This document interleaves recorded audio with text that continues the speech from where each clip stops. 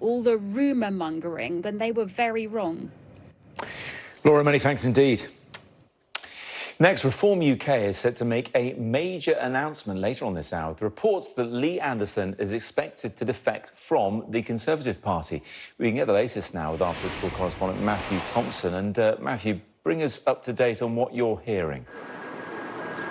Well, Westminster is ablaze with speculation this morning because it sounds as though, although we have not yet had this confirmed, that Lee Anderson, former Conservative MP for Ashfield, may be about to join the Reform Party. They are having an event in this building behind me in the next 20-25 minutes or so, and it's being reported by a number of outlets that Lee Anderson may just be about to make the switch. Now, again, Reform are not denying that when we ask them, but they're not confirming it either.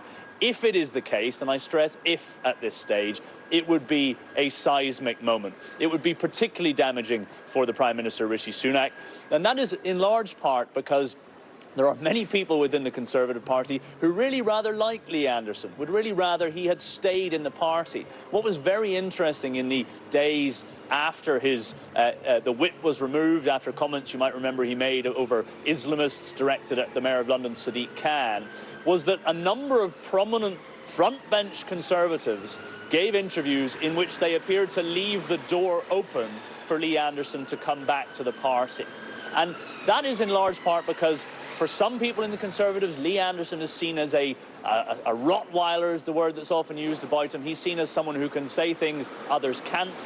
He's a way of speaking to voters that the Conservatives feel that they need to have on side in key areas of the country, like the so-called Red Wall, if they're to have any chance of winning the next election, or at least minimising the damage at the next election. If he is going to go to Reform, well, that is a huge trump card for the Reform Party and will make them even more dangerous than they already are for a wounded Conservative Party going into the next election. Matthew, many thanks indeed. Just a reminder that Sky's Sophie Ridge will have an exclusive interview later on with Labour leader Sir Keir Starmer. We'll hear what he has to say throughout the day, and the full interview will be on the Politics Hub. That's this evening here on Sky News at 7 o'clock. Now, the US President Joe Biden has issued his toughest words against Benjamin Netanyahu, saying that he thought the Israeli Prime Minister's strategy in Gaza was making the situation worse. Meanwhile, a ship carrying the first humanitarian aid to Gaza by sea is expected to leave Cyprus later on after several days of delays. This latest push for aid comes as the Muslim holy month of Ramadan begins, a date by which the US, Qatar and Egypt had hoped to broker a ceasefire agreement before talks stalled last week. Our Middle East correspondent Alistair Bunkle is at Larnaca port in Cyprus for us now. And Alistair, we spoke yesterday, didn't we, about that ship, and still hasn't left. No, hasn't left yet. And there are a lot of factors, in fairness, that have to sort of be absolutely right before they do leave. The weather conditions, for example, which I mean, obviously look rather lovely behind me, but it's not necessarily the case en route, particularly as they're going to be towing a sort of a flat barge behind them, which is full of the aid that they're taking. So they're going to have to take it very, very slowly indeed. So weather is one factor. Obviously, they're going to have a security window that the Israelis say to them, yeah, you can come in now. I mean, that is just a reality of what is going on, and there will have to be a degree of cooperation with the Israelis. They believe they'll be watched every step of the way. This is the inaugural maritime passage, and so I think everybody is a little bit jumpy at the moment on all sides, making sure that it does go correctly. But we expect the ship will leave later today. That is the hope anyway. In Gaza, actually quite interesting news coming out in the last hour or so. The IDF carried out an airstrike Saturday night into Sunday in central Gaza. And they think they might, and they're looking into whether or not this is accurate, but they think they might have killed Marwan Issa, who is number 3 in Hamas in Gaza. So if that turns out to be true, and at the moment, all that is being reported is that the IDF is looking into it, and apparently Hamas themselves looking into it, well, that would be the biggest scalp for the Israelis in the 5 months of fighting so far in some big way. But In terms of everything else, potential hostage deal, I mean, we understand that talks are still going on behind the scenes, perhaps for a very short pause at the beginning of Ramadan. But a hostage deal at the moment, a ceasefire doesn't look likely right now. And so we enter the Ramadan period, the holy month, with things incredibly tense and the fighting still ongoing. Alistair, many thanks indeed. Let's get more now with our defence and security analyst, Professor Michael Clark. Good to see you, Michael. It's getting more complicated, isn't it? We thought things could have been so different by now. Could have been a ceasefire agreed before Ramadan, but it hasn't, and Ramadan is starting. That ship hasn't left Cyprus yet, and President Biden still applying pressure to Benjamin Netanyahu, so no clearer. No, we did think Ramadan would be a deadline because the Israelis had said, I mean, Yoav Gallant, the defence minister, had said, if the hostages are not released by Ramadan, we'll attack Rafah. Well, the hostages haven't been released. One of the hostage negotiators said there's probably only 60 of them alive out of the 112 or so who are thought still to be hostages, but they thought maybe only 60 are alive. And the Israeli Defense Forces are not ready to attack Rafah anyway, and so that deadline has just gone. The negotiations are further apart now than they seemed to be about a week ago. But David Barnea, the head of Mossad, and Bill Burns, the head of CIA, are still in the region. And then meanwhile, we've got Joe Biden making very clear statements. He said on Saturday, that Israel is hurting itself more than helping itself. And he said this 3 times, he said they must take more account of civilian welfare. He said it 3 times in one sentence. And he said that they mustn't attack Rafah, things mustn't happen during Ramadan. He said all of that. And then yesterday, Netanyahu doubled down on everything. He said, we continue the war to destroy Hamas. We're not going to allow any sort of Palestinian authority to rule in Gaza afterwards. And he said, and this is, he's never knowingly understated, Netanyahu. He said, we will not have a Palestinian state thrust down our throats. Now, this is, virtually insulting Biden. And so you've got both leaders are in a war of words, whilst the situation in general is now incoherent. It's just become completely disaggregated on all fronts. A war of words, and the Rafah situation is a red line for President Biden, but people will remember red lines that President Obama issued over Syria and didn't stick to them. Do red lines count anymore, Michael? Yeah, 2013, that was a famous one, August 2013, when Obama said, this is our red line, we will attack. I knew people who were on the runway at Cyprus waiting to go, and then we voted against it on that Thursday of that famous week, and then it didn't happen.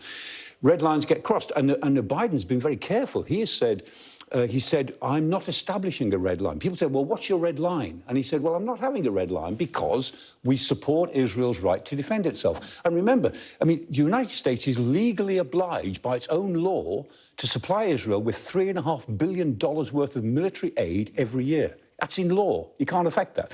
And Obama tried to change it when he had a huge row with Netanyahu. He didn't try to change the amount, but he tried to change it from military aid to civilian aid, and there was hell to pay. He couldn't do it. He had to back off. We heard Alistair mention there that there are reports that possibly the number 3 in Hamas may have been killed. The Israeli government will point to that as a success and justification of their operation, wouldn't they? They might. But Haniyeh is still, as it were, in the Western world, negotiating or reacting. Yahya Sinwar is still regarded as the leader. Mohammed Diaf is still the military leader. I mean, I don't know who they're talking about as the number 3, but the people that they really want from Hamas are still up and running, as far as we know, and probably in Rafah. And as and when the Israelis move into Rafah, which they say they will do, I'm sure they'll disappear under the tunnels back into Sinai. Michael, many thanks. Some of today's other news now. The Yemeni branch of al-Qaeda has announced the death of its leader, Khalid al-Batafi, in unclear circumstances. He had a $5 million bounty placed on his head by the US government who controlled the group's activities in the Arabian Peninsula. It is considered the most dangerous branch of the group that's still operating after the death of Osama bin Laden.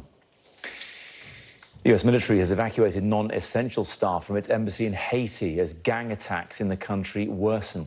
The Prime Minister, Ariel Henry, recently travelled to Kenya to seek help in driving out organised crime groups, but he's been unable to return to Haiti for safety reasons. One gang leader has threatened civil war if he doesn't stand down.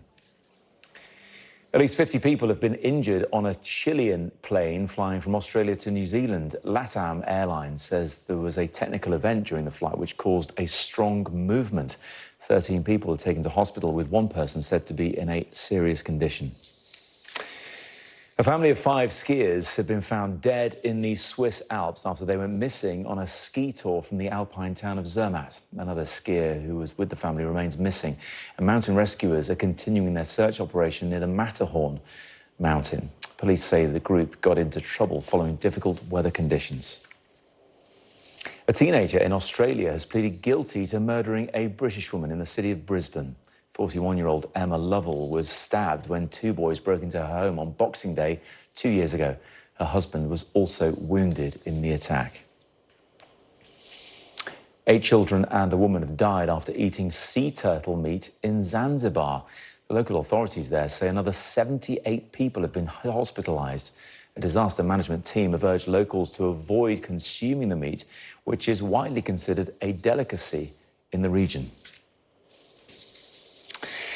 Now, 2 people have been arrested in connection with an investigation into a funeral directors in Hull. The man and woman are being questioned on suspicion of preventing a lawful and decent burial. Humberside police say they've respectfully transported 34 bodies from one of the legacy independent funeral directors' branches in Hull. Our correspondent Shingi Marika has the latest. 2 arrests made as part of this investigation, a 46-year-old man and a 23-year-old woman. Those arrests made on suspicion of prevention of a lawful and decent burial, fraud by false representation and fraud by abuse of position, and both remain in custody at this time. As part of that investigation, we know that 34 bodies have been moved from this site to a local authority mortuary in Hull.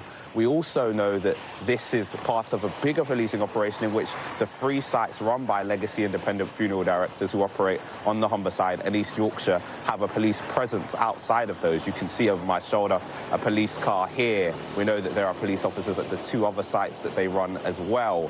This comes off the back of reports being raised on Wednesday around the management and storage of bodies of the deceased. And we know that the police have set up a hotline which they say has received more than 350 calls. That is for people who have concerns and issues with this matter. And I think this will come as something that's distressing for a number of people who are already having to deal with the death of their loved one, something that the police have stressed in their statement, saying that they've set up family liaison officers and working with multiple agencies to offer them support as this investigation continues. A couple of pieces of breaking news to bring you now. The first on that photo released yesterday of the Princess of Wales and her children by Kensington Palace, subsequently pulled by various photo agencies. And the Press Association news agency has said it would be withdrawing the image as well from its picture service. That's just broken. A spokesperson for the agency said, like other news agencies, which includes Associated Press, Reuters, amongst others, Getty as well included, PA issued the handout image provided by Kensington Palace and her children in good faith yesterday. That's the Press Association joining those other agencies to say they are pulling that official photo that was given to them by Kensington Palace yesterday and disseminated to news operations like us. The other breaking news is that Nottinghamshire Police has moved into what's called enhanced monitoring. His Majesty's Chief Inspector of Constabulary today moved Nottinghamshire Police into enhanced level of monitoring. They're keeping an eye on what they do because it means they'll monitor the performance of all police forces in England and Wales, but particularly looking closely at Nottinghamshire Police. Those stories just breaking, more on those as we get them. You're watching Sky News Today. Coming up. Christopher Nolan Oppenheimer. On the biggest night in show business, there was one clear winner. As expected, Oppenheimer swept up at the Oscars. Plus, we'll have a special report on the rise of football violence across Europe.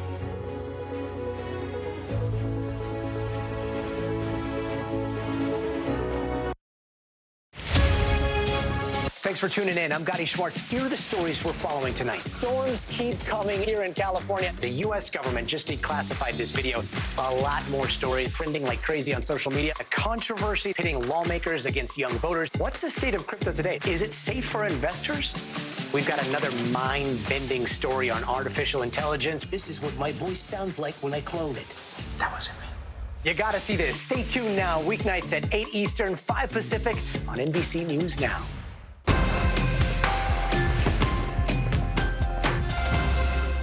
Good morning. Thanks for joining us. I'm Joe Fryer. And I'm Savannah Sellers. The latest developments in the war between Israel and Hamas. If you do have points or you have miles, is now a good time to use them. The first woman on a lunar mission. What was it like to get that news? Morning News Now, streaming weekdays at 7.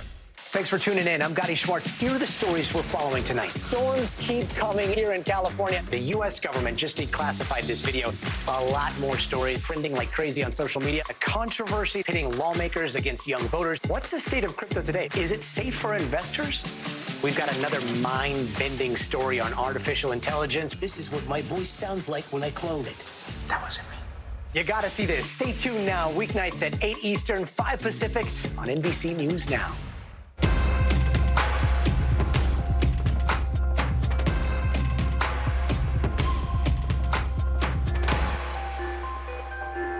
Fire has grown leaps and bounds. What you see behind me is typical. How you doing? Pretty bad.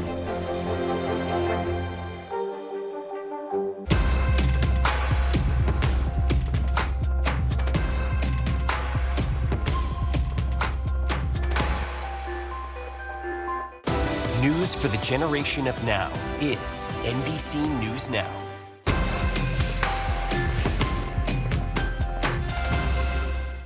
Now, it is, of course, the biggest night in show business anywhere, the one all the glitz and glamour leads up to, and it was dominated last night by one movie, as expected. Christopher Nolan's Oppenheimer lived up to expectations at the Oscars, getting 7 of the awards. Our arts and entertainment correspondent, Katie Spencer, spoke to us from the red carpet.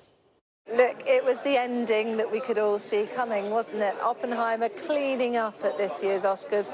Christopher Nolan, who had never won an Oscar before, well, now his film that people have loved, critically acclaimed, it's ended up walking away with 7 of the awards, dominating this year's Oscars. He and his cast are inside celebrating as we speak. There may not have been many surprises this year, but there certainly were some deserving winners. Take a look. Christopher Nolan, Oppenheimer. For a filmmaker obsessed with timelines and emotional arcs, no dramatic plot twists needed as Christopher Nolan finally got what was long overdue, reflecting on the future of film. We don't know where this incredible journey is going from here, but to know that you think that I'm a meaningful part of it means the world to me. Thank you very much. His Best Picture winning masterpiece Oppenheimer delivering for both Robert Downey Jr. I needed this job more than it needed me. Chris knew it. Emma made sure that she surrounded me with one of the great casts and crews of all time. And, of course, Cillian Murphy. For better or for worse, we're all living in Oppenheimer's world, so I would really like to dedicate this to the peacemakers everywhere. After a challenging year for the industry, praise for those who supported the writer and actor strikes. Jokes about the protections now in place for AI. Actors are now able to go back to worrying about being replaced by younger, more attractive people, and I think that's great. And a few home truths for the studios. Instead of making one $200 million movie, try making 20 $10 million movies. Hollywood, you can't hide. While protests outside failed to burst Hollywood's bubble. The Zone of Interest, British director tying his movie to politics in the Middle East. All our choices were made to reflect and confront us in the present, not to say, look what they did then, rather look what we do now. Best documentary delivering the Ukraine its first ever Oscar. Probably I will be the first director on this stage who will say, I wish I would never made this film. Dateline. A night of emotions running high, including wins for the holdovers Davine Joy Randolph. For so long, I've always wanted to be different. And now I realize I just need to be myself. And I thank you. I thank you for seeing me. And from Emma Stone, whilst winning Best Actress. Boy, my dress is broken. Tears and a wardrobe malfunction, praising her 3-year-old. I love you bigger than the whole sky, my girl. So thank you so much. Don't look at the back of my dress. Thank you.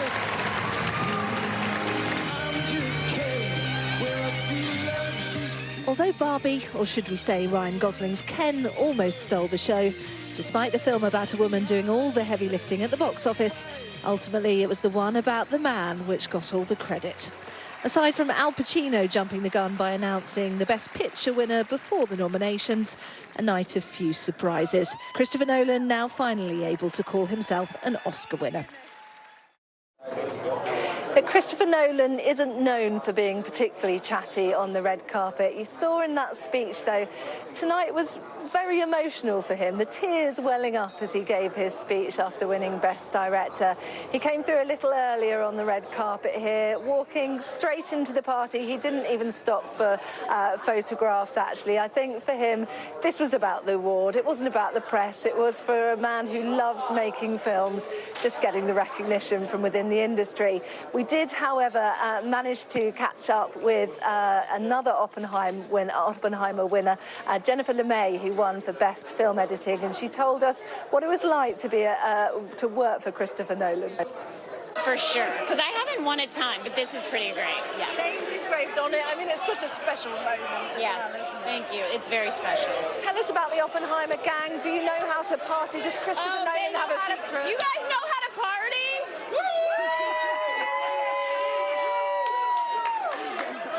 Yeah, they know how to party. Is that the plan? I mean, it's a very serious film. You've earned the right to let your hair down. Yes, and we all worked really hard, and we're mostly serious, but tonight we're going to have a good time. Deservedly so, they are enjoying themselves inside, as are, we believe, some of the cast of Barbie. Margot Robbie went in a little earlier. Of course, Ryan Gosling, I have to say, his performance of I'm Just Ken was the standout moment of the night. And we saw some surprise guests taken to the stage alongside him. One in particular, particularly important for us British fans. Doctor Who, Ncuti Gatwa turned up on stage, and I managed to catch up with him before he went inside to the party. It was so much fun to do. I woke up today and I was like, do you know what? The nerves of performing at the Oscars, being at my first Oscars and then performing there is just overwhelming. But the performance is so much fun. Just have fun with it. Just try and have fun with it. And yeah, it was an amazing moment. Doctor Who there as well. Now, for a check on the weather. Warm memories wherever you go. The weather, sponsored by Qatar Airways.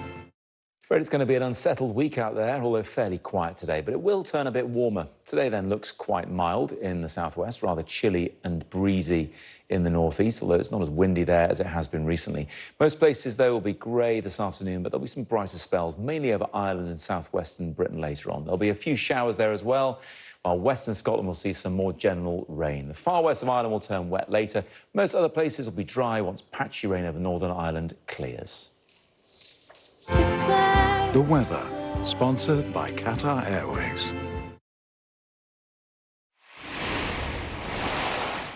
You're watching Sky News and you are seeing pictures from the preparations for a press conference from the Reform Party of Great Britain there, the Union Jack being rather a giveaway as to what they think about things. Reform Party press conference coming very shortly.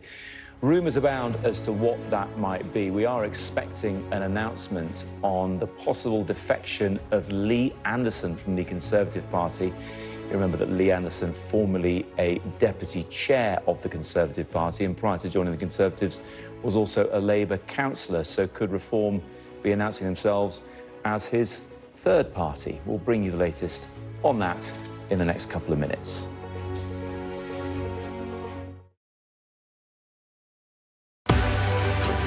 News lives in the now. It's coming at us every second from all over the world. We have a full team. News is more now than ever. Just outside of the Israeli military headquarters, they're asking that the hostages, demanding that the hostages be released. Now is raw. This tunnel just goes on and on and on. Now is real. This is it. We get to see democracy in action for the very first time in the 2024 race. Now is constant. Morning News Now, we're breaking news. NBC News special report. You gotta see this. The future is now. News for the generation of now is NBC News Now. From inside Iran, from Israel, from Florida, from Lewiston, Maine. Part of our continued reporting. This is what a country at war looks like. Women, children. What is it like? Countless neighborhoods across the region that look just like this. Everybody good? It took for all this damage to occur.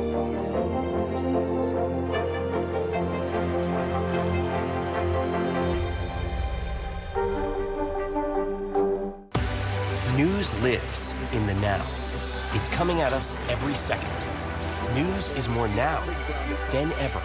Just outside of the Israeli military headquarters. Now is raw. This tunnel just goes on and on. Now is real. We get to see democracy in action for the very first time in the 2024 race. Now is constant. You gotta see this. Future is now. News for the generation of now is NBC News Now. What is going to happen now? Going back and forth because Go ahead. Nice to see you.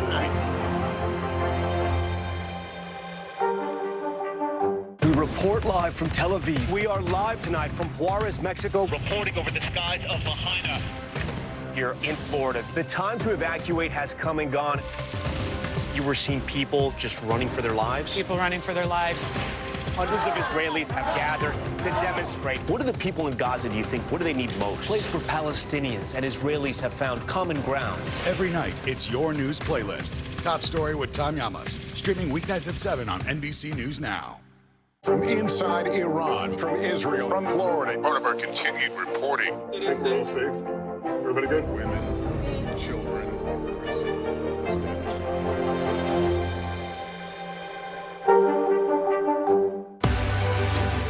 We're talking possibly 1 trillion galaxies. Yes. That is a number that is just so hard to compute. Whether it's the moon, whether it's Mars, it feels like we're on the cusp of something big.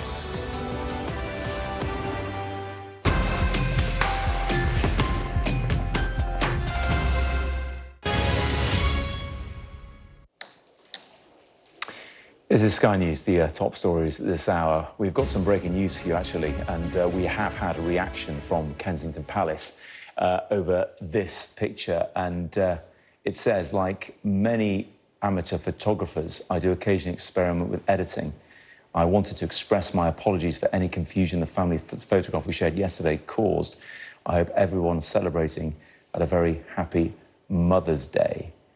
C, that is signed off as. That is come via X, or formerly known as Twitter, on Kensington Royal's official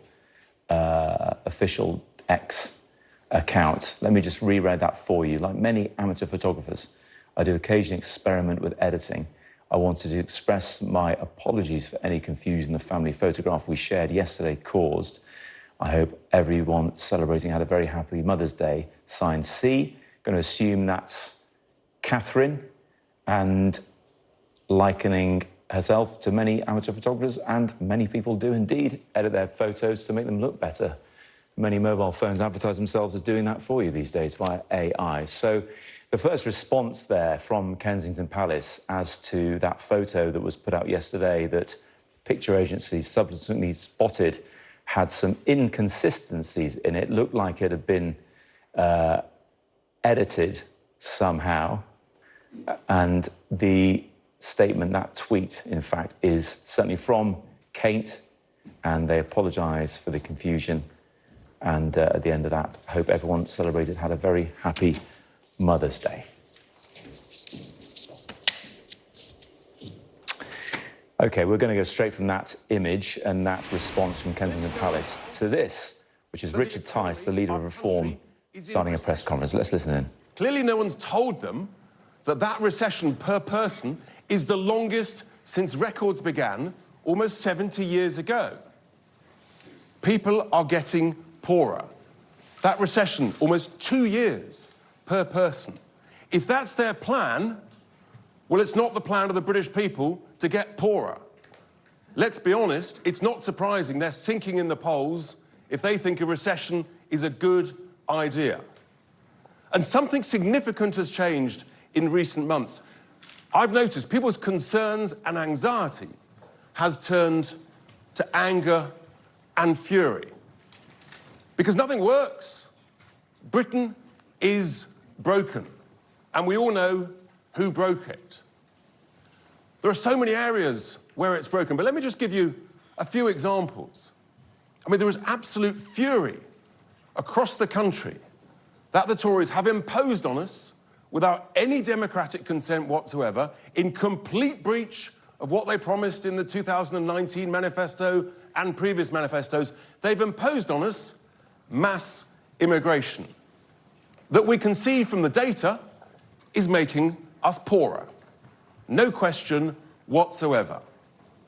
People also, separately, are appalled at what's going on in our streets, in our towns and our cities, week in, week out, with these anti-Semitic, hate-filled, pro-Hamas marches that is leading to genuine fear. The Jewish community in London afraid to go out at the weekend. Many of them thinking about leaving London to go back to Israel. What a shocking indictment of the performance of the boss of the Met Police, of the person in charge of security in London, the Mayor of London, Sadiq Khan, of the Home Secretary and of the Prime Minister, that the Jewish community are terrified. Absolutely appalling. Separately, people are horrified that this gender ideology is infecting our schools, poisoning the minds of our children, parents, grandparents in their millions, shocked by this. And also, people are waking up to the absurd multi-trillion-pound cost of this obsession with net zero. But any of us who want to talk about this, oh no, we're a bigot, yeah, we're smeared, we must be labelled, we're phobic in some way. No, we're not. We're just talking common sense. The genuine concerns of tens of millions of people up and down the country. And it's only Reform UK that is prepared to have that conversation. I've said it before, but I have to say, I think the Westminster establishment has never been more out of touch with the concerns of tens of millions of hard-working British people up and down the country. That's why we're going up in the polls. Just last week, we were only 5% behind the Tories, who are sinking under sinking Sunak to just 18%. We're going up and they're going down. Now, many people think this is a short-term pressure group for one election. Forget it. You're wrong. This is a serious medium-term plan. We have to shape and influence and change the course of direction of this country of ours, because at the moment it is broken and people are getting poorer. And where does this start? Well, I'll tell you where we're polling even higher, and that, of course, is in the Red Wall. Millions and millions of people, as they hear about us, they say, thank heavens for reform. So let's be clear about our ambition. It's bold, it's ambitious. In the Red Wall, this election, we want to replace the Tories as the main alternative to Starmageddon. That's what it is. It's a nightmare coming to everyone near you in 2024. So we're going to replace the Tories in the Red Wall, which means we need a champion, of course, of the Red Wall, someone who completely understands it, who is trusted by voters to tell it as it is, no nonsense, no waffle, clear, basic common sense. And I'm delighted to announce that I have found that champion of the Red Wall for Reform UK. He's also, coincidentally, going to be Reform UK's first Member of Parliament in the House of Commons. He is, of course, a person of great integrity, no nonsense, and is the Member of Parliament in the county of Nottinghamshire for Ashfield. Please welcome Mr. Lee Anderson.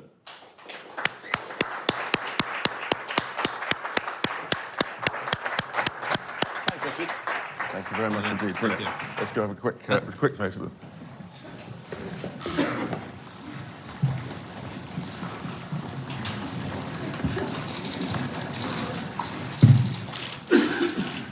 He looks happier than you.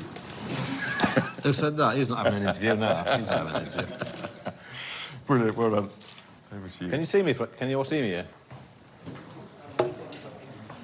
So, I'm going to keep it brief, guys, ladies and gentlemen. I'm going to start by saying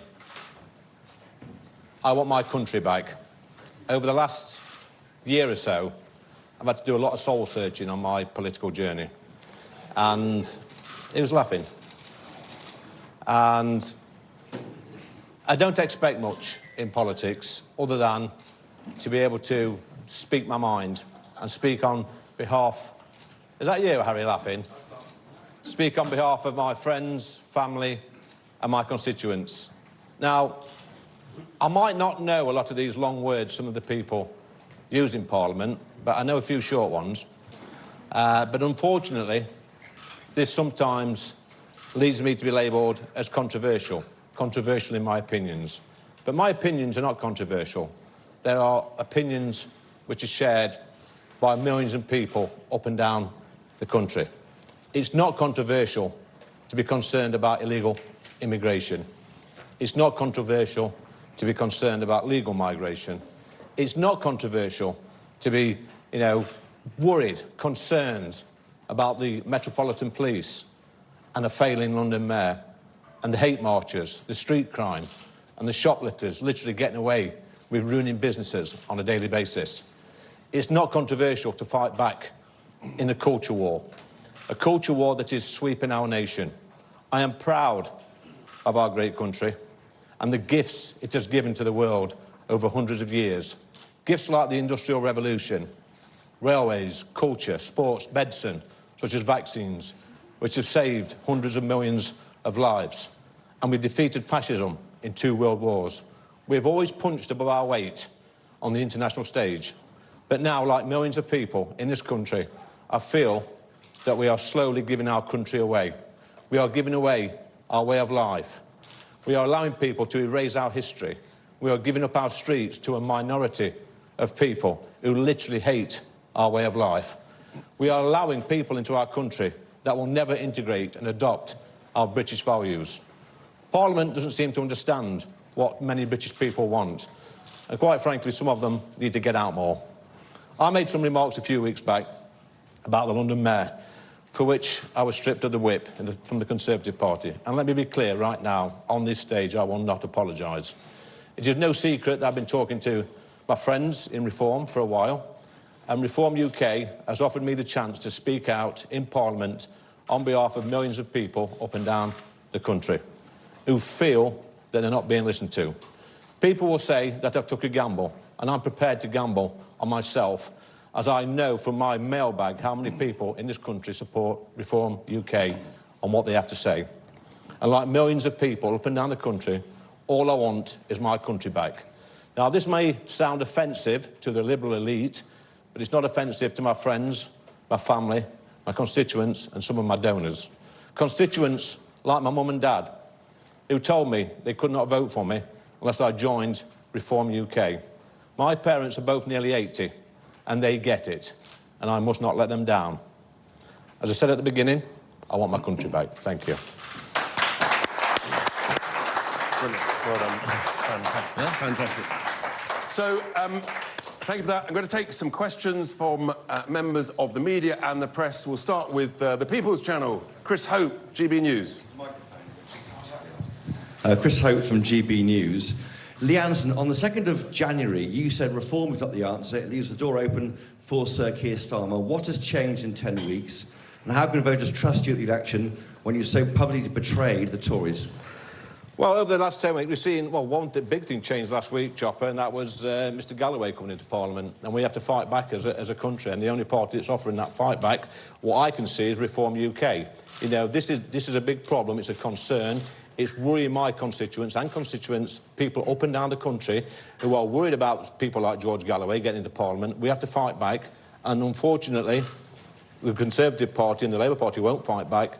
This party will fight back, and that's why I've joined. And there is another big difference, Chris. On the 3rd of January, I said that we were facing a recession. that you cannot grow the economy with the burdens that I identified them, of the highest taxes, the highest wasteful government spending, nanny state regulations, mass immigration, and net zero. A month later, I was proved right. Sadly, the economy's in recession. As I said, for 2 years per person, we are in recession. That's what's changed. There's a massive, massive wake-up call. I hope that helps. Beth, you next. Thank you, Mr. Anderson. You talked there about a lot of soul searching. You were a Labour backer, then you were a Conservative MP, now you're defecting to Reform. What do you say to people that say the problem isn't all these parties, the problem is you, and this is all about attention seeking, and this has been very disloyal to Rishi Sunak, who made you Deputy Party Chair, and also to other colleagues that have backed you very verbally in recent weeks and are probably very upset and angry with you that you're going to only hurt their chances in a general election. What's your answer to them? Thank you. Country, constituency, and then party. Next question, please, Richard. What, sorry. No, next question. What do you say to your colleagues I've given the answer, Beth. who feel really let down this morning? I've given my answer. Next question, please. Millions of people who trusted the Tories to deliver Brexit, to reduce immigration, they're the people who count. The voters, not the representatives in Parliament. That is the difference. We focus on the concerns of the British people. OK, let me put... What's your message to Mr. We're going to move next. We're going down the line. Alison. He hasn't answered my question. Well, Alison. Hello. Constituency, how confident are you that people there will stick by you now you switch parties? Some are opposed to reform. I had 4,000 emails last week in my inbox. I've got a sack full of mail as well, not just from my constituency, Alison, from all around the country. And when my friends and my family and my staff are telling me to join the Reform Party, then I have to listen. You know, like I said to Beth earlier, my country comes first, then my constituency, then a political party, and that's answered all your questions, Beth. Chris Mason, BBC. Thank you, Chris Mason, BBC News. We've seen in the past, Mr. Anderson, defectees from the Conservative Party trigger a by-election. We saw it with Douglas Carswell, we saw it with Mark Reckless joining the predecessor party of UKIP. Why not do the same right now? Well, you're talking about Mark Reckless. It'd be pretty reckless of me to suggest a by-election when we could have a general election in May. There's your answer. Why not go for it, though? Because it costs a fortune. I think actually millions of people are sick of parliamentarians wasting taxpayers' cash. We've got a general election within weeks or months. Actually, what we've got to focus is getting the message out to the British people about the choices and the option. And that's the joy of democracy. Different parties, different views. That's great. Harry Cole. Harry. Thank you, Mr. Anderson. Just a few weeks ago, you described Mr. Tice as a pound-shot Nigel Farage, whose reforms answered Diane Abbott. What's made you change your mind? And question to Mr. Tice, do you agree with what Mr. Anderson said about the London Mayor, Sadiq Khan? Do you stand by those comments and you're happy to share a platform with him? Look, I absolutely, and I think millions of British people endorse the concerns and sentiments of what Lee was saying, which is that we are sick and tired of our streets being taken over by these pro-Hamas, extremist, anti-Semitic people and Islamist extremists. That's the concerns that people want to hear about. And in terms of pence, pounds, I tell you what, maybe if you look after the pence, the pounds look after themselves. And also, on that point, Harry, somebody described you as a pound-shop Glen Owen, and I didn't talk about that. Next. Thank you. Harry Horton, ITV News. Lee Anderson, you've had 3 political parties now in 6 years. How long are you planning to stick with Reform? And why should people trust you, given that clearly your own political beliefs seem to be changing? And Richard, for you, how many of the Tory MPs are you talking to? And realistically, do you think any more will switch to Reform before the general election? Well, first of all, my political beliefs have never changed at all. I believe in I think politics is quite simple. You listen to what people have to say, then you go to that place and carry it out, and it's that simple. And we're not doing that. And I think this party will allow me to speak on behalf of not just my constituents who are furious with what's happening in that place, but millions of people up and down the country. And like I said before, my country has to come first, and I'm scared of what we're doing at the moment in this country. We are giving this country away, and it's got to stop. And to answer your questions, I will be surprised if there are not more other MPs from other parties who don't join Reform before the general election. Could be wrong if it's called a week on Friday, but otherwise I'll be surprised. Labour. Who's next? Yeah, Gary. Gary Gibbon, Channel 4 News. Thank you. If I understood your new party leader when he was doing the introduction, he said Britain's broken and the Tories broke it. Do you agree? I think every party's broke it. It's not just the Tory party, it's the Labour Party, it's Parliament, Gary. It's the whole of Parliament. What he said, is it? Oh, listen to what I have to say. It's the whole of Parliament, the whole system, the whole democratic system in this country is rigged. It doesn't represent, really, what people are saying. I live in the real world. That's a place called Ashfield, Gary. It's a Junction 28, if you ever want to pop in. When I go into the pubs and shops and walk down the street at the weekend, people are talking like me. They're talking like Lee Anderson. They're not talking like you lot or the MPs in there. They live in the real world, and they've got real concerns about the cost of living, about migration, legal migration, illegal migration, stuff like that. They're talking about, you know, the crime on the streets, the shoplifting, the fact that you can't get a police officer turn up to your house if it gets burgled, the fact that people are pulling their own teeth out, you can't get a GP appointment. So I'm here to speak up for them, not for you lot. Andy. Thank you very much. Andy Bell, 5 News. Hi, Andy.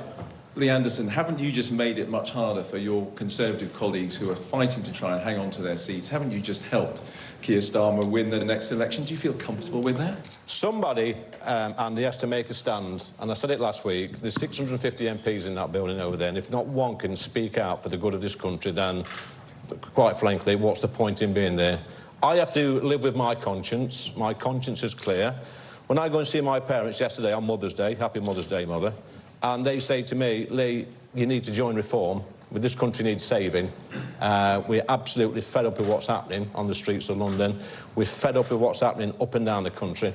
We're just fed up. We need change. If my parents are saying that, then I can sleep well at night. I've got a very simple message. Vote Tory, get Starmer. Vote Reform, get Reform. Who's next?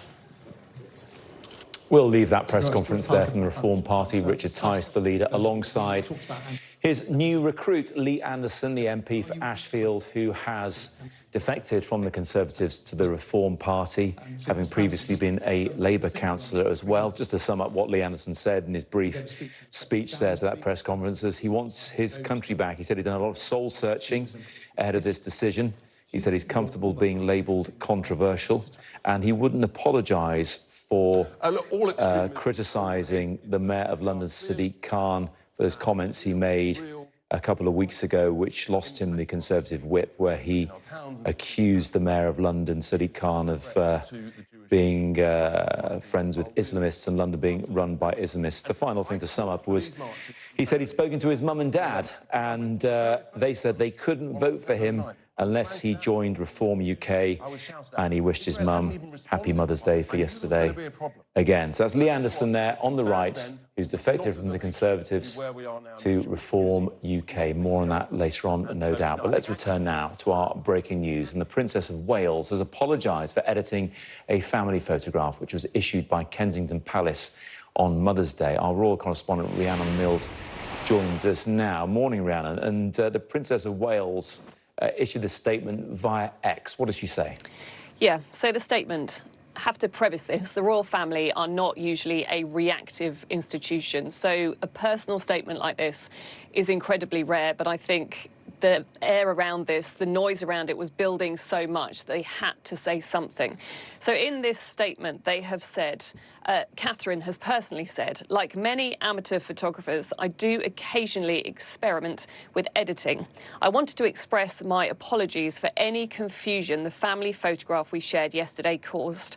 I hope that everyone celebrating had a very happy Mother's Day, and then it's simply signed as C. Now, if we go back to what has happened. So this photograph was released yesterday. I think the palace had hoped that it would quieten down some of the speculation about the Princess of Wales. Of course, we have not seen her since Christmas. It was mid-January that she was taken into hospital to have abdominal surgery. At the time, we were told that she would be in hospital for 2 weeks. She would then need 2 to 3 months to recover. But certainly in the last few weeks, the speculation and the conspiracy theories on social media have, frankly, got out of control. However, throw into the mix the fact you've also got Prince William, who does not like to share personal information. There is a red line when it comes to his family, and he was certainly not going to budge, no matter how noisy all of that speculation became. So we had this photograph released yesterday, which I think the palace was hoping would show that Kate is doing okay, a nice, smiling, happy photograph. The problem is, late yesterday, we then started to hear that some of the world's major picture agencies had decided that they were going to kill this picture. In essence, they were going to withdraw it from all of their servers. They were, in essence, saying to all of those who take pictures from them that they didn't believe that this was an accurate photograph. They believed in some ways it had been manipulated. And so the pressure was building on the palace to say whether or not that had happened. Things like issues to do with the cuff on Princess Charlotte's jumper, whether that had been altered. And then we get this statement specifically from Kate, where she has now admitted that she does experiment with editing and now wanting to express her apologies for any confusion the family photograph shared yesterday has caused. We have actually looked into the metadata, so behind this image there's a whole raft of information if you dig down into it, and found out that the image was saved in Adobe Photoshop and it was edited twice. So on 2 occasions, the picture was altered. What we don't know still at the moment is exactly how the alterations were made. And at the moment, the palace are not going there in terms of offering any explanation about what exactly was changed within that photograph. Rhiannon, many thanks indeed for that. Let's return now to that news of Lee Anderson defecting from the Conservatives to Reform UK to become their first MP. We can talk to former Conservative advisor Charlie Rowley, who joins us now. Good morning to you, Charlie. Thanks for taking the time. Very quickly going to mention what the Conservatives have said about this in response. They say they regret Lee's decision. Supporting reform makes it a less Conservative Britain more likely. A Labour government would raise taxes, increase immigration, undo Brexit and divide our society. They're upset about this, obviously. That's absolutely right. And it was Lee Anderson who only said no less than 2 months ago that if you vote reform, you risk letting Labour in through the back door. And that's exactly what many people, particularly within the Conservative Party, will be quoting back at him. And I think it is an interesting day. It will be the 3rd political party for Lee Anderson within the space of 6 years. And I think many people will just ask questions about his judgment and whether it's actually Lee Anderson that might be the problem rather than the politics and the problems with the country that he was talking about in that press conference. Do you think it should spark a by-election? Because Lee Anderson and Richard Tice said, well, there's a general election looming, so that'd be a waste of time and money. What do you think? Well, I think the people of Ashfield will want to have an MP that they've elected. Look, we don't know when the general election is going to come. That's within the privilege of the Prime Minister. He made it clear just a few months ago that it'll be his working assumption that it will be in the second half of this year. But I think, look, there'll be many people in Ashfield who didn't vote for the Reform Party, that don't want a Reform MP, and that's something he'll have to consider. Charlie, we'll leave it there for now. Stay with us. We'll talk to you in the next hour. But you're watching Sky News. Still to come, the Princess of Wales says she occasionally experiments with editing after picture agencies pulled a photo of her and her children, citing manipulation concerns.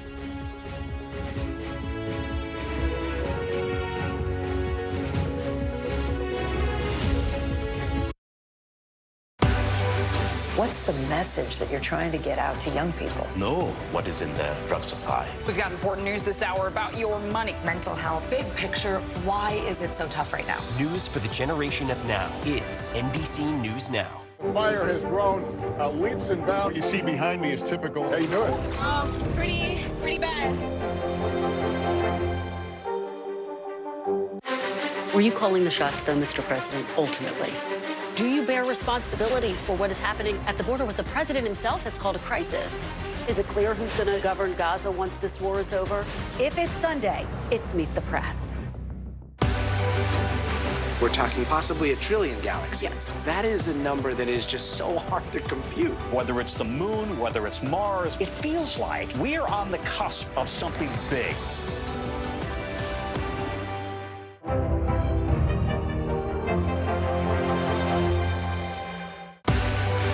Now is raw. How hard is it to see it like this? Our house is no longer here, but we are here. Now is real. Let's break down what we know and then the big questions still outstanding. News for the generation of now is NBC News Now. Thanks for tuning in. I'm Gotti Schwartz. Here are the stories we're following tonight. Storms keep coming here in California. The U.S. government just declassified this video. A lot more stories trending like crazy on social media. A controversy pitting lawmakers against young voters. What's the state of crypto today? Is it safe for investors? We've got another mind-bending story on artificial intelligence. This is what my voice sounds like when I clone it. That wasn't me. You gotta see this. Stay tuned now. Weeknights at 8 Eastern, 5 Pacific on NBC News Now. Hey, I'm Hallie. It's good to be with you tonight. What do we know that voters care about? The economy, right? You are seeing that firsthand yourself on the ground there today. This is two things. It is pretty big medical news. It is also a pretty big mystery. And oh, by the way, it's driven by one of the most controversial people in the United States. What's happening? They have tweaked my monitor, and I can see now you are, in fact, soaking wet. I am deeply sorry. I apologize for the many questions. Will never be questioned. Thanks for tuning in. I'm Gotti Schwartz. Here are the stories we're following tonight. Storms keep coming here in California. The U.S. government just declassified this video. A lot more stories trending like crazy on social media. A controversy pitting lawmakers against young voters. What's the state of crypto today? Is it safe for investors? We've got another mind-bending story on artificial intelligence. This is what my voice sounds like when I clone it. That wasn't me. You gotta see this. Stay tuned now. Weeknights at 8 Eastern, 5 Pacific on NBC News Now. Right now on Morning News Now, Georgia on their mind. President Biden and former President Trump taking their all but official 2024 rivalry to the battleground state, clashing over the president's apology for using the term illegal to describe a suspected murderer. And I shouldn't have used illegal. It's undocumented. I'm not going to treat any of these people with disrespect. Biden should be apologizing for apologizing to this killer. Plus, shutdown averted. President Biden signing a bill to keep most of the government open, at least for now. Also this morning, the Middle East on edge as Ramadan begins. More than 1 million displaced Palestinians now bracing for an Israeli offensive in Rafah. And at sea, efforts to bring much-needed aid to Gaza have stalled. We'll bring you the latest.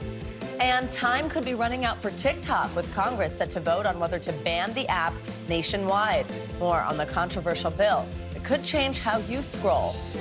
And oh, what a night. That's right. This year's Oscars, certainly one to remember, with one of the biggest movies of the year taking home some of the big awards. Plus, Ryan Gosling proving he's more than enough with his highly anticipated performance. We'll take you to the red carpet for more of the big moments from Hollywood's biggest night. It truly, it was fantastic. It was, and it started an hour earlier, so maybe you got to watch it, and you're watching us right now. Good morning, good to have you with us on this Monday. I'm Joe Fryer. And I'm Savannah Sellers. We're going to get started a new week this morning with the race for the White House. The general election may still be 8 months away, but we're already getting a taste of what this likely rematch between Joe Biden and Donald Trump will look like. Over the weekend, the two candidates held dueling rallies in Georgia. That state's holding a primary tomorrow. Now, after their big wins on Super Tuesday, and with Nikki Haley now out of the race, the current and former presidents are taking aim at each other. Our freedoms are literally on the ballot this November. Donald Trump and the MAGA Republicans are trying to take our freedoms away. And by the way, not all Republicans. This ain't your father's Republican Party. We all heard Crooked Joe's angry, dark, hate-filled rant of a State of the Union address. Didn't it bring us together? Remember, he said, I'm going to bring the country together. In an interview on MSNBC, President Biden said that he regrets referring to an undocumented immigrant as an illegal during his State of the Union address last week. NBC News correspondent Vaughn Hilliard joined us now with the latest on the campaign trail. So let's start with President Biden's interview with MSNBC's Jonathan Capehart, addressing these comments he made in the State of the Union. Some Democrats wanted to see that apology, Republicans criticizing that apology. What more can you tell us about where the Biden campaign's at right now? It was right. During the State of the Union address, the name Lake Laken Riley, who is the young woman who was murdered allegedly by an undocumented immigrant from Venezuela. And Joe Biden did say her name up from that podium, as Republicans were calling on him to do. And when doing that, he referred to the killer, the alleged killer, as illegal. That is what prompted some backlash response from Democrats who criticized the use of that word. Take a listen to Joe Biden addressing that. And I shouldn't have used illegal. It's undocumented. And look about the difference between Trump and me. One of the things I talked about on the border was that the way he talks about vermin, the way he talks about these people polluting the blood. I talked about what I'm not going to do, what I won't do. I'm not going to treat any of these people with disrespect. So you regret using that word? Yes.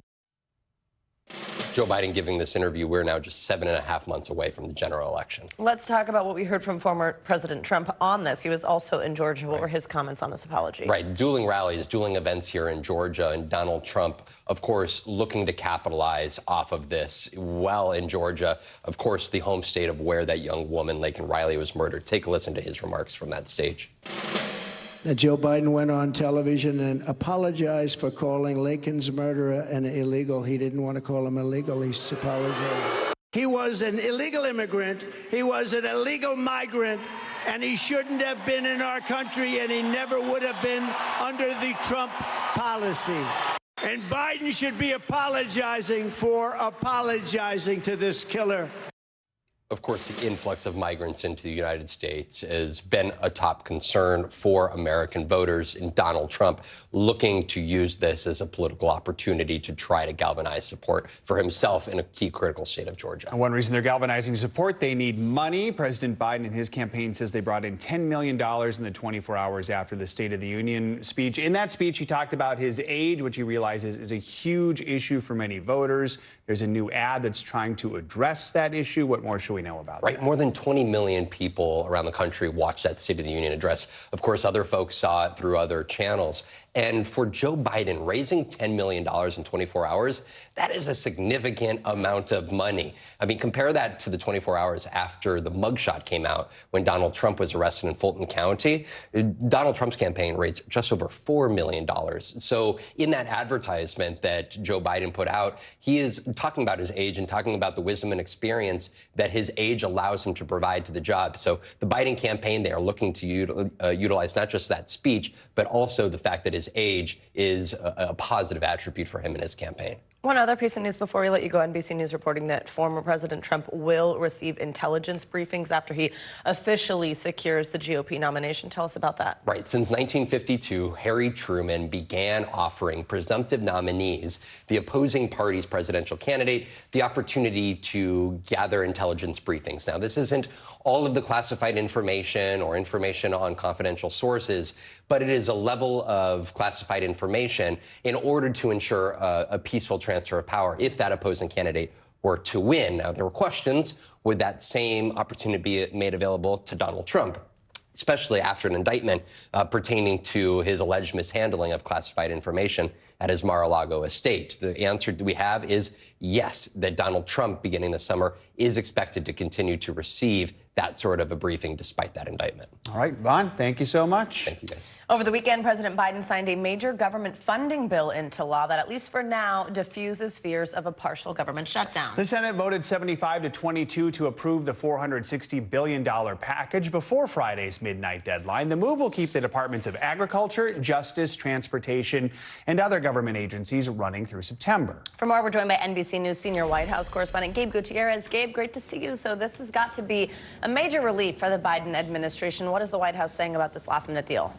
Hi there, Savannah. Good morning. Well, certainly there have been a lot of anticipation on whether there would, in fact, be this partial government shutdown. But as you said, on Saturday, President Biden signing those appropriations bills, and the White House thanking top congressional leaders in both the House and Senate for their leadership on the issue. The Senate had voted on this on Friday. The House had done so on Wednesday. So now a partial government shutdown is avoided, Joe and Savannah. So the deadlines just keep coming. They have 2 weeks to pass another bill to fund the Pentagon and Department of Homeland Security. Where do things stand there? Yeah, Joe, the deadline for that is March 22nd, as you said, for funding the Pentagon and Department of Homeland Security. A top Democratic lawmaker says that negotiations for that package are still underway. There's a possibility there could be some short-term extension voted on this week. But as of now, there's that deadline, once again, March 22nd, to avoid a partial government shutdown for those agencies. Gabe, earlier this morning, the White House released its budget that includes the plan that President Biden had laid out in the State of the Union address last week. Tell us about that. Yeah, that's right. And that budget plan includes $3 trillion in deficit reduction over the next 10 years. And it would pay for that by raising taxes on high earners and corporations. This is something that President Biden, as you said, did mention in his State of the Union address. But Joe and Savannah, the chances of this passing the Republican-led House are pretty much next to none. But it does serve as a way for the White House to really lay out its budget priorities as the 2024 presidential campaign ramps up. All right, Gabe Gutierrez from the White House Lawn, thank you so much. This morning, Palestinian Muslims in Gaza are marking the start of the Islamic holy month of Ramadan under Israeli attacks. Both Israel and Hamas failed to agree to a ceasefire in time for the religious holiday. It comes as aid organizations are racing to deliver much-needed food to Gaza's starving population.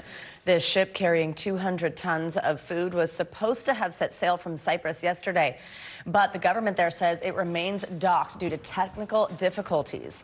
In an exclusive interview with MSNBC's Jonathan Capehart over the weekend, President Biden criticized Israel's prime minister for the massive death toll in Gaza and warned against a ground invasion of Rafah. There's no red line. I'm going to cut off all weapons so they don't have the Iron Dome to protect them. They don't have. But there's red lines that if he crosses, and he cannot have 30,000 more Palestinians dead. He must pay more attention to the innocent lives being lost as a consequence of the actions taken. He's hurting, in my view, he's hurting Israel more than helping Israel. NBC News international correspondent Raf Sanchez joins us now from Jerusalem. So, Raf, let's start with the humanitarian situation in Gaza. Why is this aid ship being held up in Cyprus? And what are relief agencies saying about efforts to try and get food into Gaza? So, Joe, in terms of that aid ship, the food that is being loaded onto it comes from World Central Kitchen, the charity run by Chef Jose Andres.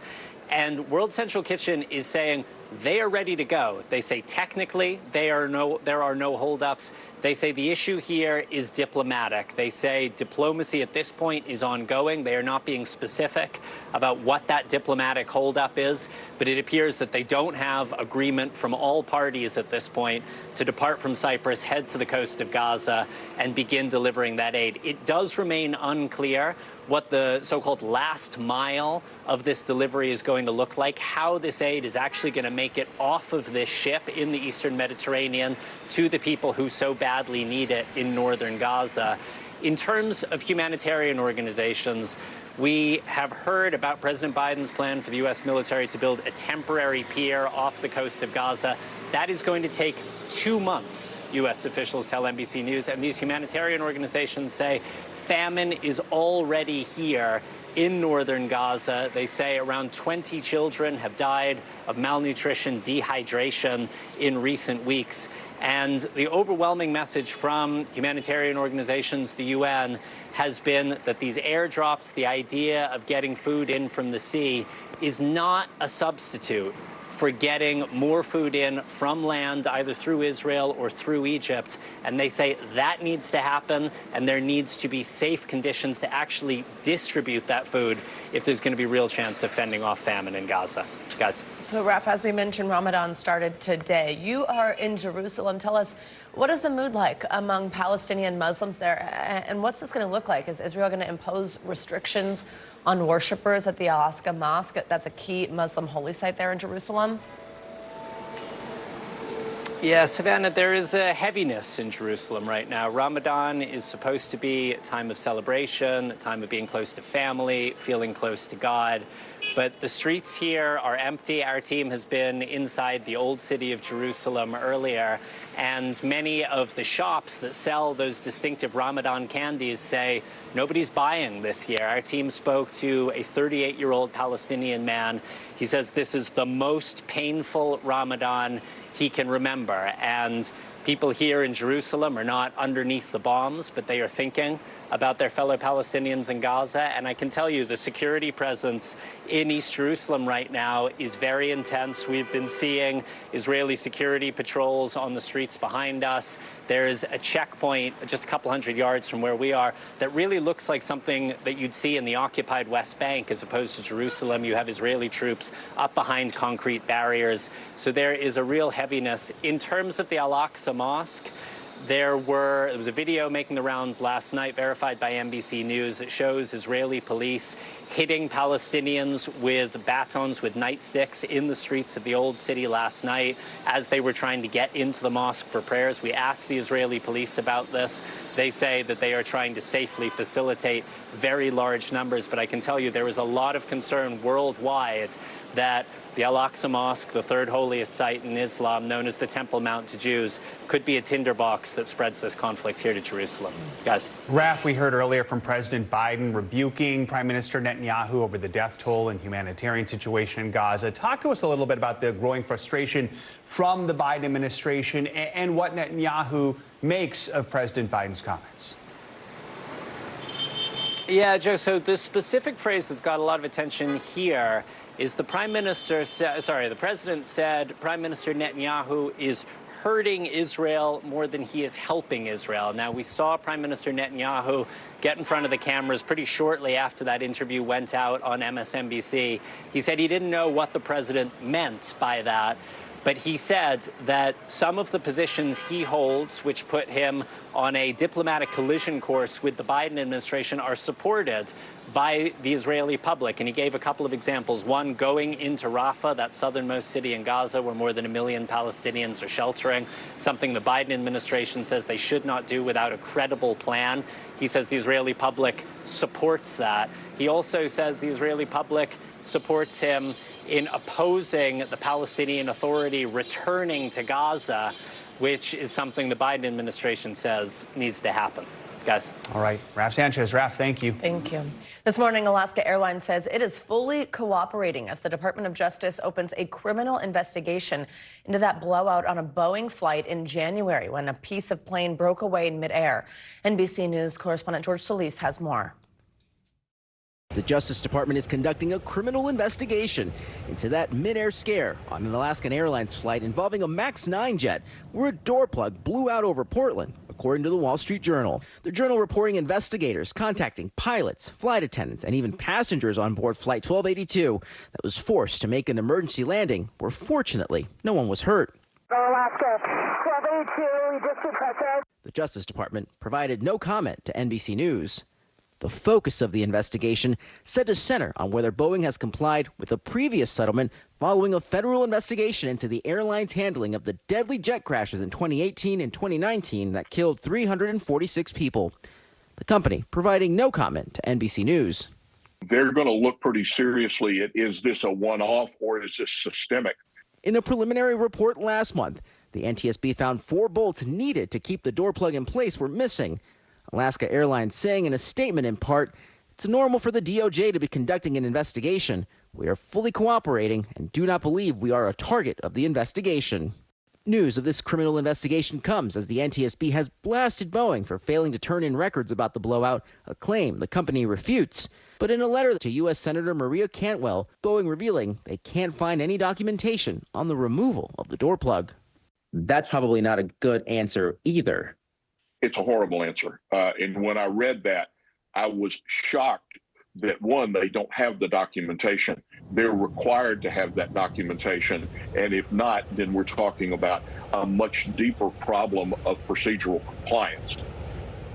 Our thanks to George Solis for that report. Attorneys for passengers that were on that Alaska Airlines MAX 9 flight told NBC News they appreciate that the DOJ is approaching the incident with the seriousness it calls for, and they hope those responsible will be held accountable. Time now for a look at weather. First came the rain, now the wind on the East Coast. Millions are under wind alerts this morning. Meteorologist Michelle Grossman is with us in studio. Hey, Michelle, good morning. Hey there, guys. Great to see you. And that was perfectly put. That's a big story today. We are dealing with leftover winds in the northeast, parts of New England, and we're going to see really gusty winds gusting up to 60 miles per hour in some spots, especially this afternoon, this evening. That's going to cause power outages. It's going to bring some trees down and certainly see some airport delays as we go throughout the afternoon, evening hours. So this is what it looks like, that area of low pressure that brought us all that wet weather on Wednesday, bringing those chilly winds. So we're looking at temperatures below normal, also feeling a lot below normal with the winds gusting. And we're seeing some snow, too, in portions of the interior parts of the Northeast into New England. This is what radar looks like. Not a whole lot of snow to go, but we still have some snow at the higher elevations. Where you see this blue here, that is the snow falling, and that's what we're going to see over the next few hours. So we do have wind alerts, 62 million people impacted by wind alerts. We have wind advisories. We have high wind warnings. That includes Roanoke, also north of Asheville. We're going to see the winds really gusty as we go throughout the day, dying down later on tonight. So anywhere from 48 miles per hour in Albany through tonight, 48 in New York City, 48 in Atlantic City, 48 miles per hour in Boston. So that's going to be a big story as we're kind of heading out in the airports later on this afternoon and spring break for some of us. Winter alerts, too, nearly 3 million under winter alerts. We have winter storm warnings. That is in the pinkish color, and winter weather advisories. And we could see another 4 to 5 inches in some spots. That's where you're seeing those pink and purple colors, the higher elevations of New England and also upstate New York. That's a big story in the Northeast. As we move towards the middle of the country, big difference. Spring-like, we're looking at temperatures so well above normal, even 30, 40 degrees above what is normal for this time of year, into the 60s and 70s. And then out west, we're looking at a west system moving on shore that's bringing some lower elevation rain, some higher elevation snow today and also tomorrow. But look at some of these temperatures. In Sioux Falls, we're looking at 73. That's 34 degrees above normal, 75 in Des Moines, and Salina looking at 74. So, guys, we have winter in the east and a little bit spring-like in the middle of the country. Back to you. All right. Thank you, Michelle. Sure. The cast of Oppenheimer is still probably celebrating this morning after dominating this year's Oscars. Yeah, the film took home 7 wins, including Best Picture, Best Actor, and Best Director.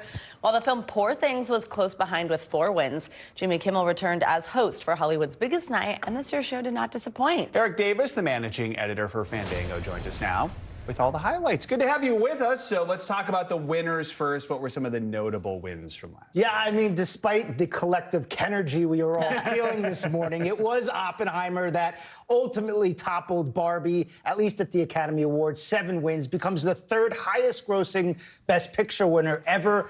Christopher Nolan takes home his first Oscar for Best Director. And of course, the men. Cillian Murphy winning Best Actor. He nodded to the 20-year collaboration he's had with Christopher Nolan.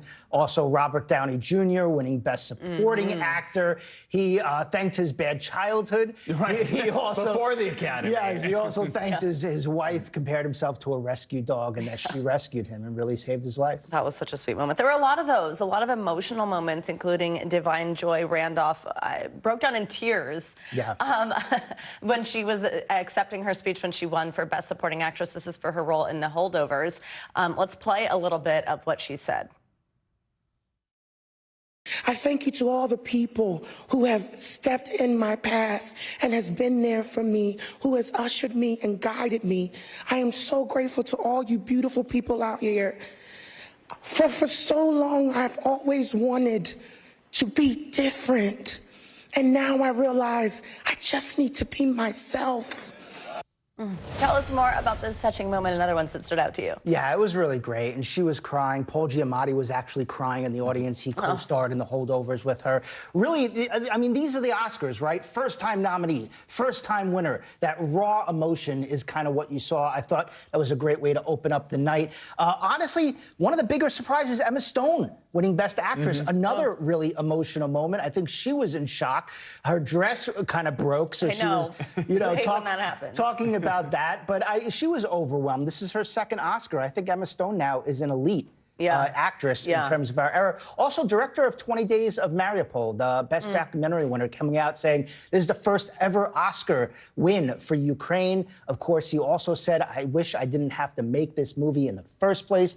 So I thought that was also very emotional moment. Yeah, this has been, obviously, last year a tough year for Hollywood because of the strike. Jimmy Kimmel took time to not only acknowledge that, but also to thank the Teamsters for their support. Let's take a look at that.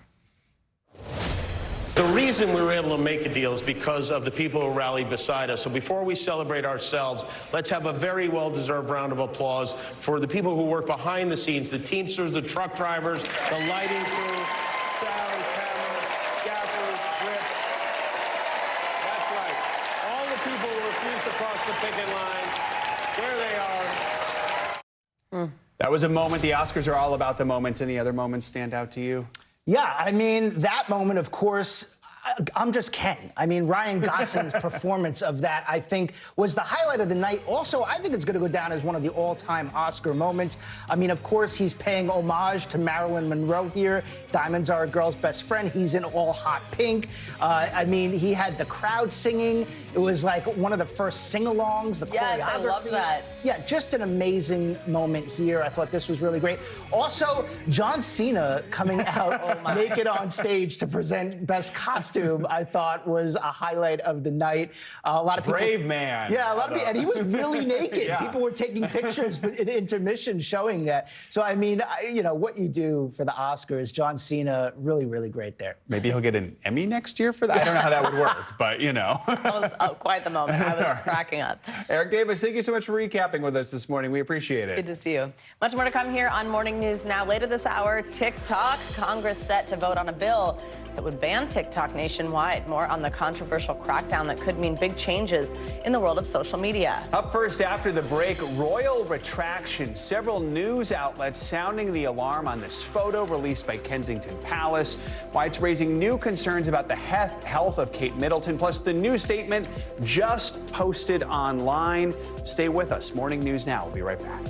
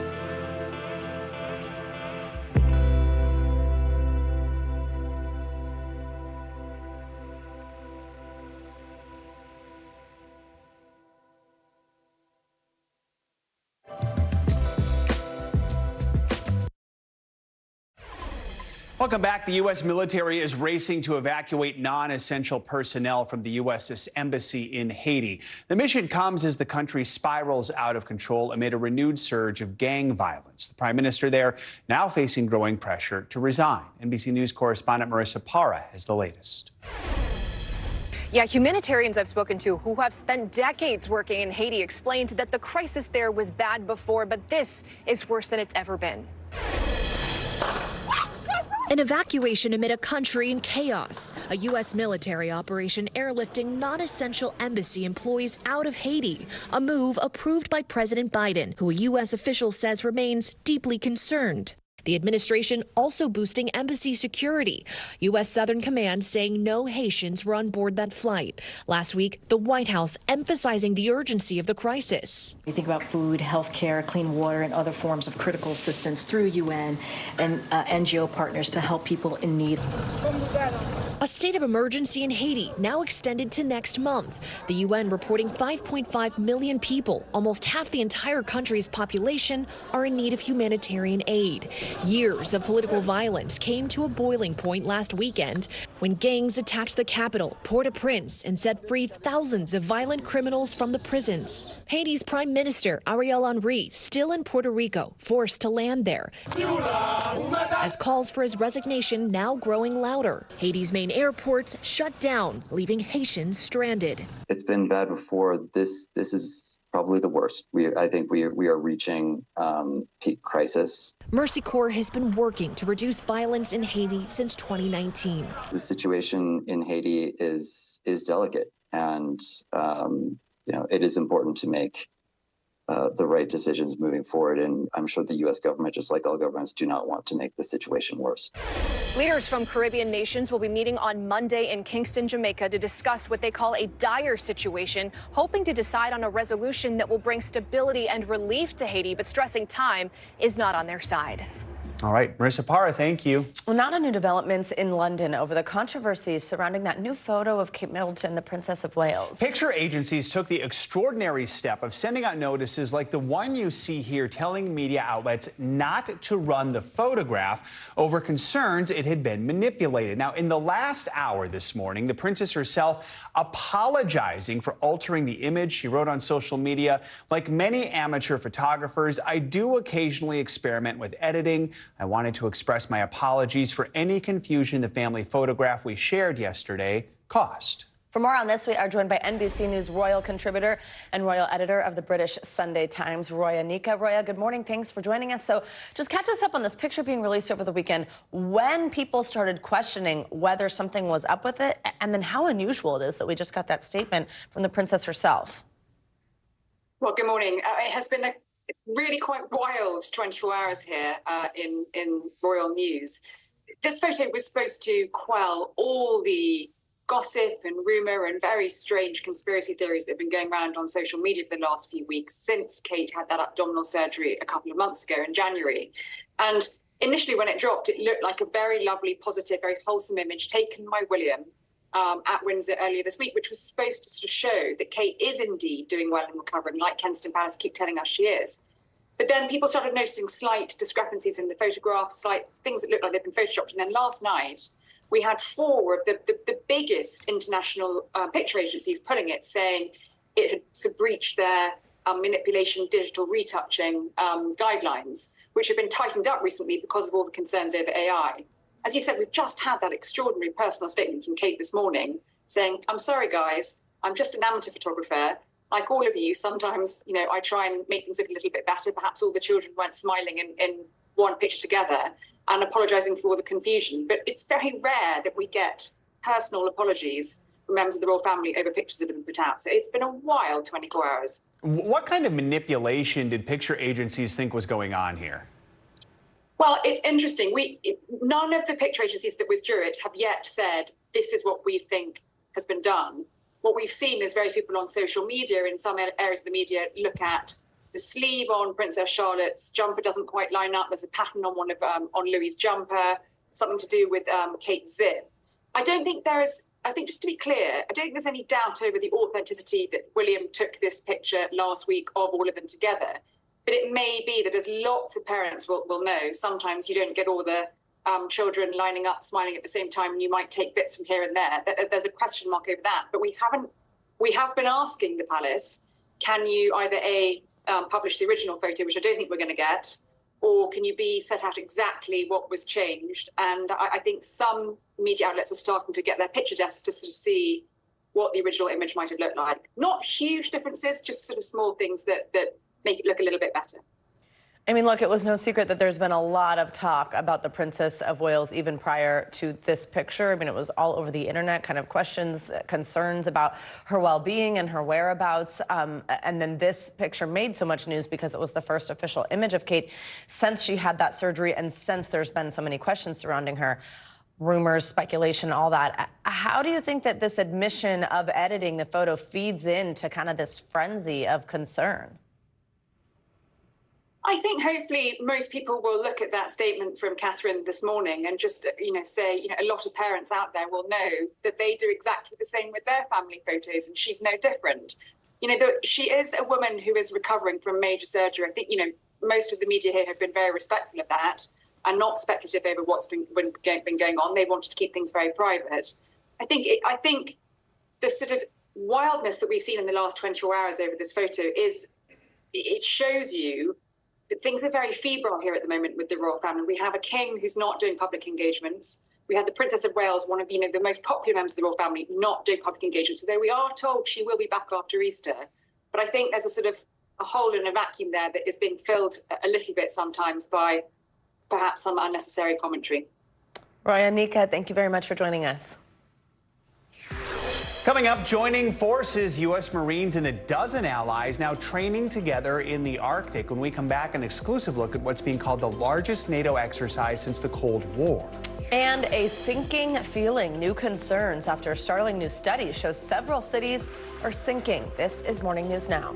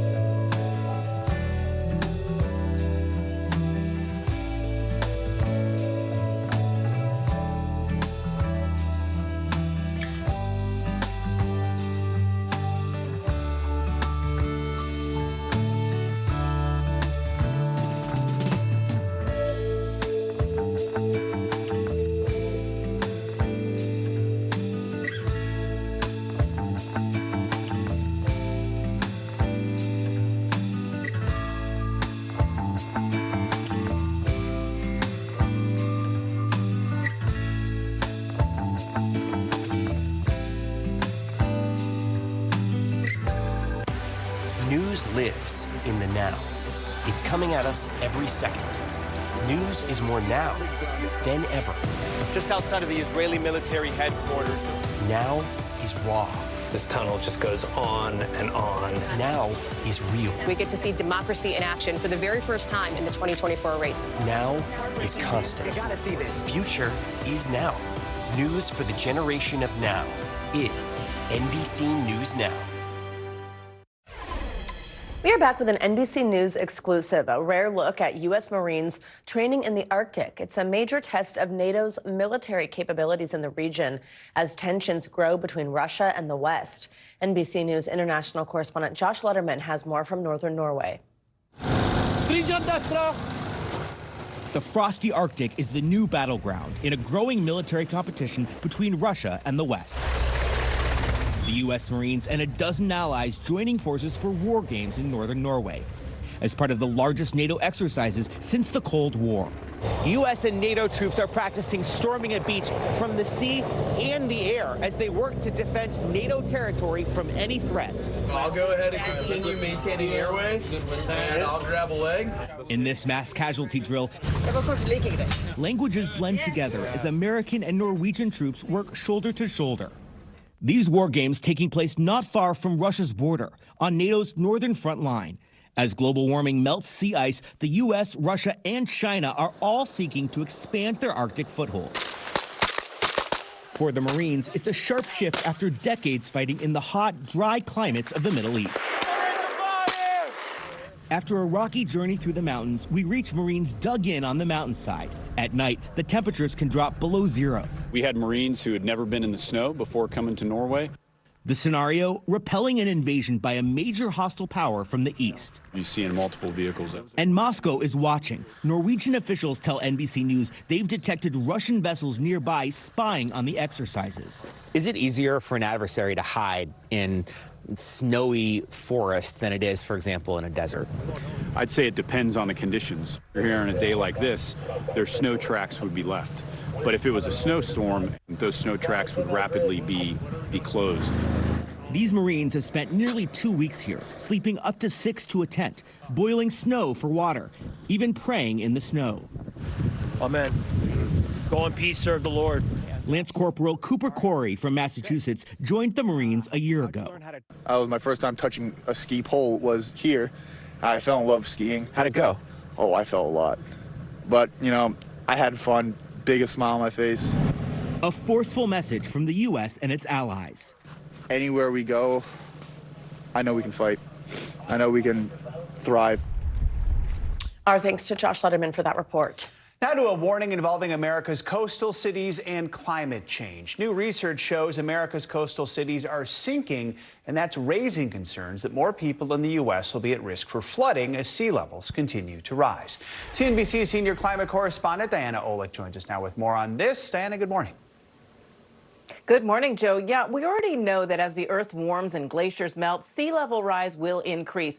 But we're now learning of another harmful effect of climate change that could make that even worse. This is what Baltimore, Maryland looked like in early January after a heavy rainstorm. But it doesn't always take a storm for the city to flood. So-called nuisance flooding is increasing, not just because the sea is rising, but because the land is sinking, more than doubling the potential damage. So in this area, you do see nuisance flooding? Yes, yeah, particularly right here, you know, in the promenade. Grace Hansen is coastal planner for the city of Baltimore. You know, when you have nuisance flooding, it's basically saying it's an inconvenience. But when you think of the promenade here as flooded, you know, some people can't get to businesses or they can't get to work. Coastal Baltimore is sinking by more than 2 millimeters per year. And to me and you, that doesn't seem like a lot by any means. But what becomes an issue is when it's not uniform and you can have building foundation sinking faster than the other side of the building. And that's where you'll see the foundation is not stable. And coastal land is sinking around the world, especially on the east coast of the U.S., from New York to Norfolk, according to a new study from Virginia Tech and the U.S. Geological Survey. In some areas, it's sinking as much as 5 millimeters a year. Sea level rise is about 3 millimeters a year. We expect to have a doubling of the frequency of flooding. Shirzai and his team used space-based radar satellites to build digital maps of land over many years in order to see where it's sinking most. They then built the first high-resolution maps of this, showing East Coast land sinking anywhere from 2 to 5 millimeters a year, affecting more than 2 million people and 800,000 properties. The study says that when you add the sinking of the land to sea level rise, it actually doubles the frequency of flooding and cuts in half the amount of time that both cities and coastal residents have to prepare. And that has profound consequences on the flood adaptation strategies that have already been developed. Areas including New York's JFK and LaGuardia airports are seeing land sink at more than 2 millimeters a year. And why is land sinking? Climate change is causing drought, forcing us to pump more groundwater and to build more dams to store water. In terms of groundwater extraction, that, you know, is primarily one of the reasons why Baltimore is sinking. Baltimore is surrounded by more than half a dozen dams, which reduce the supply of sediment going to the coast, thereby causing the land to sink. Even as water becomes more scarce, Shirzai says we need to mitigate the sinking of the land in the next decade, or it will severely impact the integrity of buildings and infrastructure. It would affect bridges, pipelines, railways, runways of airports, and that would translate into trillions of dollars loss and cost of the repair. Okay, so what do we do? Well, there are several options. First, recycle water by treating wastewater and sewage. putting wider restrictions on water uses, especially in landscaping, or capturing rain and banking it better. One project in Virginia is pumping groundwater back into aquifers and treating it in wastewater plants. Whatever the option, the sinking, Joe, just needs to stop. Just an important topic. Diana, thank you for digging into that for us. We appreciate it. Really important. Coming up, controversy on Capitol Hill. Lawmakers set to vote on a bill that would ban TikTok across the country. After the break, we'll have more on the proposal that could have impacts beyond just one app. You're watching Morning News Now.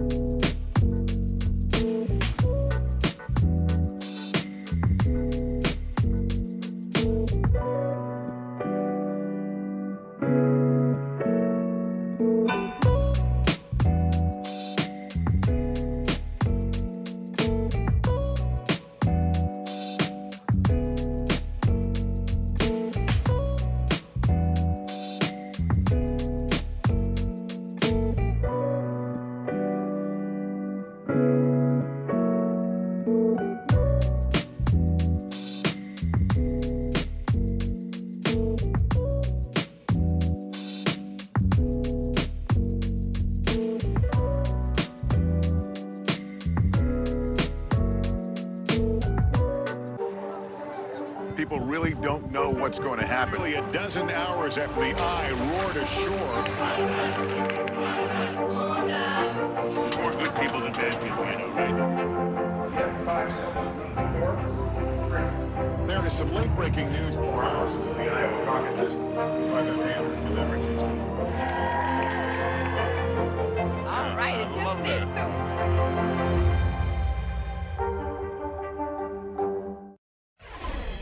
Welcome back. This week, Congress could vote on a bill that would change the social media landscape as we know it. The House will weigh whether to approve bipartisan legislation that would ban the platform TikTok in the U.S.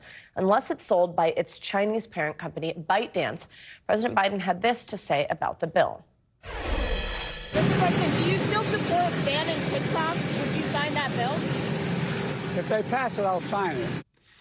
TikTok responded to the bill saying, quote, the government is attempting to strip 170 million Americans of their constitutional right to free expression. This will damage millions of businesses, deny artists an audience, and destroy the livelihoods of countless creators across the country. Over the weekend, Meet the Press moderator Kristen Welker spoke with Senator Lindsey Graham about his stance on the ban. Here's some of that conversation. Hello there, Joe and Savannah. This week on Meet the Press, I spoke with Republican Senator Lindsey Graham of South Carolina. Here's what he had to say about the House's plan to vote on a bill that would crack down on TikTok. The House is planning to vote, as you know, this coming week on a bill that would force the Chinese company to sell TikTok or face being banned. Trump initially favored banning TikTok. Now he's opposed. He's expressing his opposition. Do you support banning TikTok? Where do you fall? I think the goal is to make sure American data that TikTok collects doesn't fall in the hands of the Communist Chinese Party. I'm really conflicted here. I know this about social media. They're ruining America. Sexual predators abound on these sites. You can't sue social media companies. There's no regulatory body. That's what I'm focused on. Banning TikTok maybe that's necessary to protect American data from China, but if you can find a way to avoid that, that'd be good too. You were a strong supporter of it in 2020, though. Do you no longer support it? I understand people like TikTok. I would like to keep TikTok running, but not have our data used by the Communist Chinese How will you vote on this? I don't know yet. I mean, I'm just being honest with you. I am definitely conflicted. But one thing I'm not conflicted about, every social media company should be sued if they do damage to you and your family. They're protected from lawsuits. Section 230 needs to go. You can see my full interviews and a lot more at meetthepress.com. You can also get more Meet the Press right here on NBC News Now every weekday at 4 p.m. All right, Kristen, thank you. Let's bring in NBC News Capitol Hill correspondent Ryan Nobles for more on this. Ryan, good morning. So walk us through what some of the biggest concerns among lawmakers are and what this bill hopes to do. Well, probably the biggest concern for lawmakers, Savannah, is just the volume of people that use the TikTok platform around the country. We're talking hundreds of millions of people.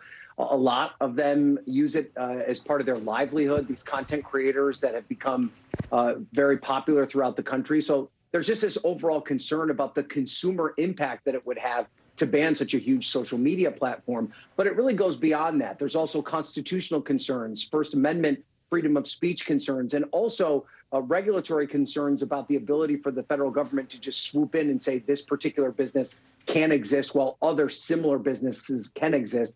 Now, obviously, there's a lot of differences because of its connection to the Chinese government and the Chinese Communist Party. But this is a very complicated issue. And even though there does appear to be broad bipartisan support to try and figure out something to do, it's been difficult for Congress to come up with legislation that solves all the problems that they're looking to fix. So, Ryan, it's been nearly a year since TikTok CEO Shouzi Chu testified before Congress talking about the security concerns surrounding the app. What kind of changes have we seen from TikTok since then?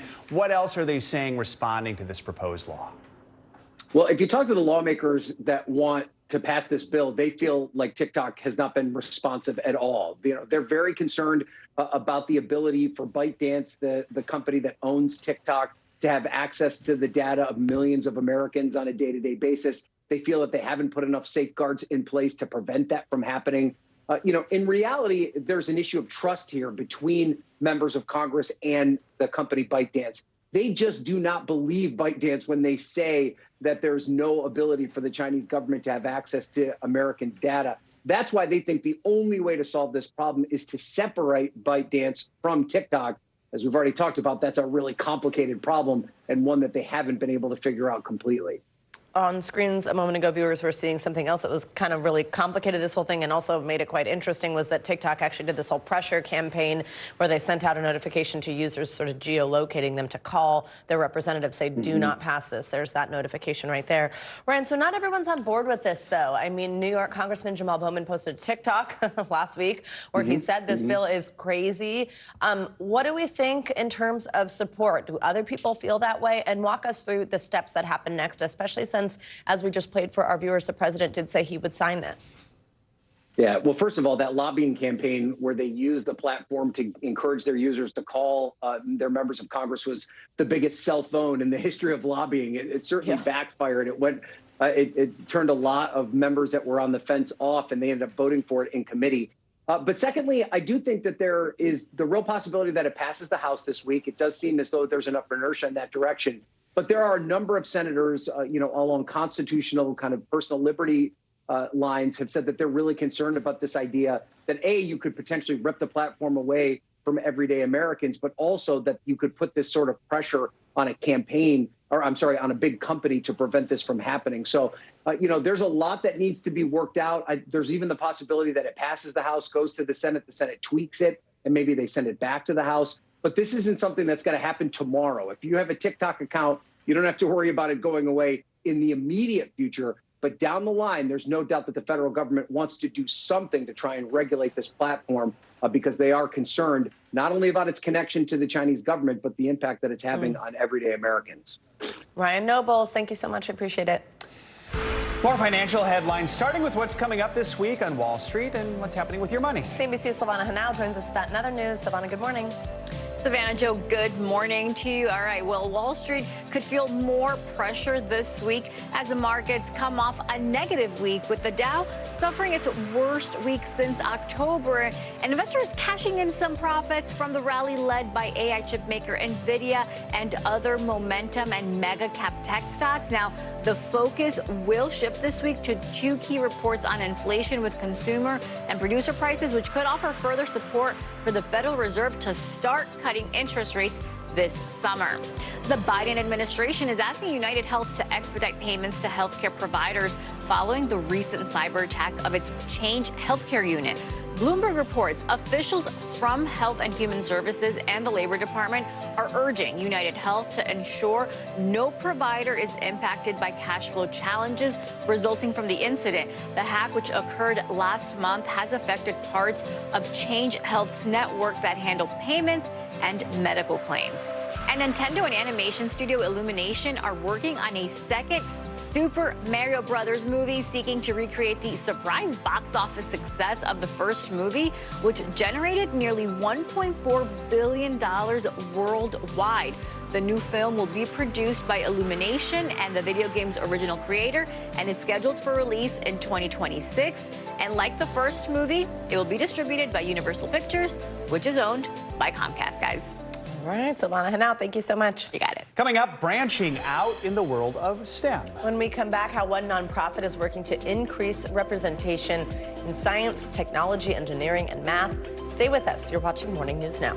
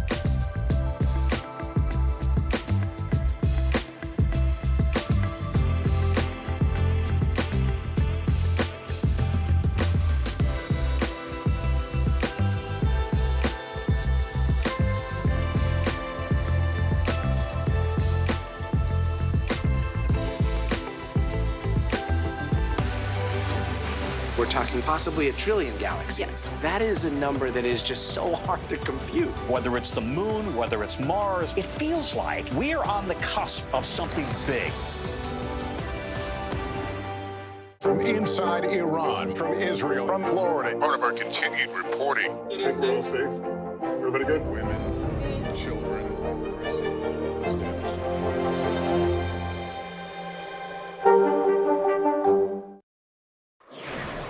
Welcome back. The Iowa women's basketball team and its fans are celebrating yet again this morning, clinching their third consecutive Big Ten tournament title.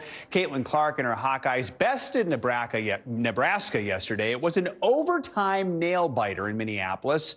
Iowa certainly had their work cut out for them in the first half. Nebraska had an 11-point lead at one point, but once halftime hit, Clark was firing on all cylinders. Iowa pulled themselves out of the trenches, sealing the deal with a 94-89 victory. And now comes the NCAA tournament. We'll see what happens there. So cool. I mean, she's just on fire. It's awesome. All right, thanks, Joe. Yep. We end this hour with a nonprofit group in New York City that's aiming to bring more diversity to the STEM field. And they're starting in communities where that type of education is not always available. NBC News correspondent Maya Eaglin has the story. Do you think more kids should learn how to code? Yeah, because if you learn how to code, you can be like an engineer or work at Google and get a big job, and you can like live your life. Change the world. Yeah. The tech industry has a long-standing problem with diversity, and Jason Gibson is trying to change that. I wanted to make it easily accessible to the families that live here. That change is starting in rooms like these here in New York. More specifically, the New York City Housing Authority, or NYCHA for short. It's the largest public housing authority in the country with more than 500,000 residents, a quarter of them under the age of 18. And Jason wants to give all these kids new opportunities. The goal is to have Hood Code running simultaneously in each one after school and during the summer, every day. Hood Code is a nonprofit that began in 2019. Since then, Gibson and his team of instructors, mostly high school students and recent college grads, have helped many of these kids realize that a career in tech is not out of reach. I didn't have a computer till basically high school, and I didn't even know that jobs in coding existed. I really did not know that it was a field that was accessible to us.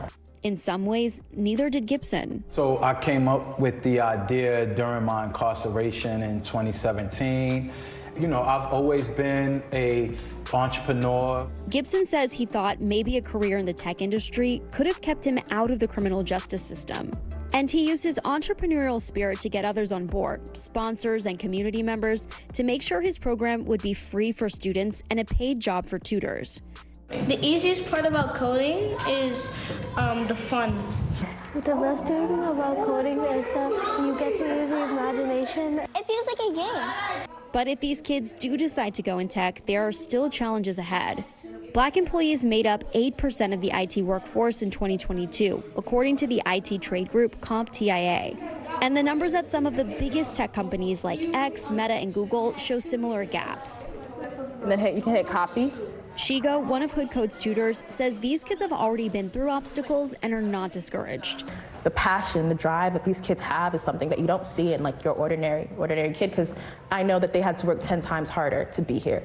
And now with $200,000 from the David Prize, a no-strings-attached award given to New York-based innovators, Hood Code is more determined than ever to make real change. What do you wish more people knew about the students coming into this program? I wish people knew about some of the creativeness that the students have, the ambitions that the students have, the abilities that the students have, and the interests. I think people kind of have stereotypes or, their own beliefs about just neighborhoods like these in general, and a lot of times they're wrong. Maya Eaglin, NBC News. So important and so young to learn those skills. And Incredible. just neat when they say, I didn't even know you could have a job in that. And something like this exposes you to that. Great report, Maya. All right, it's going to do it for this hour of Morning News Now. Stick around, though. The news continues right now.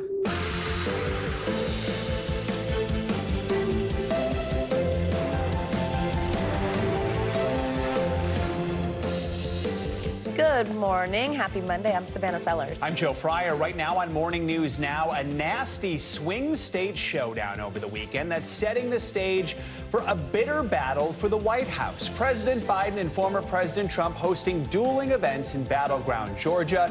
They're sharpening their attacks while making their cases to voters. We'll have their messages coming up. Aerospace giant Boeing is under increased scrutiny this morning. The Justice Department launching an investigation into that scary Alaska Airlines mid-air blowout that happened back in January. But what exactly are officials looking into? We'll dig deeper in just a moment. Controversy out of Kensington Palace. Some big photo agencies sent scrambling, racing to take down the first reported picture of Princess Kate since undergoing abdominal surgery earlier this year.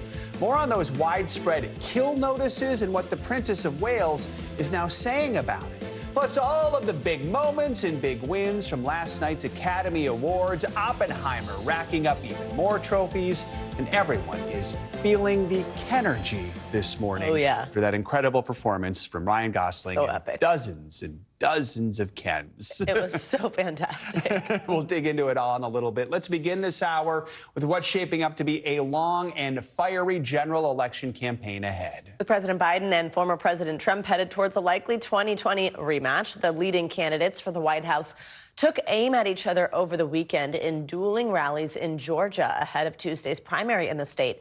NBC's Garrett Hake has the latest on the campaign trail. This weekend, a clear reminder of Georgia's battleground importance. The closest swing state in 2020, decided by less than 12,000 votes, and now the stage of the first split-screen showdown of the general election. The presidential campaign taking shape after a swing state showdown this weekend in Georgia.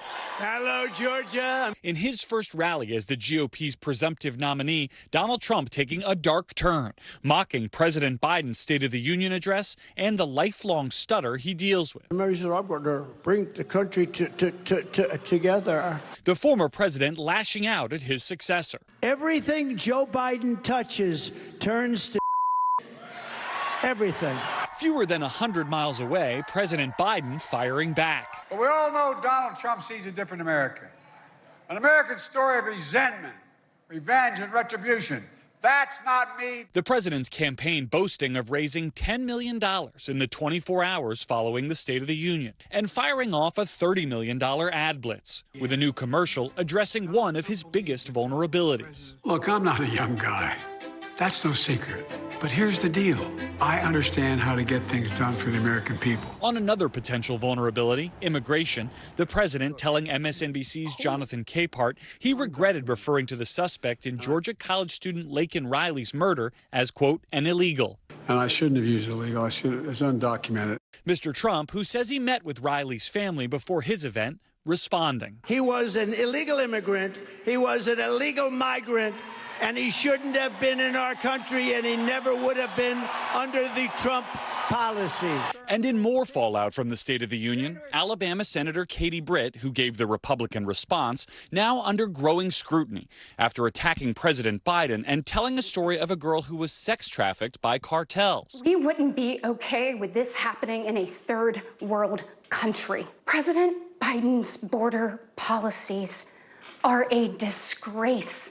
It later emerged the incident Britt was likely referencing took place under the Bush administration, not Biden's. Britt's speech mocked by Saturday Night Live. And rest assured, every detail about it is real, except the year, where it took place, and who was president when it happened. On Sunday, Britt pressed on the issue. But to be clear, the story that you relayed is not something that's happened under the Biden administration, that particular person. Well, I very clearly said I spoke to a woman who told me about when she was trafficked when she was 12. So I didn't say a teenager. I didn't say a young woman. A busy week ahead for President Biden with 3 more swing state appearances scheduled. Nothing on the public calendar for former President Trump. All right, Garrett Hake, thank you so much. Well, there are intensifying concerns this morning over safety in the skies as the Justice Department opens a criminal investigation into that incident on an Alaska Airlines flight in January where a door plug on a Boeing MAX 737 airplane blew off mid-flight. Alaska Airlines says it is cooperating with the investigation. NBC News correspondent Stephanie Goss joins us with more on this. Stephanie, good morning. So what is the Justice Department looking into exactly?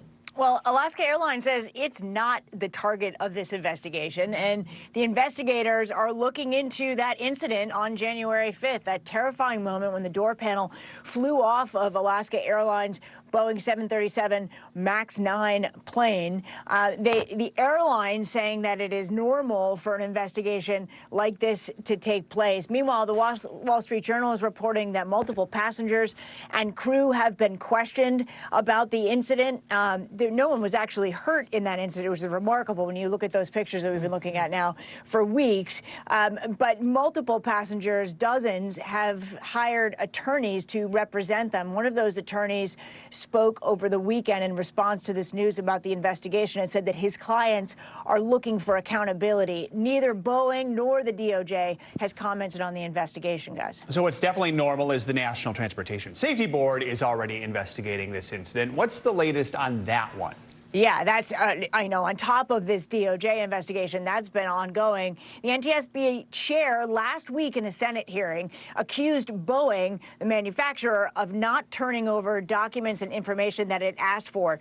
Boeing then sent a letter to Senator Maria Cantrell Cantwell, saying that those documents never existed, even though the manufacturer itself says it's part of their policy to create documents about a door panel, or in this case, a door panel, but in any manufacturing process. Even so, the NTSB chair said in that hearing that that could also be a problem for Boeing if those documents were never created. Stephanie, separate from this investigation and separate from that particular incident, the door plug incident, there have been these other scary moments for passengers on flights, even just in the last few days. Remind us of those. Yeah, there have been a few, and related to United Airlines, there were 2 flights that left San Francisco's airport. One of them had to turn around. Another couple of flights at Houston. There were some problems with hydraulics. There was also an American Airlines flight that had some issues. You know, it's worth pointing out that actually incidents like these would affect you if you fly a lot, something like one in, I guess the statistic is you have a 100% chance of experiencing one of these only if you fly more than 27,000 flights over 27,000 years. I don't know, it's something crazy. The point is that you're far safer getting on a plane than you are getting in your car or even walking down a New York City street block. There you go. All right, good to keep in mind. Good context. Stephanie, thank you so much. Let's turn now to the controversy surrounding that new photo of Kate Middleton. This morning, the Princess of Wales is apologizing for altering a photo that Kensington Palace released of her and her children in celebration of British Mother's Day. Well, this comes after multiple news agencies put out notices like this one from the Associated Press telling outlets not to use it. NBC News international correspondent Molly Hunter joins us now from Buckingham Palace with the very latest. And Molly, there's even been breaking news this morning with Kate admitting to editing this herself. Tell us the latest. That's right, Savannah. What started as a sweet photo to celebrate Mother's Day here in the UK yesterday, now fueling even more speculation that Kensington Palace is hiding something. Take a look. This morning, these were not the headlines Kensington Palace was hoping for. This photo of Kate, the Princess of Wales, and her 3 kids was first released on social media yesterday by Kensington Palace to celebrate Mother's Day here in the UK. The post here on X includes Kate's first message to the public since January. Thank you for your kind wishes and continued support over the last 2 months. But that message has been overshadowed when late last night, multiple photo agencies all withdrew the photo over concerns of potential manipulation.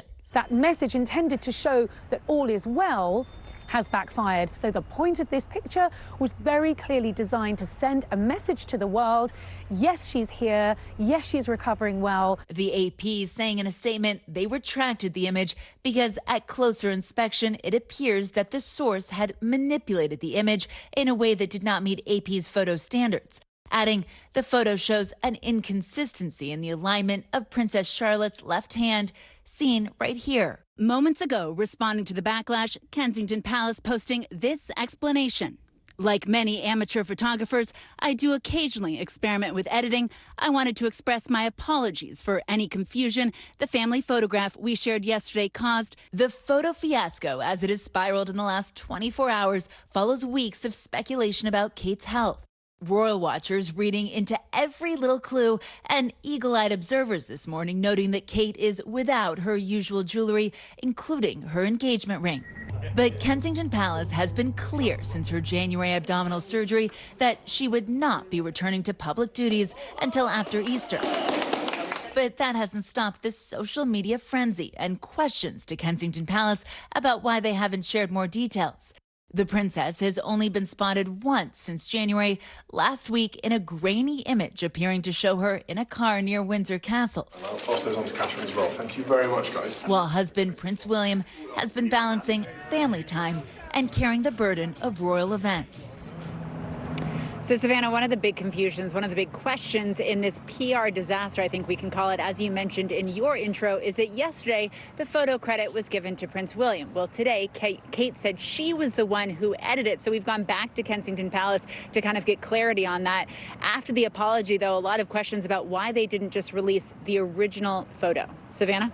Certainly are questions about that. All right, Molly Hunter, thank you so much. Let's check in with Michelle Grossman for a look at the weather forecast this week. Michelle, good morning. What can we expect? Good morning, guys. Well, we're looking at a few things as we go throughout this work week. We're looking first today in the west, a series of storms moving onshore. We're going to see more lower elevation rain, some higher elevation snow. It's going to be windy, too, along the coast. The middle of the country, nice and dry, lots of sunshine, but it's going to be warm. We're looking at record warm temperatures, 10, 20, 30, even 40 degrees above what is typical for this time of year. We're going to be into the 60s and 70s. Unfortunately, that warmer air, some really dry conditions, low humidity, some gusty winds. That's going to increase the fire risk in portions of the central and southern plains. Then we're looking out west. We're dry in the southeast. We're dry for most of the mid-Atlantic into the northeast. It's really in the interior parts of the northeast into New England. We're watching that last oomph of that storm that came through this weekend. It's bringing very windy conditions. That's going to be the biggest impact today, where we could see winds gusting up to 60 miles per hour in some spots. We're going to see power outages. We're going to see some trees and power lines down, and also probably seeing some airport delays. We're already seeing this at that hour, and we're going to see the winds picking up later on this afternoon into the evening. Then as we near Wednesday, once again starting out in the west, we're looking at Rockies snow, so intermountain snow. We're looking at some snow along the Pacific Northwest. Once again, some rain into the central plains, dry in the southern plains, but still really, really warm from the southern plains, central plains into portions of the Midwest. Sunny and mild. That warm air is going to move off to the northeast, so we're going to be well above normal on Wednesday, Thursday, even into Friday, and nice and dry from New England all the way down to portions of the southeast. Some parts of Florida could see some rain. Things change on Friday, though. We're looking at snowy conditions in parts of the southwest, parts of the Rockies, some lower elevation rain as well. Southern plains, same story. It's going to be a rainy day on Friday. We're looking at some snow in the Midwest and the northern plains. So lots going on Friday. A storm threat throughout portions of the Tennessee Valley and the Mississippi Valley into the southeast, and rain returns for the mid-Atlantic all the way into the northeast and also New England. Could see some higher elevation snow in New England as well. So today, more winter-like today. We're looking at that area of low pressure that brought us that really wet Saturday and also parts of Sunday. That's still impacting us. It's moving off into the Canadian Maritimes, but still bringing those really gusty winds. And once again, we'll see winds gusting up to 60 miles per hour. That's going to cause a few problems with power outages and also airport delays. 62 million people under wind alerts. We have wind advisories. We have winter storm, high wind warnings as well. That's where you see the purple. So Roanoke, you have a high wind warning. Winter alerts as well. Nearly 3 million people under winter alerts because we're looking at snow falling in the higher elevations of the upstate New York. We're also looking at New England. Where you see the pink, that's your winter storm warning. Also wind advisories. Now we're going to see up to 4 or 5 inches of rain. We had a lot of rain yesterday. It's heavy, wet snow. We're going to add to that today. Not a whole lot. We're going to start to see that wind down by this afternoon, evening hours. We're still contending with that this morning. That spring warmth, that's a big story. Temperatures so above normal for this time of year, feeling summer-like in spots. Temperatures into the mid-70s in Des Moines. That's 28 degrees above what is typical for this time of year. 70s in Sioux Falls, Salina, down to Oklahoma City. Also looking really warm in parts of the Tennessee Valley into the Ohio Valley. Detroit, you're 55 today. 55, that's 10 degrees above what is typical for this time of year. And then we're going to see that spring warmth moving into the northeast as well, but still looking at 70s in the central plains. And New York City by tomorrow, 61. That's 12 degrees above normal. Wednesday, even warmer. Thursday, even warmer than that. Once we get through this wind, I'm very excited for the week ahead. Me too. I know this wind kind of stinks. I know. You can feel it like howling out there, and it's chilly. Intense. It really is. Thanks, Michelle. Sure.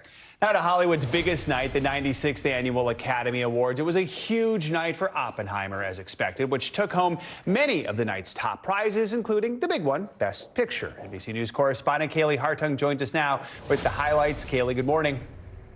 Hey, good morning, guys. What a night it was. Even after the show was forced to start 5 minutes late as hundreds of protesters calling for a ceasefire in Gaza put Hollywood in total gridlock, Oscars night found its footing with deserving winners, emotional moments, and some comedy. The Academy delivered. And my eyes see Oppenheimer. At the 96th Academy Awards, it was an explosive night for Oppenheimer. The film winning 7 Oscars, including Best Picture and Best Director for Christopher Nolan. We don't know where this incredible journey is going from here, but to know that you think that I'm a meaningful part of it means the world to me.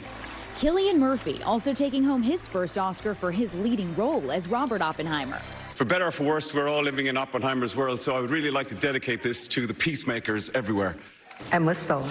Emma Stone's lively performance in Poor Things earning her second Best Actress statue, which she dedicated to her daughter. Importantly, my daughter, who's going to be 3 in 3 days and has turned our lives technicolor. I love you bigger than the whole sky, my girl. The acting wins all the more special with a new twist this year. Past winners introducing the new nominees. America. It was also a big night for first-timers. Robert Downey Jr. Robert Downey Jr. winning his first Oscar for his supporting role in Oppenheimer. I'd like to thank my terrible childhood and the Academy in that order. While Davon Joy Randolph cooked up a supporting actress win for The Holdovers. For so long, I've always wanted to be different. And now I realize I just need to be myself. And I thank you. I thank you for seeing me. The night was full of surprises, from John Cena bearing it all while presenting the Oscar for Best Costume Design. Costumes.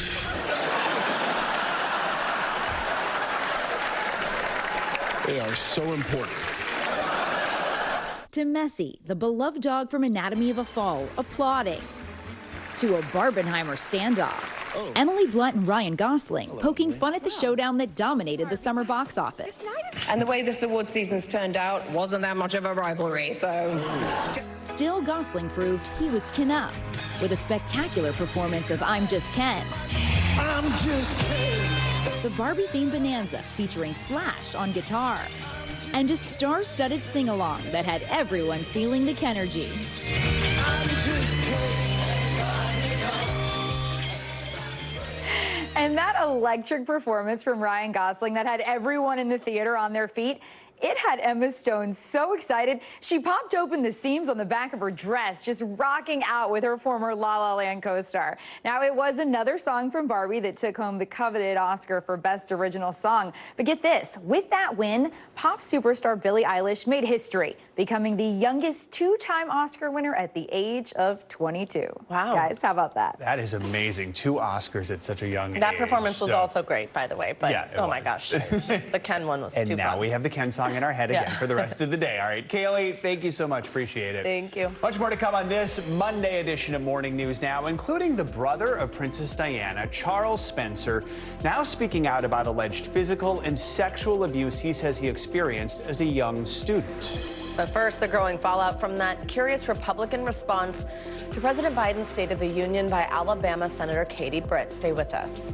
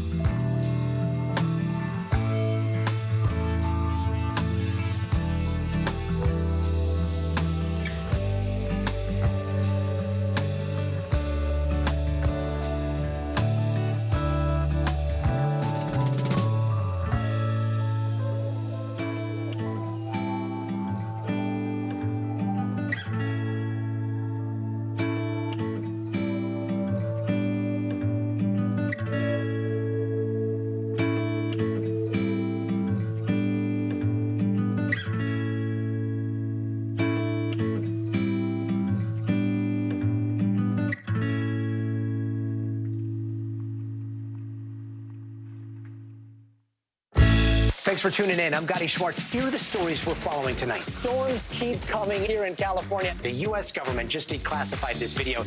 A lot more stories trending like crazy on social media. A controversy pitting lawmakers against young voters. What's the state of crypto today? Is it safe for investors? We've got another mind-bending story on artificial intelligence. This is what my voice sounds like when I clone it. That wasn't me. You gotta see this. Stay tuned now. Weeknights at 8 Eastern, 5 Pacific on NBC News Now.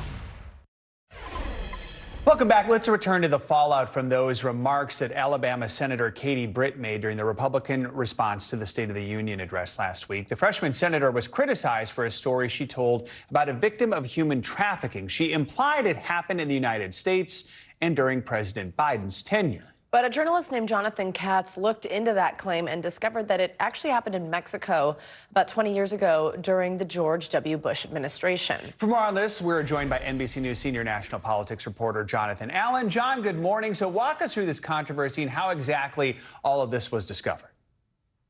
Yeah, one of the oldest rules in politics is that if you're going to tell a story that is intended to bolster your point about public policy, that story better be right. And what you saw here, Katie Britt, the senator from Alabama, trying to basically show that the Biden administration has not been strong enough on border security and that there is, sex trafficking going on. But by the way, arguably true things, comes up with this story and says she met this woman who told her a story about, being abused coming to the United States, and of course turned out to be totally untrue. Not to say that the woman's story of abuse was untrue, but simply the details that it happened in the United States that it happened during the Biden administration were untrue. So now Katie Britt is backpedaling and looking for a way to try to make herself,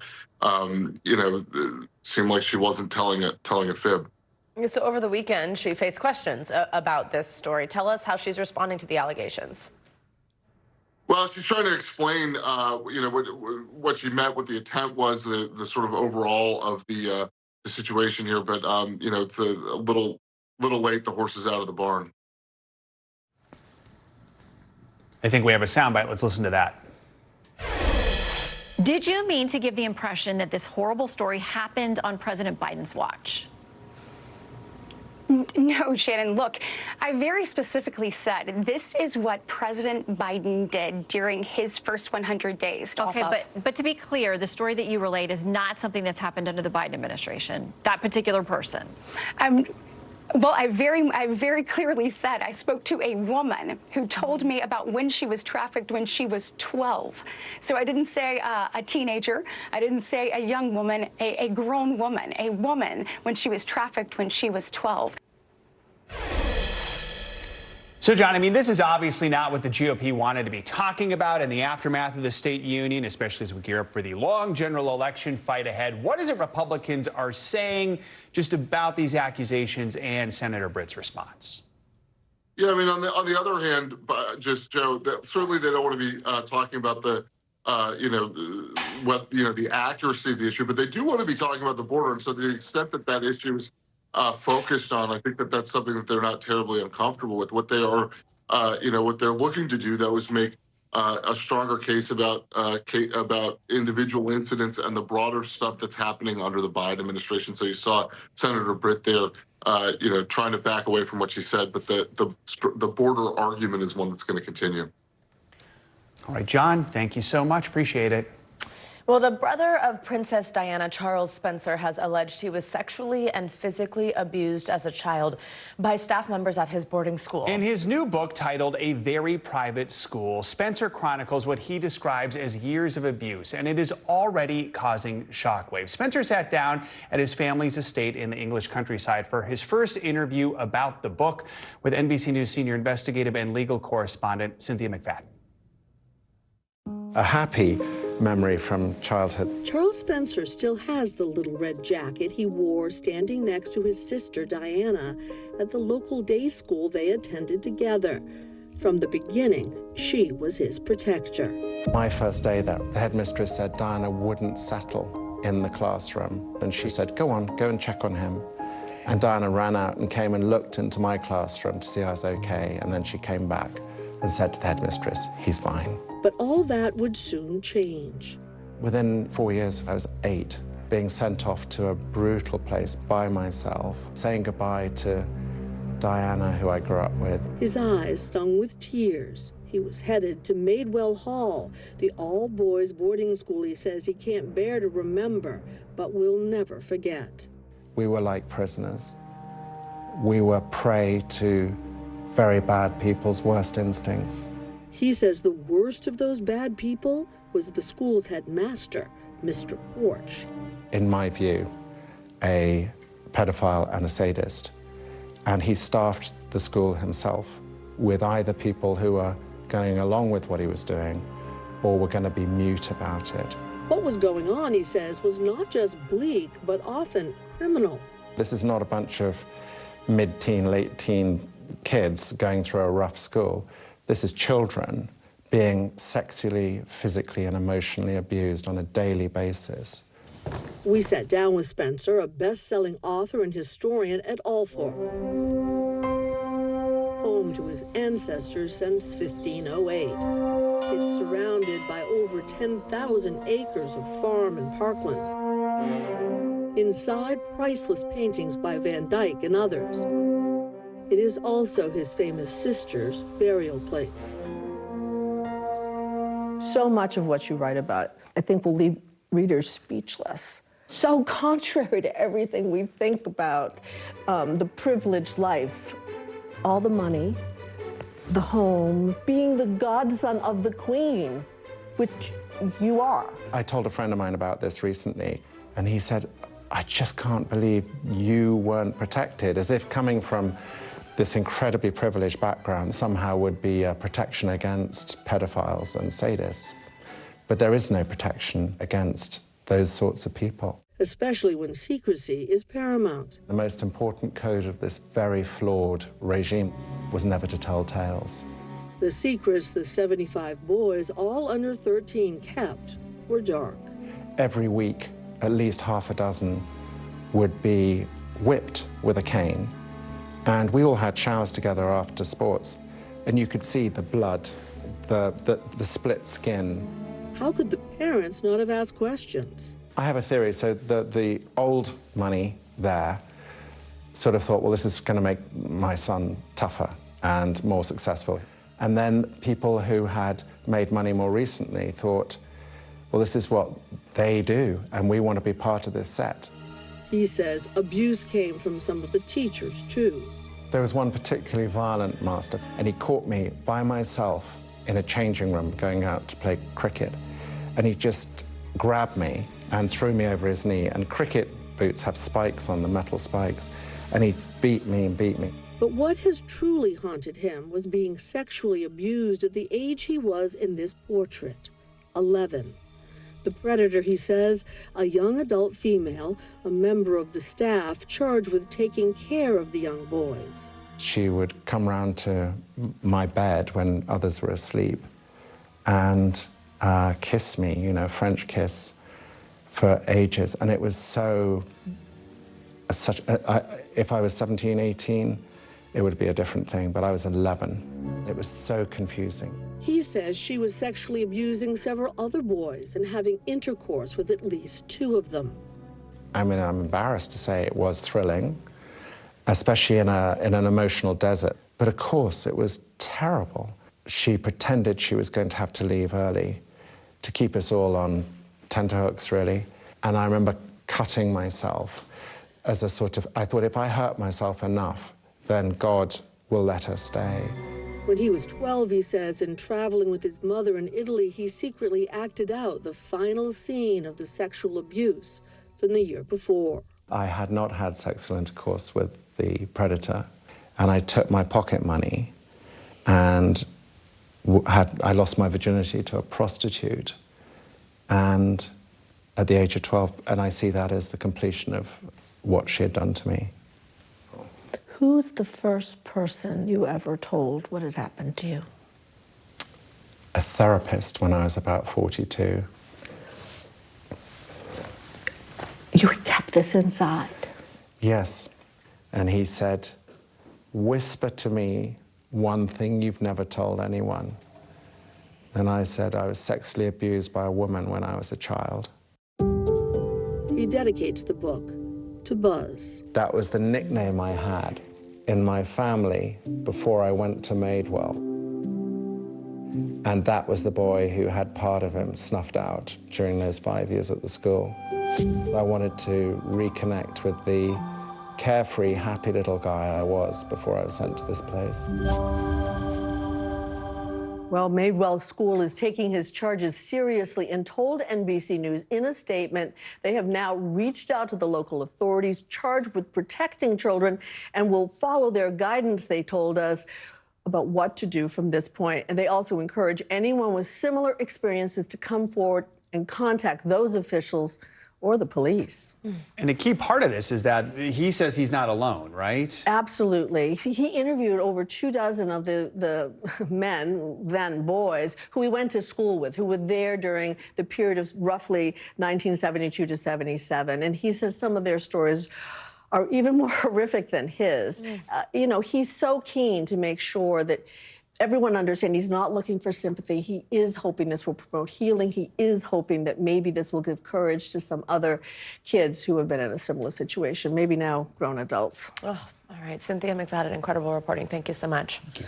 Coming up, a spring break crime crackdown that's now putting some real pressure on businesses in Miami. Why the police pressure there is not only cutting back on violence, but crucial profits, too. Stick around. That's next.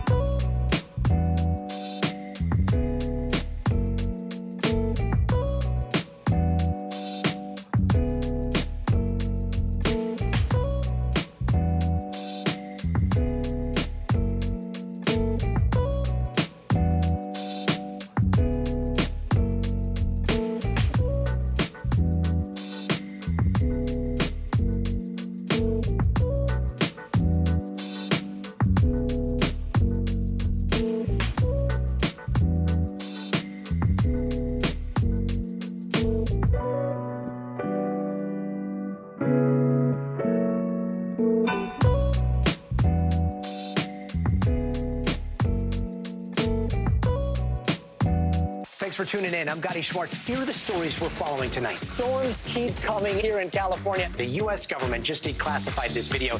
A lot more stories trending like crazy on social media. A controversy pitting lawmakers against young voters. What's the state of crypto today? Is it safe for investors? We've got another mind-bending story on artificial intelligence. This is what my voice sounds like when I clone it. That wasn't me. You gotta see this. Stay tuned now. Weeknights at 8 Eastern, 5 Pacific on NBC News Now. Welcome back. Spring break is now officially in full swing for many schools around the country. But in Miami, a hotspot for the annual tradition, things are considerably calmer than in years past. NBC News correspondent Sam Brock joins us now from South Beach with more. Sam, good morning.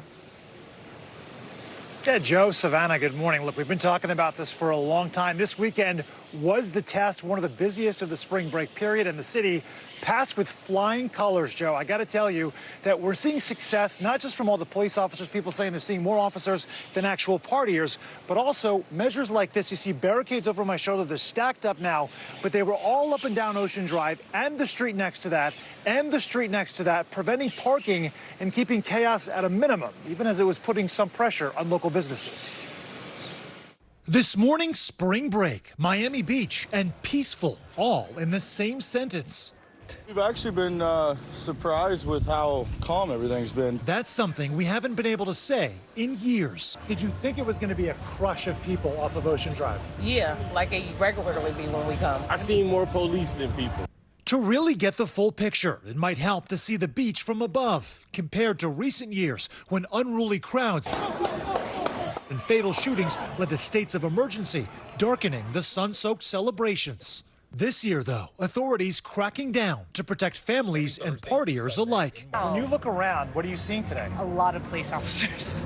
And barricades. But very friendly, smiling police officers. They're ready if anything happens. Police making more than 140 arrests so far, utilizing DUI checkpoints and barricades to block parking, which you'll see in front of Tracy Ravel's store, The Baked Bear, on nearby Washington Avenue. To know that our sales are down from the previous week pre-spring break, that's a huge impact for me. This one is the pistachio. Ravel is grateful for the safety measures, but says the restrictions are eating into her profits by at least 20%. Can you fault the city for taking these steps?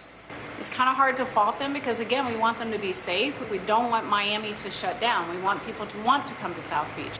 Right down the street. Under normal circumstances, how crowded would this restaurant be right now? I will have at least half of the tables and maybe some people at the bar. I have no one. Bolivar restaurant is empty at 6 o'clock on a Sunday. Imagine, I mean, if you're a customer and you want to, you see, oh, look, a Latin American restaurant and you have no place to park, what can you do? So this right here is devastating for business. Yeah, this is devastation for us. The upshot for the city and South Florida is that order is being restored. I think that with the barricades and just the police presence is making everybody feel a little bit more comfortable. In a place that's traditionally been a spring break haven for rowdy college students. Now, as millions again flock here to unwind, it's partying with parameters. If you abide by the rules, you'll have a great time. If you break the rules, we will deal with you accordingly. Now, those enhanced parking restriction measures are coming in chunks from Thursday through Sunday for each of the next 2 weekends as well. And guys, all of the parking garages here in South Beach closed for next weekend. Most of these measures extend through the rest of the month, but it is clearly working as spring break has been broken up with in Miami Beach. So far, it's been amicable. Joe and Savannah, back to you. All right, Sam Brock, thank you. Here now, travel expert Mark Elwood to help us know about navigating the rules for spring break. Okay, so we went from one extreme, it appears, to the other. Yeah, wow. I guess the question is, could they find a happy medium, or is this what spring break might look like there for a while? I think Miami is an exception, because I don't know if you've been to Miami on one of the party weekends, Yes. but it can feel borderline post-apocalyptic. Yeah, it was pretty bad, for sure. You know what we're talking about. So Yeah. I think Miami is an extreme. I suspect once they bring in regulations like this, they will swing back next year to perhaps a happy medium. But it's a short, sharp shock. They're trying to make a statement. Are we seeing extreme measures like this in other places? And if you're heading to them, I mean, how can you navigate it to, enjoy yourself at all? I'll tell you, Panama City Beach is doing a similar, perhaps not as extreme, but very much controls on alcohol, no loitering in parking lots. Florida in general is recognizing that it's had a real problem with this kind of behavior.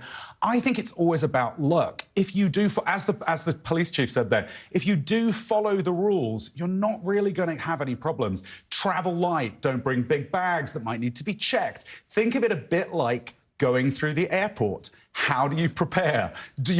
I think all things like that will mean that you can enjoy yourself without feeling like Big Brother is watching you on spring break. So there's a lot of coastline around America. Are there other places to go that are fun, that are nice? What are some good alternatives? Look, I would say, think about the Caribbean. You can go to US Virgin Islands without a passport, so remember, you can have a Caribbean experience. I would also say, think about Europe. Just like Thanksgiving, for the rest of the world, it's just March. So you can get a flight to London this month. I checked, it's just over $500. Wow. So if you want to go to Europe, there's not going to be big crowds there. And in Italy, you'll have great weather this month. That is really good advice. Mark Elwood, thank you so much. Good to see you. Coming up, can Congress really ban TikTok? It's a big question on a lot of people's minds this morning as we look ahead to a key vote on Capitol Hill this week that could signal the app's time, at least here in America, is running out. That's next on Morning News Now.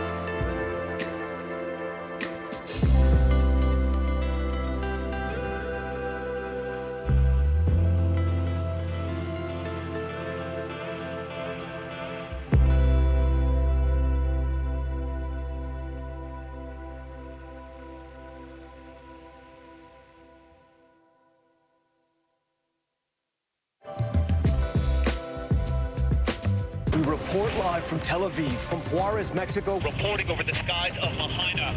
Every weeknight, it's your news playlist. Top Story with Tom Yamas, streaming weeknights at 7 on NBC News Now. Good morning begins with hope and optimism, a chance to start fresh. We want to welcome you in to share a moment that brightens your day, because every day deserves the best start. We are back now with a look at lawmakers' efforts to crack down on TikTok. This week, Congress is set to vote on a bill that could lead to the platform being banned nationwide. It's all leaving users worried that their time on the app might be hanging in the balance. Now, this morning, former President Trump told CNBC in an interview that TikTok was a national security threat, but that in his estimation, similar to the threat posed by other social media platforms like Facebook. For more on this, we are joined by business and data correspondent Brian Chung. Brian, good morning. So let's kind of rewind a little bit, because this is not a new concern. I was on the Hill like a year ago when the CEO was grilled. At that point, we've seen him several times actually on the Hill in different congressional hearings. So why is it now that this has come up again and that lawmakers are trying to crack down? Yeah, well, I mean, some of this seems to be perhaps getting into the headlines ahead of an election, but all this boils down to exactly what we've already been talking about for many years, which is national security. So the lawmakers that are behind this bill, which, by the way, is bipartisan, have argued that because the Chinese parent company ByteDance owns TikTok, well, anything that's on TikTok in the use of here in America might be going back to the Chinese government, that the Chinese government might be getting all of that data. Now, TikTok, for its part, denies those allegations. They say that they operate independently, that their servers are all here in the United States. But nonetheless, there are still those concerns about what is the relationship between the data that TikTok collects and the Chinese government. So this bill would force TikTok to be divested by the Chinese parent company within 6 months. We'll see what happens. The House is set to vote on it sometime this week. Of course, it would still need the Senate's approval and then the White House before ultimately becoming into law. It seems like lawmakers are between a TikTok and a hard place. Yeah. So where do things stand with the ban? And what else is TikTok saying in response to the possibility this could happen? Yeah, so when it comes to where we stand right now, again, the House is set to vote on it this week, but it passed out of the committee on a 50-0 vote. So you never hear about that in this Congress. So it's bipartisan. But again, whether or not the president signs it into law is going to be the ultimate question here. The Biden administration has signaled that it would be interested in supporting this bill, but of course, anything could happen. We've heard a number of senators over the weekend say they're still kind of figuring out what this bill would mean. But even if it does get passed, the bill language says that it would take 6 months for it would basically start the clock for 6 months to ByteDance to sell TikTok off. If they can sell it, TikTok goes on completely, uninterrupted. But if they fail to sell it, that's when the ban's going to come into place. And TikTok says if that happens, it's going to destroy the livelihoods of the millions of creators that have built a reputation on this app. They've built businesses, in some cases, on this app. So they're pushing back. They had a notification last week calling on their users to call their local offices. So there's a lot going on here. Yeah, and people are passionate. I mean, the lines were flooded, and actually it appears like it sort of backfired because, A, it was just annoying that the phones were ringing off the hook. But also they used that geolocation sort of technology, which I think lawmakers saw as like, hey, isn't this kind of what we're concerned about? That they have so much control. And 150 million people in the U.S. use it, more than that. What does this mean for people who do use it? I mean, I know like livelihoods, a lot of people make their money here, but also how would this actually go into effect should it happen? Yeah, and by the way, I've already heard of anecdotes of users that are trying to maybe hedge their bets here and try to, boost a little bit of the posting on other sites, on YouTube, on Instagram. But again, it would not be a ban that would take effect once the House votes on this thing this week, right? So it's not going to be immediate. Once it gets passed by the House, then it needs to go into the Senate, then to the White House. Even after that happens, it would take 6 months minimum for that divestiture to happen. So if you think about it, right, this will take us closer to the election because it's March, right? And whether or not that actually happens, it also depends on the legal system, because there could be a ban that could be put in place, and once that 6-month clock expires, but maybe TikTok would pursue legal action where there would be a stay that would delay the actual implementation of the ban itself. So it's going to be some time before an actual ban happens. So for any TikTokers that are watching this, it's not like it's going to happen this week. But if that does happen, I mean, again, we were talking about this in 2020. Folks who lived in Montana faced a ban last year on this. So it's going to take a lot of time, but you're already starting to see users saying, there's the possibility that this might be happening. So they're posting elsewhere. All right, Brian Chung, thank you. More financial headlines. Delta is eyeing a potential delay in some aircraft deliveries from Boeing. CNBC's Silvana Hanau joins us with that and other money news. Silvana, good morning. Savannah, Joe, good morning to you. So the CEO of Delta Airlines expects deliveries of Boeing 737 MAX 10 planes could be delayed as far out as 2027, as the aircraft maker is the subject of federal safety and criminal investigations. Ed Bastian tells Bloomberg Delta had already been expecting the orders to be pushed until at least late next year. Delta has orders for 100 MAX 10 planes and options to buy 30 more. United pulled the MAX 10 from its fleet plan earlier this year due to extended delays. NVIDIA is being sued by 3 authors who say the chip maker used their copyrighted books without permission to train its AI platform. They claim their work was part of a data set to help the AI system called Nemo simulate ordinary written language before it was taken down in October. The authors are seeking an unspecified amount of damages. NVIDIA has declined comment. And Krispy Kreme is offering free donuts for St. Patrick's Day. The chain is introducing 4 new varieties and bringing back the popular original glazed donut in honor of the holiday. You can get them starting today and for a limited time at participating stores. Also, if you wear green while visiting a Krispy Kreme in-store or via the drive-thru this coming weekend, you can get 1 free original glazed donut. I didn't know they got rid of the glazed donut, huh? Me either. I think it was maybe like, I don't think it was that. I think it was just some sort of like St. Patty's Day themed one. I don't know. I'm not sure. Well, how can you get rid of the glazed donut at Krispy Kreme? No. Right, exactly. All right. Savannah, thank you. Appreciate it. Thank you. Well, frustration is growing among millennials and Gen Z when it comes to the job market. Many are feeling it is too unstable to make a living. NBC News correspondent Julie Sirkin has more.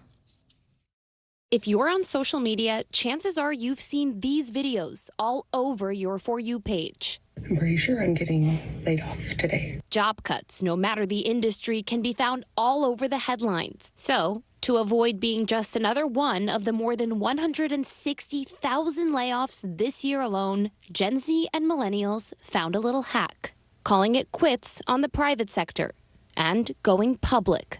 Many looking to lock down government jobs for security. Public service was something I always wanted to do, besides the benefits, but also one of the reasons is because you were not going to get laid off versus private sector. 77% of the class of 2024 say they're more likely to apply to a job that promises stability. And that's what a government job offers. We have to have a government. If we don't, our society is in trouble and our democracy as well. So it's not that your jobs are forever necessarily, but certainly the organization is there. Salaried workers in the public sector hold their jobs for 3 more years on average than in private. And the younger generation is beginning to notice. #governmentjobs on TikTok has more than 23 million views. I need to start applying to jobs with the federal government. On a popular career site for college kids, federal jobs receive twice as many applications. The paycheck is probably smaller.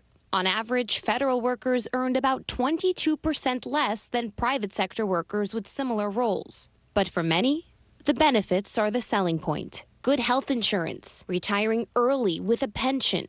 Plus, after a decade, student loans are wiped clean for many. That's a perk nearly 70% say will influence their decisions. And of course, there's the work-life balance. You do your job 9 to 5, and then you can enjoy your life after work and do what you want to do. But right now, less than 8% of federal workers are younger than 30, and nearly half are over 50. The challenge, though, is that the leaders in government don't often prioritize creating the opportunities for young people, ensuring that the managers know how to manage Gen Z and millennials, and making sure the process itself is not overly onerous. Tamayo says the long process can be a big turnoff. I tell them that it's going to take a minute, and when they say, "What do you mean a minute?" I'm like 5 to 6 months. They get very discouraged by it. But for him, it's worth it. You just have to be patient, because at the end of the day, you're going to get a secure job where you're not going to get laid off. Our thanks to Julie Sirkin for that report. Coming up, a tightly knit band of brothers bonded by their love of the ice. After the break, we're going to introduce you to the Mud Ducks, a hockey haven nestled in Minnesota. They're giving a vital sense of community to those who need it most. Stay with us.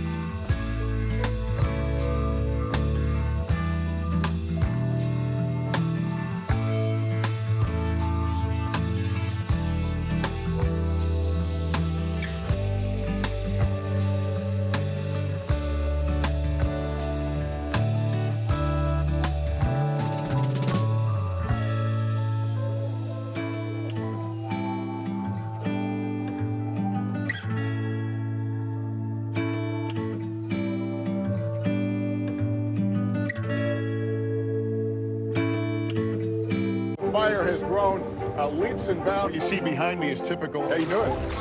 Pretty bad. Kristen Welker hosts Meet the Press every Sunday on NBC. We report live from Tel Aviv, from Juarez, Mexico, reporting over the skies of Lahaina. Every weeknight, it's your news playlist. Top Story with Tom Llamas, streaming weeknights at 7 on NBC News Now. We are back with a big win for the U.S. women's national soccer team. That's right, the team beat Brazil yesterday to win the inaugural CONCACAF W Gold Cup title. Midfielder Lindsey Horan scored the first and only goal of the game with a header in the first half. This was the fourth time the U.S. faced Brazil in a tournament final and also their fourth win. Yesterday's match drew a sellout crowd to San Diego's Snapdragon Stadium and a record turnout for a CONCACAF women's match. Pretty cool. And some good news with the Olympics just around the corner. There you go. All right. We end this hour with the making of a mud duck. That's the name of a group of men in their 60s and 70s who spend their mornings playing hockey. Well, now they're adding new members to their flock. My dear friend Boyd Huppert of our Minneapolis affiliate KARE 11 has that story. Ready? There you go. Alone is not the best way. We got one to play hockey. That's a hit. But when Dad's not around, it is Matt Jenkins. I got him. Default. Nonstop. Denise and Morgan. That's daily. Say hockey is everything to their son. How much do I like hockey? 100%, dude. Matt is unique. When he was born, there was some hintings there. There was a genetic marker that was missing in his chromosomes. Developmentally delayed.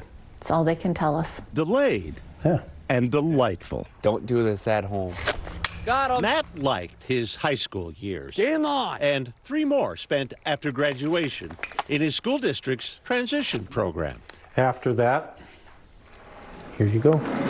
Missing his friends and structure, Matt found solace alone at the ice arena, where he also found them. The Mud Ducks. A group of men in their 60s and 70s. It's our coffee clutch. They said, you know, if you want to come at 9 o'clock when we start, you can skate with us. Which is how 74-year-old Don Bremen and 74-year-old Tom Watt ended up skating daily with 21-year-old Matt. Nice shot. Don's a good teammate. Huh? You're a good teammate. Oh, thank you, sir. They're his team. This is where it all begins. The team that thought Matt needed better gear, then bought it for him. Get those pads on. Including a jersey, like theirs. He sets his alarm every day. My duck's on it. Sitting at the front door waiting. That looks good. Just when Matt needed new friends. You look like one of us. He is. He found them. Hey. 3 times his age. They are everything to him. He comes home and he talks about them. So-and-so wasn't here today. They think he's sick. I hope he's okay. Tom. The Mud Ducks don't play games. They just play. Enjoying hockey. Attaboy. And each other. Oh, yeah. It's been a blessing for everybody. When Steve Burnham saw how Matt was thriving, he started bringing his own son, Will, who has autism. Hey, look at that Will going. Now learning to skate and getting encouragement from Matt. We're doing good, Will. What do you say? They let him be who he is, and they are inclusive. Bye, Polly. When we leave, he gives us a hug. Thanks, Steve. Means a lot. Wisdom born of age. This is life, isn't it? And friends. 2, 3. Born of a flock. Yeah, he's a mud duck.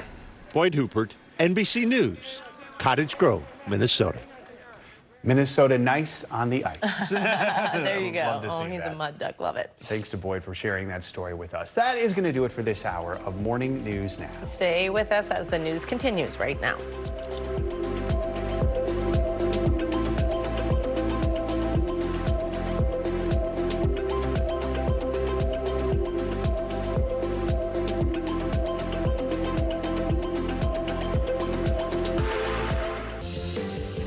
Right now on Morning News Now, Georgia on their mind. President Biden and former President Trump taking their all but official 2024 rivalry to the battleground state, clashing over the president's apology for using the term illegal to describe a suspected murderer. And I shouldn't have used illegal. It's undocumented. I'm not going to treat any of these people with disrespect. Biden should be apologizing for apologizing to this killer. Plus, shutdown averted. President Biden signing a bill to keep most of the government open, at least for now. Also this morning, the Middle East on edge as Ramadan begins. More than 1 million displaced Palestinians now bracing for an Israeli offensive in Rafah. And at sea, efforts to bring much-needed aid to Gaza have stalled. We'll bring you the latest. And time could be running out for TikTok, with Congress set to vote on whether to ban the app nationwide. More on the controversial bill that could change how you scroll. And oh, what a night. That's right. This year's Oscars, certainly one to remember, with one of the biggest movies of the year taking home some of the big awards. Plus, Ryan Gosling proving he's more than enough with his highly anticipated performance. We'll take you to the red carpet for more of the big moments from Hollywood's biggest night. It truly, it was fantastic. It was, and it started an hour earlier, so maybe you got to watch it, and you're watching us right now. Good morning, good to have you with us on this Monday. I'm Joe Fryer. And I'm Savannah Sellers. We're going to get started a new week this morning with the race for the White House. The general election may still be 8 months away, but we're already getting a taste of what this likely rematch between Joe Biden and Donald Trump will look like. Over the weekend, the two candidates held dueling rallies in Georgia. That state's holding a primary tomorrow. Now, after their big wins on Super Tuesday, and with Nikki Haley now out of the race, the current and former presidents are taking aim at each other. Our freedoms are literally on the ballot this November. Donald Trump and the MAGA Republicans are trying to take our freedoms away. And by the way, not all Republicans. This ain't your father's Republican Party. We all heard Crooked Joe's angry, dark, hate-filled rant of a State of the Union address. Didn't it bring us together? Remember, he said, I'm going to bring the country together. In an interview on MSNBC, President Biden said that he regrets referring to an undocumented immigrant as an illegal during his State of the Union address last week. NBC News correspondent Vaughn Hilliard joined us now with the latest on the campaign trail. So let's start with President Biden's interview with MSNBC's Jonathan Capehart, addressing these comments he made in the State of the Union. Some Democrats wanted to see that apology, Republicans criticizing that apology. What more can you tell us about where the Biden campaign's at right now? It was right. During the State of the Union address, the name Laken Riley, who is the young woman who was murdered allegedly by an undocumented immigrant from Venezuela. And Joe Biden did say her name up from that podium, as Republicans were calling on him to do. And when doing that, he referred to the killer, the alleged killer, as illegal. That is what prompted some backlash response from Democrats who criticized the use of that word. Take a listen to Joe Biden addressing that. And I shouldn't have used illegal. It's undocumented. And look about the difference between Trump and me. One of the things I talked about on the border was that the way he talks about vermin, the way he talks about these people polluting the blood. I talked about what I'm not going to do, what I won't do. I'm not going to treat any of these people with disrespect. So you regret using that word? Yes. Joe Biden giving this interview. We're now just 7.5 months away from the general election. Let's talk about what we heard from former President Trump on this. He was also in Georgia. What were his comments on this apology? Right. Dueling rallies, dueling events here in Georgia. And Donald Trump, of course, looking to capitalize off of this well in Georgia. Of course, the home state of where that young woman, Laken Riley, was murdered. Take a listen to his remarks from that stage. That Joe Biden went on television and apologized for calling Laken's murderer an illegal. He didn't want to call him illegal. He apologized. He was an illegal immigrant. He was an illegal migrant, and he shouldn't have been in our country, and he never would have been under the Trump policy. And Biden should be apologizing for apologizing to this killer. Of course, the influx of migrants into the United States has been a top concern for American voters, and Donald Trump looking to use this as a political opportunity to try to galvanize support for himself in a key critical state of Georgia. And one reason they're galvanizing support, they need money. President Biden in his campaign says they brought in $10 million in the 24 hours after the State of the Union speech. In that speech, he talked about his age, which he realizes is a huge issue for many voters. There's a new ad that's trying to address that issue. What more should we know about that? More than 20 million people around the country watched that State of the Union address. Of course, other folks saw it through other channels. And for Joe Biden, raising $10 million in 24 hours, that is a significant amount of money. I mean, compare that to the 24 hours after the mugshot came out when Donald Trump was arrested in Fulton County. Donald Trump's campaign raised just over $4 million. So in that advertisement that Joe Biden put out, he is talking about his age and talking about the wisdom and experience that his age allows him to provide to the job. So the Biden campaign, they are looking to utilize not just that speech, but also the fact that his age is a positive attribute for him in his campaign. One other piece of news before we let you go. NBC News reporting that former President Trump will receive intelligence briefings after he officially secures the GOP nomination. Tell us about that. Right. Since 1952, Harry Truman began offering presumptive nominees, the opposing party's presidential candidate, the opportunity to gather intelligence briefings. Now, this isn't all of the classified information or information on confidential sources, but it is a level of classified information in order to ensure a peaceful transfer of power if that opposing candidate were to win. Now, there were questions, would that same opportunity be made available to Donald Trump, especially after an indictment pertaining to his alleged mishandling of classified information at his Mar-a-Lago estate? The answer we have is yes, that Donald Trump, beginning this summer, is expected to continue to receive that sort of a briefing despite that indictment. All right, Vaughn, thank you so much. Thank you, guys. Over the weekend, President Biden signed a major government funding bill into law that, at least for now, diffuses fears of a partial government shutdown. The Senate voted 75-22 to approve the $460 billion package before Friday's midnight deadline. The move will keep the Departments of Agriculture, Justice, Transportation, and other government agencies running through September. For more, we're joined by NBC News senior White House correspondent Gabe Gutierrez. Gabe, great to see you. So this has got to be a major relief for the Biden administration. What is the White House saying about this last-minute deal? Hi there, Savannah. Good morning. Well, certainly there have been a lot of anticipation on whether there would, in fact, be this partial government shutdown. But as you said, on Saturday, President Biden signing those appropriations bills, and the White House thanking top congressional leaders in both the House and Senate for their leadership on the issue. The Senate had voted on this on Friday. The House had done so on Wednesday. So now a partial government shutdown is avoided, Joe and Savannah. So the deadlines just keep coming. They have 2 weeks to pass another bill to fund the Pentagon and Department of Homeland Security. Where do things stand there? Yeah, Joe, the deadline for that is March 22nd, as you said, for funding the Pentagon and Department of Homeland Security. A top Democratic lawmaker says that negotiations for that package are still underway. There's a possibility there could be some short-term extension voted on this week. But as of now, there's that deadline, once again, March 22nd, to avoid a partial government shutdown for those agencies. Gabe, earlier this morning, the White House released its budget that includes the plan that President Biden had laid out in the State of the Union address last week. Tell us about that. Yeah, that's right. And that budget plan includes $3 trillion in deficit reduction over the next 10 years. And it would pay for that by raising taxes on high earners and corporations. This is something that President Biden, as you said, did mention in his State of the Union address. But Joe and Savannah, the chances of this passing the Republican-led House are pretty much next to none. But it does serve as a way for the White House to really lay out its budget priorities as the 2024 presidential campaign ramps up. Back to you. Gabe Gutierrez from the White House Lawn. Thank you so much.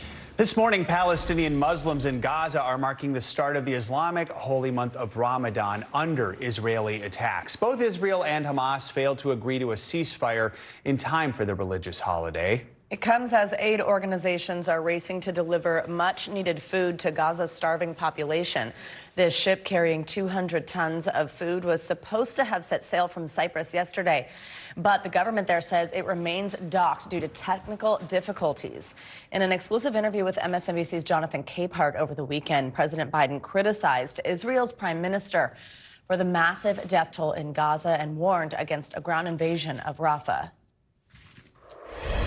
There's no red line. I'm going to cut off all weapons so they don't have the Iron Dome to protect them. They don't have. But there's red lines that if he crosses, and he cannot have 30,000 more Palestinians dead. He must pay more attention to the innocent lives being lost as a consequence of the actions taken. He's hurting, in my view, he's hurting Israel more than helping Israel. NBC News international correspondent Raf Sanchez joins us now from Jerusalem. So, Raf, let's start with the humanitarian situation in Gaza. Why is this aid ship being held up in Cyprus? And what are relief agencies saying about efforts to try and get food into Gaza? So, Joe, in terms of that aid ship, the food that is being loaded onto it comes from World Central Kitchen, the charity run by Chef Jose Andres. And World Central Kitchen is saying they are ready to go. They say technically there are no holdups. They say the issue here is diplomatic. They say diplomacy at this point is ongoing. They are not being specific about what that diplomatic holdup is, but it appears that they don't have agreement from all parties at this point to depart from Cyprus, head to the coast of Gaza, and begin delivering that aid. It does remain unclear what the so-called last mile of this delivery is going to look like, how this aid is actually going to make it off of this ship in the Eastern Mediterranean to the people who so badly need it in northern Gaza. In terms of humanitarian organizations, we have heard about President Biden's plan for the U.S. military to build a temporary pier off the coast of Gaza.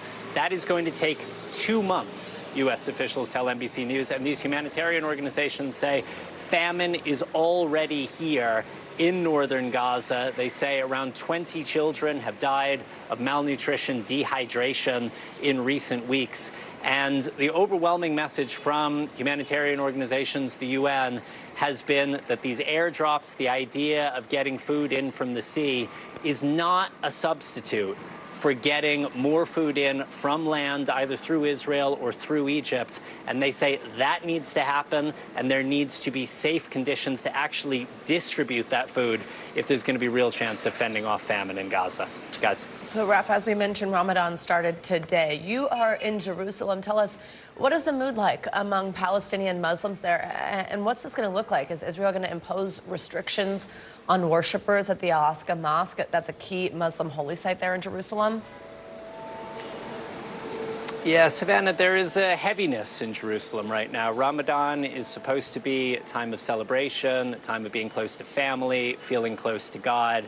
But the streets here are empty. Our team has been inside the old city of Jerusalem earlier, and many of the shops that sell those distinctive Ramadan candies say nobody's buying this year. Our team spoke to a 38-year-old Palestinian man. He says this is the most painful Ramadan he can remember. And people here in Jerusalem are not underneath the bombs, but they are thinking about their fellow Palestinians in Gaza. And I can tell you the security presence in East Jerusalem right now is very intense. We've been seeing Israeli security patrols on the streets behind us. There is a checkpoint just a couple hundred yards from where we are that really looks like something that you'd see in the occupied West Bank as opposed to Jerusalem. You have Israeli troops up behind concrete barriers. So there is a real heaviness. In terms of the Al-Aqsa Mosque, there was a video making the rounds last night, verified by NBC News, that shows Israeli police hitting Palestinians with batons, with nightsticks in the streets of the old city last night as they were trying to get into the mosque for prayers. We asked the Israeli police about this.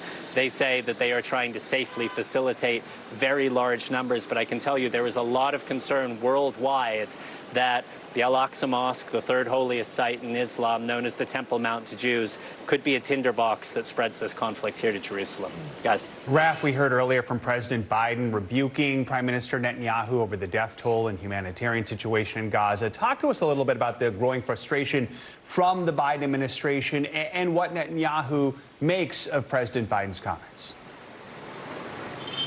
Yeah, Joe, so the specific phrase that's got a lot of attention here is the president said Prime Minister Netanyahu is hurting Israel more than he is helping Israel. Now, we saw Prime Minister Netanyahu get in front of the cameras pretty shortly after that interview went out on MSNBC.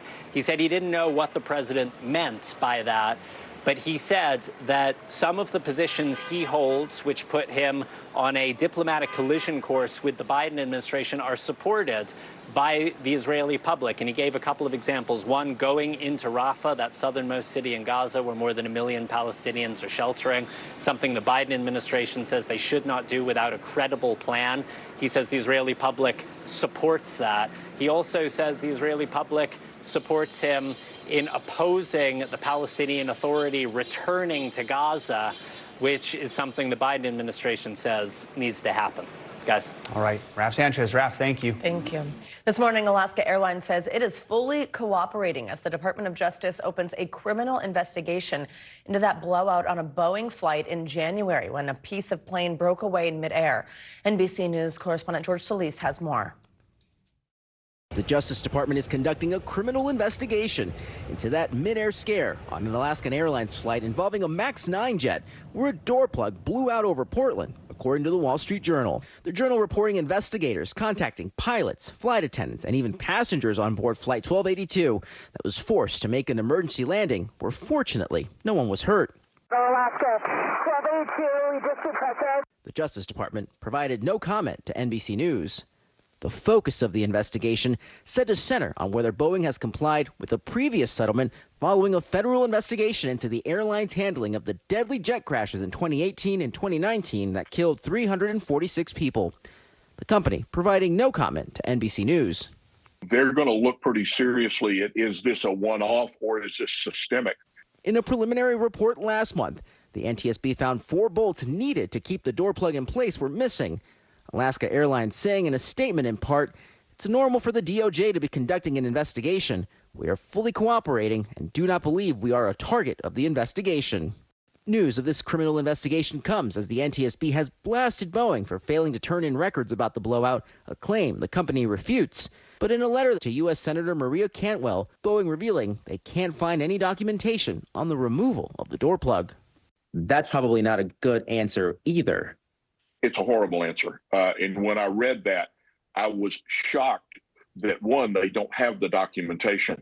They're required to have that documentation. And if not, then we're talking about a much deeper problem of procedural compliance.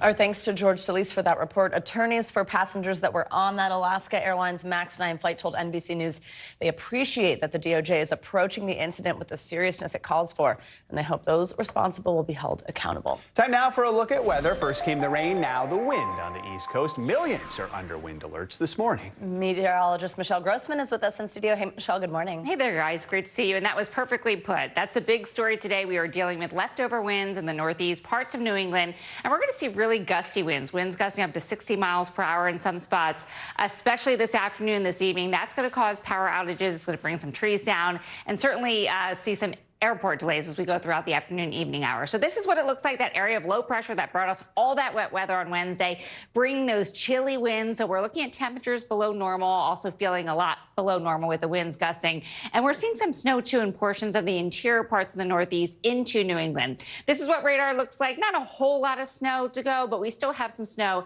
at the higher elevations. Where you see this blue here, that is the snow falling, and that's what we're going to see over the next few hours. So we do have wind alerts, 62 million people impacted by wind alerts. We have wind advisories. We have high wind warnings. That includes Roanoke, also north of Asheville. We're going to see the winds really gusty as we go throughout the day, dying down later on tonight. So anywhere from 48 miles per hour in Albany through tonight, 48 in New York City, 48 in Atlantic City, 48 miles per hour in Boston. So that's going to be a big story as we're kind of heading out in the airports later on this afternoon and spring break for some of us. Winter alerts, too, nearly 3 million under winter alerts. We have winter storm warnings. That is in the pinkish color, and winter weather advisories. And we could see another 4 to 5 inches in some spots. That's where you're seeing those pink and purple colors, the higher elevations of New England and also upstate New York. That's a big story in the Northeast. As we move towards the middle of the country, big difference. Spring-like, we're looking at temperatures so well above normal, even 30, 40 degrees above what is normal for this time of year, into the 60s and 70s. And then out west, we're looking at a west system moving on shore that's bringing some lower elevation rain, some higher elevation snow today and also tomorrow. But look at some of these temperatures. In Sioux Falls, we're looking at 73. That's 34 degrees above normal, 75 in Des Moines, and Salina looking at 74. So, guys, we have winter in the east and a little bit spring-like in the middle of the country. Back to you. All right. Thank you, Michelle. Sure. The cast of Oppenheimer is still probably celebrating this morning after dominating this year's Oscars. Yeah, the film took home 7 wins, including Best Picture, Best Actor, and Best Director, while the film Poor Things was close behind with 4 wins. Jimmy Kimmel returned as host for Hollywood's biggest night, and this year's show did not disappoint. Eric Davis, the managing editor for Fandango, joins us now. with all the highlights. Good to have you with us. So let's talk about the winners first. What were some of the notable wins from last night? Yeah, I mean, despite the collective Kenergy we were all feeling this morning, it was Oppenheimer that ultimately toppled Barbie, at least at the Academy Awards. 7 wins, becomes the 3rd highest grossing Best Picture winner ever. Christopher Nolan takes home his first Oscar for Best Director. And of course, the men. Cillian Murphy winning Best Actor. He nodded to the 20-year collaboration he's had with Christopher Nolan. Also, Robert Downey Jr. winning Best Supporting Actor. He thanked his bad childhood. Right. He also, before the Academy. Yes, he also thanked his wife, compared himself to a rescue dog, and that she rescued him and really saved his life. That was such a sweet moment. There were a lot of those, a lot of emotional moments, including Divine Joy Randolph broke down in tears when she was accepting her speech when she won for Best Supporting Actress. This is for her role in The Holdovers. Let's play a little bit of what she said. I thank you to all the people who have stepped in my path and has been there for me, who has ushered me and guided me. I am so grateful to all you beautiful people out here. For so long, I've always wanted to be different. And now I realize I just need to be myself. Tell us more about this touching moment and other ones that stood out to you. Yeah, it was really great, and she was crying. Paul Giamatti was actually crying in the audience. He co-starred in The Holdovers with her. Really, I mean, these are the Oscars, right? First-time nominee, first-time winner. That raw emotion is kind of what you saw. I thought that was a great way to open up the night. Honestly, one of the bigger surprises, Emma Stone winning Best Actress. Another really emotional moment. I think she was in shock. Her dress kind of broke, so she was, you know, talking about that. But she was overwhelmed. This is her 2nd Oscar. I think Emma Stone now is an elite actress in terms of our era. Also, director of 20 Days of Mariupol, the Best Documentary winner, coming out saying this is the first ever Oscar win for Ukraine. Of course, he also said, I wish I didn't have to make this movie in the first place. So I thought that was also very emotional moment. Yeah, this has been obviously last year a tough year for Hollywood because of the strike. Jimmy Kimmel took time to not only acknowledge that, but also to thank the Teamsters for their support. Let's take a look at that. The reason we were able to make a deal is because of the people who rallied beside us. So before we celebrate ourselves, let's have a very well-deserved round of applause for the people who work behind the scenes, the Teamsters, the truck drivers, the lighting crew, sound, camera, gaffers, grips. That's right. All the people who refused to cross the picket lines, there they are. That was a moment. The Oscars are all about the moments. Any other moments stand out to you? Yeah, I mean, that moment, of course, I'm just Ken. I mean, Ryan Gosling's performance of that, I think, was the highlight of the night. Also, I think it's going to go down as one of the all-time Oscar moments. I mean, of course, he's paying homage to Marilyn Monroe here. Diamonds Are a Girl's Best Friend. He's in all hot pink. I mean, he had the crowd singing. It was like one of the first sing-alongs, the choreography. Yes, I love that. Yeah, just an amazing moment here. I thought this was really great. Also, John Cena coming out naked on stage to present Best Costume, I thought was a highlight of the night.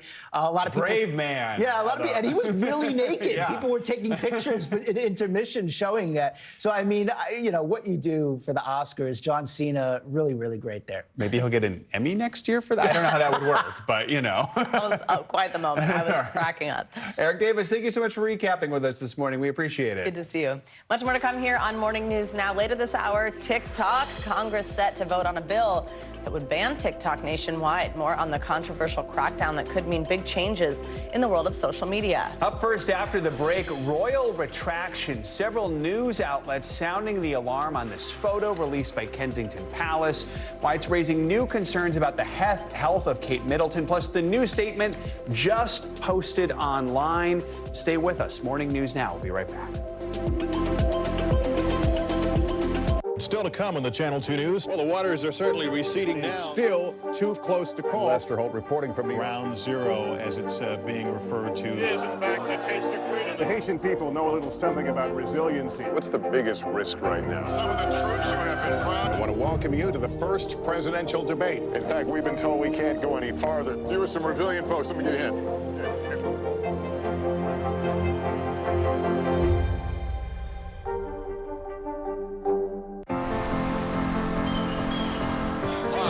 Studio. Mornings are full of possibility and energy. And how you get set for the day ahead matters. Take charge of those first hours. It's about getting caught up. And really, it's about getting ahead. And that's what drives us every morning. Because every day deserves the best start. This is where it all begins. From inside Iran, from Israel, from Florida. Part of our continued reporting. Is it safe? Everybody good? Women, children,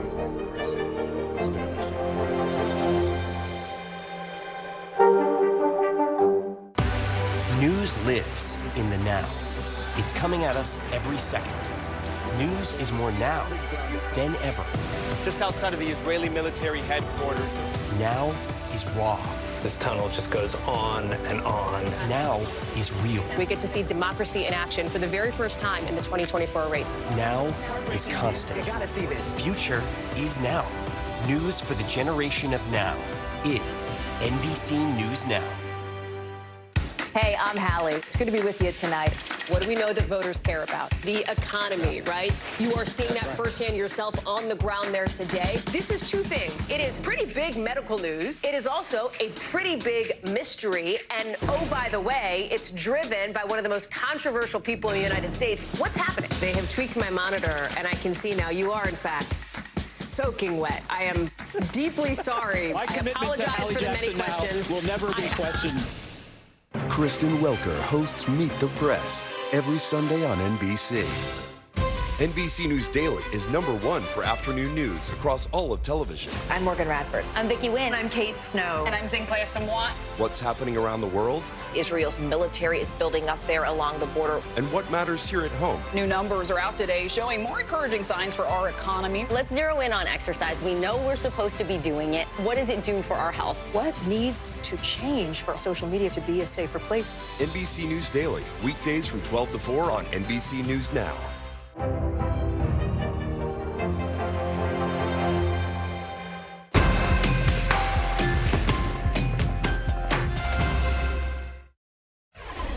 Welcome back. The U.S. military is racing to evacuate non-essential personnel from the U.S. embassy in Haiti. The mission comes as the country spirals out of control amid a renewed surge of gang violence. The prime minister there now facing growing pressure to resign. NBC News correspondent Marissa Parra has the latest. Yeah, humanitarians I've spoken to who have spent decades working in Haiti explained that the crisis there was bad before, but this is worse than it's ever been. An evacuation amid a country in chaos. A U.S. military operation airlifting non-essential embassy employees out of Haiti. A move approved by President Biden, who a U.S. official says remains deeply concerned. The administration also boosting embassy security. U.S. Southern Command saying no Haitians were on board that flight. Last week, the White House emphasizing the urgency of the crisis. We think about food, health care, clean water, and other forms of critical assistance through UN and NGO partners to help people in need. A state of emergency in Haiti now extended to next month. The UN reporting 5.5 million people, almost half the entire country's population, are in need of humanitarian aid. Years of political violence came to a boiling point last weekend when gangs attacked the capital, Port-au-Prince, and set free thousands of violent criminals from the prisons. Haiti's Prime Minister Ariel Henry still in Puerto Rico, forced to land there, as calls for his resignation now growing louder. Haiti's main airports shut down, leaving Haitians stranded. It's been bad before. This is probably the worst. I think we are reaching peak crisis. Mercy Corps has been working to reduce violence in Haiti since 2019. The situation in Haiti is delicate, and it is important to make the right decisions moving forward. And I'm sure the U.S. government, just like all governments, do not want to make the situation worse. Leaders from Caribbean nations will be meeting on Monday in Kingston, Jamaica, to discuss what they call a dire situation, hoping to decide on a resolution that will bring stability and relief to Haiti, but stressing time is not on their side.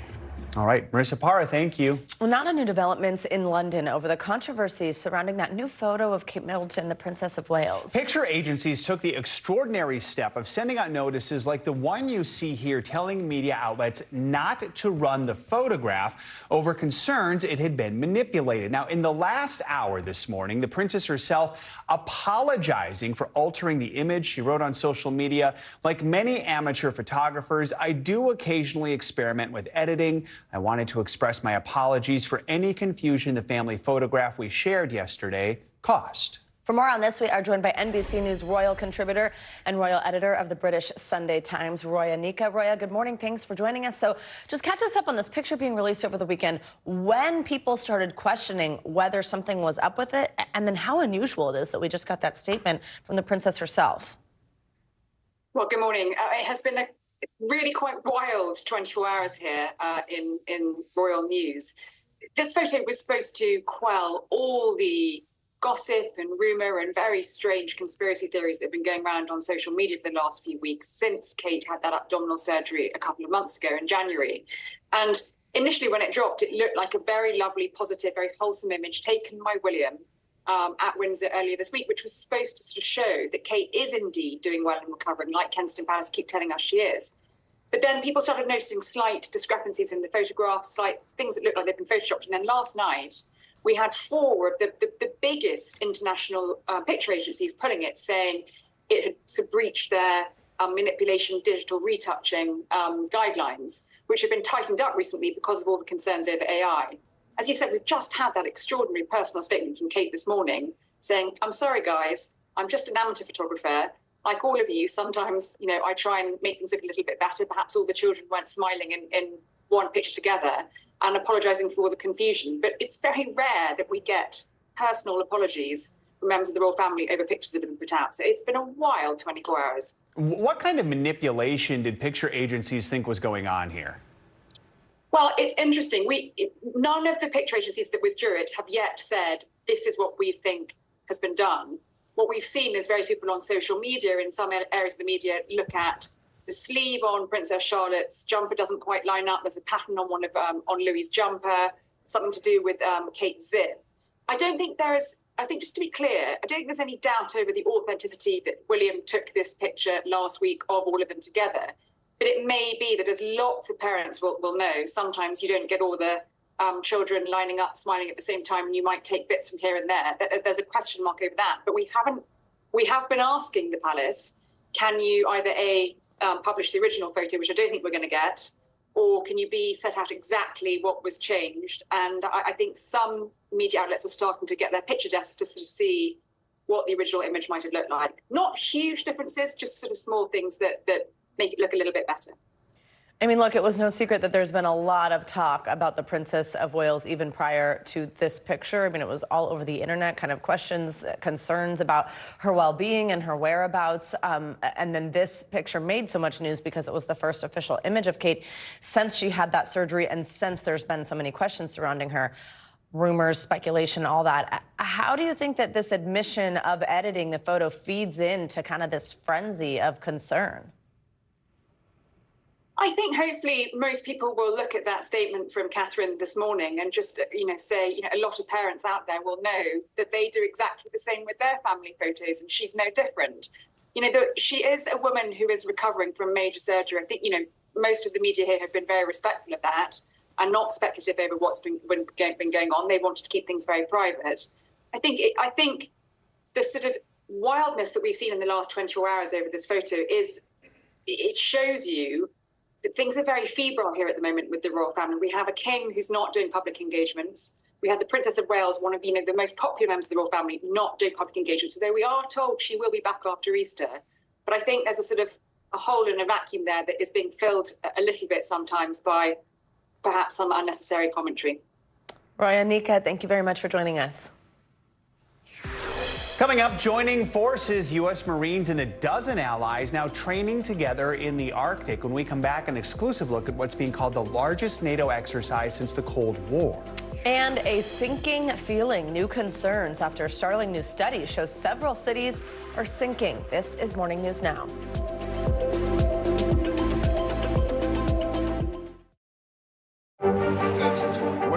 happened. Going back and forth because they... Oh, yeah, nice to see you.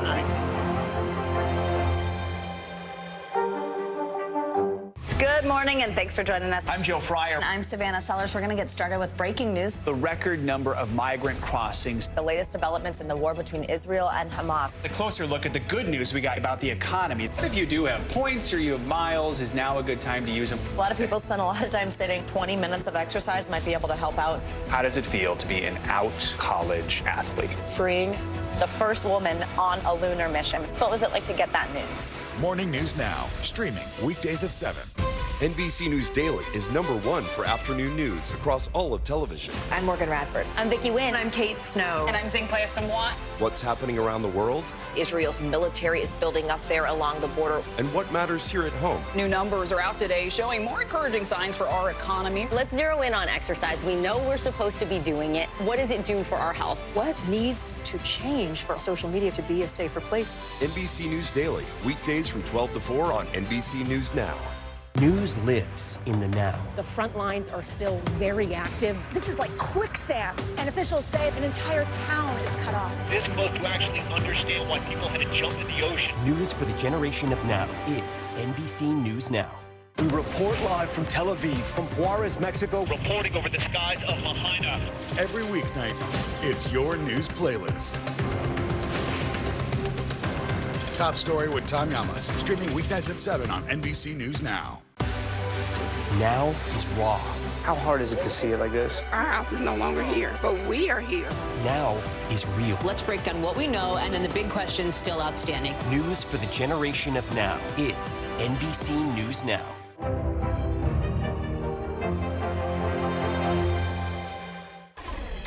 We are back with an NBC News exclusive, a rare look at U.S. Marines training in the Arctic. It's a major test of NATO's military capabilities in the region as tensions grow between Russia and the West. NBC News international correspondent Josh Letterman has more from northern Norway. The frosty Arctic is the new battleground in a growing military competition between Russia and the West. The U.S. Marines and a dozen allies joining forces for war games in northern Norway as part of the largest NATO exercises since the Cold War. U.S. and NATO troops are practicing storming a beach from the sea and the air as they work to defend NATO territory from any threat. I'll go ahead and continue maintaining airway, and I'll grab a leg. In this mass casualty drill, languages blend together as American and Norwegian troops work shoulder to shoulder. These war games taking place not far from Russia's border, on NATO's northern front line. As global warming melts sea ice, the U.S., Russia, and China are all seeking to expand their Arctic foothold. For the Marines, it's a sharp shift after decades fighting in the hot, dry climates of the Middle East. After a rocky journey through the mountains, we reach Marines dug in on the mountainside. At night, the temperatures can drop below zero. We had Marines who had never been in the snow before coming to Norway. The scenario, repelling an invasion by a major hostile power from the east. You see in multiple vehicles. And Moscow is watching. Norwegian officials tell NBC News they've detected Russian vessels nearby spying on the exercises. Is it easier for an adversary to hide in snowy forest than it is, for example, in a desert? I'd say it depends on the conditions. Here on a day like this, their snow tracks would be left. But if it was a snowstorm, those snow tracks would rapidly be closed. These Marines have spent nearly 2 weeks here, sleeping up to 6 to a tent, boiling snow for water, even praying in the snow. Amen. Go in peace, serve the Lord. Lance Corporal Cooper Corey from Massachusetts joined the Marines a year ago. My first time touching a ski pole was here. I fell in love with skiing. How'd it go? Oh, I fell a lot. But, you know, I had fun, biggest smile on my face. A forceful message from the U.S. and its allies. Anywhere we go, I know we can fight. I know we can thrive. Our thanks to Josh Letterman for that report. Now to a warning involving America's coastal cities and climate change. New research shows America's coastal cities are sinking, and that's raising concerns that more people in the U.S. will be at risk for flooding as sea levels continue to rise. CNBC senior climate correspondent Diana Olick joins us now with more on this. Diana, good morning. Good morning, Joe. Yeah, we already know that as the Earth warms and glaciers melt, sea level rise will increase. But we're now learning of another harmful effect of climate change that could make that even worse. This is what Baltimore, Maryland looked like in early January after a heavy rainstorm. But it doesn't always take a storm for the city to flood. So-called nuisance flooding is increasing, not just because the sea is rising, but because the land is sinking, more than doubling the potential damage. So in this area, you do see nuisance flooding? Yes, yeah, particularly right here, in the promenade. Grace Hansen is coastal planner for the city of Baltimore. When you have nuisance flooding, it's basically saying it's an inconvenience. But when you think of the promenade here as flooded, some people can't get to businesses or they can't get to work. Coastal Baltimore is sinking by more than 2 millimeters per year. And to me and you, that doesn't seem like a lot by any means. But what becomes an issue is when it's not uniform and you can have building foundation sinking faster than the other side of the building. And that's where you'll see the foundation is not stable. And coastal land is sinking around the world, especially on the east coast of the U.S., from New York to Norfolk, according to a new study from Virginia Tech and the U.S. Geological Survey. In some areas, it's sinking as much as 5 millimeters a year. Sea level rise is about 3 millimeters a year. We expect to have a doubling of the frequency of flooding. Sherzai and his team used space-based radar satellites to build digital maps of land over many years in order to see where it's sinking most. They then built the first high-resolution maps of this, showing East Coast land sinking anywhere from 2 to 5 millimeters a year, affecting more than 2 million people and 800,000 properties.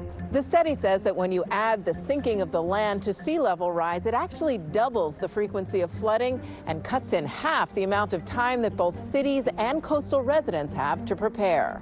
And that has profound consequences on the flood adaptation strategies that have already been developed. Areas including New York's JFK and LaGuardia airports are seeing land sink at more than 2 millimeters a year.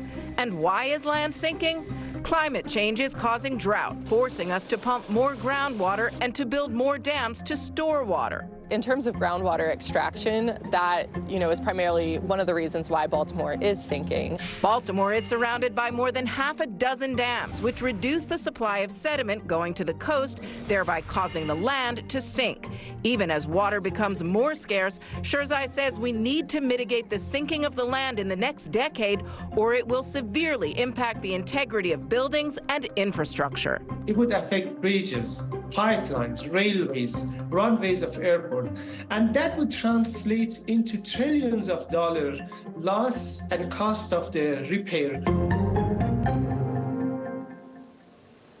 Okay, so what do? Well, there are several options. First, recycle water by treating wastewater and sewage, putting wider restrictions on water uses, especially in landscaping, or capturing rain and banking it better. One project in Virginia is pumping groundwater back into aquifers and treating it in wastewater plants. Whatever the option, the sinking, Joe, just needs to stop. Just an important topic. Diana, thank you for digging into that for us. Absolutely. We appreciate it. Really important. Coming up, controversy on Capitol Hill. Lawmakers set to vote on a bill that would ban TikTok across the country. After the break, we'll have more on the proposal that could have impacts beyond just one app. You're watching Morning News now.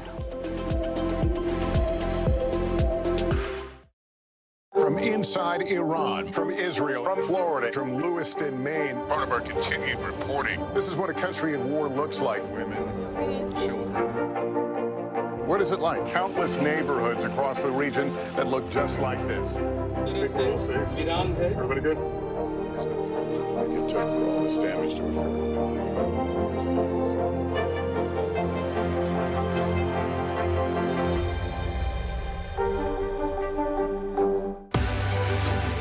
We're talking possibly 1 trillion galaxies. Yes. That is a number that is just so hard to compute. Whether it's the moon, whether it's Mars, it feels like we're on the cusp of something big. People really don't know what's going to happen. Nearly a dozen hours after the eye roared ashore. More good people than bad people, right? 5 seconds. 4, 3. There is some late-breaking news 4 hours into the Iowa caucuses by the man with everything. All right, it just fit too.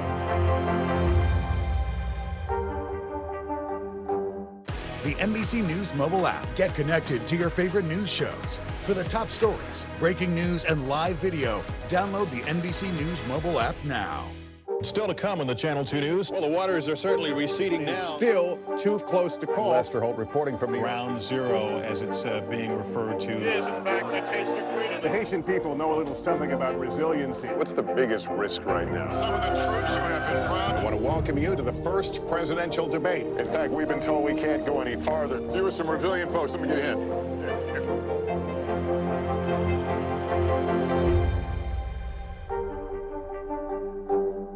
Good Morning begins with hope and optimism, a chance to start fresh. We want to welcome you in to share a moment that brightens your day, because every day deserves the best start. News lives in the now. It's coming at us every second from all over the world. We have a full team. News is more now than ever. Just outside of the Israeli military headquarters, they're asking that demanding that the hostages be released. Now is raw. This tunnel just goes on and on and on. Now is real. This is it. We get to see democracy in action for the very first time in the 2024 race. Now is constant. Morning News Now, we're breaking news. NBC News special report. You gotta see this. The future is now. News for the generation of now is NBC News Now.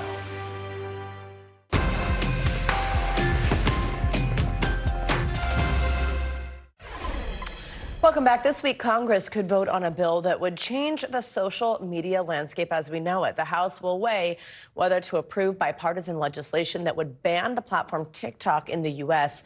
unless it's sold by its Chinese parent company, ByteDance. President Biden had this to say about the bill. Mr. President, do you still support banning TikTok? Would you sign that bill? If they pass it, I'll sign it. TikTok responded to the bill saying, quote, the government is attempting to strip 170 million Americans of their constitutional right to free expression. This will damage millions of businesses, deny artists an audience, and destroy the livelihoods of countless creators across the country. Over the weekend, Meet the Press moderator Kristen Welker spoke with Senator Lindsey Graham about his stance on the ban. Here's some of that conversation. Hello there, Joe and Savannah. This week on Meet the Press, I spoke with Republican Senator Lindsey Graham of South Carolina. Here's what he had to say about the House's plan to vote on a bill that would crack down on TikTok. The House is planning to vote, as you know, this coming week on a bill that would force the Chinese company to sell TikTok or face being banned.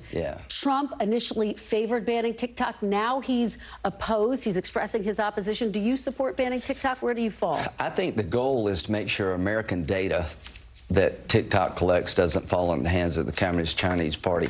I'm really conflicted here. I know this about social media. They're ruining America. Sexual predators abound on these sites. You can't sue social media companies. There's no regulatory body. That's what I'm focused on. Banning TikTok, maybe that's necessary to protect American data from China, but if you can find a way to avoid that, that'd be good too. You were a strong supporter of it in 2020, though. Do you no longer support it? I understand people like TikTok. I would like to keep TikTok running, but not have our data used by the Communist Chinese Party. How will you vote on this? I don't know yet. I mean, I'm just being honest with you. I am definitely conflicted. But one thing I'm not conflicted about, every social media company should be sued if they do damage to you and your family. They're protected from lawsuits. Section 230 needs to go. You can see my full interviews and a lot more at MeetThePress.com. You can also get more Meet the Press right here on NBC News Now every weekday at 4 p.m. All right, Kristen, thank you. Let's bring in NBC News Capitol Hill correspondent Ryan Nobles for more on this. Ryan, good morning. So walk us through what some of the biggest concerns among lawmakers are and what this bill hopes to do. Well, probably the biggest concern for lawmakers, Savannah, is just the volume of people that use the TikTok platform around the country. We're talking hundreds of millions of people. A lot of them use it as part of their livelihood, these content creators that have become very popular throughout the country. So there's just this overall concern about the consumer impact that it would have to ban such a huge social media platform. But it really goes beyond that. There's also constitutional concerns, First Amendment freedom of speech concerns, and also regulatory concerns about the ability for the federal government to just swoop in and say this particular business can exist while other similar businesses can exist. Now, obviously, there's a lot of differences because of its connection to the Chinese government and the Chinese Communist Party. But this is a very complicated issue. And even though there does appear to be broad bipartisan support to try and figure out something to do, it's been difficult for Congress to come up with legislation that solves all the problems that they're looking to fix. So, Ryan, it's been nearly a year since TikTok CEO Shouzi Chu testified before Congress talking about the security concerns surrounding the app. What kind of changes have we seen from TikTok since then? What else are they saying responding to this proposed law? Well, if you talk to the lawmakers that want to pass this bill, they feel like TikTok has not been responsive at all. They're very concerned about the ability for ByteDance, the company that owns TikTok, to have access to the data of millions of Americans on a day-to-day basis. They feel that they haven't put enough safeguards in place to prevent that from happening. In reality, there's an issue of trust here between members of Congress and the company ByteDance. They just do not believe ByteDance when they say that there's no ability for the Chinese government to have access to Americans' data. That's why they think the only way to solve this problem is to separate ByteDance from TikTok. As we've already talked about, that's a really complicated problem and one that they haven't been able to figure out completely. On screens a moment ago, viewers were seeing something else that was kind of really complicated this whole thing and also made it quite interesting, was that TikTok actually did this whole pressure campaign where they sent out a notification to users sort of geolocating them to call their representatives, say, do not pass this. There's that notification right there. Ryan, so not everyone's on board with this, though. I mean, New York Congressman Jamal Bowman posted TikTok last week where he said this bill is crazy. What do we think in terms of support? Do other people feel that way? And walk us through the steps that happen next, especially since, as we just played for our viewers, the president did say he would sign this. Yeah, well, first of all, that lobbying campaign where they used the platform to encourage their users to call their members of Congress was the biggest cell phone in the history of lobbying. It certainly backfired. It turned a lot of members that were on the fence off, and they ended up voting for it in committee. But secondly, I do think that there is the real possibility that it passes the House this week. It does seem as though there's enough inertia in that direction. But there are a number of senators, along constitutional kind of personal liberty lines have said that they're really concerned about this idea that, A, you could potentially rip the platform away from everyday Americans, but also that you could put this sort of pressure on a campaign, or I'm sorry, on a big company to prevent this from happening. So, there's a lot that needs to be worked out. There's even the possibility that it passes the House, goes to the Senate tweaks it, and maybe they send it back to the House. But this isn't something that's going to happen tomorrow. If you have a TikTok account, you don't have to worry about it going away in the immediate future. But down the line, there's no doubt that the federal government wants to do something to try and regulate this platform because they are concerned not only about its connection to the Chinese government, but the impact that it's having on everyday Americans. Ryan Nobles, thank you so much. I appreciate it. More financial headlines, starting with what's coming up this week on Wall Street and what's happening with your money. CNBC's Silvana Henao joins us with that and other news. Silvana, good morning. Savannah, Joe, good morning to you. All right, well, Wall Street could feel more pressure this week as the markets come off a negative week, with the Dow suffering its worst week since October, and investors cashing in some profits from the rally led by AI chip maker NVIDIA and other momentum and mega cap tech stocks. Now, the focus will shift this week to two key reports on inflation with consumer and producer prices, which could offer further support for the Federal Reserve to start cutting interest rates this summer. The Biden administration is asking United Health to expedite payments to healthcare providers following the recent cyber attack of its Change Healthcare unit. Bloomberg reports officials from Health and Human Services and the Labor Department are urging United Health to ensure no provider is impacted by cash flow challenges resulting from the incident. The hack, which occurred last month, has affected parts of Change Health's network that handle payments and medical claims. And Nintendo and animation studio Illumination are working on a second Super Mario Brothers movie, seeking to recreate the surprise box office success of the first movie, which generated nearly $1.4 billion worldwide. The new film will be produced by Illumination and the video game's original creator and is scheduled for release in 2026. And like the first movie, it will be distributed by Universal Pictures, which is owned by Comcast, guys. All right, Silvana Henao, thank you so much. You got it. Coming up, branching out in the world of STEM. When we come back, how one nonprofit is working to increase representation in science, technology, engineering, and math. Stay with us. You're watching Morning News Now.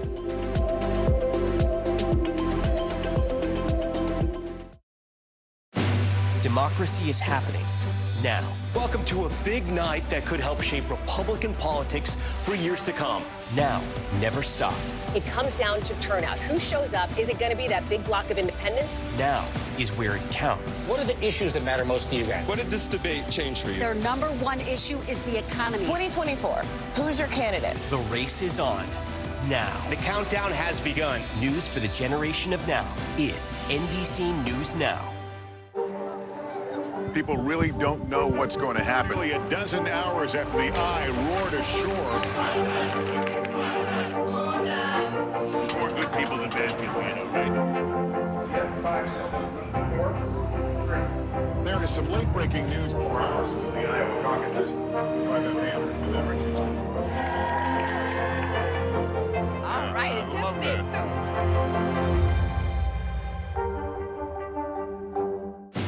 Democracy is happening now. Welcome to a big night that could help shape Republican politics for years to come. Now never stops. It comes down to turnout. Who shows up? Is it going to be that big block of independents? Now is where it counts. What are the issues that matter most to you guys? What did this debate change for you? Their number one issue is the economy. 2024, who's your candidate? The race is on now. The countdown has begun. News for the generation of now is NBC News Now.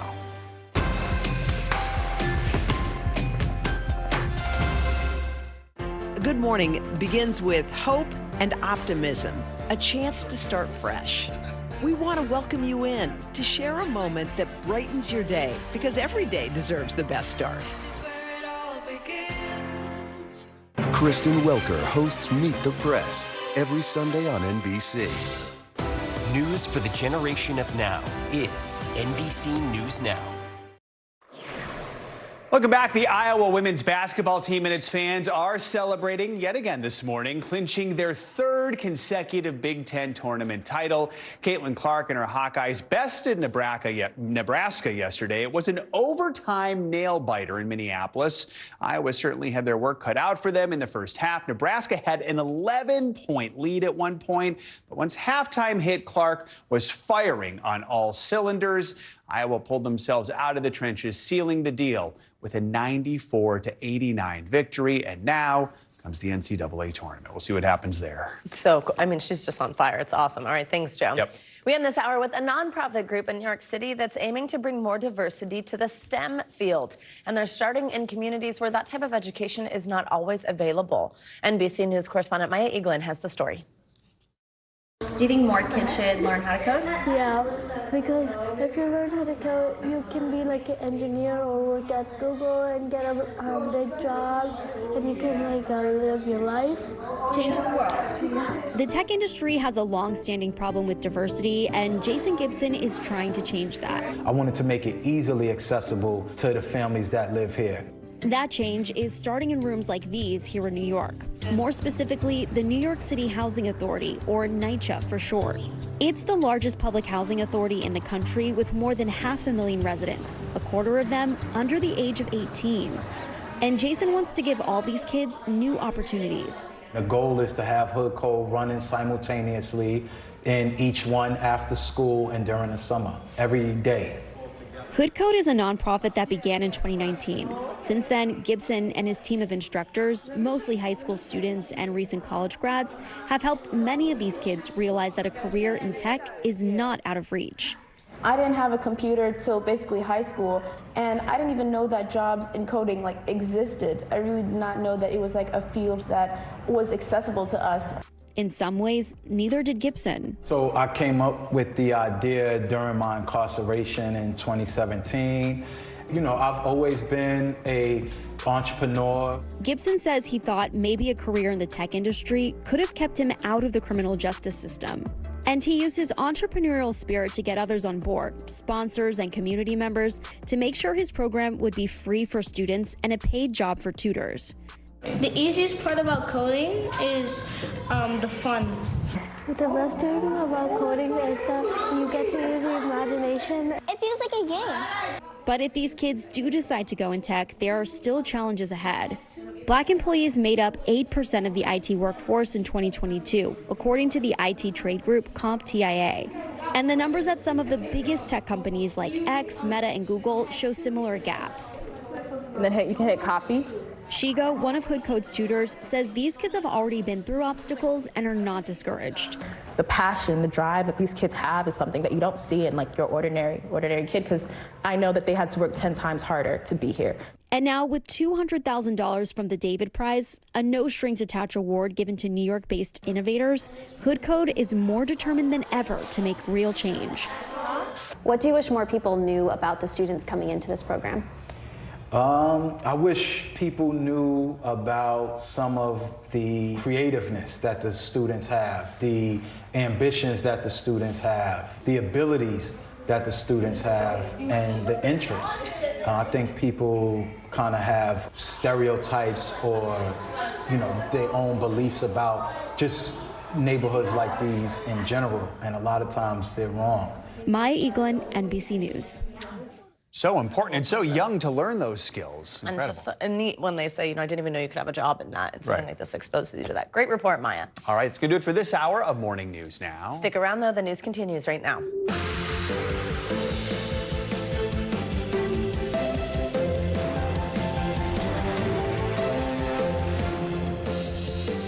Good morning. Happy Monday. I'm Savannah Sellers. I'm Joe Fryer. Right now on Morning News Now, a nasty swing state showdown over the weekend that's setting the stage for a bitter battle for the White House. President Biden and former President Trump hosting dueling events in battleground Georgia.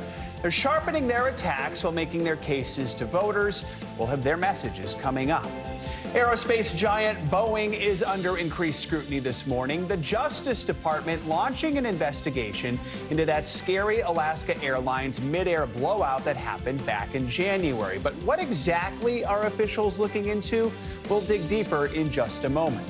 Controversy out of Kensington Palace. Some big photo agencies sent scrambling, racing to take down the first reported picture of Princess Kate since undergoing abdominal surgery earlier this year.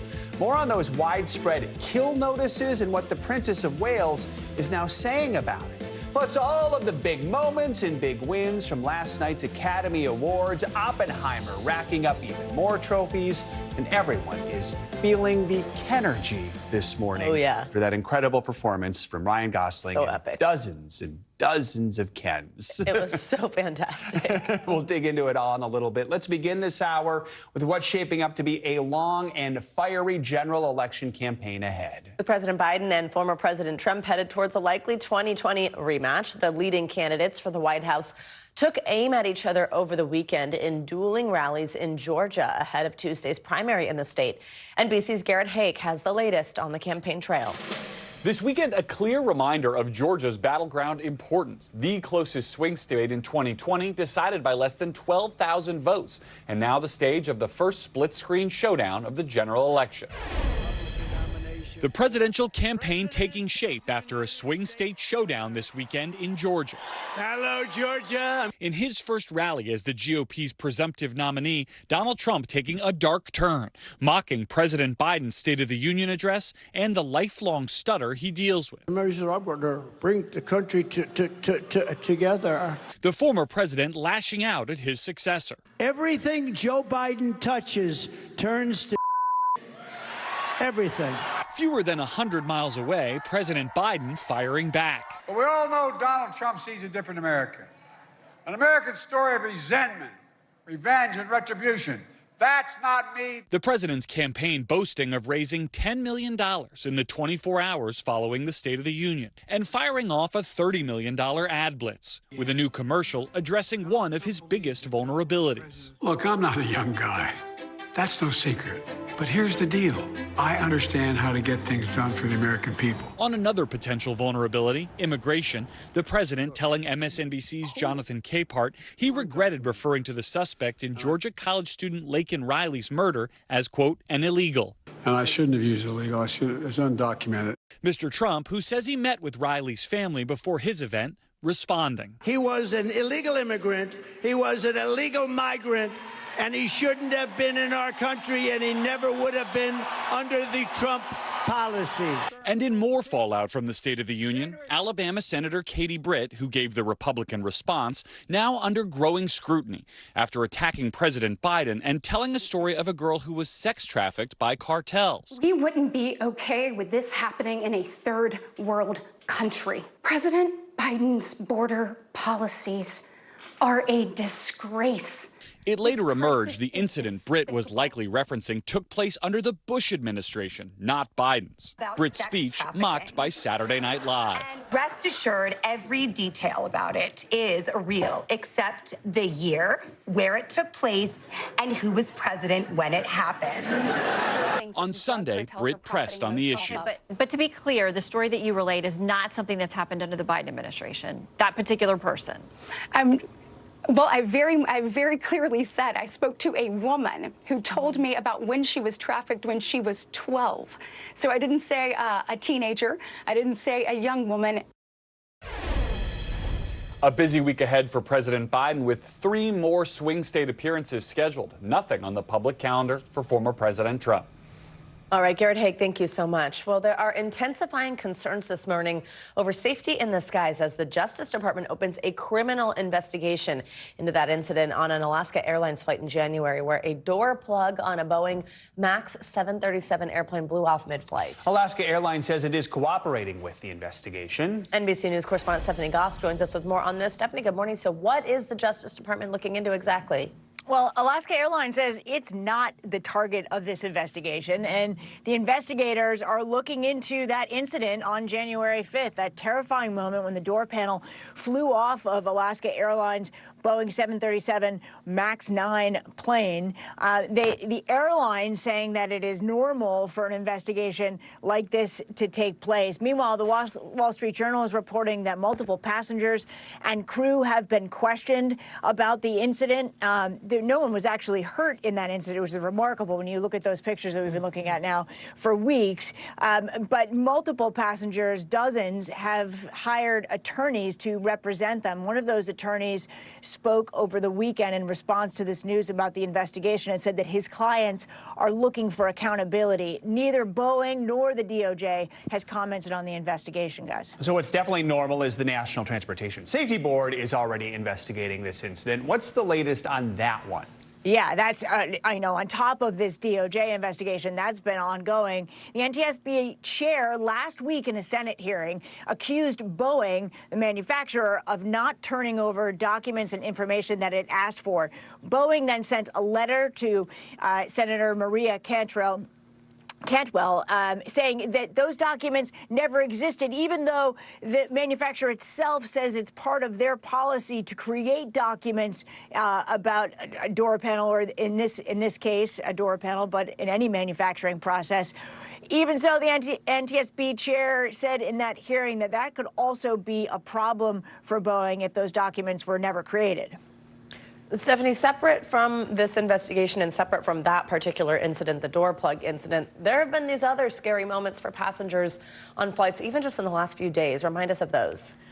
Yeah, there have been a few, and related to United Airlines, there were 2 flights that left San Francisco's airport. One of them had to turn around. Another couple of flights at Houston, there were some problems with hydraulics. There was also an American Airlines flight that had some issues. You know, it's worth pointing out that actually incidents like these would affect you if you fly a lot, something like one in, I guess the statistic is you have a 100% chance of experiencing one of these only if you fly more than 27,000 flights over 27,000 years. I don't know, it's something crazy. The point is that you're far safer getting on a plane than you are getting in your car or even walking down a New York City street block.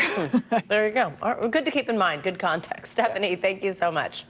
Let's turn now to the controversy surrounding that new photo of Kate Middleton. This morning, the Princess of Wales is apologizing for altering a photo that Kensington Palace released of her and her children in celebration of British Mother's Day. Well, this comes after multiple news agencies put out notices like this one from the Associated Press telling outlets not to use it. NBC News international correspondent Molly Hunter joins us now from Buckingham Palace with the very latest. And Molly, there's even been breaking news this morning with Kate admitting to editing this herself. Tell us the latest. That's right, Savannah. What started as a sweet photo to celebrate Mother's Day here in the UK yesterday, now fueling even more speculation that Kensington Palace is hiding something. Take a look. This morning, these were not the headlines Kensington Palace was hoping for. This photo of Kate, the Princess of Wales, and her 3 kids was first released on social media yesterday by Kensington Palace to celebrate Mother's Day here in the UK. The post here on X includes Kate's first message to the public since January. Thank you for your kind wishes and continued support over the last 2 months. But that message has been overshadowed when late last night, multiple photo agencies all withdrew the photo over concerns of potential manipulation. That message intended to show that all is well has backfired. So the point of this picture was very clearly designed to send a message to the world. Yes, she's here. Yes, she's recovering well. The AP saying in a statement they retracted the image because at closer inspection, it appears that the source had manipulated the image in a way that did not meet AP's photo standards. Adding, the photo shows an inconsistency in the alignment of Princess Charlotte's left hand, seen right here. Moments ago, responding to the backlash, Kensington Palace posting this explanation. Like many amateur photographers, I do occasionally experiment with editing. I wanted to express my apologies for any confusion the family photograph we shared yesterday caused. The photo fiasco, as it has spiraled in the last 24 hours, follows weeks of speculation about Kate's health. Royal watchers reading into every little clue, and eagle-eyed observers this morning noting that Kate is without her usual jewelry, including her engagement ring. But Kensington Palace has been clear since her January abdominal surgery that she would not be returning to public duties until after Easter. But that hasn't stopped the social media frenzy and questions to Kensington Palace about why they haven't shared more details. The princess has only been spotted once since January, last week in a grainy image appearing to show her in a car near Windsor Castle. And I'll pass those on to Catherine as well. Thank you very much, guys. While husband Prince William has been balancing family time and carrying the burden of royal events. So, Savannah, one of the big confusions, one of the big questions in this PR disaster, I think we can call it, as you mentioned in your intro, is that yesterday the photo credit was given to Prince William. Well, today, Kate said she was the one who edited it. So we've gone back to Kensington Palace to kind of get clarity on that. After the apology, though, a lot of questions about why they didn't just release the original photo. Savannah? Certainly are questions about that. All right, Molly Hunter, thank you so much. Let's check in with Michelle Grossman for a look at the weather forecast this week. Michelle, good morning. What can we expect? Good morning, guys. Well, we're looking at a few things as we go throughout this work week. We're looking first today in the west, a series of storms moving onshore. We're going to see more lower elevation rain, some higher elevation snow. It's going to be windy, too, along the coast. The middle of the country, nice and dry, lots of sunshine, but it's going to be warm. We're looking at record warm temperatures, 10, 20, 30, even 40 degrees above what is typical for this time of year. We're going to be into the 60s and 70s. Unfortunately, that warmer air, some really dry conditions, low humidity, some gusty winds. That's going to increase the fire risk in portions of the central and southern plains. Then we're looking out west. We're dry in the southeast. We're dry for most of the mid-Atlantic into the northeast. It's really in the interior parts of the northeast into New England. We're watching that last oomph of that storm that came through this weekend. It's bringing very windy conditions. That's going to be the biggest impact today, where we could see winds gusting up to 60 miles per hour in some spots. We're going to see power outages. We're going to see some trees and power lines down, and also probably seeing some airport delays. We're already seeing this at that hour, and we're going to see the winds picking up later on this afternoon into the evening. Then as we near Wednesday, once again starting out in the west, we're looking at Rockies snow, so intermountain snow. We're looking at some snow along the Pacific Northwest. Once again, some rain into the central plains, dry in the southern plains, but still really, really warm from the southern plains, central plains into portions of the Midwest. Sunny and mild. That warm air is going to move off to the northeast, so we're going to be well above normal on Wednesday, Thursday, even into Friday, and nice and dry from New England all the way down to portions of the southeast. Some parts of Florida could see some rain. Things change on Friday, though. We're looking at snowy conditions in parts of the southwest, parts of the Rockies, some lower elevation rain as well. Southern plains, same story. It's going to be a rainy day on Friday. We're looking at some snow in the Midwest and the northern plains. So lots going on Friday. A storm threat throughout portions of the Tennessee Valley and the Mississippi Valley into the southeast, and rain returns for the mid-Atlantic all the way into the Northeast and also New England. Could see some higher elevation snow in New England as well. So today, more winter-like today. We're looking at that area of low pressure that brought us that really wet Saturday and also parts of Sunday. That's still impacting us. It's moving off into the Canadian Maritimes, but still bringing those really gusty winds. And once again, we'll see winds gusting up to 60 miles per hour. That's going to cause a few problems with power outages and also airport delays. 62 million people under wind alerts. We have wind advisories. We have winter storm, high wind warnings as well. That's where you see the purple. So Roanoke, you have a high wind warning. Winter alerts as well. Nearly 3 million people under winter alerts because we're looking at snow falling in the higher elevations of the upstate New York. We're also looking at New England. Where you see the pink, that's your winter storm warning. Also wind advisories. Now we're going to see up to 4 or 5 inches of rain. We had a lot of rain yesterday. It's heavy, wet snow. We're going to add to that today. Not a whole lot. We're going to start to see that wind down by this afternoon, evening hours. We're still contending with that this morning. That spring warmth, that's a big story. Temperatures so above normal for this time of year, feeling summer-like in spots. Temperatures into the mid-70s in Des Moines. That's 28 degrees above what is typical for this time of year. 70s in Sioux Falls, Salina, down to Oklahoma City. Also looking really warm in parts of the Tennessee Valley into the Ohio Valley. Detroit, you're 55 today. 55, that's 10 degrees above what is typical for this time of year. And then we're going to see that spring warmth moving into the Northeast as well, but still looking at 70s in the Central Plains and New York City by tomorrow, 61. That's 12 degrees above normal. Wednesday, even warmer. Thursday, even warmer than that. Once we get through this wind, I'm very excited for the week ahead. Me too. I know this wind kind of stinks. I know. You can hear it like howling out there, and it's chilly. Intense. It really is. Thanks, Michelle. Sure. Now to Hollywood's biggest night, the 96th Annual Academy Awards. It was a huge night for Oppenheimer, as expected, which took home many of the night's top prizes, including the big one, Best Picture. NBC News correspondent Kaylee Hartung joins us now with the highlights. Kaylee, good morning. Hey, good morning, guys. What a night it was. Even after the show was forced to start 5 minutes late as hundreds of protesters calling for a ceasefire in Gaza put Hollywood in total gridlock, Oscars night found its footing with deserving winners, emotional moments, and some comedy. The Academy delivered. And my eyes see Oppenheimer. At the 96th Academy Awards, it was an explosive night for Oppenheimer. The film winning 7 Oscars, including Best Picture and Best Director for Christopher Nolan. We don't know where this incredible journey is going from here, but to know that you think that I'm a meaningful part of it means the world to me. Cillian Murphy also taking home his first Oscar for his leading role as Robert Oppenheimer. For better or for worse, we're all living in Oppenheimer's world, so I would really like to dedicate this to the peacemakers everywhere. Emma Stone. Emma Stone's lively performance in Poor Things, earning her second Best Actress statue, which she dedicated to her daughter. Importantly, my daughter, who's going to be 3 in 3 days and has turned our lives technicolor. I love you bigger than the whole sky, my girl. The acting wins all the more special with a new twist this year. Past winners introducing the new nominees. America. It was also a big night for first-timers. Robert Downey Jr.! Robert Downey Jr. winning his first Oscar for his supporting role in Oppenheimer. I'd like to thank my terrible childhood and the Academy in that order. While Da'Vine Joy Randolph cooked up a supporting actress win for The Holdovers. For so long, I've always wanted to be different. And now I realize I just need to be myself. And I thank you. I thank you for seeing me. The night was full of surprises, from John Cena bearing it all while presenting the Oscar for Best Costume Design. Costumes.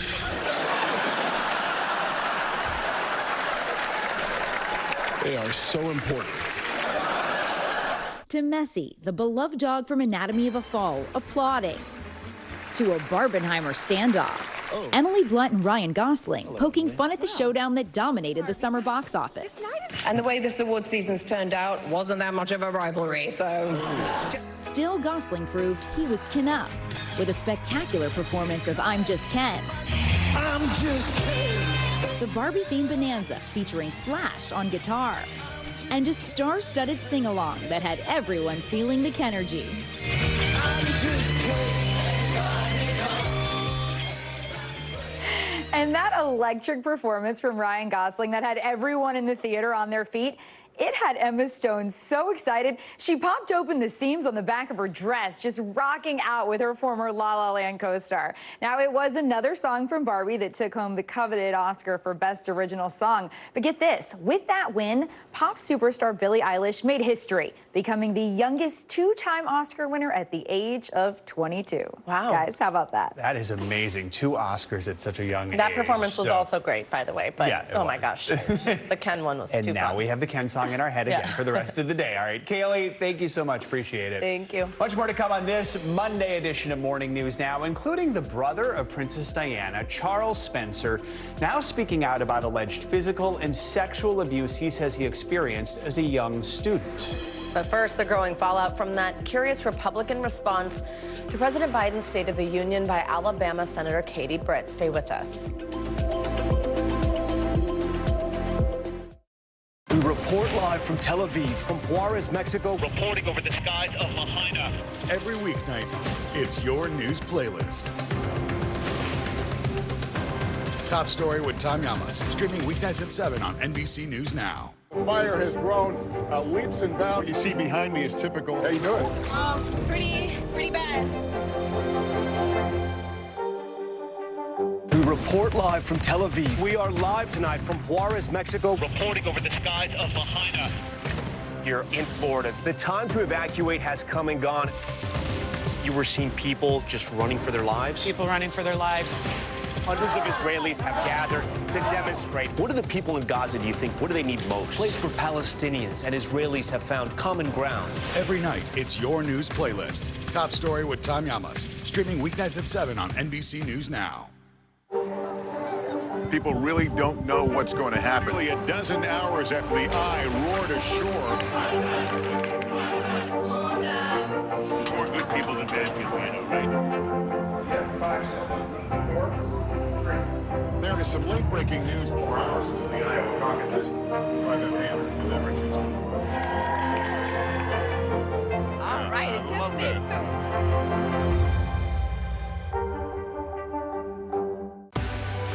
Now is raw. How hard is it to see it like this? Our house is no longer here, but we are here. Now is real. Let's break down what we know and then the big questions still outstanding. News for the generation of now is NBC News Now. Good morning. Thanks for joining us. I'm Joe Fryer. And I'm Savannah Sellers. The latest developments in the war between Israel and Hamas. You do have points or you have miles. Is now a good time to use them? The first woman on a lunar mission. What was it like to get that news? Morning News Now, streaming weekdays at 7. News for the generation of now is NBC News Now. Were you calling the shots, though, Mr. President, ultimately? Do you bear responsibility for what is happening at the border, what the president himself has called a crisis?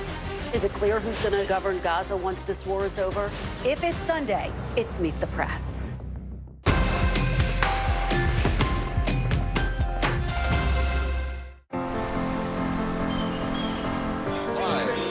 Mornings are full of possibility and energy.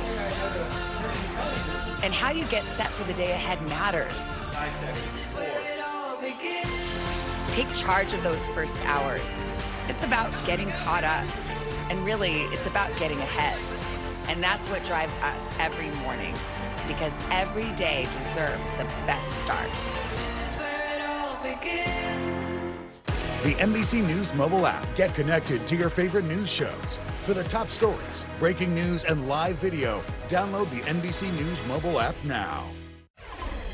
Welcome back. Let's return to the fallout from those remarks that Alabama Senator Katie Britt made during the Republican response to the State of the Union address last week. The freshman senator was criticized for a story she told about a victim of human trafficking. She implied it happened in the United States and during President Biden's tenure. But a journalist named Jonathan Katz looked into that claim and discovered that it actually happened in Mexico about 20 years ago during the George W. Bush administration. For more on this, we're joined by NBC News senior national politics reporter Jonathan Allen. John, good morning. So walk us through this controversy and how exactly all of this was discovered.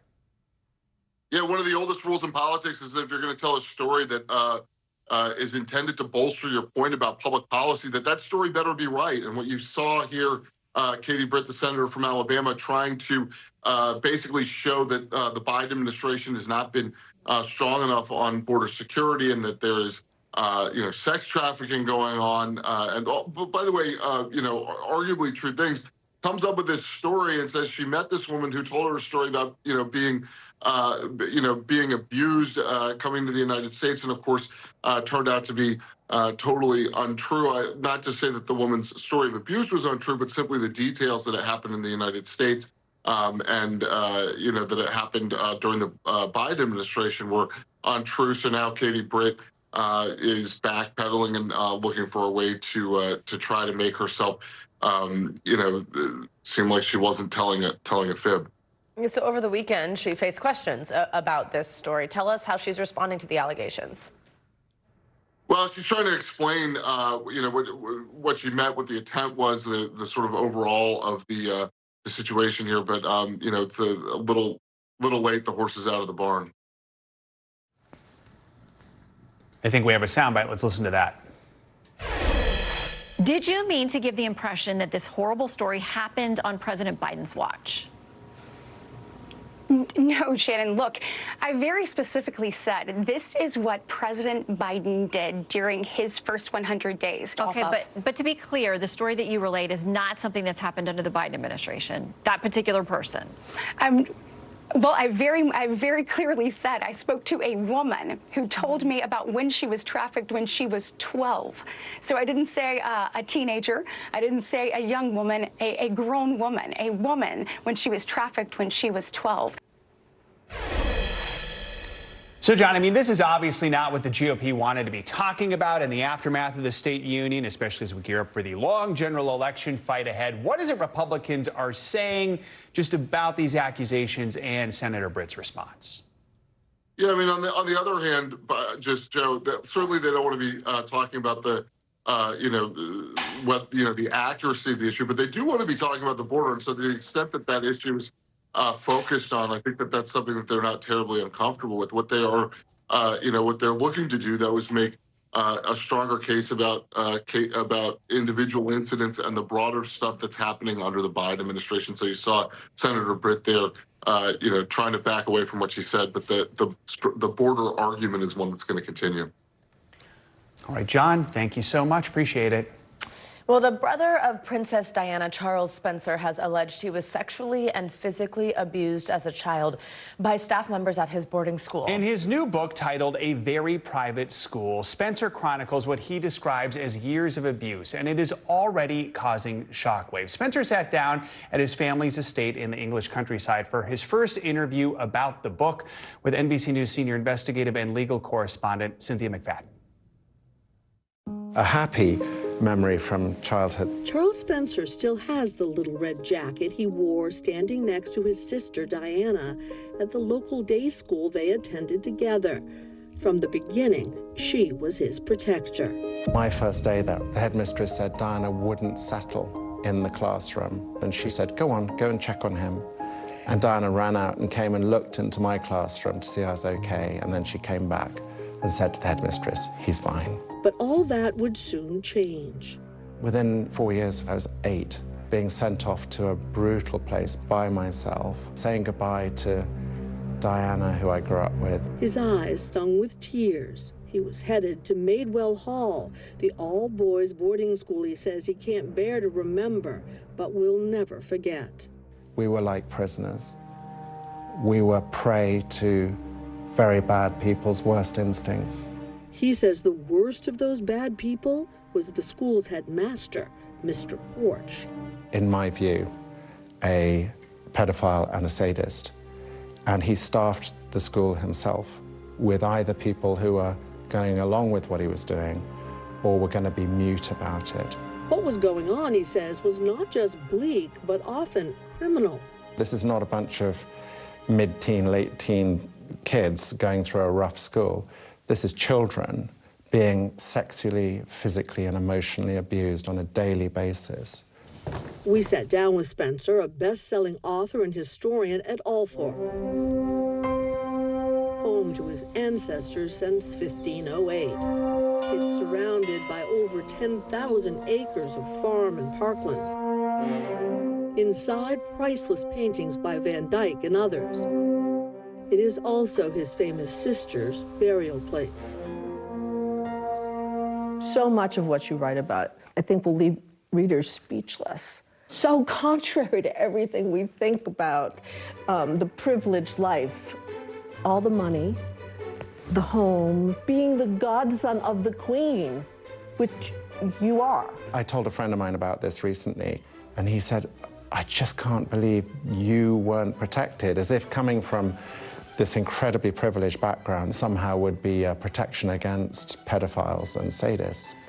But there is no protection against those sorts of people. Especially when secrecy is paramount. The most important code of this very flawed regime was never to tell tales. The secrets the 75 boys, all under 13, kept were dark. Every week, at least half a dozen would be whipped with a cane, and we all had showers together after sports, and you could see the blood, the split skin. How could the parents not have asked questions? I have a theory. So the old money there sort of thought, well, this is going to make my son tougher and more successful. And then people who had made money more recently thought, well, this is what they do, and we want to be part of this set. He says abuse came from some of the teachers, too. There was one particularly violent master, and he caught me by myself in a changing room going out to play cricket. And he just grabbed me and threw me over his knee. And cricket boots have spikes on them, metal spikes. And he beat me and beat me. But what has truly haunted him was being sexually abused at the age he was in this portrait, 11. The predator, he says, a young adult female, a member of the staff charged with taking care of the young boys. She would come round to my bed when others were asleep and kiss me, you know, French kiss, for ages. And it was so, if I was 17, 18, it would be a different thing, but I was 11. It was so confusing. He says she was sexually abusing several other boys and having intercourse with at least 2 of them. I mean, I'm embarrassed to say it was thrilling, especially in an emotional desert. But of course, it was terrible. She pretended she was going to have to leave early to keep us all on tenterhooks, really. And I remember cutting myself as a sort of, I thought if I hurt myself enough, then God will let her stay. When he was 12, he says, in traveling with his mother in Italy, he secretly acted out the final scene of the sexual abuse from the year before. I had not had sexual intercourse with the predator, and I took my pocket money and I lost my virginity to a prostitute, and at the age of 12, and I see that as the completion of what she had done to me. Who's the first person you ever told what had happened to you? A therapist when I was about 42. You kept this inside? Yes. And he said, whisper to me one thing you've never told anyone. And I said I was sexually abused by a woman when I was a child. He dedicates the book to Buzz. That was the nickname I had in my family before I went to Madewell. And that was the boy who had part of him snuffed out during those 5 years at the school. I wanted to reconnect with the carefree, happy little guy I was before I was sent to this place. Well, Madewell School is taking his charges seriously and told NBC News in a statement they have now reached out to the local authorities charged with protecting children and will follow their guidance, they told us, about what to do from this point. And they also encourage anyone with similar experiences to come forward and contact those officials or the police. And a key part of this is that he says he's not alone, right? Absolutely. He interviewed over 24 of the men, then boys, who he went to school with, who were there during the period of roughly 1972 to 77. And he says some of their stories are even more horrific than his. You know, he's so keen to make sure that everyone understands he's not looking for sympathy. He is hoping this will promote healing. He is hoping that maybe this will give courage to some other kids who have been in a similar situation, maybe now grown adults. Oh, all All right, Cynthia McFadden, incredible reporting. Thank you so much. Coming up, a spring break crime crackdown that's now putting some real pressure on businesses in Miami. Why the police pressure there is not only cutting back on violence, but crucial profits, too. Stick around. That's next.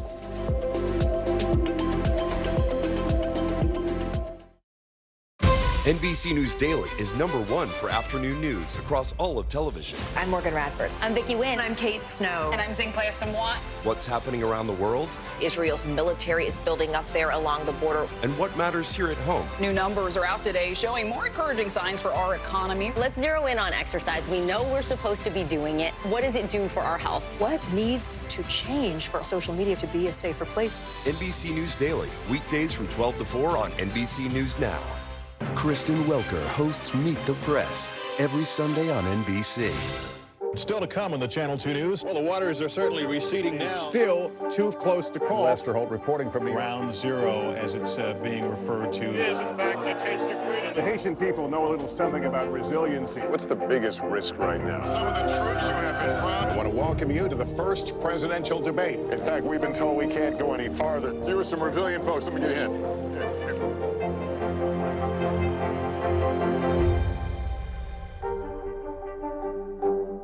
Hey, I'm Hallie. It's good to be with you tonight. What do we know that voters care about? The economy, right? You are seeing that firsthand yourself on the ground there today. This is two things. It is pretty big medical news. It is also a pretty big mystery. And oh, by the way, it's driven by one of the most controversial people in the United States. What's happening? They have tweaked my monitor, and I can see now you are, in fact, soaking wet. I am deeply sorry. I apologize for the many questions. Will never be questioned. The fire has grown leaps and bounds. What you see behind me is typical. How you doing? Pretty bad. Were you calling the shots, though, Mr. President, ultimately? Do you bear responsibility for what is happening at the border, what the president himself has called a crisis? Is it clear who's going to govern Gaza once this war is over? If it's Sunday, it's Meet the Press. Welcome back. Spring break is now officially in full swing for many schools around the country. But in Miami, a hot spot for the annual tradition, things are considerably calmer than in years past. NBC News correspondent Sam Brock joins us now from South Beach with more. Sam, good morning. Yeah, Joe, Savannah, good morning. Look, we've been talking about this for a long time. This weekend was the test, one of the busiest of the spring break period, and the city passed with flying colors, Joe. I got to tell you that we're seeing success, not just from all the police officers, people saying they're seeing more officers than actual partiers, but also measures like this. You see barricades over my shoulder. They're stacked up now, but they were all up and down Ocean Drive and the street next to that and the street next to that, preventing parking and keeping chaos at a minimum, even as it was putting some pressure on local businesses. This morning, spring break, Miami Beach, and peaceful, all in the same sentence.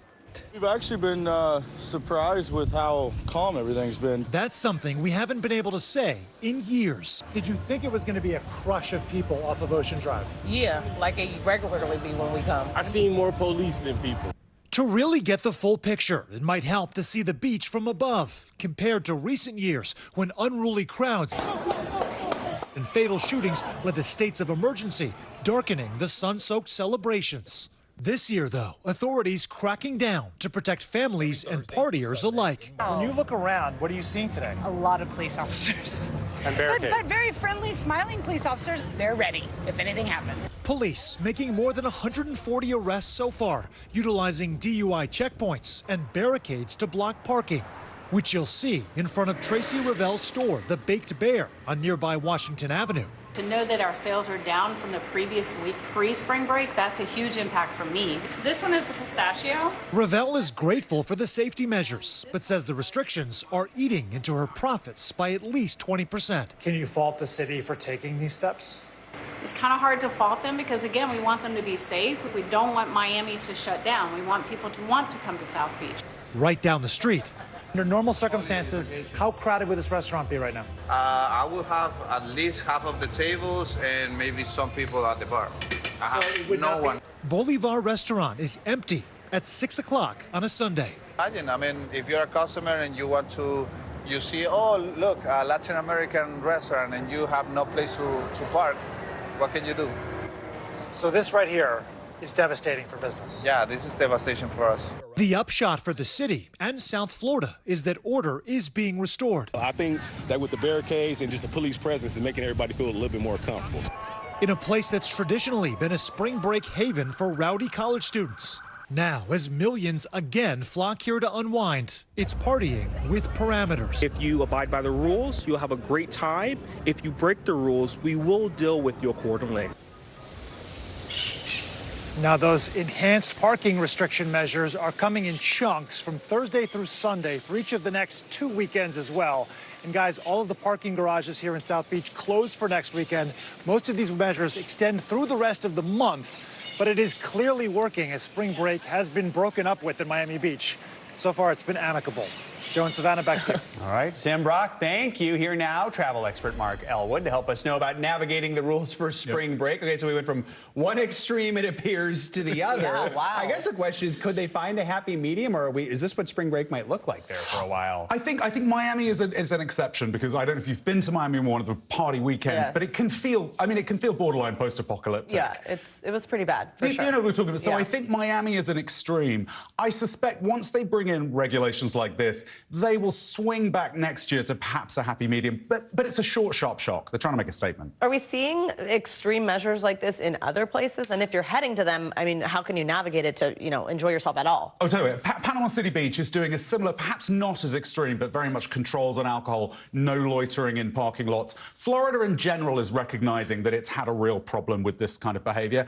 I think it's always about luck. If you do, as the police chief said there, if you do follow the rules, you're not really going to have any problems. Travel light, don't bring big bags that might need to be checked. Think of it a bit like going through the airport. How do you prepare?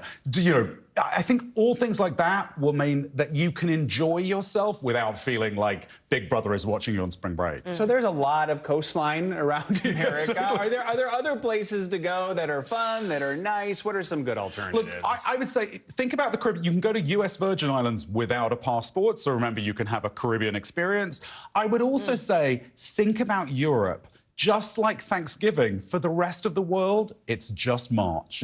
So you can get a flight to London this month. I checked it, just over $500. Wow. So if you want to go to Europe, there's not going to be big crowds there. And in Italy, you'll have great weather this month. That is really good advice. Mark Elwood, thank you so much. Good to see you.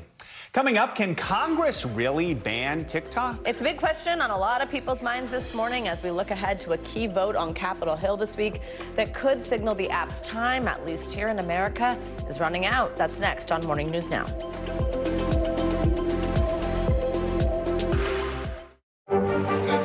What is going to happen now? Going back and forth because Go ahead. This is it, right?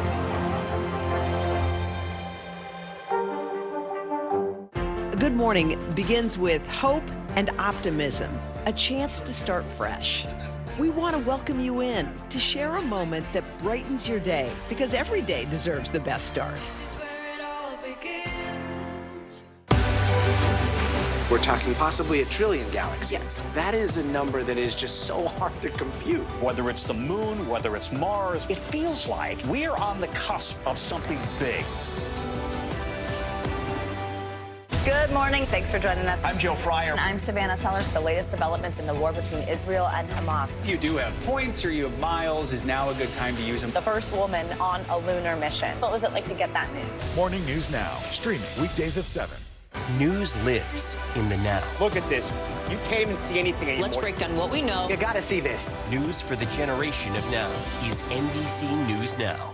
Good morning, and thanks for joining us. I'm Joe Fryer. And I'm Savannah Sellers. We're going to get started with breaking news. The record number of migrant crossings. The latest developments in the war between Israel and Hamas. The closer look at the good news we got about the economy. If you do have points or you have miles, is now a good time to use them. A lot of people spend a lot of time sitting. 20 minutes of exercise might be able to help out. How does it feel to be an out-college athlete? Freeing. The first woman on a lunar mission. What was it like to get that news? Morning News Now, streaming weekdays at 7. Still to come on the Channel 2 News. Well, the waters are certainly receding now. Still too close to call. Lester Holt reporting from Ground Zero, as it's being referred to. It is, in fact, the taste of freedom. The Haitian people know a little something about resiliency. What's the biggest risk right now? Some of the troops who have been proud. I want to welcome you to the first presidential debate. In fact, we've been told we can't go any farther. Here are some resilient folks. Let me get a hint.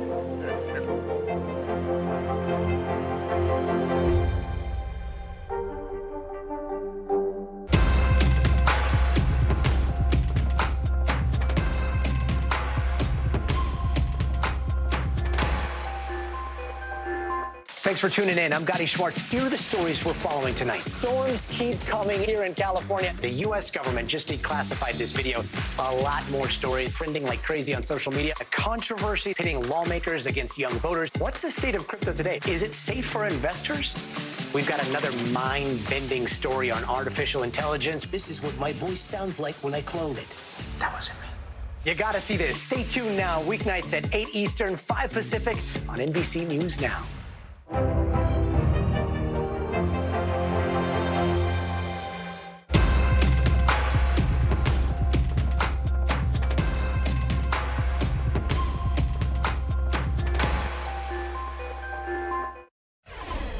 We are back now with a look at lawmakers' efforts to crack down on TikTok. This week, Congress is set to vote on a bill that could lead to the platform being banned nationwide. It's all leaving users worried that their time on the app might be hanging in the balance. Now, this morning, former President Trump told CNBC in an interview that TikTok was a national security threat, but that in his estimation, similar to the threat posed by other social media platforms like Facebook. For more on this, we are joined by business and data correspondent Brian Chung. Brian, good morning. So let's kind of rewind a little bit because this is not a new concern. I was on the Hill like a year ago when the CEO was grilled. At that point, we've seen him several times actually on the Hill in different congressional hearings. So why is it now that this has come up again and that lawmakers are trying to crack down? Yeah, well, I mean, some of this seems to be perhaps getting into the headlines ahead of an election, but all this boils down to exactly what we've already been talking about for many years, which is national security. So the lawmakers that are behind this bill, which by the way is bipartisan, have argued that because the Chinese parent company ByteDance owns TikTok, well, anything that's on TikTok in the use of here in America might be going back to the Chinese government, that the Chinese government might be getting all of that data. Now, TikTok, for its part, denies those allegations. They say that they operate independently, that their servers are all here in the United States. But nonetheless, there are still those concerns about what is the relationship between the data that TikTok collects and the Chinese government. So this bill would force TikTok to be divested by the Chinese parent company within 6 months. We'll see what happens. The House is set to vote on it sometime this week. Of course, it would still need the Senate's approval and then the White House before ultimately becoming into law. It seems like lawmakers are between a TikTok and a hard place. Yeah. So where do things stand with the ban? And what else is TikTok saying in response to the possibility this could happen? Yeah, so when it comes to where we stand right now, again, the House is set to vote on it this week, but it passed out of the committee on a 50-0 vote. So you never hear about that in this Congress. So it's bipartisan. But again, whether or not the president signs it into law is going to be the ultimate question here. The Biden administration has signaled that it would be interested in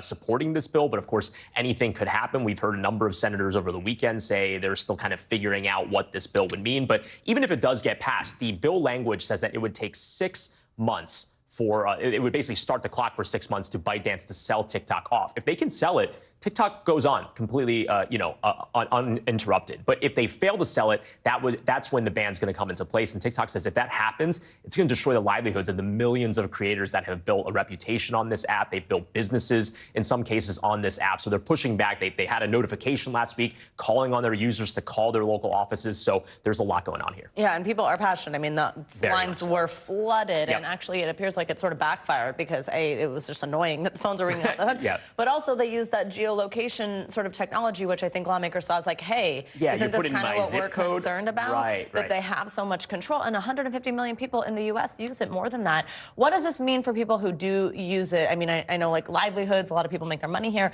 but also how would this actually go into effect should it happen? Yeah, and by the way, I've already heard of anecdotes of users that are trying to maybe hedge their bets here and try to, boost a little bit of the posting on other sites, on YouTube, on Instagram. But again, it would not be a ban that would take effect once the House votes on this thing this week, right? So it's not going to be immediate. Once it gets passed by the House, then it needs to go on to the Senate, then to the White House. Even after that happens, it would take 6 months minimum for that divestiture to happen. So if you think about it, right, this will take us closer to the election because it's March, right? And whether or not that actually happens, it also depends on the legal system, because there could be a ban that could be put in place. And once that 6 month clock expires, but maybe TikTok would pursue legal action where there would be a stay that would delay the actual implementation of the ban itself. So it's going to be some time before an actual ban happens. So for any TikTokers that are watching this, it's not like it's going to happen this week. But if that does happen, I mean, again, we were talking about this in 2020. Folks who lived in Montana faced a ban last year on this. So it's going to take a lot of time. But, you're already starting to see users saying, there's the possibility that might be happening. So they're posting elsewhere. All right, Brian Chung, thank you. More financial headlines. Delta is eyeing a potential delay in some aircraft deliveries from Boeing. CNBC's Savannah Hanau joins us with that and other money news. Savannah, good morning. Savannah, Joe, good morning to you. Yes, so the CEO of Delta Airlines expects deliveries of Boeing 737 MAX 10 planes could be delayed as far out as 2027, as the aircraft maker is the subject of federal safety and criminal investigations. Ed Bastian tells Bloomberg Delta had already been expecting the orders to be pushed until at least late next year. Delta has orders for 100 MAX 10 planes and options to buy 30 more. United pulled the MAX 10 from its fleet plan earlier this year due to extended delays. NVIDIA is being sued by 3 authors who say the chip maker used their copyrighted books without permission to train its AI platform. They claim their work was part of a data set to help the AI system called Nemo simulate ordinary written language before it was taken down in October. The authors are seeking an unspecified amount of damages. NVIDIA has declined comment. And Krispy Kreme is offering free donuts for St. Patrick's Day. The chain is introducing 4 new varieties and bringing back the popular original glazed donut in honor of the holiday. You can get them starting today and for a limited time at participating stores. Also, if you wear green while visiting a Krispy Kreme in store or via the drive-thru this coming weekend, you can get 1 free original glazed donut. I didn't know they got rid of the glazed donut, huh? Me either. I think it was maybe like, I don't think it was that. I think it was just some sort of like St. Patty's Day themed one. I don't know. I'm not sure. Yeah. How can you get rid of the glazed donut at Krispy Kreme? No. Right, exactly. Yeah. Right. Savannah, thank you. Appreciate it. Thank you. Well, frustration is growing among millennials and Gen Z when it comes to the job market. Many are feeling it is too unstable to make a living. NBC News correspondent Julie Sirkin has more. If you're on social media, chances are you've seen these videos all over your For You page. I'm pretty sure I'm getting laid off today. Job cuts, no matter the industry, can be found all over the headlines. So, to avoid being just another one of the more than 160,000 layoffs this year alone, Gen Z and millennials found a little hack, calling it quits on the private sector and going public. Many looking to lock down government jobs for security. Public service was something I always wanted to do, besides the benefits, but also one of the reasons is because you were not going to get laid off versus private sector. 77% of the class of 2024 say they're more likely to apply to a job that promises stability. And that's what a government job offers. We have to have a government. If we don't, our society is in trouble and our democracy as well. So it's not that your jobs are forever necessarily, but certainly the organization is there. Salaried workers in the public sector hold their jobs for 3 more years on average than in private. And the younger generation is beginning to notice. #governmentjobs on TikTok has more than 23 million views. We need to start applying to jobs with the federal government. On a popular career site for college kids, federal jobs receive twice as many applications. The paycheck is probably smaller. On average, federal workers earned about 22% less than private sector workers with similar roles. But for many, the benefits are the selling point. Good health insurance, retiring early with a pension. Plus, after a decade, student loans are wiped clean for many. That's a perk nearly 70% say will influence their decisions. And of course, there's the work-life balance. You do your job 9 to 5, and then you can enjoy your life after work and do what you want to do. But right now, less than 8% of federal workers are younger than 30, and nearly half are over 50. The challenge, though, is that the leaders in government don't often prioritize creating the opportunities for young people, ensuring that the managers know how to manage Gen Z and millennials, and making sure the process itself is not overly onerous. Tamayo says the long process can be a big turnoff. I tell them that it's going to take a minute, and when they say, "What do you mean a minute?" I'm like 5 to 6 months. They get very discouraged by it. But for him, it's worth it. You just have to be patient, because at the end of the day, you're going to get a secure job where you're not going to get laid off. Our thanks to Julie Sirkin for that report. Coming up, a tightly knit band of brothers bonded by their love of the ice. After the break, we're going to introduce you to the Mud Ducks, a hockey haven nestled in Minnesota. They're giving a vital sense of community to those who need it most. Stay with us.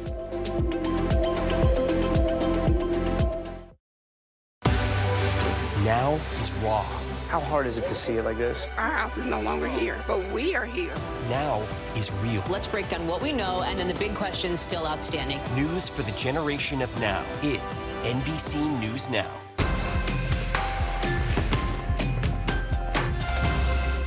We report live from Tel Aviv, from Juarez, Mexico, reporting over the skies of Lahaina.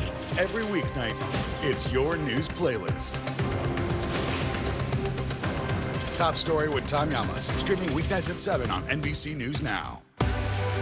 What's the message that you're trying to get out to young people? Know what is in the drug supply. We've got important news this hour about your money. Mental health, big picture, why is it so tough right now? News for the generation of now is NBC News Now. From inside Iran, from Israel, from Florida, from Lewiston, Maine. Part of our continued reporting. This is what a country at war looks like. Women, children.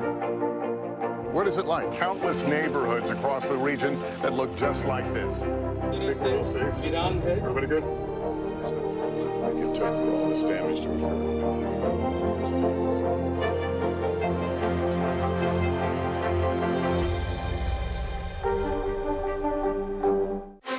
Were you calling the shots, though, Mr. President, ultimately? Do you bear responsibility for what is happening at the border, what the president himself has called a crisis? Is it clear who's going to govern Gaza once this war is over? If it's Sunday, it's Meet the Press. What's the message that you're trying to get out to young people? Know what is in the drug supply. We've got important news this hour about your money. Mental health, big picture, why is it so tough right now? News for the generation of now is NBC News Now. What is going to happen now? Going back and forth because Go ahead. This is it, right?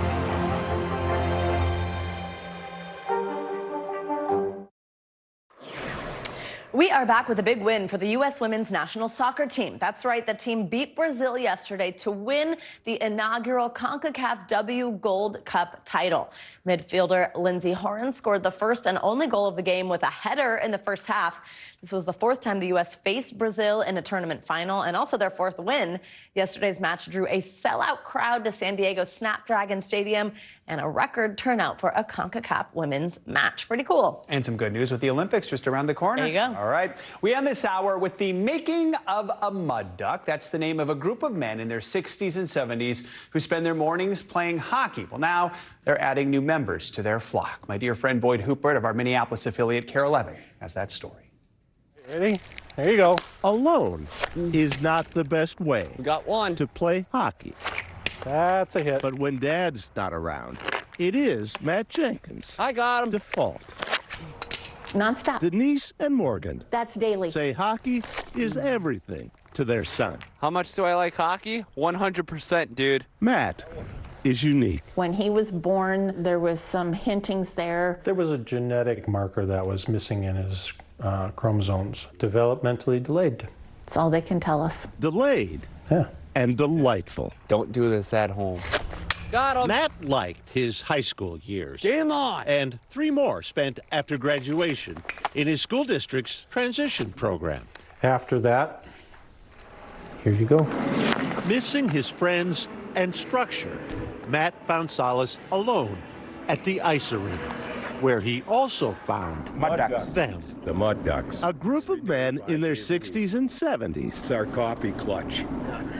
They said, you know, if you want to come at 9 o'clock when we start, you can skate with us. Which is how 74-year-old Don Bremen and 74-year-old Tom Watt ended up skating daily Bring it, man. with 21-year-old Matt. Nice shot. Don's a good teammate. Huh? You're a good teammate. Oh, thank you, sir. They're his team. This is where it all begins. The team that thought Matt needed better gear, then bought it for him. Get those pads on. Including a jersey like theirs. He sets his alarm every day. Mud Ducks on it. Sitting at the front door waiting. That looks good. Just when Matt needed new friends. You look like one of us. He is. He found them. Hey. 3 times his age. They are everything to him. He comes home and he talks about them. So-and-so wasn't here today.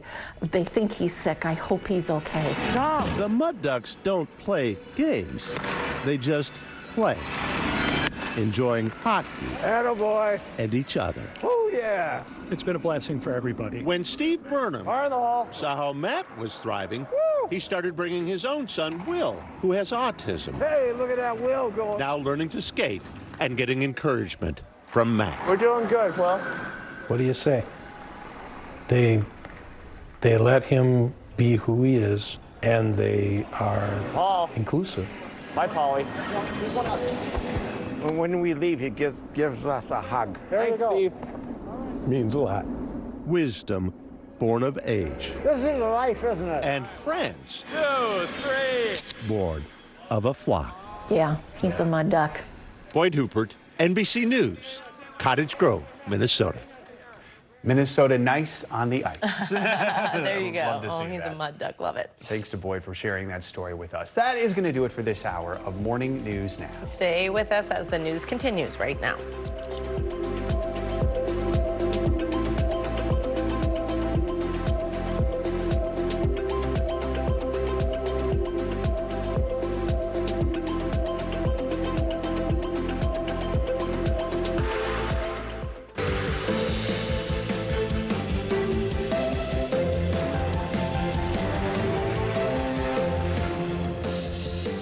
Good morning. Happy Monday. I'm Savannah Sellers. I'm Joe Fryer. Right now on Morning News Now, a nasty swing state showdown over the weekend that's setting the stage for a bitter battle for the White House. President Biden and former President Trump hosting dueling events in battleground Georgia. They're sharpening their attacks while making their cases to voters. We'll have their messages coming up. Aerospace giant Boeing is under increased scrutiny this morning. The Justice Department launching an investigation into that scary Alaska Airlines mid-air blowout that happened back in January. But what exactly are officials looking into? We'll dig deeper in just a moment. Controversy out of Kensington Palace. Some big photo agencies sent scrambling, racing to take down the first reported picture of Princess Kate since undergoing abdominal surgery earlier this year.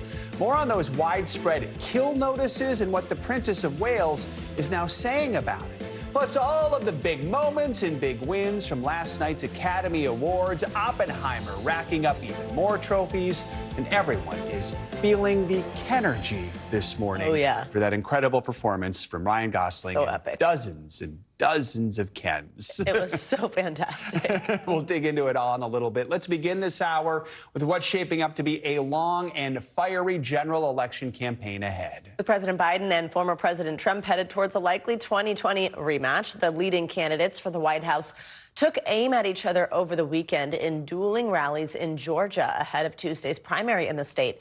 NBC's Garrett Haake has the latest on the campaign trail.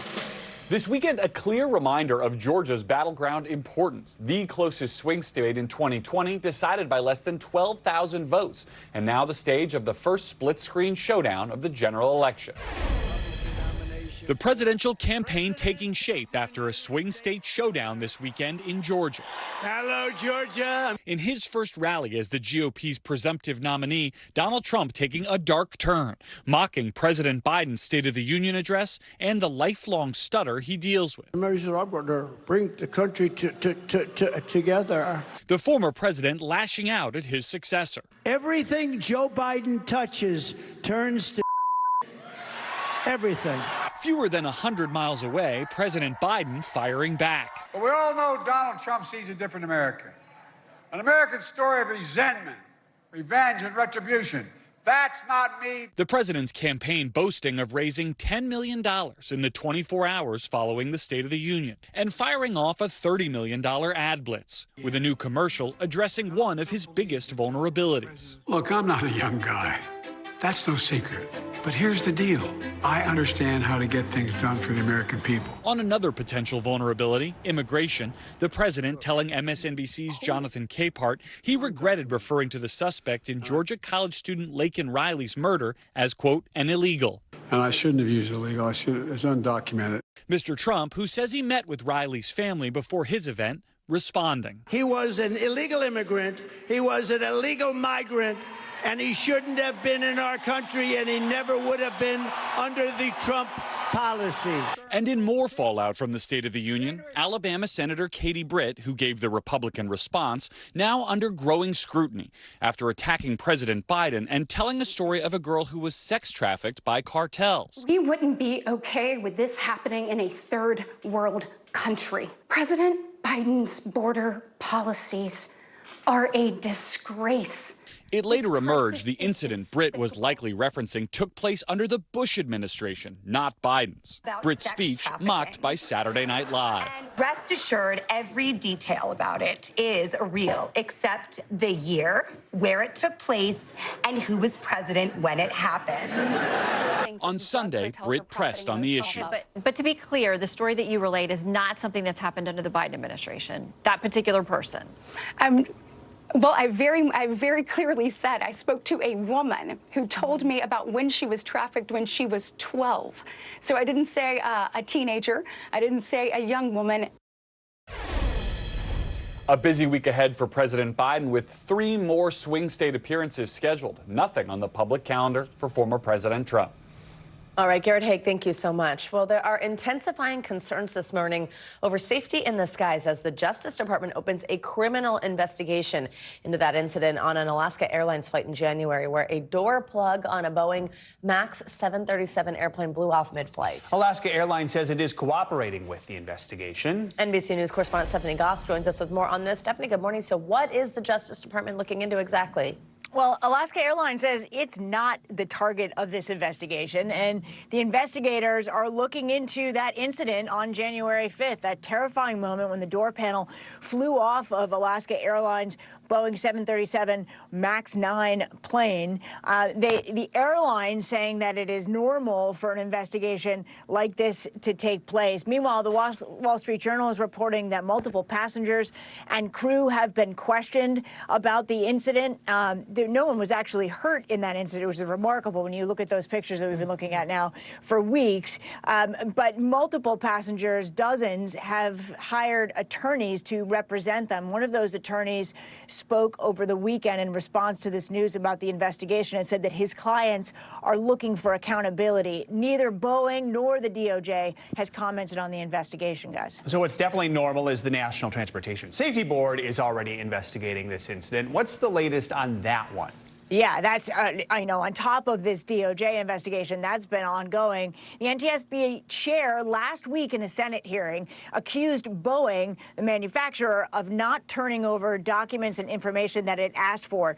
Boeing then sent a letter to Senator Maria Cantwell, saying that those documents never existed, even though the manufacturer itself says it's part of their policy to create documents about a door panel, or in this case, a door panel, but in any manufacturing process.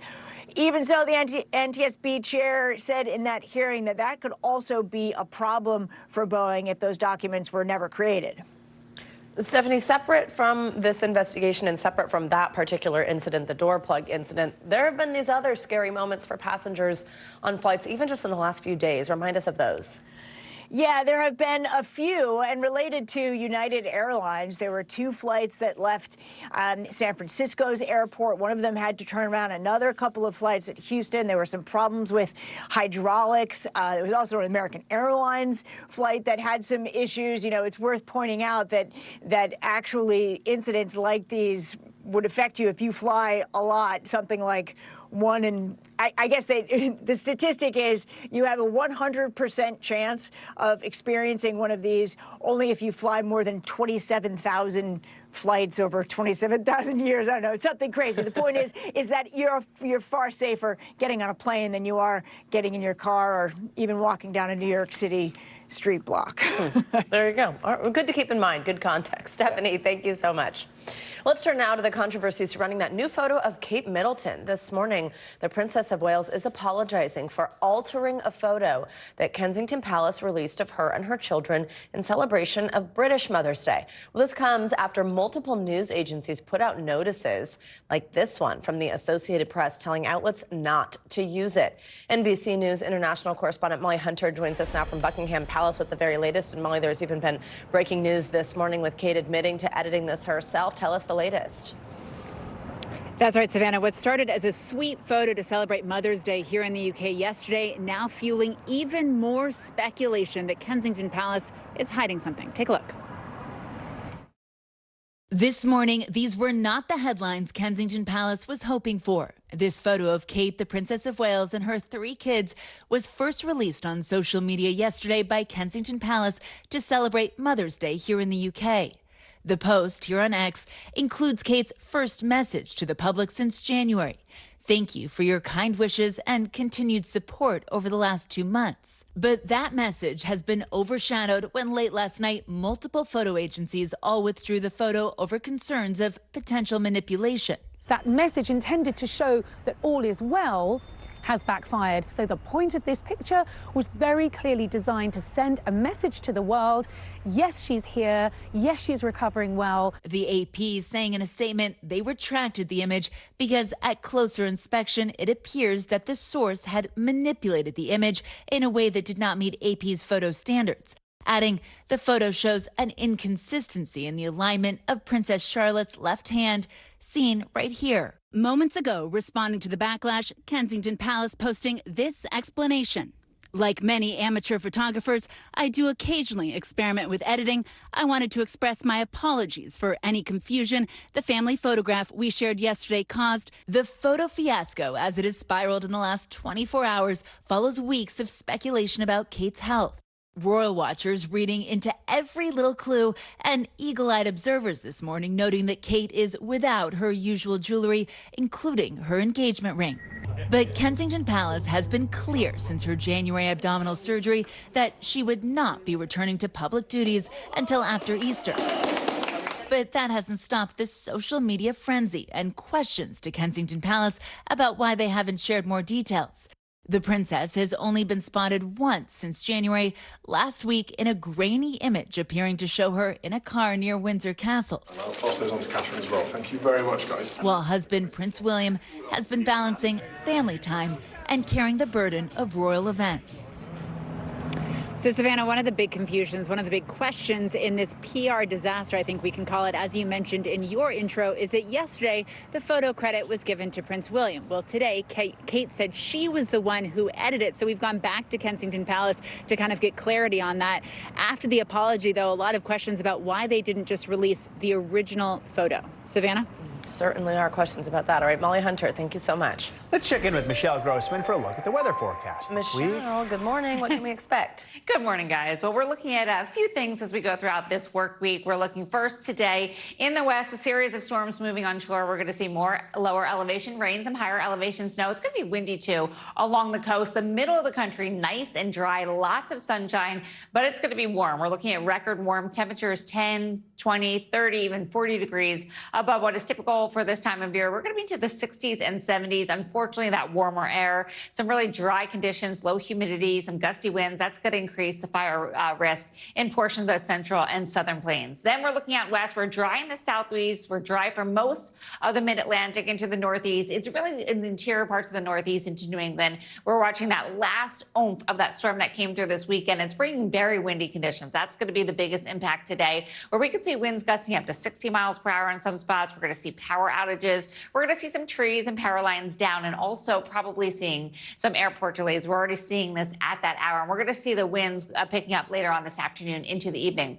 Then as we near Wednesday, once again starting out in the west, we're looking at Rockies snow, so Intermountain snow. We're looking at some snow along the Pacific Northwest. Once again, some rain into the Central Plains, dry in the Southern Plains, but still really, really warm from the Southern Plains, Central Plains into portions of the Midwest. Some Sunny and mild. That warm air is going to move off to the northeast, so we're going to be well above normal on Wednesday, Thursday, even into Friday. And nice and dry from New England all the way down to portions of the southeast. Some parts of Florida could see some rain. Things change on Friday, though. We're looking at snowy conditions in parts of the southwest, parts of the Rockies, some lower elevation rain as well. Southern Plains, same story. It's going to be a rainy day on Friday. We're looking at some snow in the Midwest and the northern plains. So lots going on Friday.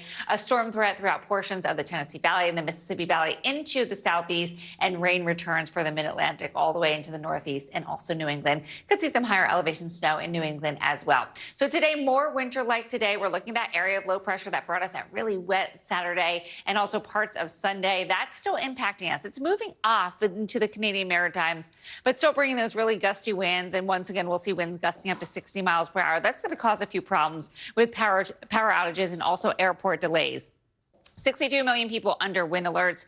We have wind advisories. We have winter storm, high wind warnings as well. That's where you see the purple. So Roanoke, you have a high wind warning. Winter alerts as well. Nearly 3 million people under winter alerts because we're looking at snow falling in the higher elevations of the upstate New York. We're also looking at New England. Where you see the pink, that's your winter storm warning. Also wind advisories. Now we're going to see up to 4 or 5 inches of rain. We had a lot of rain yesterday. It's heavy, wet snow. We're going to add to that today. Not a whole lot. We're going to start to see that wind down by this afternoon, evening hours. We're still contending with that this morning. That spring warmth, that's a big story. Temperatures so above normal for this time of year, feeling summer-like in spots. Temperatures into the mid-70s in Des Moines. That's 28 degrees above what is typical for this time of year. 70s in Sioux Falls, Salina, down to Oklahoma City. Also looking really warm in parts of the Tennessee Valley into the Ohio Valley. Detroit, you're 55 today. 55, that's 10 degrees above what is typical for this time of year. And then we're going to see that spring warmth moving into the northeast as well, but still looking at 70s in the Central Plains and New York City by tomorrow, 61. That's 12 degrees above normal. Wednesday, even warmer. Thursday, even warmer than that. Once we get through this wind, I'm very excited for the week ahead. Me too. I know this wind kind of stinks. I know. You can hear it like howling out there, and it's chilly. Intense. It really is. Thanks, Michelle. Sure. Now to Hollywood's biggest night, the 96th Annual Academy Awards. It was a huge night for Oppenheimer, as expected, which took home many of the night's top prizes, including the big one, Best Picture. NBC News correspondent Kaylee Hartung joins us now with the highlights. Kaylee, good morning. Hey, good morning, guys. What a night it was. Even after the show was forced to start 5 minutes late as hundreds of protesters calling for a ceasefire in Gaza put Hollywood in total gridlock, Oscars night found its footing with deserving winners, emotional moments, and some comedy. The Academy delivered.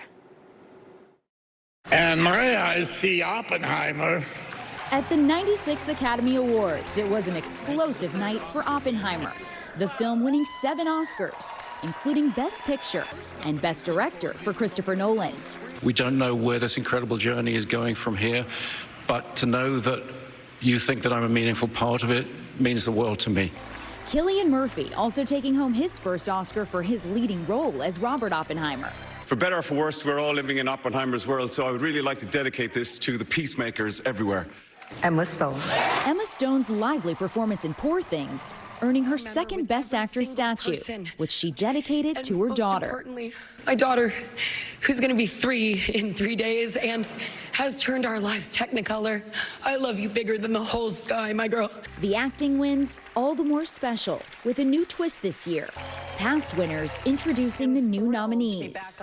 America. It was also a big night for first-timers. Robert Downey Jr.! Robert Downey Jr. winning his first Oscar for his supporting role in Oppenheimer. I'd like to thank my terrible childhood and the Academy in that order.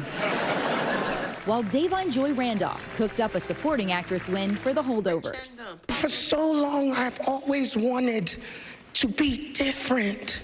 And now I realize I just need to be myself. And I thank you. I thank you for seeing me. The night was full of surprises, from John Cena bearing it all while presenting the Oscar for Best Costume Design. Costumes.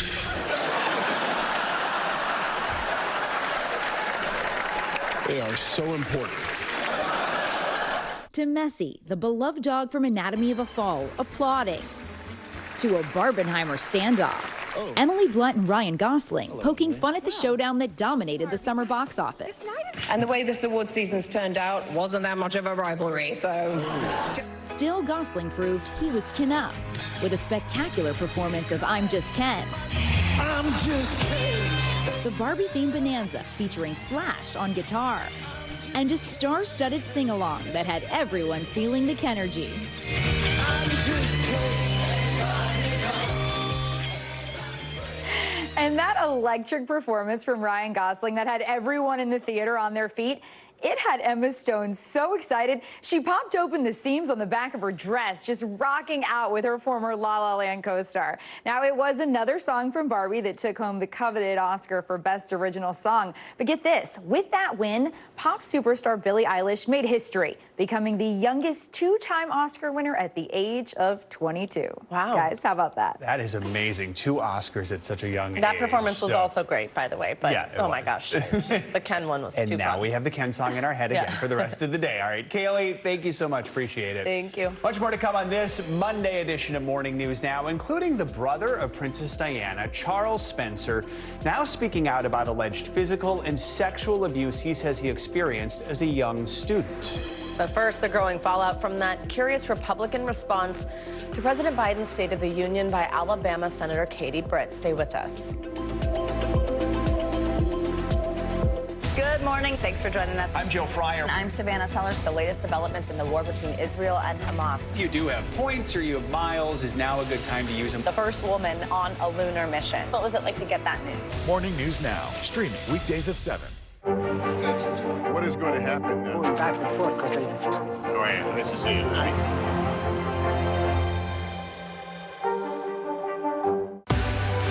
Now is raw.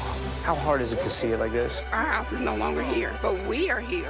Now is real. Let's break down what we know and then the big questions still outstanding. News for the generation of now is NBC News Now.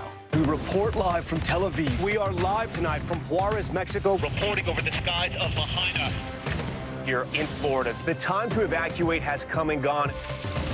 You were seeing people just running for their lives? People running for their lives. Hundreds of Israelis have gathered to demonstrate. What do the people in Gaza, do you think, what do they need most? A place where Palestinians and Israelis have found common ground. Every night, it's your news playlist. Top Story with Tom Llamas, streaming weeknights at 7 on NBC News Now.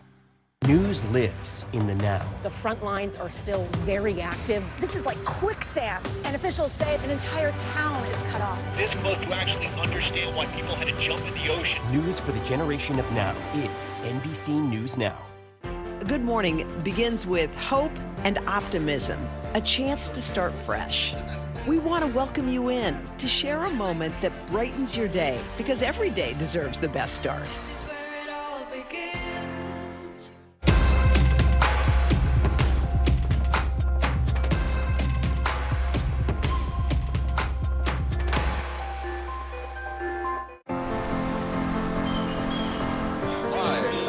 Mornings are full of possibility and energy. And how you get set for the day ahead matters. Take charge of those first hours. It's about getting caught up. And really, it's about getting ahead. And that's what drives us every morning. Because every day deserves the best start. This is where it all begins. What is going to happen now? Going back and forth because they... Go ahead. This is it, right? We report live from Tel Aviv. We are live tonight from Juarez, Mexico, reporting over the skies of Lahaina here in Florida. The time to evacuate has come and gone.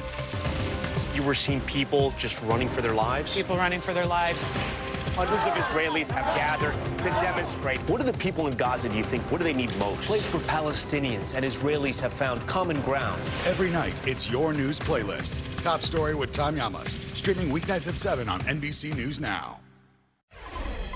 Welcome back. Let's return to the fallout from those remarks that Alabama Senator Katie Britt made during the Republican response to the State of the Union address last week. The freshman senator was criticized for a story she told about a victim of human trafficking. She implied it happened in the United States and during President Biden's tenure. But a journalist named Jonathan Katz looked into that claim and discovered that it actually happened in Mexico about 20 years ago during the George W. Bush administration. For more on this, we're joined by NBC News senior national politics reporter Jonathan Allen. John, good morning. So walk us through this controversy and how exactly all of this was discovered. Yeah, one of the oldest rules in politics is that if you're going to tell a story that is intended to bolster your point about public policy, that story better be right. And what you saw here, Katie Britt, the senator from Alabama, trying to basically show that the Biden administration has not been strong enough on border security and that there is, sex trafficking going on. But by the way, arguably true things, comes up with this story and says she met this woman who told her a story about, being abused coming to the United States, and of course turned out to be totally untrue. Not to say that the woman's story of abuse was untrue, but simply the details that it happened in the United States that it happened during the Biden administration were untrue. So now Katie Britt is backpedaling and looking for a way to try to make herself, seem like she wasn't telling a fib. So over the weekend, she faced questions about this story. Tell us how she's responding to the allegations. Well, she's trying to explain, what she meant, what the intent was, the sort of overall of the situation here. But it's a little late. The horse is out of the barn. I think we have a soundbite. Let's listen to that. Did you mean to give the impression that this horrible story happened on President Biden's watch? No, Shannon, look, I very specifically said this is what President Biden did during his first 100 days. Okay, but to be clear, the story that you relayed is not something that's happened under the Biden administration, that particular person. Well, I very clearly said I spoke to a woman who told me about when she was trafficked when she was 12. So I didn't say a teenager. I didn't say a young woman, a grown woman, a woman when she was trafficked when she was 12. So, John, I mean, this is obviously not what the GOP wanted to be talking about in the aftermath of the state union, especially as we gear up for the long general election fight ahead. What is it Republicans are saying just about these accusations and Senator Britt's response? Yeah, I mean, on the other hand, just Joe, certainly they don't want to be talking about the accuracy of the issue, but they do want to be talking about the border. And so, to the extent that issue is focused on, I think that's something that they're not terribly uncomfortable with. What they are, what they're looking to do, though, is make a stronger case about individual incidents and the broader stuff that's happening under the Biden administration. So you saw Senator Britt there, trying to back away from what she said, but the border argument is one that's going to continue. All right, John, thank you so much. Appreciate it. Well, the brother of Princess Diana, Charles Spencer, has alleged he was sexually and physically abused as a child by staff members at his boarding school. In his new book titled A Very Private School, Spencer chronicles what he describes as years of abuse, and it is already causing shockwaves. Spencer sat down at his family's estate in the English countryside for his first interview about the book with NBC News senior investigative and legal correspondent Cynthia McFadden. A happy memory from childhood. Charles Spencer still has the little red jacket he wore standing next to his sister Diana at the local day school they attended together. From the beginning, she was his protector. My first day there, the headmistress said Diana wouldn't settle in the classroom, and she said, go and check on him. And Diana ran out and came and looked into my classroom to see I was okay, and then she came back and said to the headmistress, he's fine. But all that would soon change. Within 4 years, I was 8, being sent off to a brutal place by myself, saying goodbye to Diana, who I grew up with. His eyes stung with tears. He was headed to Madewell Hall, the all-boys boarding school he says he can't bear to remember, but will never forget. We were like prisoners. We were prey to very bad people's worst instincts. He says the worst of those bad people was the school's headmaster, Mr. Porch. In my view, a pedophile and a sadist. And he staffed the school himself with either people who were going along with what he was doing or were going to be mute about it. What was going on, he says, was not just bleak, but often criminal. This is not a bunch of mid-teen, late-teen kids going through a rough school. This is children being sexually, physically, and emotionally abused on a daily basis. We sat down with Spencer, a best-selling author and historian at Althorp, home to his ancestors since 1508. It's surrounded by over 10,000 acres of farm and parkland. Inside, priceless paintings by Van Dyck and others. It is also his famous sister's burial place. So much of what you write about, I think, will leave readers speechless. So contrary to everything we think about the privileged life, all the money, the homes, being the godson of the queen, which you are. I told a friend of mine about this recently, and he said, I just can't believe you weren't protected, as if coming from this incredibly privileged background somehow would be a protection against pedophiles and sadists. But there is no protection against those sorts of people. Especially when secrecy is paramount. The most important code of this very flawed regime was never to tell tales. The secrets the 75 boys, all under 13, kept were dark. Every week, at least half a dozen would be whipped with a cane. And we all had showers together after sports, and you could see the blood, the split skin. How could the parents not have asked questions? I have a theory. So the old money there sort of thought, well, this is going to make my son tougher and more successful. And then people who had made money more recently thought, well, this is what they do, and we want to be part of this set. He says abuse came from some of the teachers, too. There was one particularly violent master, and he caught me by myself in a changing room going out to play cricket. And he just grabbed me and threw me over his knee. And cricket boots have spikes on them, metal spikes. And he beat me and beat me. But what has truly haunted him was being sexually abused at the age he was in this portrait, 11. The predator, he says, a young adult female, a member of the staff charged with taking care of the young boys. She would come round to my bed when others were asleep and kiss me, you know, French kiss, for ages. And it was so, if I was 17, 18, it would be a different thing, but I was 11. It was so confusing. He says she was sexually abusing several other boys and having intercourse with at least 2 of them. I mean, I'm embarrassed to say it was thrilling, especially in an emotional desert. But of course, it was terrible. She pretended she was going to have to leave early to keep us all on tenterhooks, really. And I remember cutting myself as a sort of, I thought if I hurt myself enough, then God will let her stay. When he was 12, he says, in traveling with his mother in Italy, he secretly acted out the final scene of the sexual abuse from the year before. I had not had sexual intercourse with the predator, and I took my pocket money and I lost my virginity to a prostitute, and at the age of 12, and I see that as the completion of what she had done to me. Who's the first person you ever told what had happened to you? A therapist when I was about 42.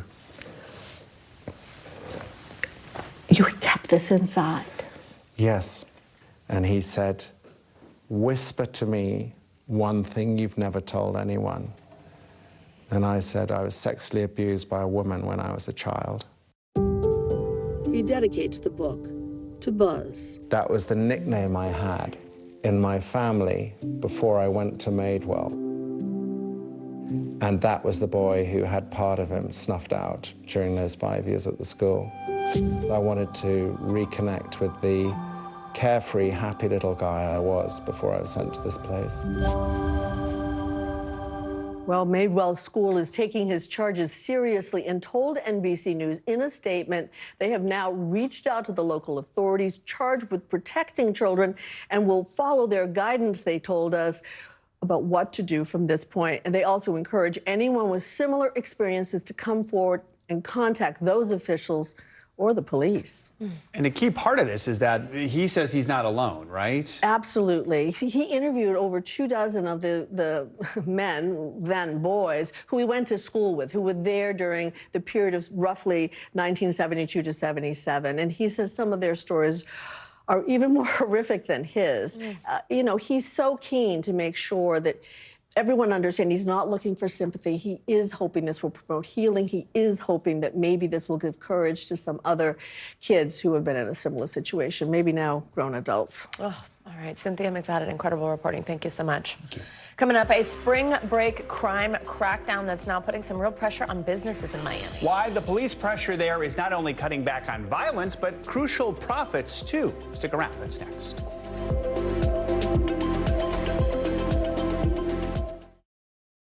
The NBC News mobile app. Get connected to your favorite news shows. For the top stories, breaking news, and live video, download the NBC News mobile app now.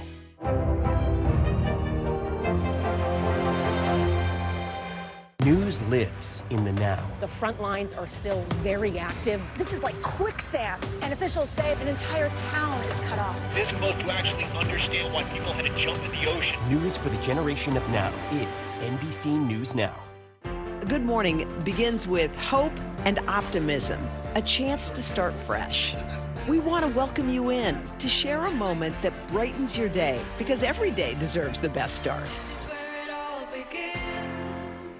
Good morning. Thanks for joining us. I'm Joe Fryer. And I'm Savannah Sellers. The latest developments in the war between Israel and Hamas. You do have points or you have miles. Is now a good time to use them? The first woman on a lunar mission. What was it like to get that news? Morning News Now, streaming weekdays at 7. The NBC News mobile app. Get connected to your favorite news shows. For the top stories, breaking news, and live video, download the NBC News mobile app now.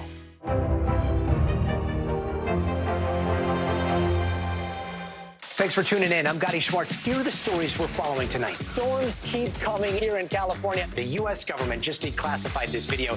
A lot more stories trending like crazy on social media. A controversy pitting lawmakers against young voters. What's the state of crypto today? Is it safe for investors? We've got another mind-bending story on artificial intelligence. This is what my voice sounds like when I clone it. That wasn't me. You gotta see this. Stay tuned now. Weeknights at 8 Eastern, 5 Pacific on NBC News Now. We're talking possibly 1 trillion galaxies. Yes. That is a number that is just so hard to compute. Whether it's the moon, whether it's Mars, it feels like we're on the cusp of something big. Welcome back. Spring break is now officially in full swing for many schools around the country, but in Miami, a hotspot for the annual tradition, things are considerably calmer than in years past. NBC News correspondent Sam Brock joins us now from South Beach with more. Sam, good morning. Yeah, Joe, Savannah, good morning. Look, we've been talking about this for a long time. This weekend was the test, one of the busiest of the spring break period, and the city passed with flying colors, Joe. I got to tell you that we're seeing success, not just from all the police officers, people saying they're seeing more officers than actual partiers, but also measures like this. You see barricades over my shoulder. They're stacked up now, but they were all up and down Ocean Drive and the street next to that and the street next to that, preventing parking and keeping chaos at a minimum, even as it was putting some pressure on local businesses. This morning, spring break, Miami Beach, and peaceful, all in the same sentence. We've actually been surprised with how calm everything's been. That's something we haven't been able to say in years. Did you think it was going to be a crush of people off of Ocean Drive? Yeah, like it regularly be when we come. I've seen more police than people. To really get the full picture, it might help to see the beach from above, compared to recent years when unruly crowds and fatal shootings led to states of emergency, darkening the sun-soaked celebrations. This year, though, authorities cracking down to protect families and partiers alike. When you look around, what are you seeing today? A lot of police officers. And barricades. But very friendly, smiling police officers. They're ready if anything happens. Police making more than 140 arrests so far, utilizing DUI checkpoints and barricades to block parking, which you'll see in front of Tracy Revel's store, The Baked Bear, on nearby Washington Avenue. To know that our sales are down from the previous week pre-spring break, that's a huge impact for me. This one is the pistachio. Ravel is grateful for the safety measures, but says the restrictions are eating into her profits by at least 20%. Can you fault the city for taking these steps? It's kind of hard to fault them because, again, we want them to be safe. We don't want Miami to shut down. We want people to want to come to South Beach. Right down the street. Under normal circumstances, how crowded would this restaurant be right now? I will have at least half of the tables and maybe some people at the bar. I have no one. Bolivar restaurant is empty at 6 o'clock on a Sunday. Imagine, I mean, if you're a customer and you want to, you see, oh, look, a Latin American restaurant and you have no place to park, what can you do? So this right here is devastating for business. Yeah, this is devastation for us. The upshot for the city and South Florida is that order is being restored. I think that with the barricades and just the police presence is making everybody feel a little bit more comfortable. In a place that's traditionally been a spring break haven for rowdy college students. Now, as millions again flock here to unwind, it's partying with parameters. If you abide by the rules, you'll have a great time. If you break the rules, we will deal with you accordingly. Now, those enhanced parking restriction measures are coming in chunks from Thursday through Sunday for each of the next 2 weekends as well. And guys, all of the parking garages here in South Beach closed for next weekend. Most of these measures extend through the rest of the month, but it is clearly working as spring break has been broken up with in Miami Beach. So far, it's been amicable. Joe and Savannah, back to you. All right, Sam Brock, thank you. Here now, travel expert Mark Elwood to help us know about navigating the rules for spring break. Okay, so we went from one extreme, it appears, to the other. Yeah, wow. I guess the question is, could they find a happy medium, or is this what spring break might look like there for a while? I think Miami is an exception, because I don't know if you've been to Miami on one of the party weekends, Yes. but it can feel borderline post-apocalyptic. Yeah, it was pretty bad, for sure. You know what we're talking about. So Yeah. I think Miami is an extreme. I suspect once they bring in regulations like this, they will swing back next year to perhaps a happy medium. But it's a short, sharp shock. They're trying to make a statement. Are we seeing extreme measures like this in other places? And if you're heading to them, I mean, how can you navigate it to, enjoy yourself at all? I'll tell you, Panama City Beach is doing a similar, perhaps not as extreme, but very much controls on alcohol, no loitering in parking lots. Florida in general is recognizing that it's had a real problem with this kind of behavior. I think it's always about luck. If you do, as the police chief said there, if you do follow the rules, you're not really going to have any problems. Travel light, don't bring big bags that might need to be checked. Think of it a bit like going through the airport. How do you prepare?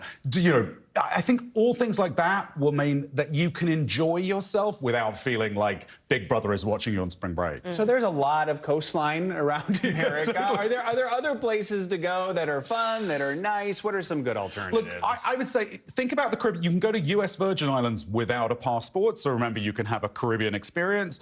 I would also say, think about Europe. Just like Thanksgiving, for the rest of the world, it's just March. So you can get a flight to London this month. I checked, it's just over $500. Wow. So if you want to go to Europe, there's not going to be big crowds there. And in Italy, you'll have great weather this month. That is really good advice. Mark Elwood, thank you so much. Good to see you.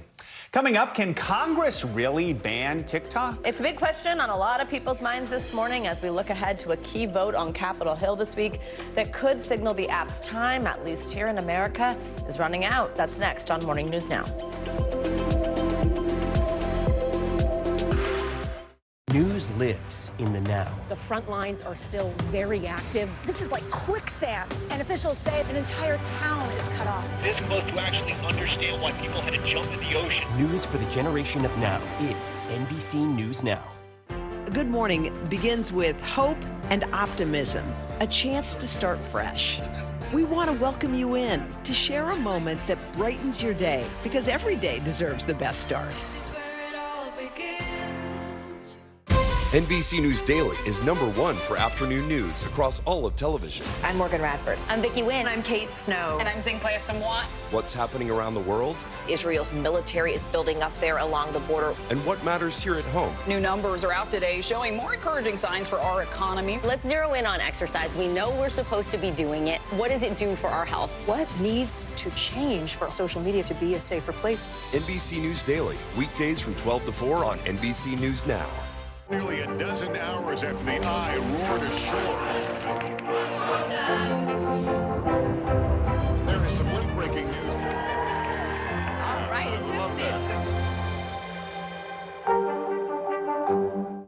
Good morning begins with hope and optimism, a chance to start fresh.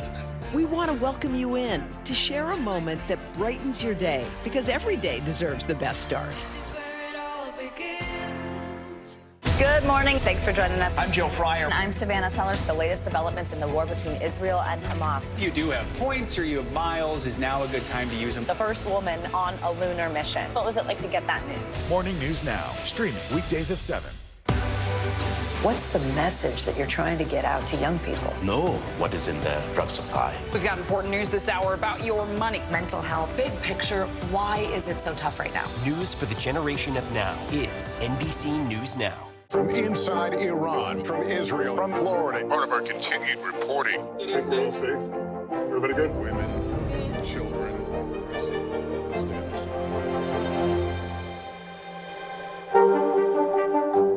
News lives in the now. Look at this.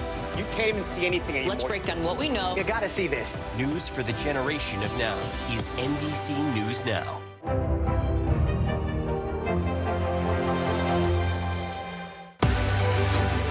We're talking possibly 1 trillion galaxies. Yes. That is a number that is just so hard to compute. Whether it's the moon, whether it's Mars, it feels like we're on the cusp of something big.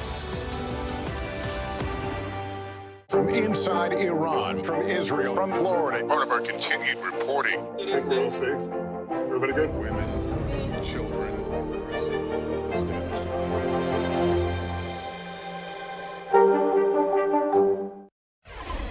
We are back now with a look at lawmakers' efforts to crack down on TikTok. This week, Congress is set to vote on a bill that could lead to the platform being banned nationwide. It's all leaving users worried that their time on the app might be hanging in the balance. Now, this morning, former President Trump told CNBC in an interview that TikTok was a national security threat, but that in his estimation, similar to the threat posed by other social media platforms like Facebook. For more on this, we are joined by business and data correspondent Brian Chung. Brian, good morning. So let's kind of rewind a little bit, because this is not a new concern. I was on the Hill like a year ago when the CEO was grilled. At that point, we've seen him several times actually on the Hill in different congressional hearings. So why is it now that this has come up again and that lawmakers are trying to crack down? Yeah, well, I mean, some of this seems to be perhaps getting into the headlines ahead of an election, but all this boils down to exactly what we've already been talking about for many years, which is national security. So the lawmakers that are behind this bill, which, by the way, is bipartisan, have argued that because the Chinese parent company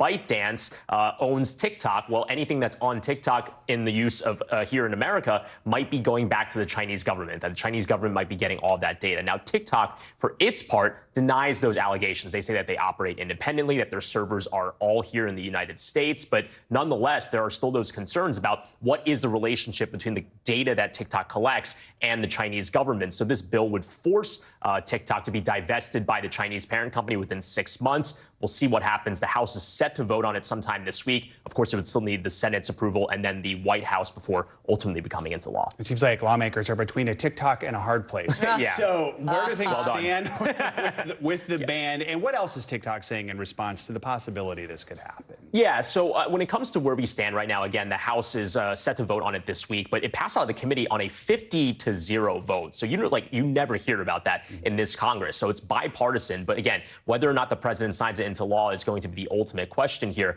The Biden administration has signaled that it would be interested in supporting this bill, but of course, anything could happen. We've heard a number of senators over the weekend say they're still kind of figuring out what this bill would mean. But even if it does get passed, the bill language says that it would take 6 months for it would basically start the clock for 6 months to ByteDance to sell TikTok off. If they can sell it, TikTok goes on completely, uninterrupted. But if they fail to sell it, that's when the ban's going to come into place. And TikTok says if that happens, it's going to destroy the livelihoods of the millions of creators that have built a reputation on this app. They've built businesses in some cases on this app. So they're pushing back. They had a notification last week calling on their users to call their local offices. So there's a lot going on here. Yeah, and people are passionate. I mean, the lines were flooded, Yep. and actually it appears like it sort of backfired because, A, it was just annoying that the phones are ringing off the hook. Yeah. But also they used that geolocation sort of technology, which I think lawmakers saw as like, hey, Yeah, isn't you this put in kind of my what zip we're code. concerned about? Right, that right. they have so much control. And 150 million people in the U.S. use it, more than that. What does this mean for people who do use it? I mean, I know like livelihoods, a lot of people make their money here,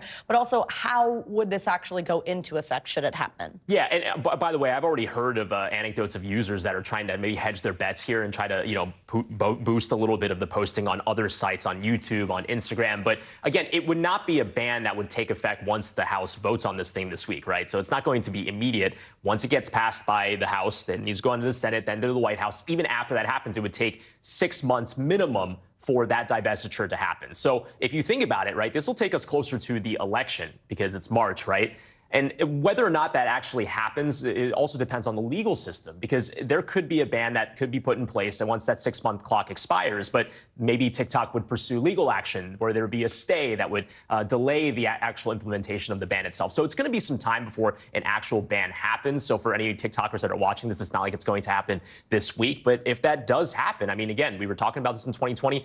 Folks who lived in Montana faced a ban last year on this. So it's going to take a lot of time. But, you know, you're already starting to see users saying, yeah, there's the possibility that this might be happening. So they're posting elsewhere. All right, Brian Chung, thank you.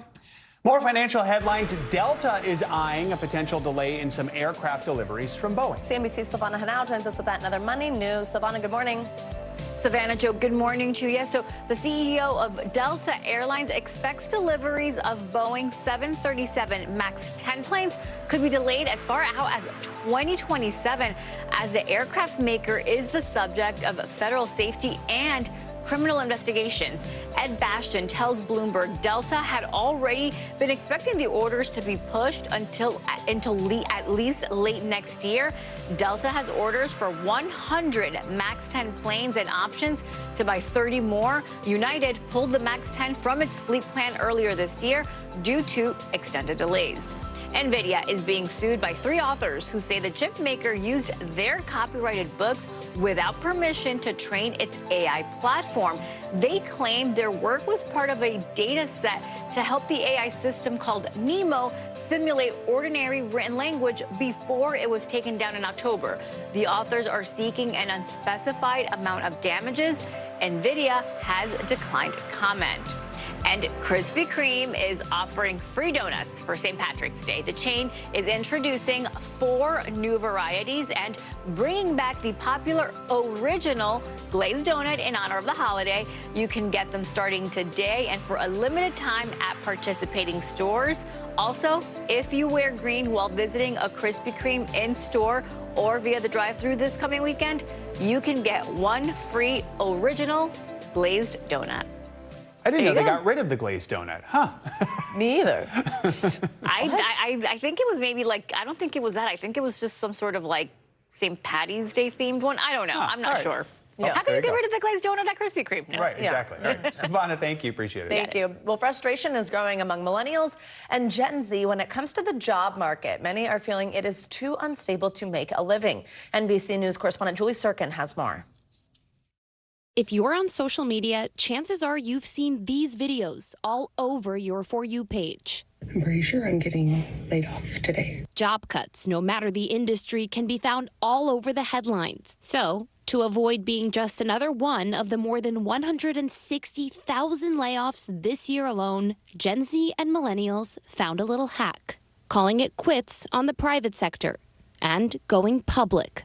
Many looking to lock down government jobs for security. Public service was something I always wanted to do, besides the benefits, but also one of the reasons is because you were not going to get laid off versus private sector. 77% of the class of 2024 say they're more likely to apply to a job that promises stability. And that's what a government job offers. We have to have a government. If we don't, our society is in trouble and our democracy as well. So it's not that your jobs are forever necessarily, but certainly the organization is there. Salaried workers in the public sector hold their jobs for 3 more years on average than in private. And the younger generation is beginning to notice. #governmentjobs on TikTok has more than 23 million views. We need to start applying to jobs with the federal government. On a popular career site for college kids, federal jobs receive twice as many applications. The paycheck is probably smaller, On average, federal workers earned about 22% less than private sector workers with similar roles. But for many, the benefits are the selling point. Good health insurance, retiring early with a pension. Plus, after a decade, student loans are wiped clean for many. That's a perk nearly 70% say will influence their decisions. And of course, there's the work-life balance. You do your job 9 to 5, and then you can enjoy your life after work and do what you want to do. But right now, less than 8% of federal workers are younger than 30, and nearly half are over 50.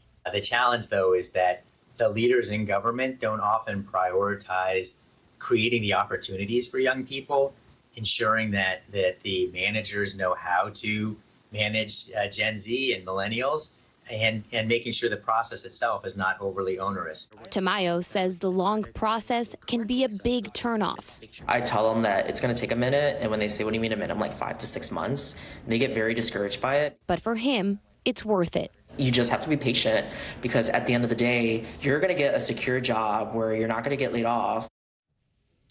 Our thanks to Julie Sirkin for that report. Coming up, a tightly knit band of brothers bonded by their love of the ice. After the break, we're going to introduce you to the Mud Ducks, a hockey haven nestled in Minnesota. They're giving a vital sense of community to those who need it most. Stay with us.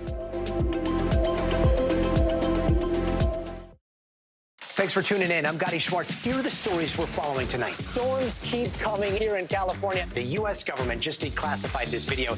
A lot more stories trending like crazy on social media. A controversy pitting lawmakers against young voters. What's the state of crypto today? Is it safe for investors? We've got another mind-bending story on artificial intelligence. This is what my voice sounds like when I clone it. That wasn't me. You gotta see this. Stay tuned now. Weeknights at 8 Eastern, 5 Pacific on NBC News Now. We're talking possibly a trillion galaxies. Yes. That is a number that is just so hard to compute. Whether it's the moon, whether it's Mars, it feels like we're on the cusp of something big. People really don't know what's going to happen. Nearly a dozen hours after the eye roared ashore. More good people than bad people, you know, right? 5 seconds. 4, 3. There is some late-breaking news 4 hours into the Iowa caucuses. All right, it just made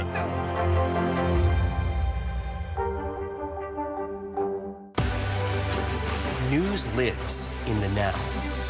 It's coming at us every second from all over the world. We have a full team. News is more now than ever. Just outside of the Israeli military headquarters, they're asking that the hostages, demanding that the hostages be released. Now is raw. This tunnel just goes on and on and on. Now is real. This is it. We get to see democracy in action for the very first time in the 2024 race. Now is constant. Morning News Now, we're breaking news. NBC News special report. You gotta see this. The future is now.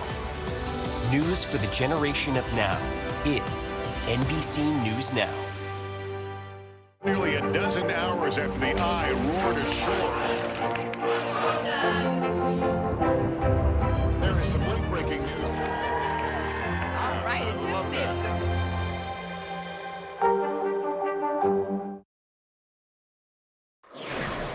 We are back with a big win for the U.S. women's national soccer team. That's right, the team beat Brazil yesterday to win the inaugural CONCACAF W Gold Cup title. Midfielder Lindsey Horan scored the first and only goal of the game with a header in the first half. This was the 4th time the U.S. faced Brazil in a tournament final and also their 4th win. Yesterday's match drew a sellout crowd to San Diego's Snapdragon Stadium and a record turnout for a CONCACAF women's match. Pretty cool. And some good news with the Olympics just around the corner. There you go. All right. We end this hour with the making of a mud duck. That's the name of a group of men in their 60s and 70s who spend their mornings playing hockey. Well, now they're adding new members to their flock. My dear friend Boyd Hoopert of our Minneapolis affiliate KARE 11 has that story. Ready? There you go. Alone is not the best way. We got one. To play hockey. That's a hit. But when Dad's not around, it is Matt Jenkins. I got him. Default. Nonstop. Denise and Morgan. That's daily. Say hockey is everything to their son. How much do I like hockey? 100%, dude. Matt is unique. When he was born, there was some hintings there. There was a genetic marker that was missing in his chromosomes. Developmentally delayed. That's all they can tell us. Delayed. Yeah. And delightful. Don't do this at home. Got him. Matt liked his high school years. Game on. And 3 more spent after graduation in his school district's transition program. After that, here you go. Missing his friends and structure, Matt found solace alone at the ice arena, where he also found them. The Mud Ducks. A group of men in their 60s and 70s. It's our coffee clutch. They said, you know, if you want to come at 9 o'clock when we start, you can skate with us. Which is how 74-year-old Don Dreaman and 74-year-old Tom Watt ended up skating daily Bring it, man. with 21-year-old Matt. Nice shot. Don's a good teammate. Huh? You're a good teammate. Oh, thank you, sir. They're his team. This is where it all begins. The team that thought Matt needed better gear, then bought it for him. Get those pads on. Including a jersey like theirs. He sets his alarm every day. Mud Ducks on it. Sitting at the front door waiting. That looks good. Just when Matt needed new friends, You look like one of us. He is. he found them. Hey. 3 times his age. They are everything to him. He comes home and he talks about them. So-and-so wasn't here today. They think he's sick. I hope he's okay. The Mud Ducks don't play games. They just play, enjoying hockey Attaboy. and each other. Oh, yeah. It's been a blessing for everybody. When Steve Burnham Fire in the hole. saw how Matt was thriving, he started bringing his own son, Will, who has autism, Hey, look at that Will going. now learning to skate and getting encouragement from Matt. We're doing good, Will. What do you say? They let him be who he is, and they are Paul. inclusive. Bye, Polly. When we leave, he gives us a hug. Thanks, Steve. Means a lot. Wisdom born of age. This is life, isn't it? And friends 2, 3. born of a flock. Yeah, he's a mud duck. Boyd Hupert, NBC News, Cottage Grove, Minnesota.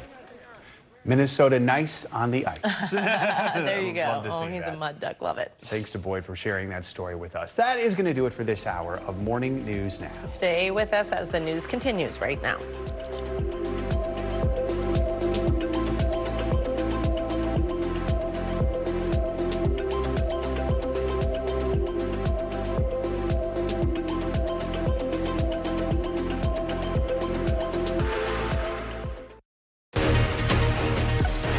Hi, everyone. Happy Monday. We're so glad you're starting your week with us. I'm Vicki Wynn. Thanks for joining. I'm very excited to see you. I'm Morgan Radford. NBC News Daily starts right now.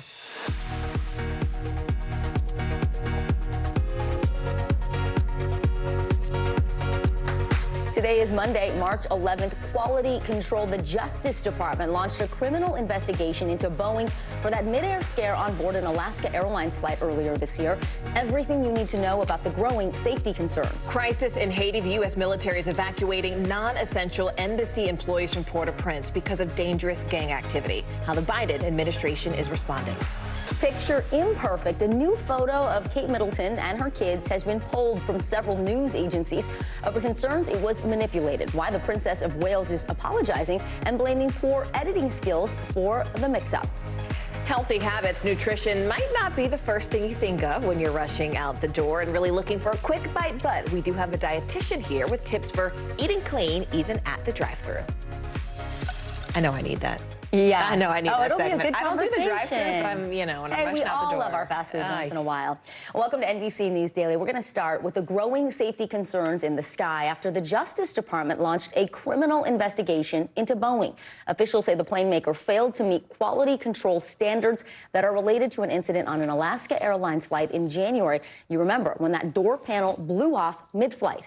That's right. Boeing and Alaska Airlines, they're both facing a $1 billion lawsuit from at least 3 passengers passengers on that flight, accusing the companies of negligence. This is all unfolding amid a string of separate, unrelated incidents on multiple Boeing planes in the last week alone. NBC News national correspondent Stephanie Gosk joins us now. Stephanie, we've all been talking about these planes, specifically the Boeing planes. What exactly is the DOJ investigating?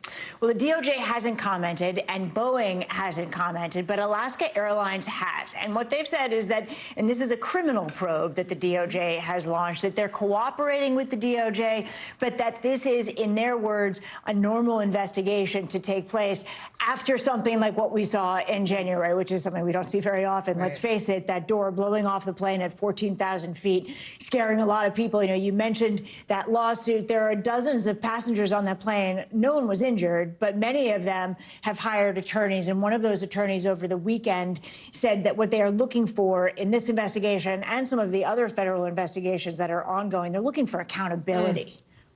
And so we know that the DOJ and Alaska are saying this is maybe a routine thing. Alaska is saying that about the DOJ investigation.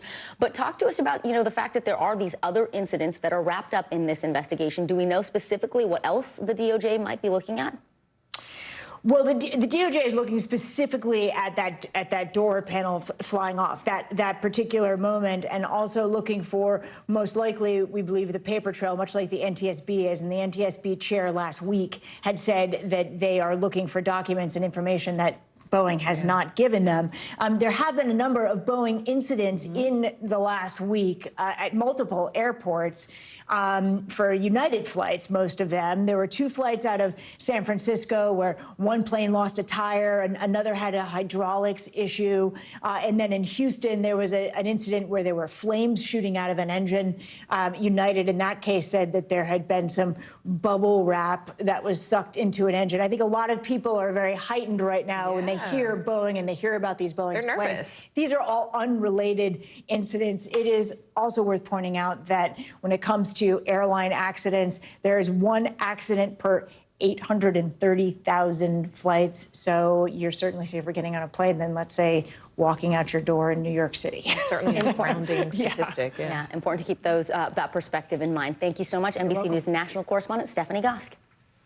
Well, the U.S. is racing into Haiti as gang violence grips the island nation. Over the weekend, U.S. military forces, they flew into the capital of Port-au-Prince to beef up security around the American embassy and to evacuate non-essential personnel. Armed gangs are terrorizing the streets and carrying out deadly attacks. Caribbean leaders called an emergency meeting today to address the dire situation as Haiti's prime minister faces growing pressure to step down. NBC News Pentagon correspondent Courtney Cuby joins us now. Courtney, it's great to see you. So we have this functioning American embassy right now, but the Haitian government is in shambles, frankly. What is it like on the ground right now, and what are the safety concerns for Americans? Yeah, the prime minister has fled to Puerto Rico and has essentially been locked out of coming back. So to say it's in shambles is definitely accurate. On the ground, though, the reason, according to a number of defense officials who we spoke with over the weekend, the reason that this decision was ultimately made to take the non-emergency personnel associated with the embassy in Port-au-Prince out of that country was the growing instability on the ground. Now, on February 29th, some armed gangs started essentially terrorizing the capital city, carrying out a number of attacks, forcing thousands of Haitians in the capital to flee. Now, it's not just that violence. They have threatened the airport. They've threatened the neighborhood directly in and around where that embassy is, too. But it's not just the violence. It's sort of the second and third order effects that defense officials are really concerned about right now. And that is scarcity of food, scarcity of water, combined with the violence. They are really concerned about any U.S. personnel who could be there. Now, speaking of U.S. personnel, the one consistent thing that we have heard out of the Pentagon here since this started about a week ago now is that there are no plans to put U.S. military boots on the ground. What we did see over the weekend was them sending in additional security personnel, though, to shore up the embassy. That's pretty common. The U.S. military, generally U.S. Marines, who are generally responsible for embassy security in other countries. And I do want to underscore, Courtney, what is so uncommon about this scenario. I mean, you basically said this prime minister can't even get into the DR, which is on the same island of Hispaniola.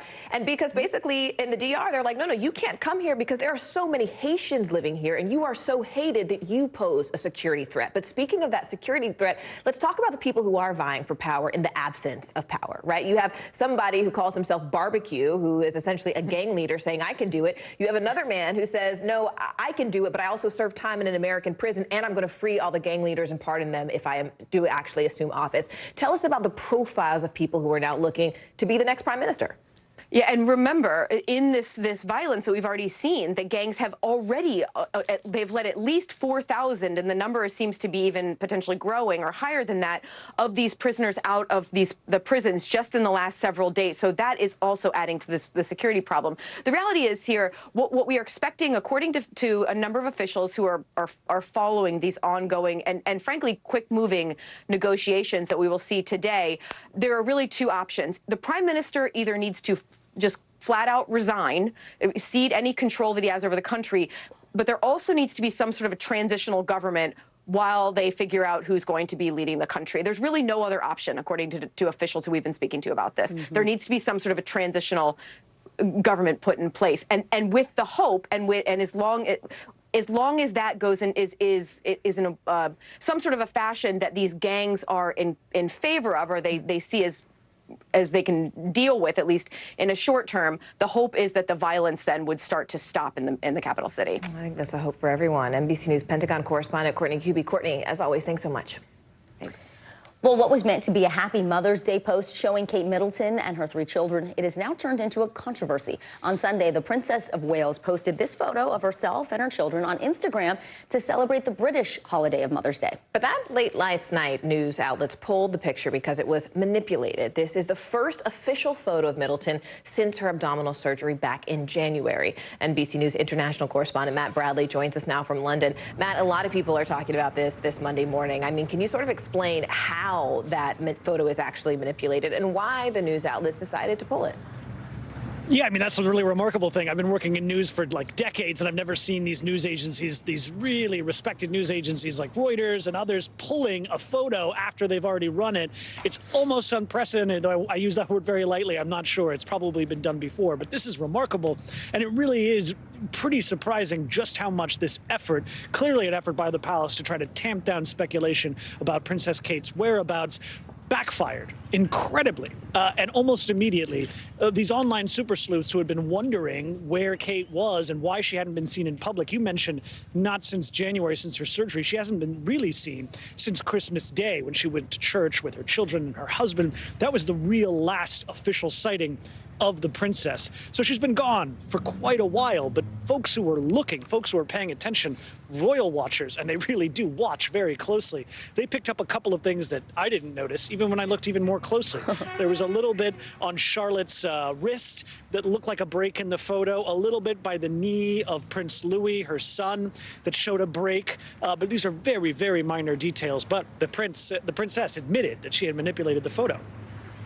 And we should say she did put out that tweet saying she's sorry for any confusion that it caused, but who hasn't maybe photoshopped a photo here and there just to make sure it looks nice? But yeah, quite a firestorm. Especially with kids. Right, absolutely. They're wiggly. All right, NBC News international correspondent Matt Bradley, thank you so much for that. Let's turn now to our CNBC Money Minute. Bitcoin soaring to a new record high above $72,000 today. And that surge in price comes as UK regulators say they will allow crypto products to be listed on their stock market. And that happens for the very first time. CNBC Tech Check anchor Deirdre Bosa joins us now. Deirdre, Bitcoin has been steadily climbing for a few months now. Can we expect the price to keep going up on this news? Well, Bitcoin bulls certainly do. They argue that the move in the UK will kickstart institutional investment, which would cause the price to go up. And at least in the near term, that might be the case, especially since the so-called halving event coming in April. It is designed to maintain the scarcity of Bitcoin. And in past halving events, the price has surged to new highs in the months following. Meanwhile, Reddit plans to raise up to $748 million in its upcoming IPO on the New York Stock Exchange. In a filing released today, the social media platform said that about 22 million shares will be sold between $31 to $34 per share. Reddit's upcoming IPO is the first major tech launch of this year. Guys, the IPOs have been slow. Maybe they'll open it up for more. Here we go, kicking it off in March. CNBC Tech Check anchor Deirdre Bosa. Deirdre, thank you so much. Coming up, former President Donald Trump weighing in on the TikTok debate. What he said, plus when Congress could vote on a bill that could ban the social media app in the U.S. You're watching NBC News Daily.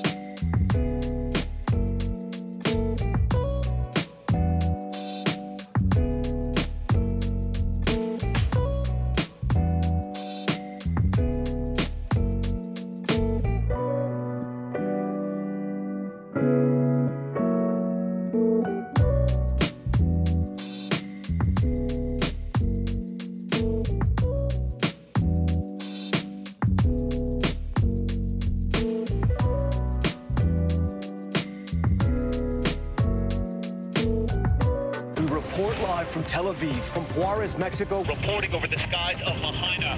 Every weeknight, it's your news playlist. Top Story with Tom Yamas, streaming weeknights at 7 on NBC News Now. Fire has grown leaps and bounds. What you see behind me is typical. How you doing? Pretty bad. Kristen Welker hosts Meet the Press every Sunday on NBC. Well, former President Donald Trump is weighing in on the TikTok debate as the House prepares to vote this week to ban the popular app. In fact, just take a listen to what he said this morning on CNBC. I could have banned TikTok. I had it banned just about. I could have gotten it done. But I said, you know what? But I'll leave it up to you. I didn't push them too hard because, let them do their own research and development. And they decided not to do it. Do you believe that TikTok is a national security threat or not? I do believe that. I do believe it. And we have to very much go into privacy and make sure that we are protecting the American people's privacy and data rights. And I agree. But, we also have that problem with you have that problem with Facebook and lots of other companies, too.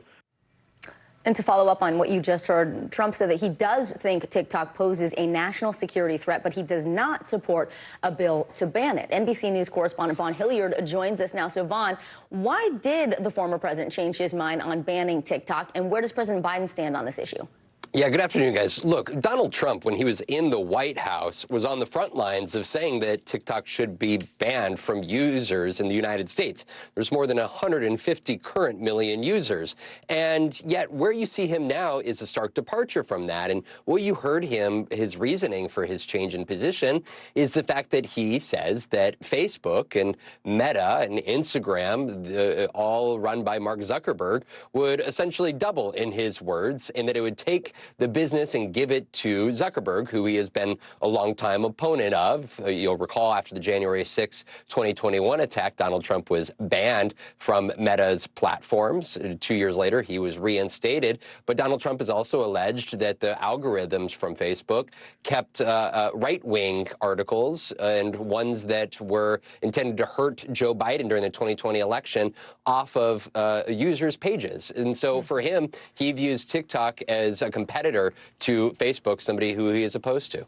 Yeah, it's a really interesting transition there, Vaughn, because, I mean, the House, we mentioned, is expected to vote on this week. Right. What do you think? I mean, what is the likelihood that this bill eventually passes, and what would that ultimately mean? It looks like highly likely, Morgan. Just this last week, there was a House committee in the U.S. House by a 50-0 vote, unanimously bipartisan support, moved to put this bill to the full House floor, which the House Majority Leader says he intends to bring up for a vote here this week. This bill is not tethered just to TikTok, but to other apps that I want to let you just read part of it here, in which it would identify certain social media applications under the control of foreign adversaries. Of course, TikTok is China-owned, and it would force these companies to separate from their subsidiaries over the course of 180 days, or else they would be removed from U.S. app platforms. And now it looks like bipartisan support in the House. Of course, the Senate would have to vote on it itself. And Joe Biden, just on Friday, already indicated that he would be eager to sign this bill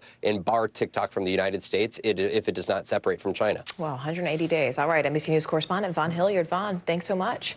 For more context, I want to go ahead and bring in NBC News business and data correspondent Brian Chung. Brian, this raises a lot of questions, especially on the consumer side. What would this mean for those who do consume TikTok, who use it daily? And what is TikTok saying about all this? Yeah, well, and as Vaughn kind of laid out, it's not like this would be a ban that would take effect immediately. So it's not like TikTok's going to be taken away next week or the week after. The bill would need to get through the Senate and then through the White House as well. And then even after it's signed into law, the company, ByteDance, which is the Chinese parent company, would have 6 months to divest the company. If they can do that, then TikTok continues uninterrupted. But if they don't, then it will be banned, which means we're at least 6 months out from that happening. TikTok, though, says that they're not, they sound like they're not optimistic that they could sell. So here's a statement for what they said after last week's passage out of committee. Quote, this bill is an outright ban of TikTok, no matter how much the authors try to disguise it. And they say this would be an impingement on First Amendment rights and would hurt the 5 million small businesses that use TikTok to sell things, which we've talked to some of these creators. Absolutely. So it's a big deal, but again, it wouldn't happen necessarily immediately, but it certainly could. It looks optimistic with bipartisan support on Congress. Yeah, and the president saying he would sign it. Yep. So 5 million businesses make a living off of this. We know that TikTok has urged people to contact their representatives. Are there any lawmakers who are standing up and advocating on behalf of the creators? Yeah, well, I mean, for right now, we're starting to see some of the fallout from this bill, which only passed through committee. So it's very much the case that down in D.C., sometimes legislators don't start to look at the bill text until it hits the full floor, which is supposed to happen on the House side at least this week. But creators have been flooding the phone lines. Last week, we were hearing of anecdotes of, a lot of these offices getting jammed up because of so many people calling, which TikTok, by the way, was directly trying to corral, because they had notifications in the app saying, put in your zip code, we'll try to figure out the congressional office that we can link you to, and then you can call and tell them not to do this. We've heard some kind of hesitancy, if you will, from the likes of, for example, Adam Schiff in California, who was speaking to Meet the Press over the weekend and said he wants to take a look at the bill text first. But again, 50-0, you don't ever tend to see that in this type of Congress. So there's a lot of bipartisan support for this bill. You're also seeing a lot of political engagement, which I think is an interesting silver ahead of the lining election, there. which is a very important thread to remember. Interesting silver lining. All right, Brian Chung, as always. Brian, thank you so much. We really appreciate it. And stick with us, because later on this hour, we're going to break down the top moments from, you guessed it, Hollywood's biggest night, plus the Oscar upsets and a few surprises. You're watching NBC News Daily.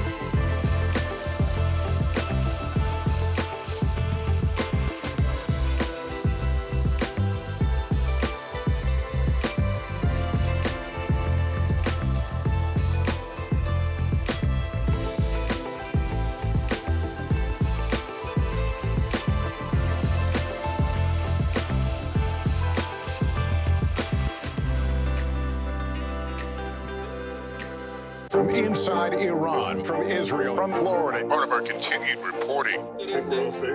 Everybody good? Women, children,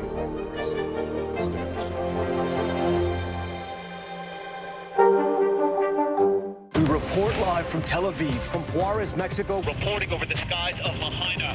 Every weeknight, it's your news playlist. Top Story with Tom Llamas, streaming weeknights at 7 on NBC News Now. For the first time in the history of the exam, high school students across the country took the SATs on computers this weekend. The change comes after nearly a century of using pencil and paper. NBC News Daily anchor Zincle Asamoah checked in with one of the first students to take the new version before and after she completed it. It's the night before the big test, and 16-year-old Raina Robinson in Edison, New Jersey, is running through a slew of practice questions. So this is a Section 1 reading and writing practice question. The high school junior is among the first 500,000 students nationwide taking the updated SAT exam, now 100% digital and an hour shorter. Why did the College Board choose to make this decision? Really, honestly, we're rooted in what we were hearing increasingly from students and schools. We were quickly becoming one of the last major tests that they were taking on paper. The College Board, which offers the SATs, piloted the digital exam abroad last year. We made the decision, hearing quite clearly from students and schools that they were ready. But Raina says she and her classmates still have some reservations. I don't know what to expect 100%, whereas I've been studying for the paper version all my life, and now they're completely changing it. With the newly designed test, students can bring their own laptop or use a device provided. The College Board says Blue Book, the app used for the exam, has security and encryption functions to prevent cheating. Also new to the SAT, what's known as adaptive testing. It adapts questions that students get based on how they performed earlier in the assessment. Meaning the more questions you answer correctly, the harder the next question becomes. Hi, Raina. We checked in with Raina right after the test. What was the feeling for you when you finished your exam? Similar to putting a pencil down, we were all closing our laptops. We were so glad that it was finally over. But I think it was a lot less stressful because we were taking it on a computer, because all of the assessments we take in school are usually on our computers anyway. An age-old exam reimagined for the new generation of test takers. Zincle Asamoah, NBC News. Well, speaking of reimagined, Harriman is one of the fastest growing cities in Utah, according to state real estate numbers. And officials say many of its newcomers are from other countries. And to help people better adjust to life right here in the United States, the city recently opened a new adult education center. Alex Cabrero from our NBC affiliate KSL spoke to one man from Taiwan who said it helped him learn English. There's nothing wrong with celebrating your city's past. But in Harriman, a lot of people are sure looking to the future. Inside this building, it doesn't matter where you're from, what your background is, or what color you are. This new Columbus Adult Education Center opened for everyone. You will feel belonging to this city. James Lin knows how important these types of schools are. He moved to Salt Lake City from Taiwan 5 years ago and had a tough time communicating with a doctor after a car crash. So difficult to understand, the sentences coming so quick, so fast from the doctor. He took English classes at another Columbus school to integrate into American culture better. Columbus helped me to build my confidence. And that confidence is everything.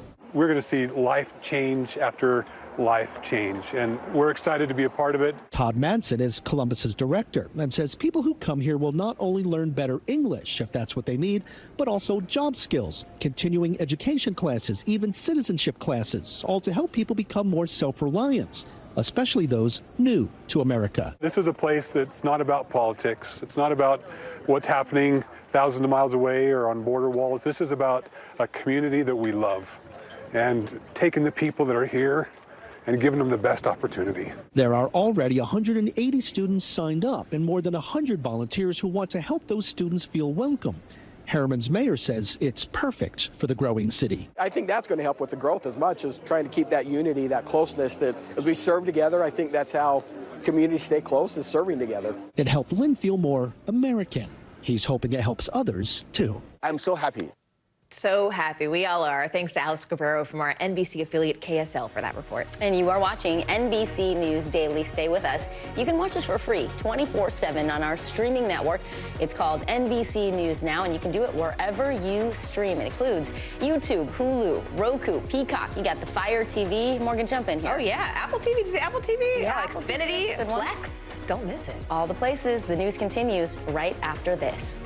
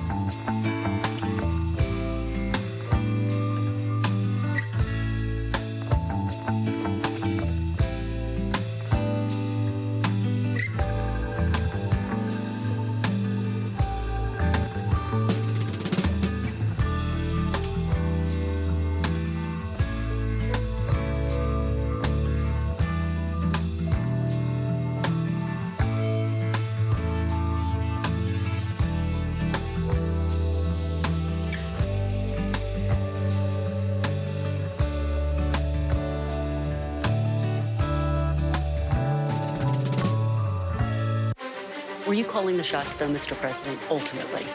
Do you bear responsibility for what is happening at the border? What the president himself has called a crisis. Is it clear who's going to govern Gaza once this war is over? If it's Sunday, it's Meet the Press. Nearly a dozen hours after the eye roared ashore. There is some late-breaking news. All right,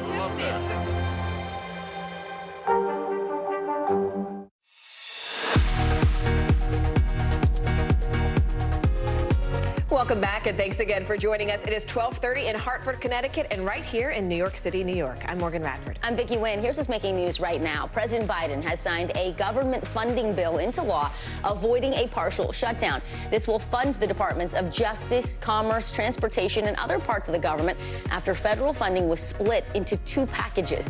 Now, a vote on that second package, which includes issues like funding the Pentagon and the Department of Homeland Security, that is scheduled for March 22nd. The state of Virginia is banning legacy admissions at its public universities and college. Governor Glenn Youngkin signed that bill into law, discontinuing any advantages for applicants who may be connected to alumni or donors.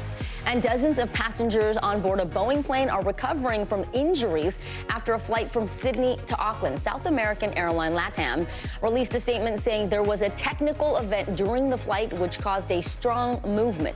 Authorities say 3 crew members and 7 passengers were taken to a hospital, but no serious injuries were reported. The holy month of Ramadan is beginning for Muslims with no signs of a ceasefire between Israel and Hamas. In fact, right now, there are mounting concerns about famine, and an aid ship carrying 200 tons of food for people in Gaza is being stalled as we speak in the Mediterranean. Meanwhile, Israeli Prime Minister Benjamin Netanyahu is rejecting President Biden's criticism of his ongoing ground offensive. But he must pay more attention to the innocent lives being lost as a consequence of the actions taken. He's hurting, in my view, he's hurting Israel more than helping Israel. NBC News international correspondent Raf Sanchez joins us from Jerusalem. So, Raf, let's talk about that 200 tons of aid that is stalled right now. What is the holdup? So, Vicki Morgan, this is a Spanish ship. It's waiting in Cyprus to head to Gaza, and the food that's going to be loaded onto it comes from World Central Kitchen, that charity run by Chef Jose Andres. They are saying, from a technical perspective, they are ready to go. They could set sail right now. They are saying there is a diplomatic holdup that is stopping them from doing so. Not clear at this point what exactly it is. They hope to get going in the next couple of days. And this will be a real trial run for this new effort to get aid into Gaza by sea. A U.S. military ship left base in Virginia on Sunday. It, too, is heading to Gaza. Its mission to build a temporary pier to try to really ramp up this aid effort. But U.S. officials tell NBC News that pier is going to take 2 months to get up and running, and that famine is beginning to spread in Gaza right now. Guys. Let's talk about the U.S. response here, Raf, because, you know, in an interview on Saturday at MSNBC, the president kind of had some contradictory statements about a possible red line. He basically said if Israel attacks Rafah, that's his red line, and then he immediately backtracked saying, just kidding, you know, basically paraphrasing, I'm not going to ever leave Israel. There is no red line. What does that mean for people on the ground as that growing death toll continues? I mean, walk us through what the red line would be then for Netanyahu. Has his response changed at all through any of this? Yeah, Morgan, I think that's the right way to read the president's comments, that he was saying really under almost no circumstances would he withdraw American diplomatic support, American military support, and those are the real leverage points over Israel. So he's making pretty clear he is not planning to pressure Israel on those places. The comment he made that really seems to have struck a nerve here is the one you played in the opening there. He said Prime Minister Netanyahu's leadership is hurting Israel more than it is helping it. The Prime Minister has done a series of interviews this morning. He said he didn't really understand what the president was saying, but he suggested that any daylight between the U.S. and Israel is unhelpful, both in terms of Israel's war effort and these negotiations with Hamas. Really important context and reporting there on the ground. NBC News international correspondent Raf Sanchez, you are doing an excellent job, and thanks for sharing with us. Meanwhile, U.S. Marines, along with many of our allies, are in northern Norway conducting military exercise in a really tough Arctic environment. NBC News international correspondent Josh Letterman has an exclusive look at the training and the reasons behind it. The frosty Arctic is the new battleground in a growing military competition between Russia and the West.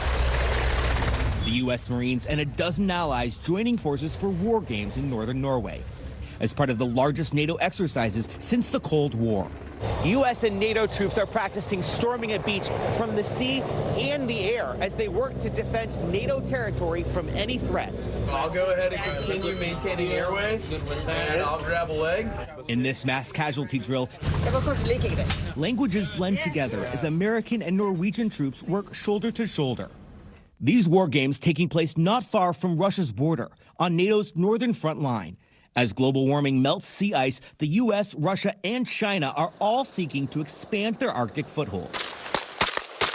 For the Marines, it's a sharp shift after decades fighting in the hot, dry climates of the Middle East. After a rocky journey through the mountains, we reach Marines dug in on the mountainside. At night, the temperatures can drop below zero. We had Marines who had never been in the snow before coming to Norway. The scenario, repelling an invasion by a major hostile power from the east. You see in multiple vehicles. And Moscow is watching. Norwegian officials tell NBC News they've detected Russian vessels nearby spying on the exercises.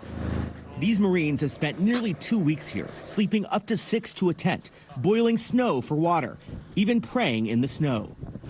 Amen. Go in peace, serve the Lord. Lance Corporal Cooper Corey from Massachusetts joined the Marines a year ago. My first time touching a ski pole was here. I fell in love with skiing. How'd it go? Oh, I fell a lot. But, you know, I had fun, biggest smile on my face. A forceful message from the U.S. and its allies. Anywhere we go, I know we can fight. I know we can thrive. And NBC News international correspondent Josh Letterman joins us live now from Norway. So, Josh, these exercises are happening right on Russia's doorstep. Why is this area so important and vital right now for NATO's defense? Well, historically, the Arctic has actually been one of the rare areas where there has been good cooperation between the U.S. and Russia. But that is really starting to change, in part due to climate change, with that melting sea ice opening new shipping routes, new areas for exploration of oil and gas and minerals, a lot of competition, China even calling itself a near Arctic nation. And so in the last few years, we've seen Russia really try to step up in the Arctic. Now the U.S. and NATO are trying to do the same. Vicki? All right, NBC News international correspondent Josh Letterman with a really fascinating look for us. Thank you so much, Josh. Yeah, another important story. In Colorado, a landmark settlement from a class action lawsuit is making sure that transgender women in prison get access to health care as well as safe housing. A judge is expected to sign off on a consent decree this week. NBC News correspondent Valerie Castro has more on how Colorado is leading the charge on trans rights. A milestone victory for transgender women behind the walls and razor wire of Colorado's prisons. We're entitled to health care just like everyone else, regardless of if we're in society or if we're in prison. Talia Murphy spent 12 years in the Colorado Department of Corrections. You have to be aware, both for your personal safety, not just from inmates, but also staff. She escaped physical harm, but other trans women haven't been spared. They've been raped, they've been beaten, they've been sex trafficked. When you house women in a men's facility, you're basically putting a target on their back. The breakdown in safety is part of a class action lawsuit filed in 2019 against the CDOC, alleging it violated the state's Anti-Discrimination Act and how it cares for trans women in custody, often failing to safely house them. Transgender women are women.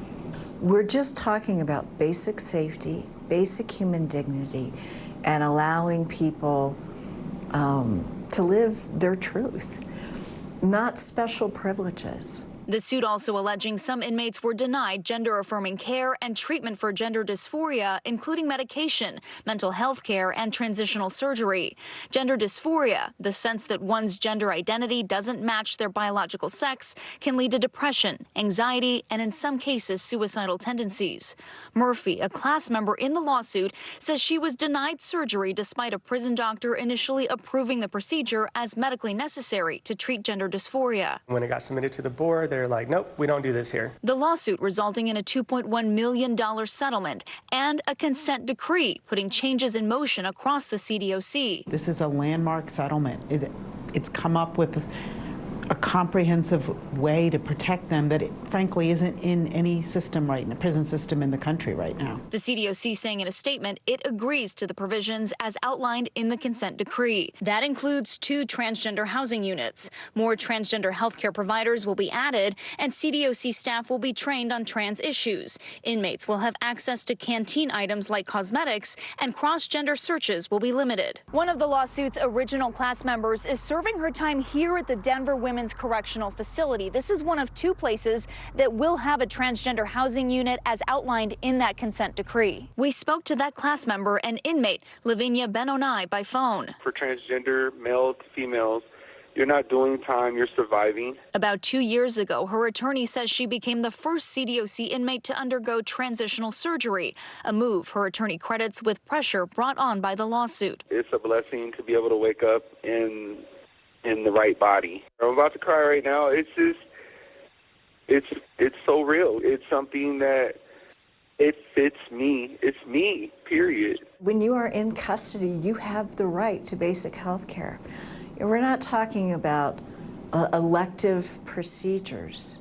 That's the law in this country. The Transgender Law Center applauding the Colorado settlement. Corrections officials around the country should absolutely be looking to Colorado and what's happening there. Murphy underwent transitional surgery after her release in 2020. She's now a small business owner working on a college degree and hopeful things will be different for trans women behind bars. Sometimes it just feels surreal, and I'm just like, we did it.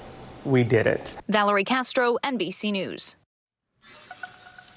All right, we're switching gears now. We're going to break down some of the biggest moments from last night's 96th Academy Awards. That's right. Actor Ryan Gosling brought the energy in a highly anticipated performance. The whole crowd was involved. Then, of course, Christopher Nolan's Oppenheimer dominated the night, taking home a total of 7 Oscars, including Best Picture. So, NBC News entertainment correspondent Chloe Melas joins us now.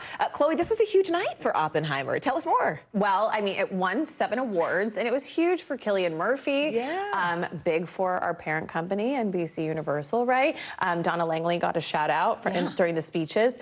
Christopher Nolan winning an Oscar. It was not unexpected, though, because Oppenheimer has been sweeping during award season. But I gotta say, though, there was a moment last night that I was not expecting, and that was Emma Stone winning her 2nd Oscar. Now, she is incredible in Poor Things, but many people were upset because they felt that Lily Gladstone, who would have been the first Native American to win in a competitive acting category, that this was her moment to, like, get her due. Right. And she's an incredible actress. She handled it with grace. But Killers of the Flower Moon, I liked the movie, but it really was shut out this award season, right? Well, especially during the Oscars. Right. Wow. And that's happened to Martin Scorsese a few times, where he got a ton of nominations for a film, but then it ends up not these walking. like long movies, and I was talking about it this morning with some people, and I mean, it happened with Gangs of New York, it happened with some of his other movies, but you know, he won for The Departed, so he has had his moments before. We got to talk about Ryan Gosling and Billie Eilish, frankly. They both got standing ovations. Kenergy. Oh yeah, the Kenergy. It was more than enough, right? It was more than enough, I'd say, Vicky.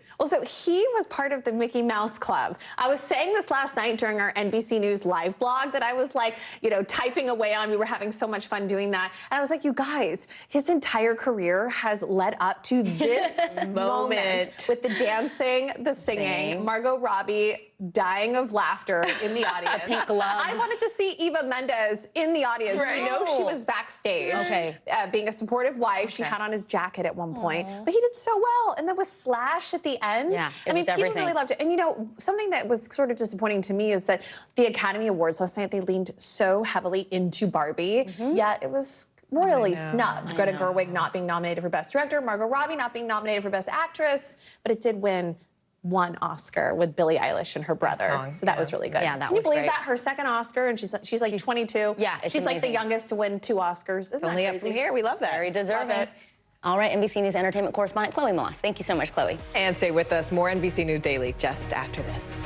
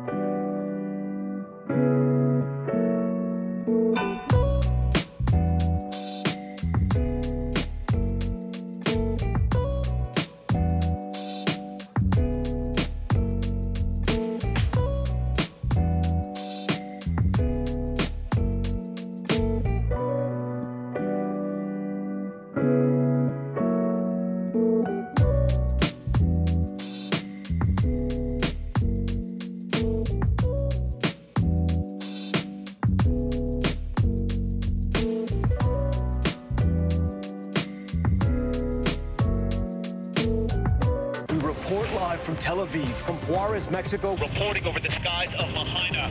Every weeknight, it's your news playlist. Top Story with Tom Yamas, streaming weeknights at 7 on NBC News Now. The fire has grown leaps and bounds. You see behind me is typical. How you doing? Pretty bad. The NBC News mobile app. Get connected to your favorite news shows. For the top stories, breaking news, and live video, download the NBC News mobile app now. All right, well, we all know living a fast-paced lifestyle on the go can make it hard to eat healthy, especially when people turn to fast food restaurants to save time. But as we become more health conscious, places like Taco Bell, they're starting to shift their menu options. In fact, that chain is launching more fresh, plant-based, or even low-sodium options, something dietitians call a hopeful sign. Joining us now to discuss healthy fast food decisions, registered dietitian, health expert, and author Joy Bauer. Joy, it is such a pleasure to be with you today. This is such a treat to be with you guys, and I can't even believe it's our first time. I know. We hope it's the first of many more. Exactly. Excellent. So when we're talking about fast food, Joy, what are the absolute no-goes, the things we should absolutely make sure we avoid if we're in that fast food line? So really, anything is up for grabs, right? It's about balance. And fast food is just a part of our lives. And like you mentioned, it's so great that there are so many, a slew of healthier options. But let's take a look at what some of the healthier options are. So when you go to Panero, they actually have great action-packed salads. I'm showing 3 right here that have very different flavor personalities. Green Goddess Cobb salad loaded with protein. We've got a Greek version. There's an Asian sesame with chicken as well. When you go over to Chipotle, the key here is to lower your carbs by skipping the oversized wraps, the burritos, and instead you could build your own meal, salad, or burrito bowl. And of course you want to go with the usual suspects, the brown rice over the white refined rice, black beans, veggies, grilled chicken, extra salsa. Salsa is your best friend. It's loaded with antioxidant-rich tomatoes. I absolutely love it. Oh, that's an interesting tip. And then we also had Taco Bell there. The cool thing about Taco Bell is that they let you special request. So when you go over to Taco Bell, you can say that you want, let's Fresco say, style, it says. Yeah, well, so Fresco style used to be at every single Taco Bell, but now it's like hit or miss. But the cool thing is that you can say, leave off the cheese or go light on the cheese. What's really interesting is that they offer reduced fat sour cream. Who does that at a fast food chain? So that's really cool. When we talk about burgers, so McDonald's, Burger King, even Wendy's, one thing that people can do is keep it simple. So go for a hamburger over a cheeseburger, layer on the lettuce, tomato, the onions, the pickles. I love pickles. Go easy on condiments, you know, maybe 1 packet of ketchup. And if you want to be extra virtuous, you can either get rid of the top bun or ask for extra lettuce and make yourself a lettuce wrap. Oh, I like that. So Joy, we only have a minute left. I want to really get to this other question about the side-by-side comparisons, because you always surprise us and you talk about swaps too. So give us a sense of what are some healthy swaps, and also how do these things compare that we might think are healthy but are actually worse than the thing that we think is not healthy? Well, I think we have a this or that. Yeah, so we do. So let's for put example, if you look at McDonald's vanilla milkshake versus Coca-Cola rapid fire. Oh, boy. Okay, you guys weigh in. What do you think I'm going to pick? Oh, well, shoot, my eyes already went to it. Milkshake. Okay, so here's the thing. Neither are going to win any health awards. And when you look at the milkshake, you see more calories, more fat, more sugar. Wow. But you get protein. But the soda's not going to be memorable. So I say drink water with your meal and then downsize to a small milkshake and enjoy every delicious, You always have the best. Joy Bauer, you are the very best. We'll have to have you on for a longer segment next time. Thank you so much. Thanks, Joy.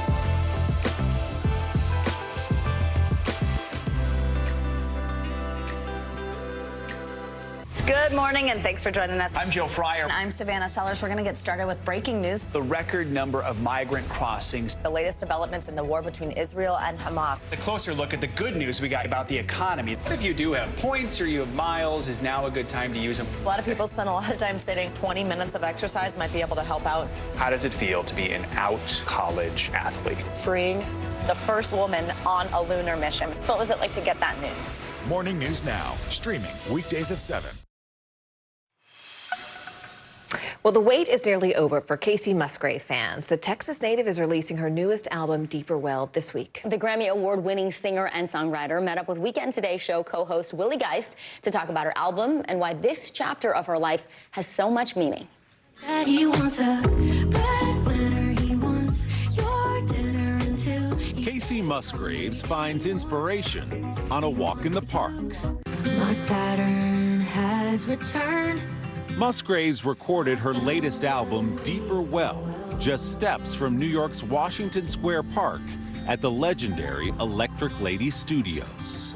I'm so excited to be in the room where it happened, as they say. This is where Deeper Well was sort of conceived and in this room. Totally, yeah. I was very drawn to getting out of Nashville and creating somewhere where there was a different energy, different kind of life bubbling around you, and I just think New York is one of the most unique cities in the world, so it's inspiring for sure. The 7-time Grammy winner's last 2 albums made her a global star, beginning with 2018's Golden Hour, written as Musgraves was falling in love with fellow singer-songwriter Rustin Kelly.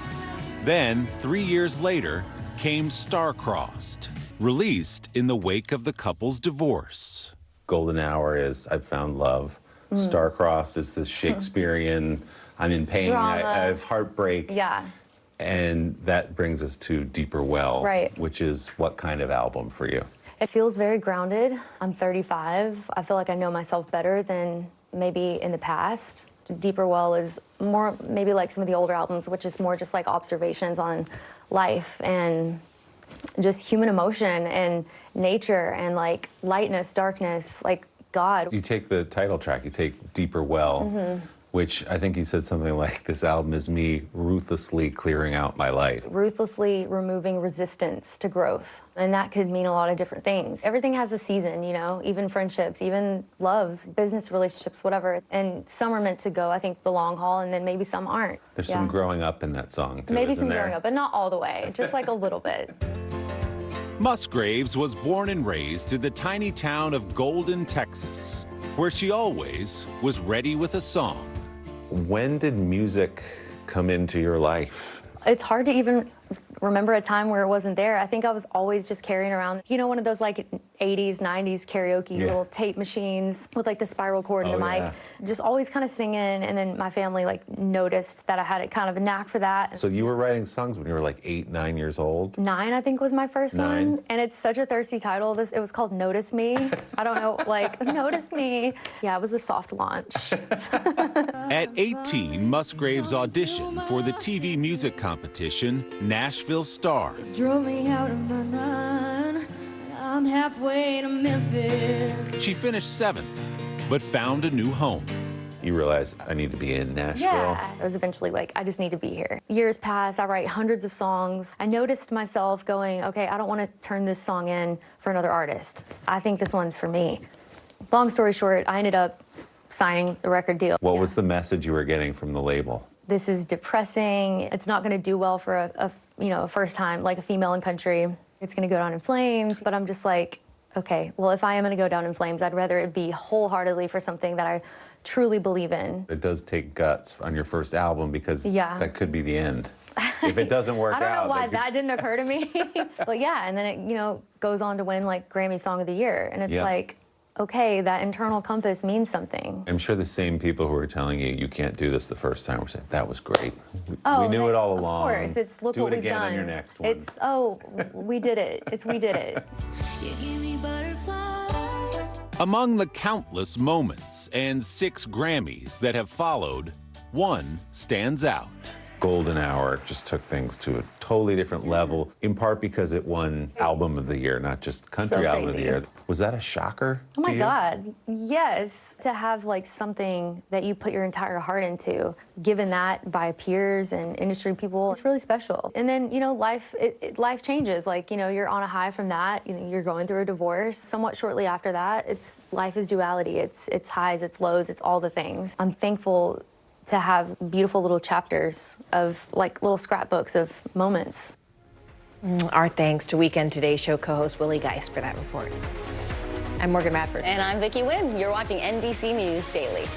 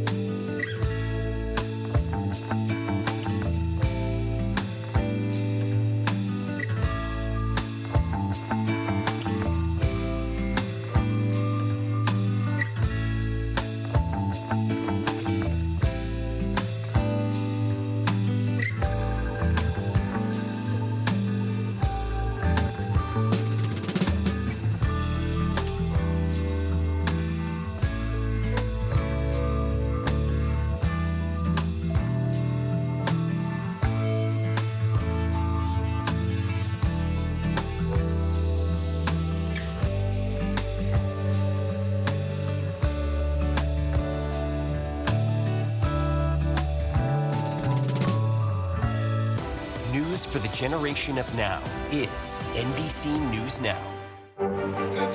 What is going to happen now? Going back and forth because Go ahead. This is it.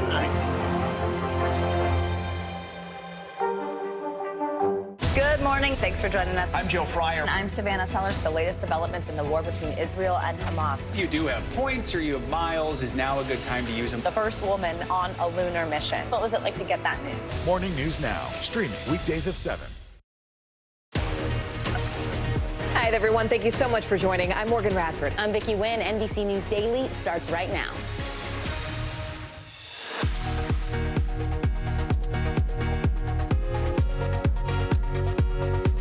Today is Monday, March 11th. Royal controversy. Kate Middleton facing backlash after sharing what appears to be a manipulated photo. All of this as speculation swirls about her health following abdominal surgery. TikTok crackdown. House lawmakers are expected to vote this week on a bill that could ban the popular app in the U.S., where President Biden and Donald Trump stand on the issue.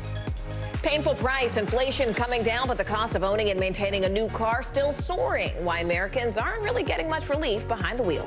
Star-studded night. The Oscars went down in true Hollywood fashion with some must-see performances and surprise moments. We're going to bring you all the highlights from the 96th Academy Awards.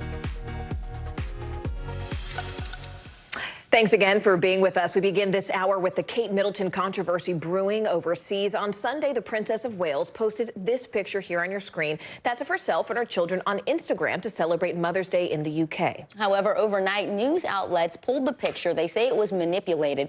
This is the first official photo of Middleton since her abdominal surgery back in January.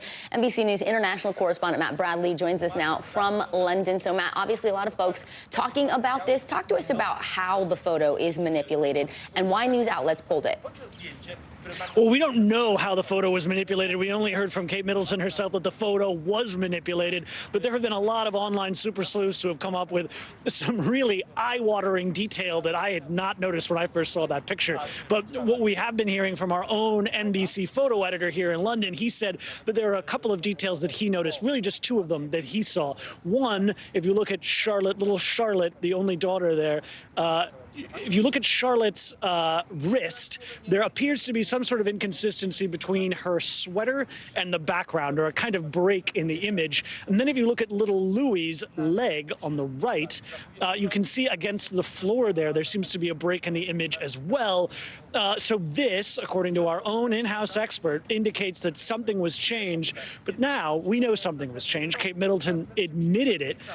So this is a little bit less of a mystery. But guys, I got to tell you, the mystery is ongoing. As if you're looking at social media, the feverish speculation, this has only amplified it. You know, what is the princess saying in response to all of this, Matt? Well, the princess has not actually said anything in public for months, and she only was speaking on Twitter. She had this tweet, that now called X, that she signed C. That's her initial for Catherine Middleton. And we can possibly believe that this is coming from the woman herself, this apology that happened just today. Whether or not this means that she had a part in editing this, or whether someone else wrote this tweet acknowledging a problem, you know, we don't know. All of this is happening behind closed doors. Has her response helped at all in terms of quelling the public scrutiny here? Absolutely not, as far as I can see. I mean, I think you know the answer to that question. And for those of us who have been trolled on social media before, or been the subject of speculation or attacks, we also know that the best response is often no response at all. And the palace certainly knows that. So why they decided to fan the flames, I'm not sure. You know, it's interesting because when Harry and Meghan were working members of the royal family, Matt, they reported a number of issues with the press. And they said that the palace motto was never complain, never explain. But now the speculation around Kate is being addressed. And is this a sign that sort of the palace is perhaps changing its approach? Yeah, I mean, that's unclear. We have seen some of the royals, like the king himself. He was diagnosed with cancer, and he is talking about it very publicly, about his personal health problem. This is something that would be foreign to generations ago royals, but now that seems to be their MO. Guys? All right, NBC News International correspondent Matt Bradley outside of Buckingham Palace. Matt, thanks. Well, on Capitol Hill, a bill that could ban TikTok in the U.S. is expected to come to a vote this week. This morning, former President Donald Trump spoke with CNBC and reversed his support for that bill. I could have banned TikTok. I had it banned just about. I could have gotten it done. But I said, you know what? But I'll leave it up to you. I didn't push them too hard because, you know, let them do their own research and development. And they decided not to do it. Do you believe that TikTok is a national security threat or not? I do believe that. I do believe it. And we have to very much go into privacy and make sure that we are protecting the American people's privacy and data rights. And I agree. But, you know, we also have that problem with you have that problem with Facebook and lots of other companies, too. Now, I do just want to be clear. That was the former president agreeing that the app is, in fact, a national security threat, but also saying at the same time that banning it would lead to the growth of Facebook, which he claims is, in fact, the enemy of the people, per his opinion. NBC News correspondent Vaughn Hillier joins us now. Vaughn, you know, this feels like a bit of an about-face. This is something that the president wanted, former president Donald Trump wanted previously, and now he's saying this is not something I support. What's happening? Because he is so opposed to Facebook, Meta, and Mark Zuckerberg. You'll recall that he was banned from those platforms, Instagram and Facebook, after the January 6th attack. He has accused Zuckerberg of changing the algorithm to keep some content away from users, content that he believed that would have helped him in the 2020 election. But the reality is there's a debate happening right now on whether TikTok is going to exist in the United States. And Joe Biden already says that he'd sign into law a bill that would amount to the barring of TikTok in the U.S. that is currently working its way through the U.S. House. And Donald Trump now taking a different position than that of Joe Biden, but also most Republicans, even up on Capitol Hill. You know, Vaughn, it seems like the campaign is beginning in earnest now, and people are saying this could be the longest general election campaign in history, and the mudslinging has already begun. Former President Trump making fun of President Biden's stutter from the State of the Union address. What are you expecting, and how are you expecting things to heat up over the next few months? It is going to be a really nasty campaign. Look at Donald Trump, the way that he's campaigned over the last 8 years, and look at the way that he campaigned during the Republican primary, taking on Ron DeSantis, taking on Nikki Haley in really direct, personal ways. He is not somebody that needles his opponents. He takes a bludgeon to them. And you saw that at that rally here this weekend in Georgia, in which he mocked his stutter. He suggested that him coughing into his hand is a nervous tick. This is going to be a really personal campaign. Joe Biden also had an event over the weekend in Georgia as well, and is telling Americans that Donald Trump is a threat to the future of the United States. There's a lot on the line in the next 7.5 months. Joe Biden is New Hampshire today. He's going to be making a stop in Wisconsin and in Michigan on the campaign trail here this week. And Donald Trump, the one place he will be this week, we expect him to be, is inside of a courtroom in Florida, where there's the potential of having the classified documents indictment against him thrown out. So there's a lot on the political and on the legal on the line. And we will be seeing a lot of you, I hope. Thank you so much. Vaughn Hilliard, we appreciate you. Well, millions of Muslims around the world are observing Ramadan this month. But in the Middle East, the war between Israel and Hamas is raging on. This as the holy month of peace, reflection, and joy begins. Prime Minister Benjamin Netanyahu is vowing to push ahead with the ground offensive despite growing concerns of famine in Gaza. Right now, a humanitarian aid ship carrying 200 tons of food is stalled in the Mediterranean Sea. NBC News international correspondent Raf Sanchez joins us now from Jerusalem. So, Raf, talk first about the logistics here and why that ship is unable to leave port with this important aid.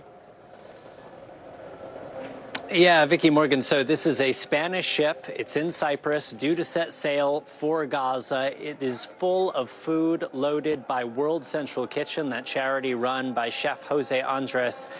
World Central Kitchen says they're ready to go. They could set sail at any time. They say there is a diplomatic holdup that is preventing them from doing so, not being clear what exactly that holdup is. An Israeli official is saying to NBC News it's not coming from the Israeli side, apparently, but it is not clear at this point. It is also not clear when that ship actually reaches the coast of Gaza, how the aid is going to be offloaded and how it is going to be distributed to those people who need it. Another ship, an American military ship, left its port in Virginia on Sunday. It, too, is heading to Gaza to carry out President Biden's instruction to build a temporary pier so that humanitarian aid can be ramped up from the sea. And U.S. officials are telling NBC News, though, that that operation is going to take 2 months to get that pier up and running.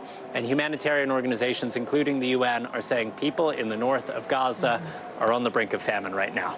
You know, Raf, we can't help but hear the activity behind you. This is Ramadan. It's something that President Biden addressed, saying that basically during Ramadan, nothing should be happening. That's the should. That's the normative expectation. But what is actually happening right now? What is the holy month looking like?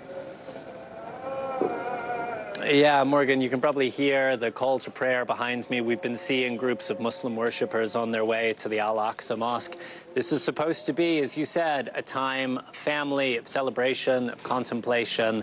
There's a real heaviness here in Jerusalem today. Our team spoke to a 38-year-old Palestinian man earlier. He says this is the most painful Ramadan he can remember, as people here are seeing just those absolutely searing images coming out of Gaza, feeling helpless, unable to help their fellow Palestinians. There's also a lot of concern about the potential for violence at the Al-Aqsa Mosque, known as the Temple Mount to Jews.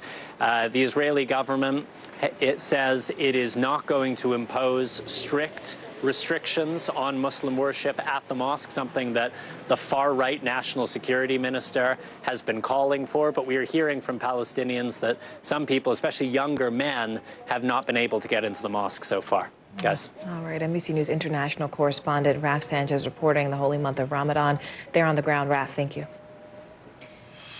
We're going to turn now to our CNBC Money Minute. Parents, if you find yourself helping out your kids with some extra cash, you're not alone. A new study from savings.com shows that nearly half of parents still financially support their adult children. Okay, so we're talking about the big kids. CNBC Markets and Investing reporter Pippa Stevens joins us now. Pippa, this is interesting. I mean, when we're talking about the majority of parents, or even 50%, how much money are we talking about?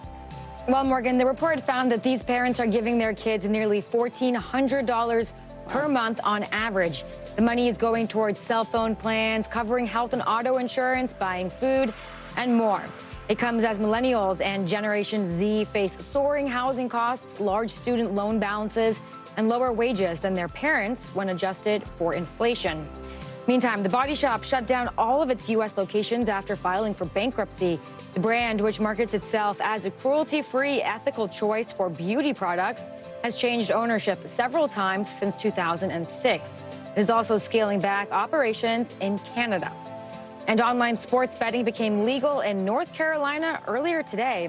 8 sportsbook apps went live around noon. Companies are offering big introductory promos to get new users to sign up. Users have to be 21 or older to place bets on the platforms. Morgan and Vicki, back to you.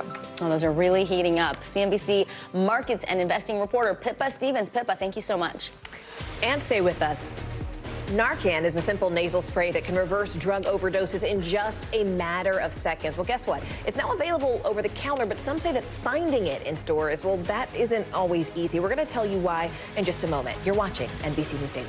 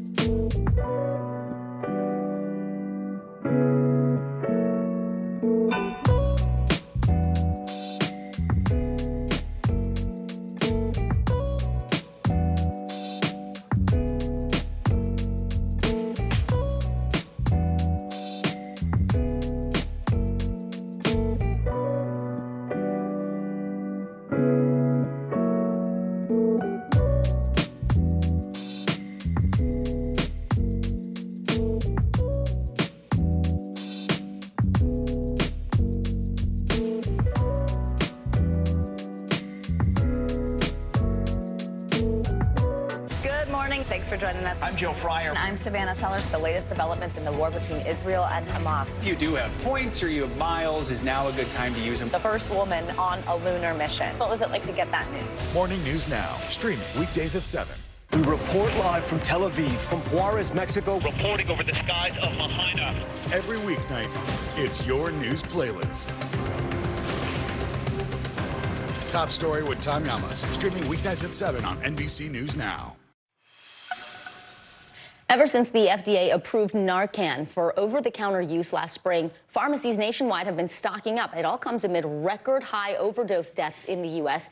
and growing concerns about fentanyl crossing our borders. Now, Narcan has become one of the primary opioid overdose reversal drugs that people rely on to save lives. But our medical team did some important digging and found that the rollout actually has not been as successful as officials were hoping. Joining us now, NBC News health and medical reporter Berkeley Lovelace. Berkeley, it's good to see you this Monday. I know that your team specifically visited these pharmacies all across the country that started selling this Narcan. What did you all find, and why hasn't this rollout sort of lived up to the initial expectations?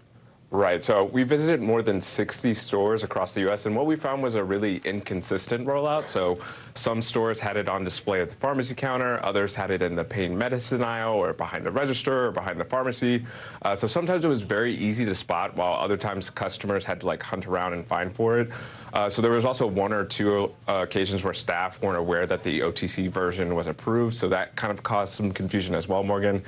So the rollout right now is really sporadic. You know, Berkeley, we know the company that makes Narcan reported a more than 20% increase in year-over-year sales of this drug. So obviously there's a demand for it. What about the supply? Are we going to see any issues with that drug as we have with others? Yeah, so the drug is selling. The company Emergent Biosolutions didn't share any concerns about supply with us. It says it's distributed more than 32,000 doses across the country since the over-the-counter version launched last fall. It's also sold more than 20 million doses last year, or distributed more than 20 million doses in the U.S. and Canada last year. A spokesperson for CVS also told us that they have ample supply of the drug as well. So right now, Vicki, supply issues do not seem to be a concern. You know, it's interesting because, Berkeley, any of the reporting I've done on this, and I think a lot of us have, our teams combined, you know, you hear people say, we suggest that you have Narcan on hand, sometimes in schools and libraries, even at parks or bodegas, right? But if you're doing that, how much is that actually costing? Talk to us about the cost of having this Narcan on deck. Yeah, so price is probably the biggest barrier right now. The drug retails for about $44.99. There were also a few occasions where that price was higher. So at two Walgreens that we visited, the price was about $5 more for that medication. We reached out to Walgreens. They told us that they're working on making sure that the medication is more consistent across their stores. There was also a Sam's Club where the price of that drug was $93.18. But all in all, around $50 is just, you know, too much for people right now, and it's gonna, experts told us that it's gonna take the price going a lot lower down for people to be able to take advantage of the drug. Before you go, Berkeley, we saw what a wide price discrepancy there with the $94. That's more than twice what it's supposed to cost.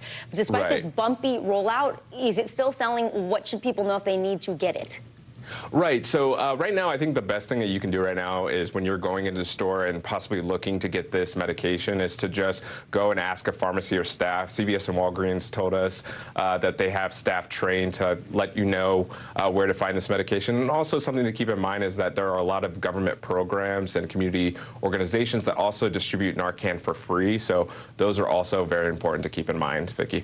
Really great reporting. NBC News health and medical reporter Berkeley Lovelace, thanks to you and your team for letting us know how this is all happening. Great job, Berkeley. Thanks.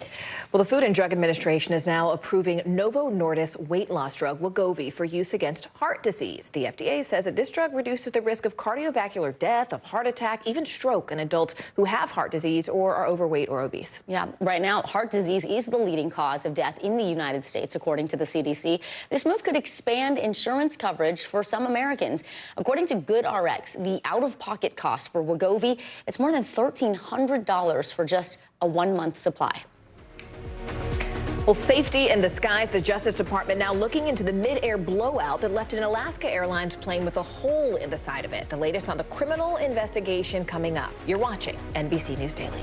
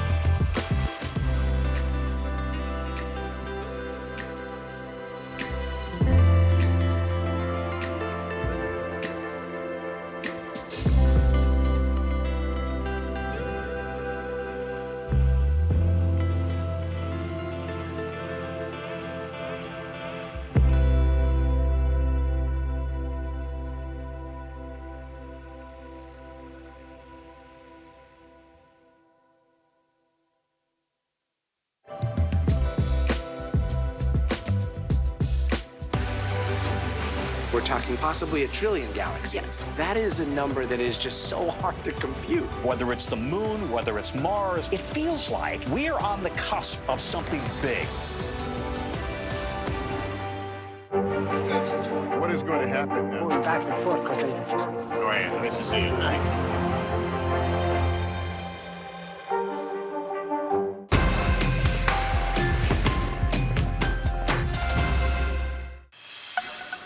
For the first time in the history of the exam, high school students across the country took the SATs on computers this weekend. The change comes after nearly a century of using pencil and paper. NBC News Daily anchor Zincle Asamoah checked in with one of the first students to take the new version before and after she completed it. It's the night before the big test, and 16-year-old Raina Robinson in Edison, New Jersey, is running through a slew of practice questions. So this is a Section 1 reading and writing practice question. The high school junior is among the first 500,000 students nationwide taking the updated SAT exam, now 100% digital and an hour shorter. Why did the College Board choose to make this decision? Really, honestly, we're rooted in what we were hearing increasingly from students and schools. We were quickly becoming one of the last major tests that they were taking on paper. The College Board, which offers the SATs, piloted the digital exam abroad last year. We made the decision, hearing quite clearly from students and schools that they were ready. But Raina says she and her classmates still have some reservations.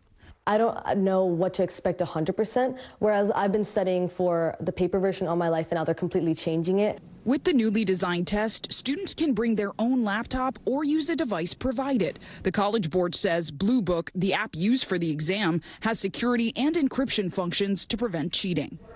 Also new to the SAT, what's known as adaptive testing. It adapts questions that students get based on how they performed earlier in the assessment.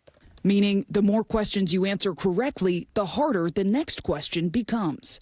Hi, Raina. We checked in with Raina right after the test. What was the feeling for you when you finished your exam? Similar to putting a pencil down, we were all closing our laptops. We were so glad that it was finally over. But I think it was a lot less stressful because we were taking it on a computer, because all of the assessments we take in school are usually on our computers anyway. An age-old exam reimagined for the new generation of test takers. Zincle Asamoah, NBC News. Well, speaking of reimagined, Harriman is one of the fastest growing cities in Utah, according to state real estate numbers. And officials say many of its newcomers are from other countries. And to help people better adjust to life right here in the United States, the city recently opened a new adult education center. Alex Cabrero from our NBC affiliate KSL spoke to one man from Taiwan who said it helped him learn English.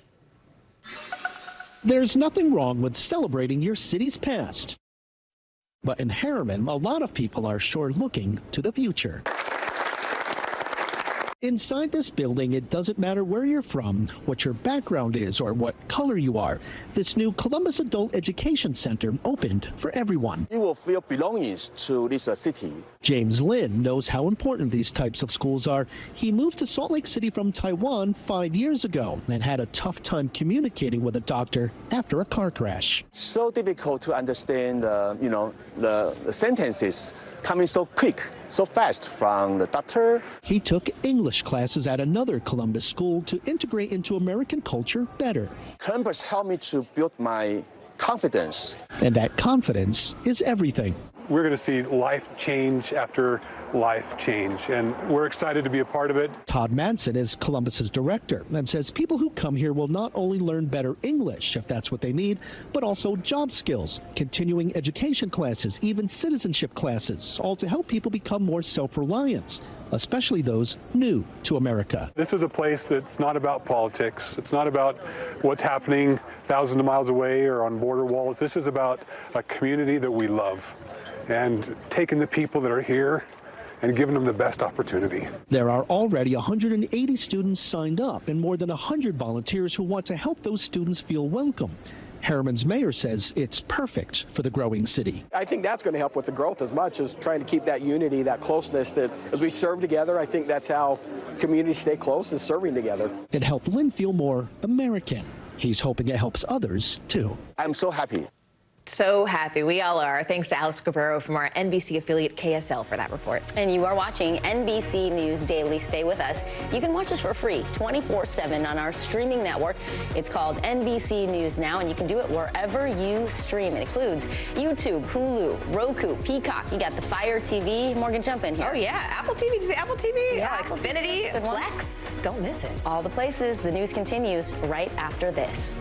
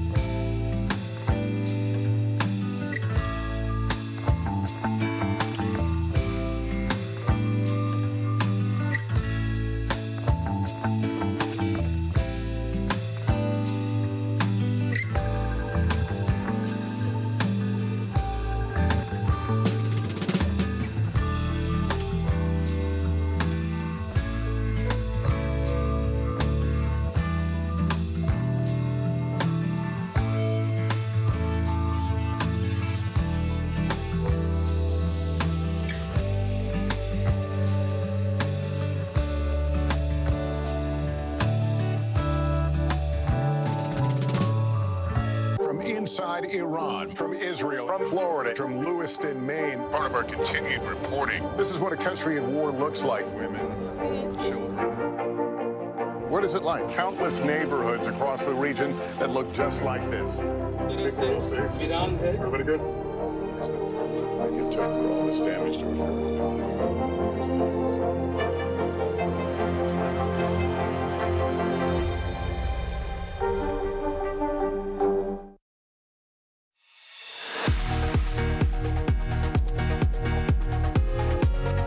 Welcome back. It is 12:30 in Bryan, Texas, and 1:30 in Bristol, Virginia. I'm Vicki Wynn. I'm Morgan Radford. Thanks again for joining us. Here's what's making news right now.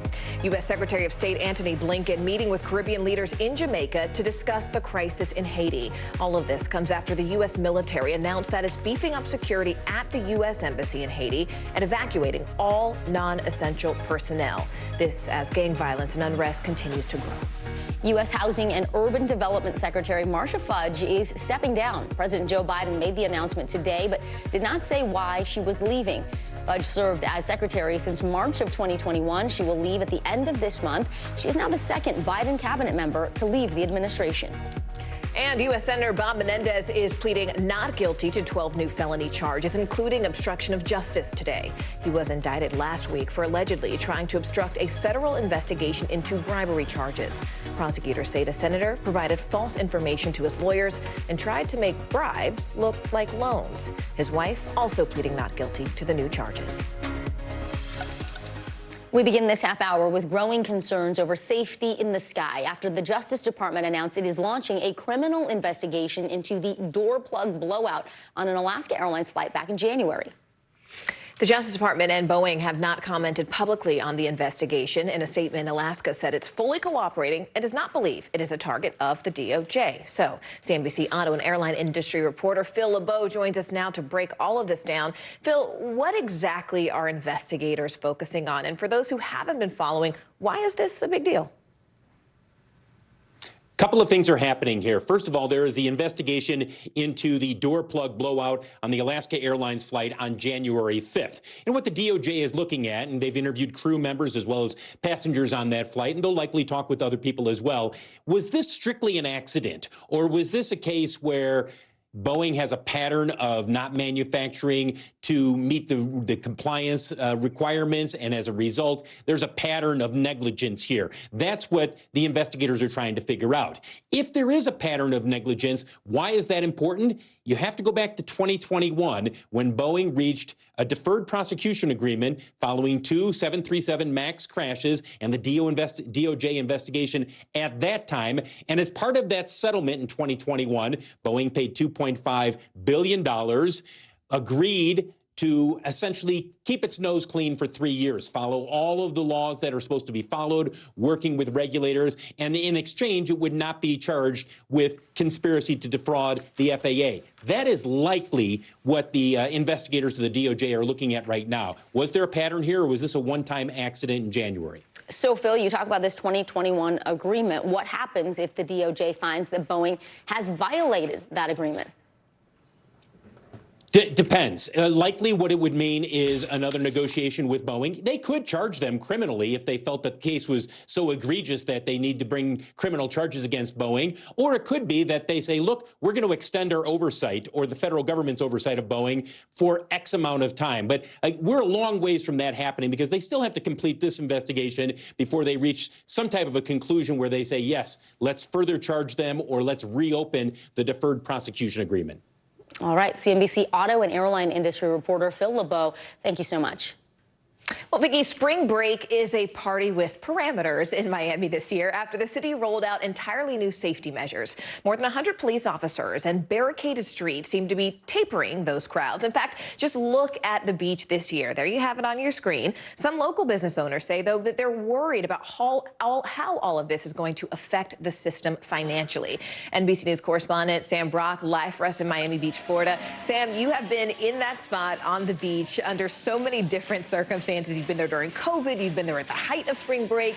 Now, after all of these new changes, what are you seeing, and what are the locals saying? Yeah, Morgan, many iterations of spring break here on South Beach. As you can likely hear right now, the party's still going on.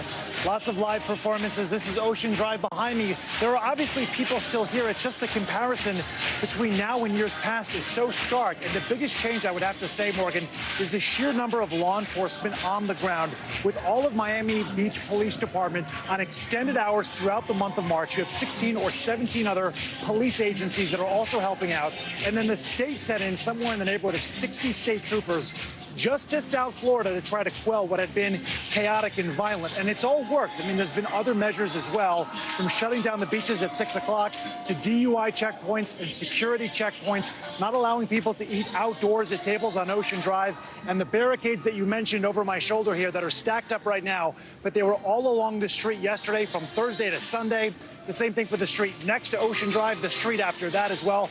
And it has impacted people's ability to come down here, park, and actually patronize some of the businesses. But that's the trade-off with keeping people safe. I did, however, talk to a couple of business owners, one a bakery, another a restaurant, about what the net impact has been for them. And here's what they told me. It's kind of hard to fault them because, again, we want them to be safe. We don't want Miami to shut down. We want people to want to come to South Beach. So this right here is devastating for business. Yeah, this is devastation for us. It's really important to point out, Morgan and Vicki, that the vast majority of businesses right now decided they would rather have safety over immediate access to a lot of their clients. And so that's the priority here. But there is an upshot to that, which is it does affect the bottom line, certainly in a couple of cases. Guys. Well, it still sounds like they're making a party, as they say in Miami. I hear all that behind you, so it seems like you're in the heart of it. NBC News Morgan, party correspondent, here, you know what that is. Sam Brock with the best assignment from Miami Beach. Bye, Sam. It is a party with parameters for sure. All right, Morgan, switching gears now. A new study is warning that America's coastal cities are sinking at an alarming rate every year. This is all raising concerns that more people in the U.S. will be at risk for flooding. CNBC senior climate correspondent Diana Oleg tells us how climate change is playing a big role in this problem. This is what Baltimore, Maryland looked like in early January after a heavy rainstorm. But it doesn't always take a storm for the city to flood. So-called nuisance flooding is increasing, not just because the sea is rising, but because the land is sinking, more than doubling the potential damage. So in this area, you do see nuisance flooding? Yes, yeah, particularly right here, in the promenade. Grace Hansen is coastal planner for the city of Baltimore. When you have nuisance flooding, it's basically saying it's an inconvenience. But when you think of the promenade here as flooded, some people can't get to businesses or they can't get to work. Coastal Baltimore is sinking by more than 2 millimeters per year. And to me and you, that doesn't seem like a lot by any means. But what becomes an issue is when it's not uniform and you can have building foundation sinking faster than the other side of the building. And that's where you'll see the foundation is not stable. And coastal land is sinking around the world, especially on the east coast of the U.S., from New York to Norfolk, according to a new study from Virginia Tech and the U.S. Geological Survey. In some areas, it's sinking as much as 5 millimeters a year. Sea level rise is about 3 millimeters a year. We expect to have a doubling of the frequency of flooding. Shirzai and his team used space-based radar satellites to build digital maps of land over many years in order to see where it's sinking most. They then built the first high-resolution maps of this, showing East Coast land sinking anywhere from 2 to 5 millimeters a year, affecting more than 2 million people and 800,000 properties. The study says that when you add the sinking of the land to sea level rise, it actually doubles the frequency of flooding and cuts in half the amount of time that both cities and coastal residents have to prepare. And that has profound consequences on the flood adaptation strategies that have already been developed. Areas including New York's JFK and LaGuardia airports are seeing land sink at more than 2 millimeters a year. And why is land sinking? Climate change is causing drought, forcing us to pump more groundwater and to build more dams to store water. In terms of groundwater extraction, that, is primarily one of the reasons why Baltimore is sinking. Baltimore is surrounded by more than half a dozen dams, which reduce the supply of sediment going to the coast, thereby causing the land to sink. Even as water becomes more scarce, Shirzai says we need to mitigate the sinking of the land in the next decade, or it will severely impact the integrity of buildings and infrastructure. It would affect bridges, pipelines, railways, runways of airport, and that would translate into trillions of dollars loss and cost of the repair. And Diana's with us now. You mentioned the next decade. These are some fixes that need to happen. What are some of the options that cities like Baltimore have to actually help prevent the sinking? Well, there are actually several. Look, they can recycle water by treating wastewater and sewage, putting wider restrictions on water usage, especially in landscaping, or capturing rain and banking it better. One project in Virginia is actually pumping groundwater back into the aquifers and treating it in wastewater plants. But whatever the option, he says, really, the sinking just needs to stop as soon as possible. Back to you guys. CNBC senior climate correspondent Diana Olick, thank you. Well, speaking of money, cars are the second biggest expense for most Americans after their mortgage or their rent, and that's according to the Bureau of Labor Statistics. And costs are climbing, making ownership really unsustainable for a lot of drivers. Yeah, NBC News senior business correspondent Christine Romans explains why prices are going up.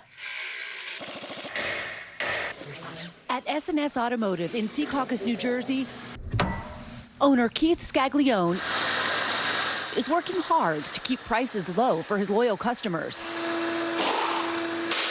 And it hasn't been easy.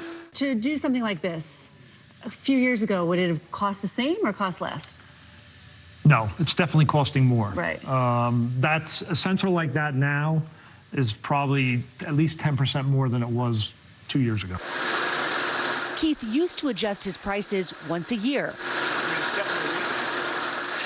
Now it's every 3 to 6 months. That's because the total annual cost of simply owning and maintaining a new car climbed to more than $12,000 last year, up from about $11,000 the year before. And that doesn't even include monthly car payments, which spiked along with rising interest rates. Heather Trumke is a mother of 6 in Atlanta who sold her SUV. You loved your SUV. Why did you sell it? The cost just got out of control, and the maintenance, the day-to-day, week-to-week, month-to-month. And it was just heartbreaking. Her insurance alone rose more than $100 a month. Car insurance up more than 20% nationwide last year as insurers pay out for pricier claims. You have a high number of claims for all kinds of reasons, including that people aren't driving very well broadly. The data bears that out. And then you have climate events that are essentially totaling cars. Back in Keith's repair shop, this business is more than just a job. Keith's uncle started it back in 1969, and it has been serving this community ever since. But a lot has changed. These are not your grandparents' cars. Now they're full of pricey sensors and cameras. This truck probably has at least 60 computers in it. 60 computers in one piece of machinery. Yes. And those parts more expensive to repair. But longtime customers like Alan Bonin say they'll keep coming back. Oil price goes up, labor costs have gone up. Yeah. And you pay the price. Christine Romans, NBC News, Secaucus, New Jersey. Straight ahead, we'll break down the most memorable moments from the Oscars. Stay with us. More NBC News Daily right after this.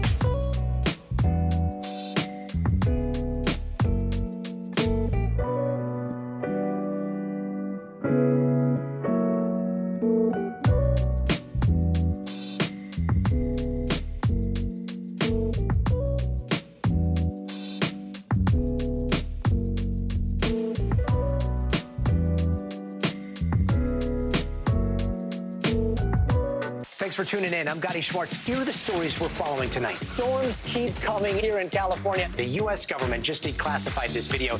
A lot more stories trending like crazy on social media. A controversy pitting lawmakers against young voters. What's the state of crypto today? Is it safe for investors? We've got another mind-bending story on artificial intelligence. This is what my voice sounds like when I clone it. That wasn't me. You gotta see this. Stay tuned now. Weeknights at 8 Eastern, 5 Pacific on NBC News Now. Kristen Welker hosts Meet the Press every Sunday on NBC. And may I see Oppenheimer? Yes. Yes. Emma Thomas, Charles Grodin. Acting legend Al Pacino there giving Oppenheimer the award for Best Picture at last night's 96 Academy Awards. The Christopher Nolan film dominated the award ceremony, bringing home a total of 7 Oscars. Joining us now to break down the Hollywood's biggest night is Dave Karger. He is the host of Turner Classic Movies. David, it's great to see you. Also, congrats on your book, 50 Oscar Nights, iconic stars and filmmakers on their career-defining wins. So let's talk about this huge night for Oppenheimer, Dave, but also talk about some of the other films that took home the major awards. Yeah, Oppenheimer was the expected big winner. Everyone knew it would get between 6 and 8 Oscars, so it landed kind of squarely in there. with 7, and I think it's a movie that deservedly maintained its front-runner status throughout the entire season. It's the first kind of mega blockbuster to win Best Picture in 20 years. If you remember back around the turn of the century, we had winners like Titanic, Gladiator, and Lord of the Rings, but it's been 20 years since you've had a movie that's made this much money also then win Best Picture. I also find it interesting that oftentimes at the Oscars, movies that do well either do well in kind of just the acting categories or just the technical categories. This was a movie that did well across the board, winning 2 Oscars for its cast, Cillian Murphy and Robert Downey Jr., but also 3 of the more technical awards like original score, cinematography, and editing. So it just shows the broad appeal of Oppenheimer. Speaking of broad appeal, Dave, you know, one of the movies that I thought won big last night, but I haven't heard a lot of discussion about was American Fiction. I mean, and I thought of it because you said the score. I thought the score of that movie was so impressive, and it got Best Adapted Screenplay. Tell us, who's kind of talking about that? Is it considered a big winner? Did it sort of change the conversation in Hollywood at all based on the message it was trying to sort of portray? I think of all the movies that were nominated for Best Picture, there were 10, of course. American Fiction was the one that kind of came in later in the game, along with a movie called The Zone of Interest, which did well last night, too. But American Fiction came out at the tail end of last year. It's from a very exciting first-time writer-director, Port Jefferson, who also was a writer on TV shows like Succession. So he's had a great background. This was the first time he's ever directed a movie, and he won for Best Adapted Screenplay, gave a great speech. He had won some of the other big precursor awards like the Critics' Choice and the British Academy Awards, so it wasn't a shock that he won, but he did win over Barbie and Oppenheimer, so I think that's why people are also talking about it. But when you watch the movie, it's so smart, and so much of what works about the movie is his screenplay. Yeah. Dave, you've covered these over the years. I am a casual viewer. I have to say, I thought that was like one of the best Academy Awards we've seen in a long time, from the performances to the way that they presented Best Actor. And so talk to us a little bit about some of the highlights for you as someone who's a veteran in covering this. Well, I agree with you in that I think it was a great idea. They've done this before in the past, on and off, where they bring 5 previous winners back to give out the awards in the acting categories. And when you see Lupita Nyong'o give a tribute to Da'Vine Joy Randolph, and it just creates this really emotional moment right leading up to Da'Vine Joy Randolph's equally emotional speech. It was also very exciting to see Cillian Murphy kind of shake the hand of the 5 Best Actor winners who were up there kind of welcoming him to the club. So I just think it's great to bring the Oscar history whenever possible. I also loved both of the Barbie song renditions. I thought Billie Eilish and her brother Phineas did a gorgeous job with their song that won. And then, of course, Ryan Gosling's I'm Just Ken number, which for me as a Turner Classic Movies host, I love to see the homages to Busby Berkeley and, of course, movies like Gentlemen Prefer Blondes with Marilyn Monroe singing Diamonds Are a Girl's Best Friend. That's definitely what Ryan Gosling and his backup dancers were picking up on. Those pink gloves, for sure. Right? That did I mean, it for I me. feel like that gave all the energy. It was enough. We only have about 20 seconds left with you, Dave, but I have to say, were there any performances or things that you thought were under-recognized that we should give a little love to now? Killers of the Flower Moon. I would have loved to have seen that movie win something. Instead, it went 0 for 10, the third Scorsese movie to go 0 for 10 at the Oscars. It's too bad. All right. Host of Turner Classic Movies and author of 50 Oscar Nights, Dave Karger, thank you so much for joining us. I'm Morgan Radford. Stay with us.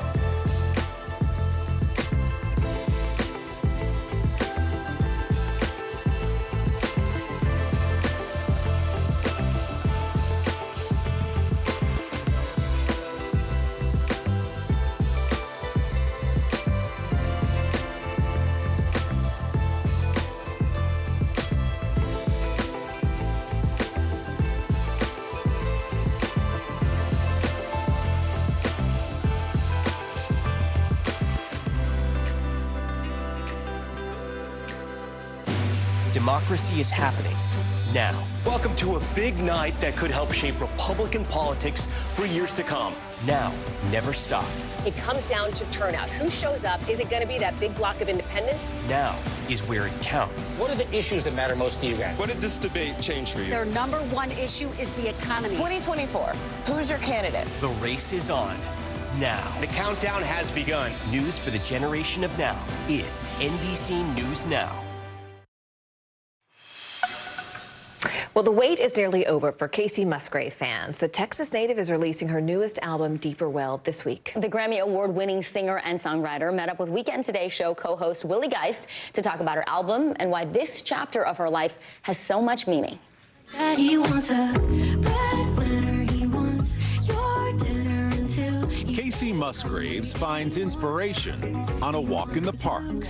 My Saturn has returned. Musgraves recorded her latest album, Deeper Well, just steps from New York's Washington Square Park at the legendary Electric Lady Studios. I'm so excited to be in the room where it happened, as they say. This is where Deeper Well was sort of conceived and in this room. Totally, yeah. I was very drawn to getting out of Nashville and creating somewhere where there was a different energy, different kind of life bubbling around you, and I just think New York is one of the most unique cities in the world, so it's inspiring for sure. The 7-time Grammy winner's last 2 albums made her a global star, beginning with 2018's Golden Hour, written as Musgraves was falling in love with fellow singer-songwriter Rustin Kelly. Then, 3 years later, came Star-Crossed, released in the wake of the couple's divorce. Golden Hour is I've found love. Star-Crossed is the Shakespearean, I'm in pain, I have heartbreak. Yeah. And that brings us to Deeper Well, which is what kind of album for you? It feels very grounded. I'm 35. I feel like I know myself better than maybe in the past. Deeper Well is more maybe like some of the older albums, which is more just like observations on life and just human emotion and nature and like lightness, darkness, like God. You take the title track, you take Deeper Well, which I think you said something like, this album is me ruthlessly clearing out my life. Ruthlessly removing resistance to growth. And that could mean a lot of different things. Everything has a season, you know, even friendships, even loves, business relationships, whatever. And some are meant to go, I think, the long haul, and then maybe some aren't. There's some growing up in that song, too, maybe isn't some there? growing up, but not all the way, just like a little bit. Musgraves was born and raised in the tiny town of Golden, Texas, where she always was ready with a song. When did music come into your life? It's hard to even remember a time where it wasn't there. I think I was always just carrying around, you know, one of those like 80s, 90s karaoke little tape machines with like the spiral cord and the mic. Just always kind of singing, and then my family like noticed that I had a kind of a knack for that. So you were writing songs when you were like 8, 9 years old? 9, I think, was my first one. And it's such a thirsty title. It was called Notice Me. I don't know, like, Notice Me. Yeah, it was a soft launch. At 18, Musgraves auditioned for the TV music competition Nashville Star. Drove me out of my mind. I'm halfway to Memphis. She finished 7th, but found a new home. You realize I need to be in Nashville? Yeah, I was eventually like, I just need to be here. Years pass, I write hundreds of songs. I noticed myself going, okay, I don't want to turn this song in for another artist. I think this one's for me. Long story short, I ended up signing the record deal. What was the message you were getting from the label? This is depressing. It's not going to do well for a first time, like a female in country. It's going to go down in flames. But I'm just like, okay, well, if I am going to go down in flames, I'd rather it be wholeheartedly for something that I truly believe in. It does take guts on your first album because that could be the end. If it doesn't work out. I don't know why that didn't occur to me. But yeah, and then it, goes on to win like Grammy Song of the Year. And it's like, okay, that internal compass means something. I'm sure the same people who are telling you you can't do this the first time were saying, that was great. We knew it all along. Of course, it's look what we've done. Do it again on your next one. It's, we did it. We did it. You give me butterflies. Among the countless moments and 6 Grammys that have followed, one stands out. Golden Hour just took things to a totally different level, in part because it won Album of the Year, not just Country Album of the Year. Was that a shocker? Oh my God, yes. To have like something that you put your entire heart into, given that by peers and industry people, it's really special. And then, you know, life changes. Like, you know, you're on a high from that, you know, you're going through a divorce. Somewhat shortly after that, life is duality. It's highs, it's lows, it's all the things. I'm thankful to have beautiful little chapters of like little scrapbooks of moments. Our thanks to Weekend Today show co-host Willie Geist for that report. I'm Morgan Radford. And I'm Vicki Wynn. You're watching NBC News Daily.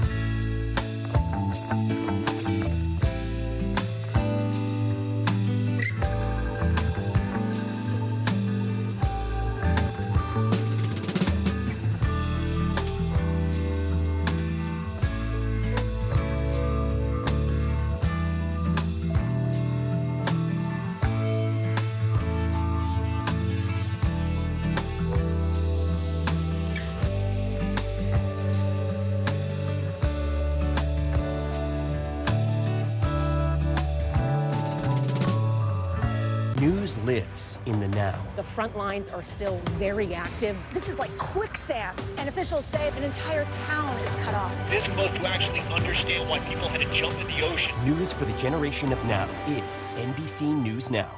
Good morning. Thanks for joining us. I'm Joe Fryer. And I'm Savannah Sellers. The latest developments in the war between Israel and Hamas. If you do have points or you have miles, is now a good time to use them. The first woman on a lunar mission. What was it like to get that news? Morning News Now, streaming weekdays at 7. Hi, everyone. I'm Ellison Barber. Kate, Enz, and Clay are off today. NBC News Daily starts right now.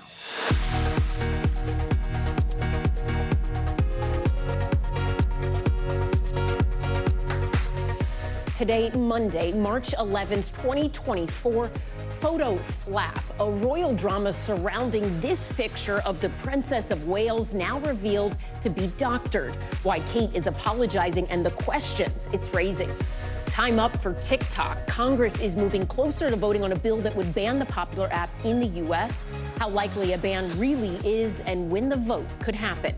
Where's the party? Not here in Miami Beach, where a spring break crackdown is in full effect. We will tell you why it's happening and why some say the city might have gone too far. And Lights, Camera, Oscars. The wins, surprises, and moments we just can't stop talking about from Hollywood's biggest night. We're going to begin this hour with the fallout from that photo fail everyone seems to be talking about and how it's sparking even more speculation about Kate, the Princess of Wales. This was the first official photo of Kate in months, posted yesterday for Mother's Day in the UK. But as you can see with the big photo kill here, it was pulled from circulation from the Associated Press and several other agencies after it appeared the photo was manipulated. Kate has since apologized, saying she actually edited that picture. NBC News foreign correspondent Matt Bradley is following this story for us, and he joins us from outside Buckingham Palace. So, Matt, break this down for us. What stood out about the picture in the first place, and how is the royal family responding? Well, I got to tell you, Allison, nothing stood out the picture to me. When I saw it, it looked like a normal picture. But these online super sleuths, they really got the better of the palace here. And the blowback has been remarkable, really. I mean, clearly, this picture was meant to try to tamp down speculation and conspiracy theories, and it did the exact opposite. Now, if you look at this picture, it's interesting. It looks very normal. But if you look at the right sleeve of Princess Charlotte's sweater, it looks like there's a little bit of a blur, a little bit of a break with the rest of the picture. And then if you look at young Prince Louis on his right trouser leg, there's a little bit of the break in the wall behind him. And all of these two were pointed out by our own photo editor for NBC News here in London. But others have found even more inconsistencies. You know, the fact is that, as you mentioned, the princess has come out. She said she admitted that she had been doctoring this picture. It sounds like she was just trying to make a better picture. I mean, you know, if you're trying to get kids, not one, but three together for a picture, it gets a little rambunctious. So she said that she was just trying to, as a lot of amateur photographers do, trying to make this a better picture. She apologized. But again, if you're trolled online, if you're talked about on social media, the best response is almost always no response at all. The palace knew that. Maybe Kate Middleton didn't. So now the question everyone seems to be asking, Matt, is will the palace release that original untouched picture? Any word there? No word yet. NBC News has reached out to the palace and basically asked a very simple question. If it's a manipulated picture, clearly there's probably a version of the original that you could just release. They haven't. They haven't even really commented that much. We only heard from Kate Middleton today officially for the first time in months. This is, for all of the speculation, for all of the conspiracy theories, they could be forgiven for thinking that there's something weird going on here, because the last several months have seen Kate totally absent, with a few exceptions from the public spotlight. No comments. This, as the king himself, who was diagnosed with cancer, a very serious medical condition, is going around the country speaking to survivors and being very public and open about his medical history. That's something we're not seeing from the much younger princess. Matt, really quickly, how is the public there in the United Kingdom responding here in the U.S.? You mentioned the internet sleuths. It's all anybody can talk about on TikTok. But what about the British public? Well, the British public are subdued as always, but one thing that is speaking very loudly are the covers of the tabloids. I didn't get any right here, but they are going bananas over this little gaffe, which is turned into a pretty big gaffe if you follow the royals very closely. But I got to tell you, a lot of tourists are here. This is a big, big story even overseas. A lot of our audience might not realize this, but the British public possibly doesn't follow the royal family any more than the American public do, or people throughout the world do. This is seen here as kind of a distraction by a lot of folks, but at the same time, there's a reason we're talking about it. It's interesting. To say the least. Matt Bradley, thank you so much for joining us. We appreciate it. The Department of Justice has opened a criminal investigation into that terrifying door plug incident from an Alaska Airlines flight in January. Alaska Airlines has confirmed it is cooperating with the investigation. It comes as the carrier and Boeing both face a $1 billion lawsuit from at least 3 passengers on that flight, accusing them of negligence. NBC News correspondent George Solis joins me now with more. So, George, what do we know about this investigation? What exactly does it or will it entail? Yeah, good afternoon, Allison. The reporting was first brought by the Wall Street Journal, and in short, it centers on that mid-air emergency on board that MAX 9 jet back on January 5th.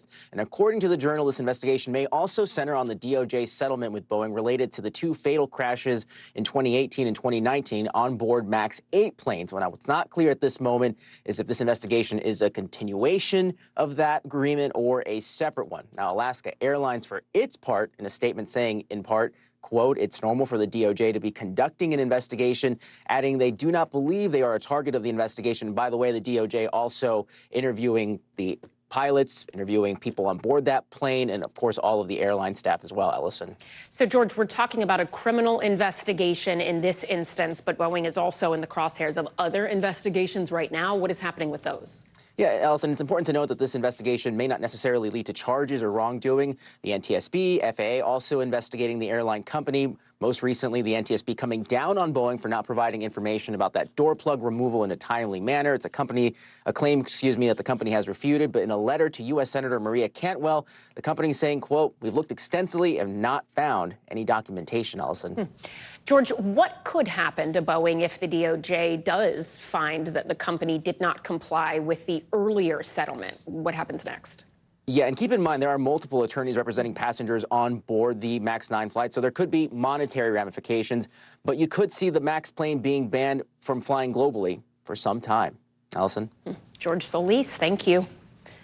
Legislation on Capitol Hill to potentially ban TikTok in America is gaining serious momentum. Citing national security threats, a bipartisan group of lawmakers want the parent company of TikTok, which is based in China, to fully divest the popular social media company in 6 months, or it would be banned from app stores. President Biden says he would sign such legislation if it passes.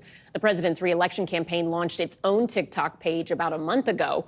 Joining me now are NBC News business and data correspondent Brian Chung and NBC News senior Capitol Hill correspondent Garrett Hake. So, Brian, let's start with you here. What exactly are the security concerns surrounding TikTok, and what have we heard from the company itself? I mean, it's kind of odd to see Congress so invested in a company that isn't an American company. Right? Yeah, and the concerns are that this, seemingly innocuous app where you can just, scroll through cat videos is actually collecting data on how Americans are using social media and feeding it to the Chinese government. So what the lawmakers who have proposed this bill are saying are, well, let's try to force the Chinese company that's behind this app to sell the app. If they sell it to, let's say, for example, an American company, then we don't have concerns anymore. Now, TikTok, for its part, says, look, our servers are entirely in the United States, and they have repeatedly said that they don't give the Chinese government any data, even if their company parent is a Chinese company. So there's a lot of kind of back and forth on this. But look, right now, TikTok is facing this potential ban.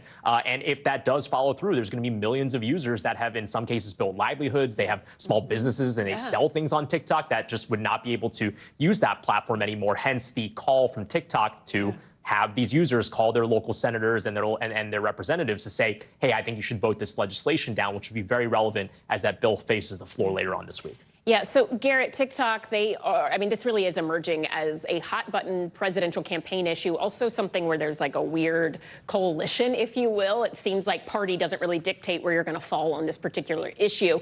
You cover the Trump campaign as well as Congress. Former President Trump famously signed an executive order that banned the app. It was later overturned in court, but now it appears he has a different opinion today. What is the political side of this? Yeah, Allison, TikTok opposition really took hold on the right, took root on the right, and spread across kind of the political sphere here. But now Donald Trump is, some degree, backing away from his opposition, from his preference for a ban, citing in part the idea that one of TikTok's competitors he thinks is just as big of a problem, at least for him. Listen to what he said on CNBC this morning. We have to very much go into privacy and make sure that we are protecting the American people's privacy and data rights. And I agree, but, we also have that problem with you have that problem with Facebook and lots of other companies, too. I mean, they get the information, they get plenty of information, and they deal with China, and they'll do whatever China wants. Trump went on to say, essentially, that while he does consider TikTok to be a national security threat, he doesn't want to help Facebook by banning TikTok, Ellison. It's a position that I'm not sure will be widely echoed across the political sphere, but we'll see. Garrett, we did see that bipartisan immigration deal collapse after the former president voiced his opposition to it. Could the same thing happen here?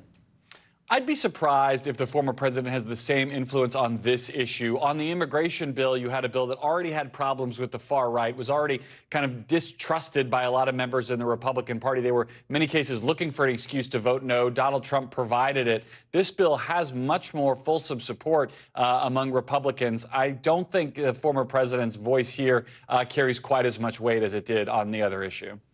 Brian Chung, Garrett Hake, thank you both. We appreciate it. It is time now for today's CNBC Money Minute. President Biden is outlining a new budget plan, and another state is legalizing online sports betting. Steve Kovac joins us now with more. Hey, Steve. Hey, Ellison, yeah, the Biden administration proposed its 2025 budget today, totaling nearly $7.3 trillion. It's an increase over last year and would devote more money to Social Security, child care costs, and offer more loans to small businesses. The White House also expects to raise roughly $5.5 trillion from proposed tax hikes on corporations and high earners. Online sports betting became legal in North Carolina earlier today. 8 sportsbook apps went live around noon. Companies are offering big introductory promos to get new users to sign up. You have to be 21 or older to place bet on the platforms. And a New York Times report claims automakers are sharing consumers' driving behaviors with insurance companies. According to the Times, some automakers, including General Motors, Honda, Kia, and Hyundai, have offered to rate driver behavior through internet-connected car apps. The Times reports that data is then shared with brokers that compile risk profiles on drivers for insurers. Ellison, send it back over to you. Steve, I think I'm a good driver, but whenever I hear things like that, I'm like, maybe I'm not. Let's not Just don't look connect at my it to data. the internet. You'll be fine. Yeah, okay, good. Thanks, Steve Kovac. We appreciate it. Coming up, millions of people from New England to the Carolinas getting blown away by dangerous and deadly winds, the damage and travel concerns up and down the East Coast. Plus, leading the charge, the major steps Colorado prisons are taking to protect transgender inmates. Stay with us. You're watching NBC News Daily.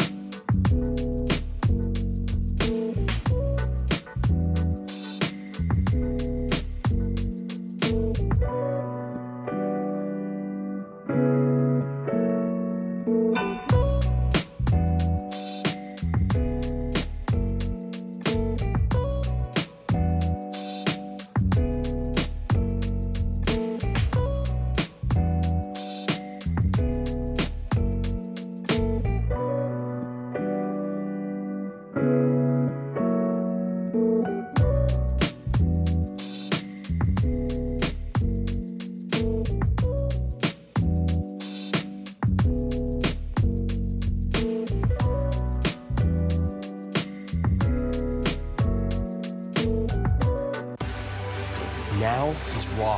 How hard is it to see it like this? Our house is no longer here, but we are here. Now is real. Let's break down what we know and then the big questions still outstanding. News for the generation of now is NBC News Now.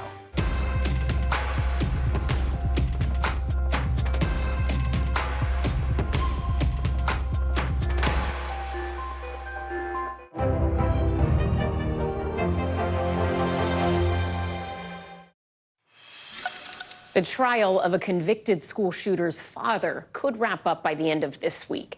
James Crumbly is charged with involuntary manslaughter. The judge says the case is moving faster than expected. His son is serving life in prison for killing 4 people at a Michigan high school back in 2021. NBC News correspondent Adrian Broaddus is following the trial for us. Adrian, today is the 3rd day of witness testimony. Who have we heard from in the court so far today? Well, Ellison, on the stand right now is Brett Brandon. He's a special agent with the ATF. But before the lunch break, a big bulk of testimony came from a high school counselor and the former dean of students. Specifically, that high school counselor, Sean Hopkins, testified that he called James and Jennifer Crumbley to the school hours before the shooting. He was concerned and wanted to alert the parents about these drawings Ethan created on a math worksheet that showed a gun, bullets, and a message. Here's more of what he said during his testimony today. Listen in. All of the knowledge that you had on November 30th of 2021 at approximately 10:52 a.m., you did not feel that he was a threat to anyone, and you didn't feel that you had reasonable suspicion to look in his backpack. No, because you have to remember, I knew very little of what we all know today. So when we're looking at the big picture today, I knew a fraction of what we all know now. And quick correction there on my part, that was Nicholas Ejak. That was the former dean of students who testified after Sean Hopkins. Both had real riveting testimony, and Ejak saying there, if he could do things differently, knowing what we know now, he 100% would. Testimony continues. Back to you, Ellison. Adrian, do we have any sense of when the prosecutors might wrap the case? You know what? It's unclear. We do know the case is expected to end this week, meaning the jury could get the case by this week. It's unclear if the defense will call James Crumbley to the stand to testify in his own defense, or who is on their witness list, if anyone at all. All right, Adrian Broaddus, thank you so much. We appreciate it. Tens of millions of people from the South up to New England are dealing with dangerous wind conditions today. Take a look at this video from Pennsylvania. Emergency crews there say a 43-year-old man was killed after that massive tree fell through his home in Cumberland County. In New York, the heavy gust caused a tree to snap on top of a car at Brooklyn's Prospect Park. Fortunately, no one was hurt, but the wind is causing ground delays of over 2 hours at local airports. Meteorologist Bill Cairns joins me now in studio. So, Bill, where are their alerts right now? And when, do we know, is this wind going to slow down? Yeah, this has been a long-duration wind event. A lot of people are having trouble sleeping last night, and the wind is still howling during the daylight hours today. And it's been a while since we've had one of these, sunny sky, windy days like this. So here's the culprit. This big storm that dumped all the heavy rain, the northern snow in the higher elevations of the northern New England, that's over Nova Scotia. At the same time, high pressure is building in. The pressure gradient between the two of those is just pinwheeling the air from the north straight through the northeast, and the winds have just been ripping between about 30 to 50 miles per hour at the low elevations. I know some of the high elevations, even in North Carolina, they had wind gusts up to 90 to 100 miles per hour on top of Grandfather Mountain. So as far as the wind advisories go, now from Maine all the way down to New Jersey, areas of Pennsylvania, we're going to see these winds dying off as the sun sets. Most of the advisories have been dropped around D.C. It looks like Philadelphia, the wind should really die down after sunset. New York City, closer to midnight, 11 o'clock is when the advisories die. And we'll still see a few gusts into the 40 to 50 mile per hour range. We shouldn't have too many additional power outages because the peak of the winds should have already occurred. In the middle of the country, it's windy too. It's windy and warm and it's dry. Once again, critical fire weather is in areas of North Texas all the way through western Kansas. We have to watch and see if any little tiny blazes form, and if they do, they could spread rapidly. And the week ahead, that warm surge of air in the middle of the country heads to the east. So after the windy day today in the northeast, then it just feels like April and May. Then a big storm will come. The story that we'll have in the middle of this week, Allison, will be a big snowstorm for the Front Range in Denver. All right, Bill Cairns, thank you. Coming up, good as gold, wrapping up all of the standout moments from the 96 Academy Awards. Let's just say it was more than just Ken. You're watching Daily.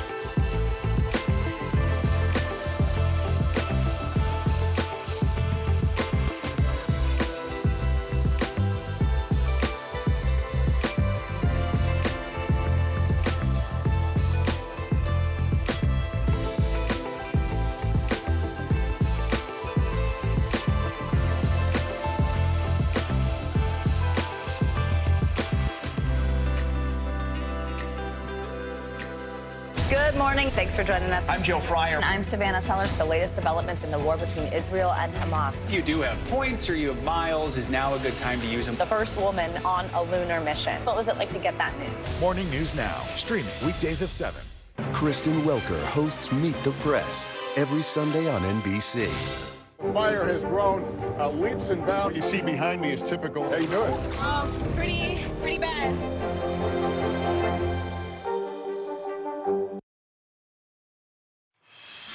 This morning, New Jersey Senator Bob Menendez and his wife were back in court pleading not guilty to new charges in the bribery case against them.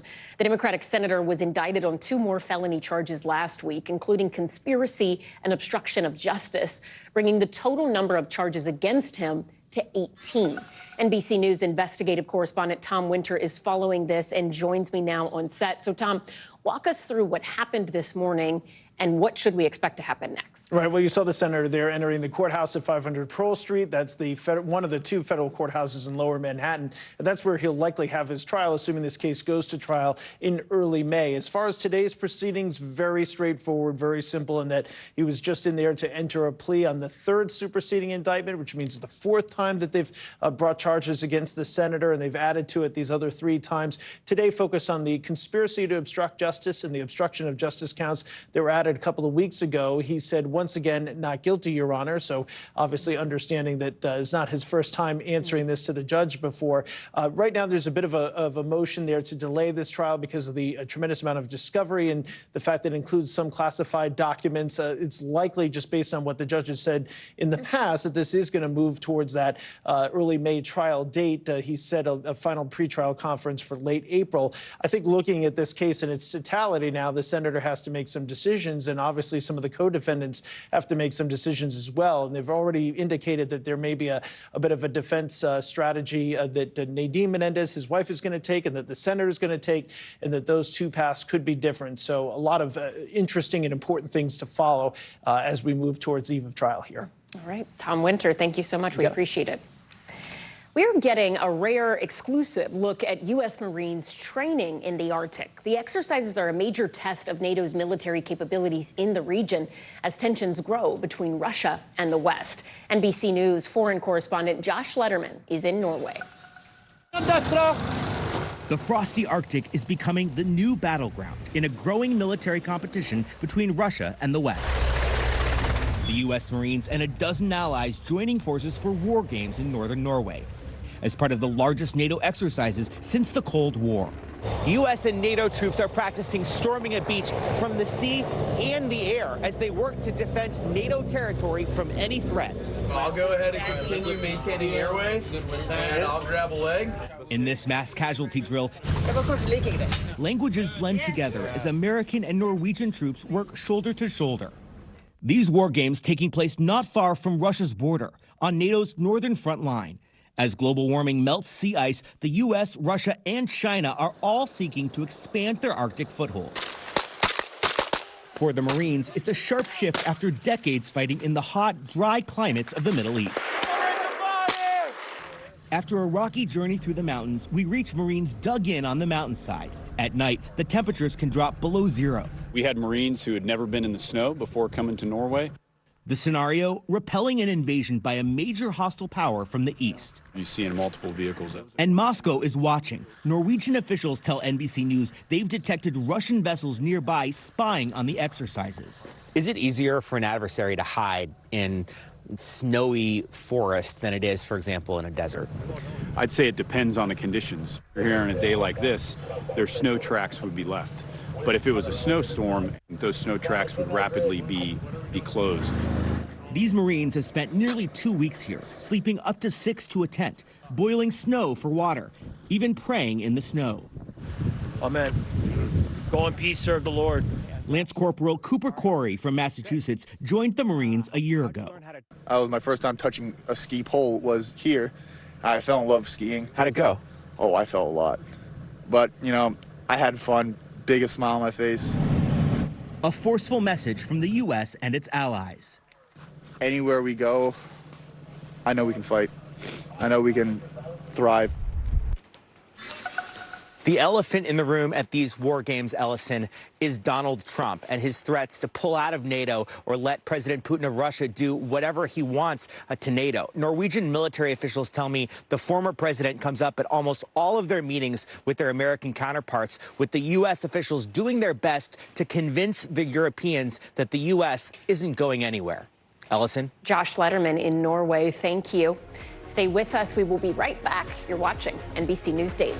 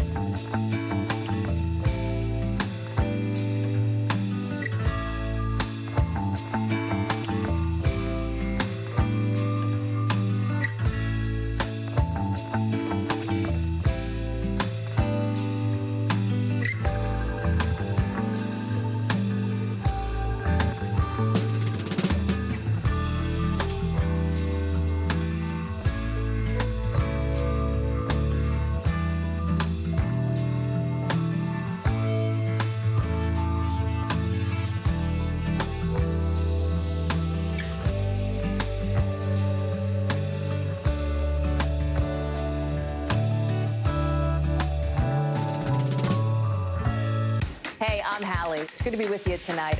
What do we know that voters care about? The economy, right? You are seeing that firsthand yourself on the ground there today. This is two things. It is pretty big medical news. It is also a pretty big mystery. And oh, by the way, it's driven by one of the most controversial people in the United States. What's happening? They have tweaked my monitor, and I can see now you are, in fact, soaking wet. I am deeply sorry. I apologize for the many questions. Will never be questioned. Bottom of the hour now. Here are some of the headlines, or the stories, rather, making headlines on NBC News Daily. The U.S. is airlifting non-essential embassy employees out of Haiti due to rising gang violence near the airport and the embassy compound. The U.S. military said Sunday they are boosting security at the U.S. embassy.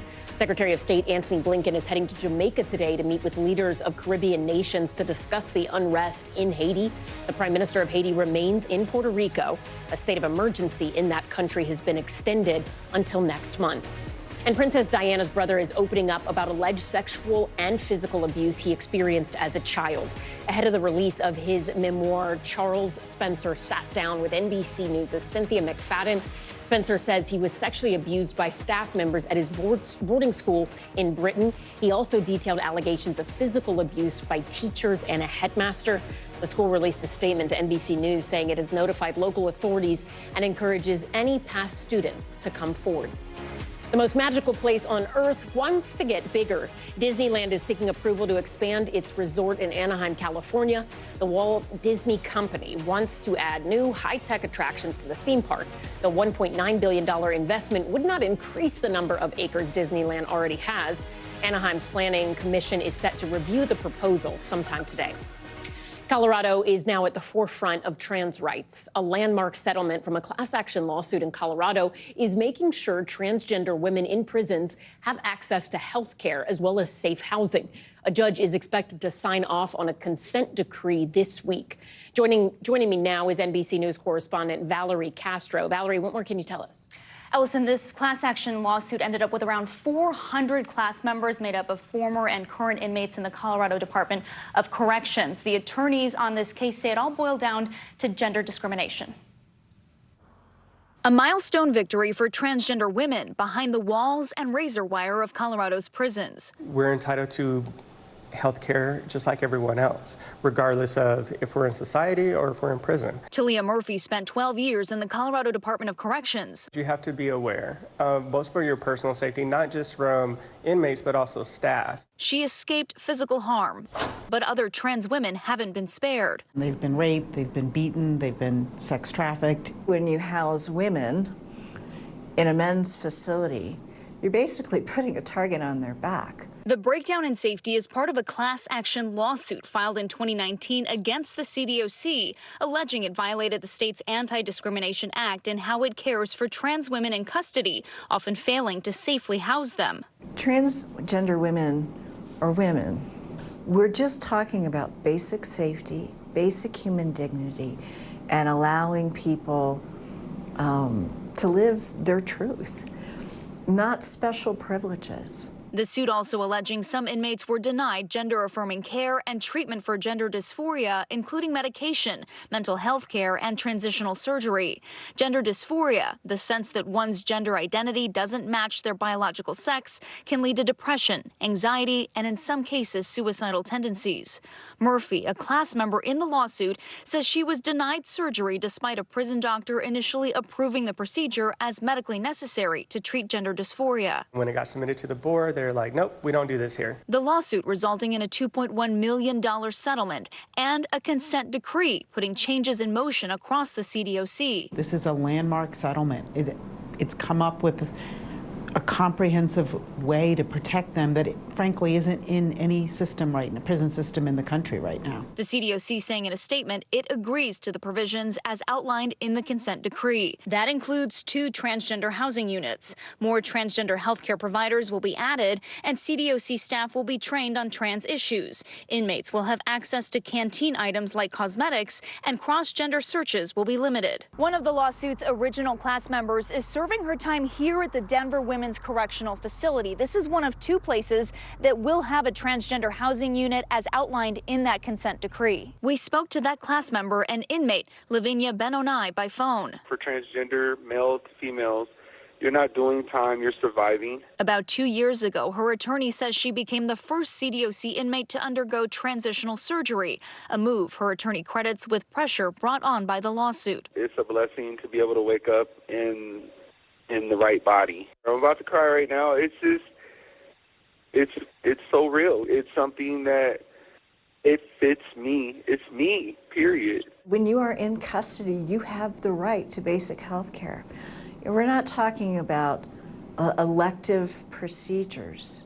That's the law in this country. The Transgender Law Center applauding the Colorado settlement. Corrections officials around the country should absolutely be looking to Colorado and what's happening there. Murphy underwent transitional surgery after her release in 2020. She's now a small business owner working on a college degree and hopeful things will be different for trans women behind bars. Sometimes it just feels surreal, and I'm just like, we did it. We did it. Valerie, the attorney, one of the attorneys you spoke to there, calling this a landmark settlement. Has there been any sort of transgender housing units available to people outside of the state of Colorado prior to this? So there are some similar units that exist in some city correctional systems. Here in New York City, for example, they have a specialized consideration unit, but New York State, the New York State DOC does not have any such units. California State also does not have any such units. What is unique to this Colorado, to the 2 Colorado units, one of them will be an integration unit, so that the inmates will be there for about 3 to 4 months while they get accustomed to their surroundings, to the staff. Then they will be moved in with the general population at the women's prison. The Colorado Department of Corrections says they have about 150 women right now, transgender women, that this consent decree applies to. And we should say these units are voluntary. This is not forced segregation. All right, Valerie Castro, thank you so much. Police in Miami Beach are cracking down on rowdy spring breakers this season, leading to a much quieter scene in town. But some business owners are not happy with the lack of crowds. Here's NBC News correspondent Sam Brock. Spring break, Miami Beach, and peaceful, all in the same sentence. We've actually been surprised with how calm everything's been. That's something we haven't been able to say in years. Did you think it was going to be a crush of people off of Ocean Drive? Yeah, like it regularly be when we come. I seen more police than people. To really get the full picture, it might help to see the beach from above, compared to recent years when unruly crowds and fatal shootings led to states of emergency, darkening the sun-soaked celebrations. This year, though, authorities cracking down to protect families and partiers alike. When you look around, what are you seeing today? A lot of police officers. And barricades. But very friendly, smiling police officers. They're ready if anything happens. Police making more than 140 arrests so far, utilizing DUI checkpoints and barricades to block parking, which you'll see in front of Tracy Ravel's store, The Baked Bear, on nearby Washington Avenue. To know that our sales are down from the previous week pre-spring break, that's a huge impact for me. This one is the pistachio. Ravel is grateful for the safety measures, but says the restrictions are eating into her profits by at least 20%. Can you fault the city for taking these steps? It's kind of hard to fault them because, again, we want them to be safe. We don't want Miami to shut down. We want people to want to come to South Beach. Right down the street. Under normal circumstances, how crowded would this restaurant be right now? I will have at least half of the tables and maybe some people at the bar. I have no one. Bolivar restaurant is empty at 6 o'clock on a Sunday. Imagine, I mean, if you're a customer and you want to, you see, oh, look, a Latin American restaurant and you have no place to park, what can you do? So this right here is devastating for business. Yeah, this is devastation for us. The upshot for the city and South Florida is that order is being restored. I think that with the barricades and just the police presence is making everybody feel a little bit more comfortable. In a place that's traditionally been a spring break haven for rowdy college students. Now, as millions again flock here to unwind, it's partying with parameters. If you abide by the rules, you'll have a great time. If you break the rules, we will deal with you accordingly. Sam Brock, NBC News. The Oscars belong to Oppenheimer. The historic drama about the making of the atomic bomb was the big winner at last night's Academy Awards. May I see Oppenheimer? Yes. Oppenheimer won seven awards, including Best Picture, Best Director, and Best Actor. But there were plenty of other highlights, viral moments, and a few surprises as well. So here to help us recap Hollywood's big night is Dave Karger, host of Turner Classic Movies. He's also the author of the book 50 Oscar Nights. Dave, let's start with Oppenheimer. I mean, that's where we have to start, right? It had been the favorite all along. They really did clean up. What was your reaction to all of their wins? Well, it just shows you how much support there was for the movie, that this was a movie that was the front runner all season long, and there was no kind of awards fatigue amongst the Academy members. They still were very happy to vote for it across the board, and it won awards not only for Best Picture and Director and 2 of its actors, but also in some of the technical categories like original score and cinematography and editing. So it just showed that it's a movie that had everything going for it. And to put it in perspective, 7 Oscars, that's the same amount that last year's Best Picture winner, Everything Everywhere All at Once, took home, as well as movies like Lawrence of Arabia and Schindler's List. So it's one of the biggest winners ever. Dave, so to some people, Emma Stone winning Best Actress was sort of a surprise. It's her second Oscar, and this time she won it for Poor Things, a great film. But a lot of people were really pulling for Lily Gladstone for her performance in Killers of the Flower Moon. She would have been the first Native American woman to win an Oscar. What do you make of Stone's win? Did that surprise you? It did surprise me a little bit. That was the tightest race of the 4 acting categories between Emma Stone and Lily Gladstone. It really could have gone either way. A lot of people were concerned that Poor Things was going to actually lose all 11 of its nominations, but it ended up winning 4, not only for Emma Stone, but also for makeup, where it beat Maestro, and also for costume design and production design, where a lot of people were predicting Barbie. So Poor Things did much better than a lot of people thought. Unfortunately, as you just alluded to, it meant that not only did Lily Gladstone not win for her phenomenal performance, but also the movie Killers of the Flower Moon went 0 for 10. And that's happened before with Martin Scorsese films like The Irishman and Gangs of New York, other movies that came in with 10 nominations and won 0. So that was a little bit disappointing. So, Dave, what else stood out to you from the winning side of things and also the films and the people who didn't win? Well, I think as far as the winners were concerned, in the supporting categories, you had Robert Downey Jr. and Dave Joy Randolph, who had swept the entire season. They won again, and they both gave great speeches. And what I loved about the show in general is that given that there was some predictability with a lot of the awards, it was fun to see some of the great bits that Jimmy Kimmel and some of the presenters came up with. That's what you want to see at the Oscars, people having fun.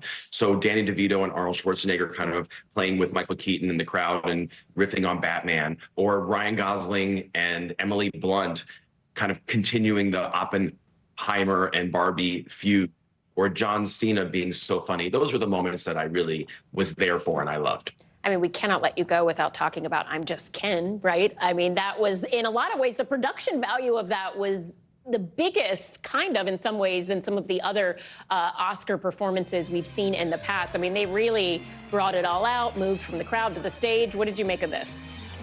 I loved it. I mean, it was paying homage to movies from the 1930s Right. and 50s, Busby Berkeley, Marilyn Monroe. Great production. Of course, they left it to the end because they wanted people to wait for it. So glad Ryan Gosling agreed to do that. It was a true highlight. All right, and really quickly before we let you go, new time, it was 7 p.m. Eastern. That's an hour earlier than normal. Do you think that's going to be the standard moving forward? I hope so. Out here in California, it was at 4 o'clock. I loved it, and I'm sure a lot of people were happy to go to bed a little bit earlier than usual. I was not mad about it, I will say. Dave Karger, thank you so much for being here. We really appreciate it. Sure. Just ahead, some food for thought, the ways you can make fast food meals a little bit healthier. You're watching NBC News Daily.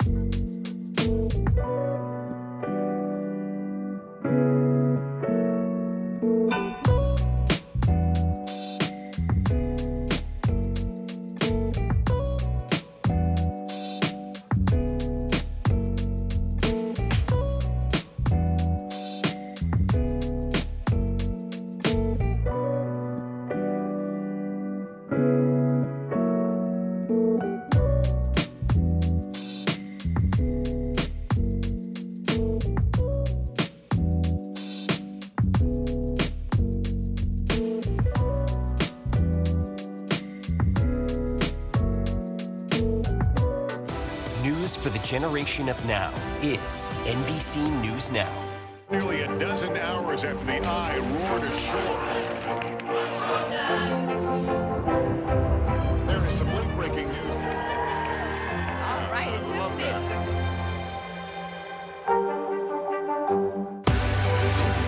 We're talking possibly a trillion galaxies. Yes. That is a number that is just so hard to compute. Whether it's the moon, whether it's Mars, it feels like we're on the cusp of something big.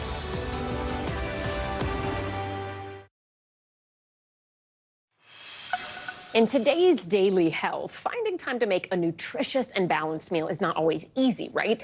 Eating away from home, it can be unhealthy, but it doesn't have to be. More fast food restaurants are introducing healthier menu options, but are those healthy swaps actually good for you? Joining us now is registered dietitian and health expert Joy Bauer. So Joy, when eating fast food, what foods should people try to go for? Okay, the million-dollar question. Just give it to us easy. What can we have? What can't we have? Okay, so there are a few general swaps that everybody needs to know about. So the first is when we're talking about burger joints, if you're looking to cut carbs, a super easy thing to do is to lose the top slice of the bun or ask for extra lettuce, and then you can make a lettuce wrap. So that's great. You could also go for a hamburger over a cheeseburger, get grilled chicken over fried chicken, water over soda, fruit salads, and take advantage of side salads whenever you can. And you want to go easy on sauce packets. A lot of people don't realize that those condiments, they add up ferociously fast, but they're very delicious. Okay. I know. Oh no, what are you saying? No fire hot sauce packets at Taco Bell? It's the best part. I am a fiery chick. I love the hot sauce, and I get it. You know, fast food is easy, and after a long day at work, you know, we're given these curveballs. We don't always have time to make a home-cooked meal. The good news is, like you mentioned, almost every single fast food chain right now has healthy offerings. So you do recommend swapping certain ingredients in some meals. Can you give us some example of what we should ask for, like little swaps if we're in the drive-thru? So let's start with Panera. First of all, Panera has amazing salads, salad entrees, and you can get the dressing on the side if you want. They have 3 terrific salads that have very different personality profiles. I have some here. We have a green goddess Cobb salad with chicken, a Greek salad with feta and Kalamata olives. We also have an Asian sesame salad that's delicious. And they also have a lot of soups. So we have a chicken noodle soup and a 10 vegetable soup as well. When you go over to Chipotle, instead of getting the oversized wraps for burritos, you can cut the carbs just by building your own meal. So if you're going to do a salad or a burrito bowl, go for brown rice over white rice. Black beans are filled with fiber and protein, veggies, grilled chicken, lettuce, salsa. I mean, load on that salsa because you have antioxidant-rich tomatoes, which is really great. Okay. 2 meals to compare. You got more? Well, I was going to say burgers. We got to talk about burgers for a minute. So first, I know Wendy is known for the burgers, but you could also get a baked potato and a side of chili and turn a side potato into an entree, which is really great. They do have the junior burger. You can layer it with lettuce and tomato and onions and pickles. Again, you could do that lettuce wrap swap if you want. They have little outside of the box, an apple pecan salad that is delicious. And then with the McDonald's and Burger King, plain is your best friend. You know, stay away from the fancy loaded burgers. And if you want to do chicken nuggets, you want to stick with the smaller amounts. You know, I think there's something like a 6 or an 8 piece at either of them. And because they're fried, skip the fries then and get a side salad or the apple slices. So a lot of times if I'm deciding to go to a Taco Bell or whatever, I'm like, all right, getting up for the day, I'm just going to get whatever. But you're saying take a minute and look because there could still be more nutritious options for us. There are a lot of nutritious options. It's not necessarily where you eat, it's what you eat. And I'm telling you, there is something delicious and nutritious to order in every single fast food chain. We will pause and take a closer look at those menus. Joy, thank you so much for being here. We appreciate it. Stay with us because there is more news ahead. You're watching NBC News Daily.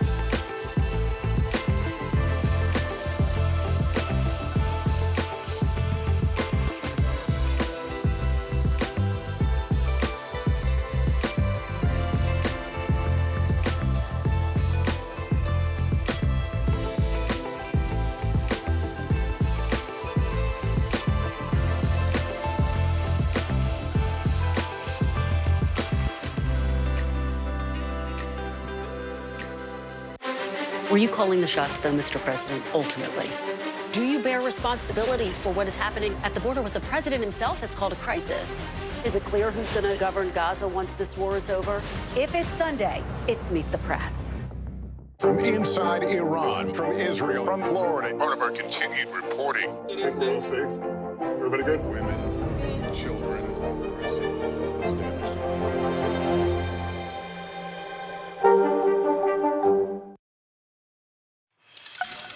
The tech industry has long been known to have a gap when it comes to diversity, but one organization is working to change that by expanding the future job application pool.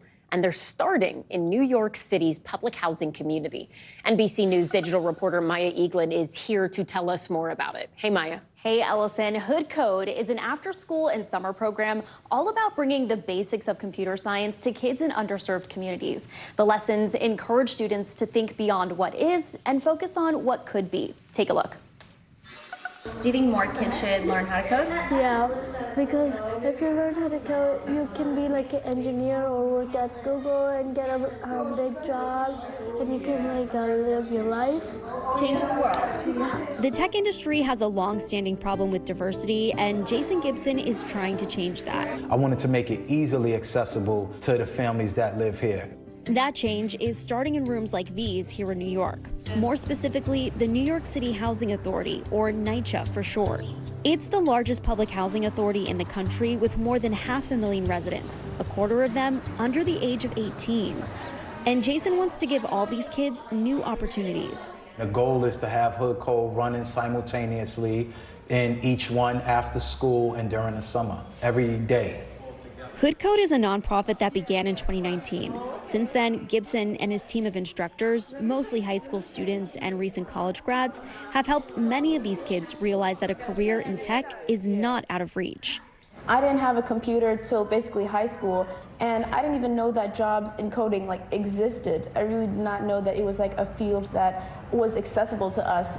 In some ways, neither did Gibson. So I came up with the idea during my incarceration in 2017. You know, I've always been an entrepreneur. Gibson says he thought maybe a career in the tech industry could have kept him out of the criminal justice system. And he used his entrepreneurial spirit to get others on board, sponsors and community members, to make sure his program would be free for students and a paid job for tutors. The easiest part about coding is the fun. The best thing about coding is that you get to use your imagination. It feels like a game. But if these kids do decide to go in tech, there are still challenges ahead. Black employees made up 8% of the IT workforce in 2022, according to the IT trade group CompTIA. And the numbers at some of the biggest tech companies like X, Meta, and Google show similar gaps. And then you can hit copy. Shigo, one of Hood Code's tutors, says these kids have already been through obstacles and are not discouraged.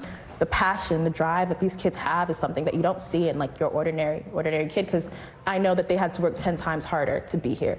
And now with $200,000 from the David Prize, a no-strings-attached award given to New York-based innovators, Hood Code is more determined than ever to make real change. What do you wish more people knew about the students coming into this program? I wish people knew about some of the creativeness that the students have, the ambitions that the students have, the abilities that the students have, and the interests.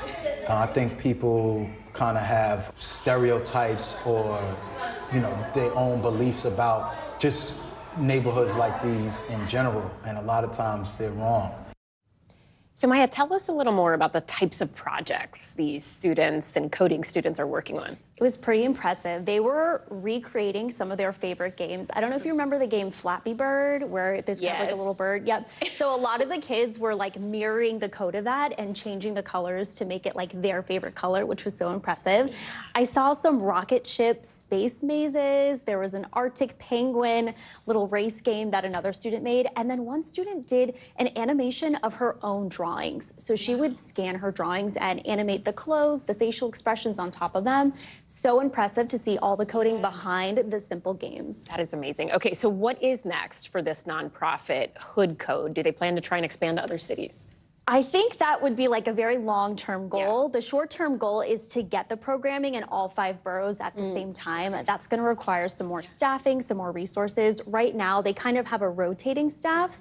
But yeah, the goal is also to increase how many kids come through the program. So eventually they can have kind of a pipeline mentorship program of all the kids who've gone through Hood Code. That is amazing. Thank you so much for bringing us that story, Maya Eaglin. We appreciate it as always.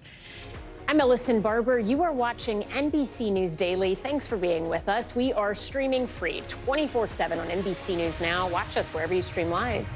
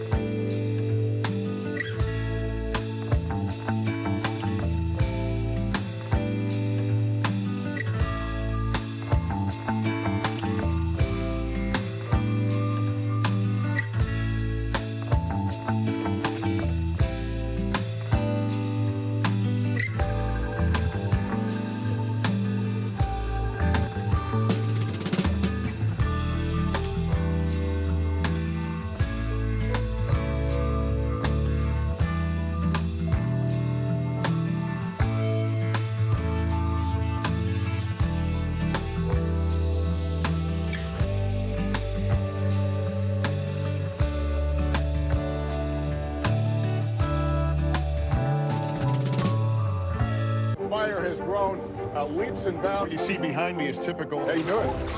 Pretty bad. Good morning begins with hope and optimism, a chance to start fresh. We want to welcome you in to share a moment that brightens your day, because every day deserves the best start. News for the generation of now is NBC News Now.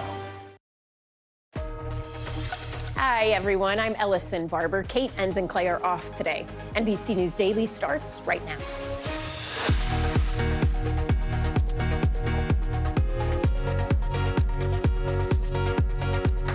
Today, Monday, March 11th, 2024.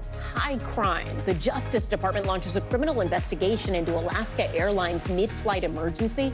Who investigators are speaking to and the questions they want answered. Waiting on a remedy. The opioid overdose reversal drug Narcan is supposed to be available at pharmacies nationwide, but finding it is not always easy.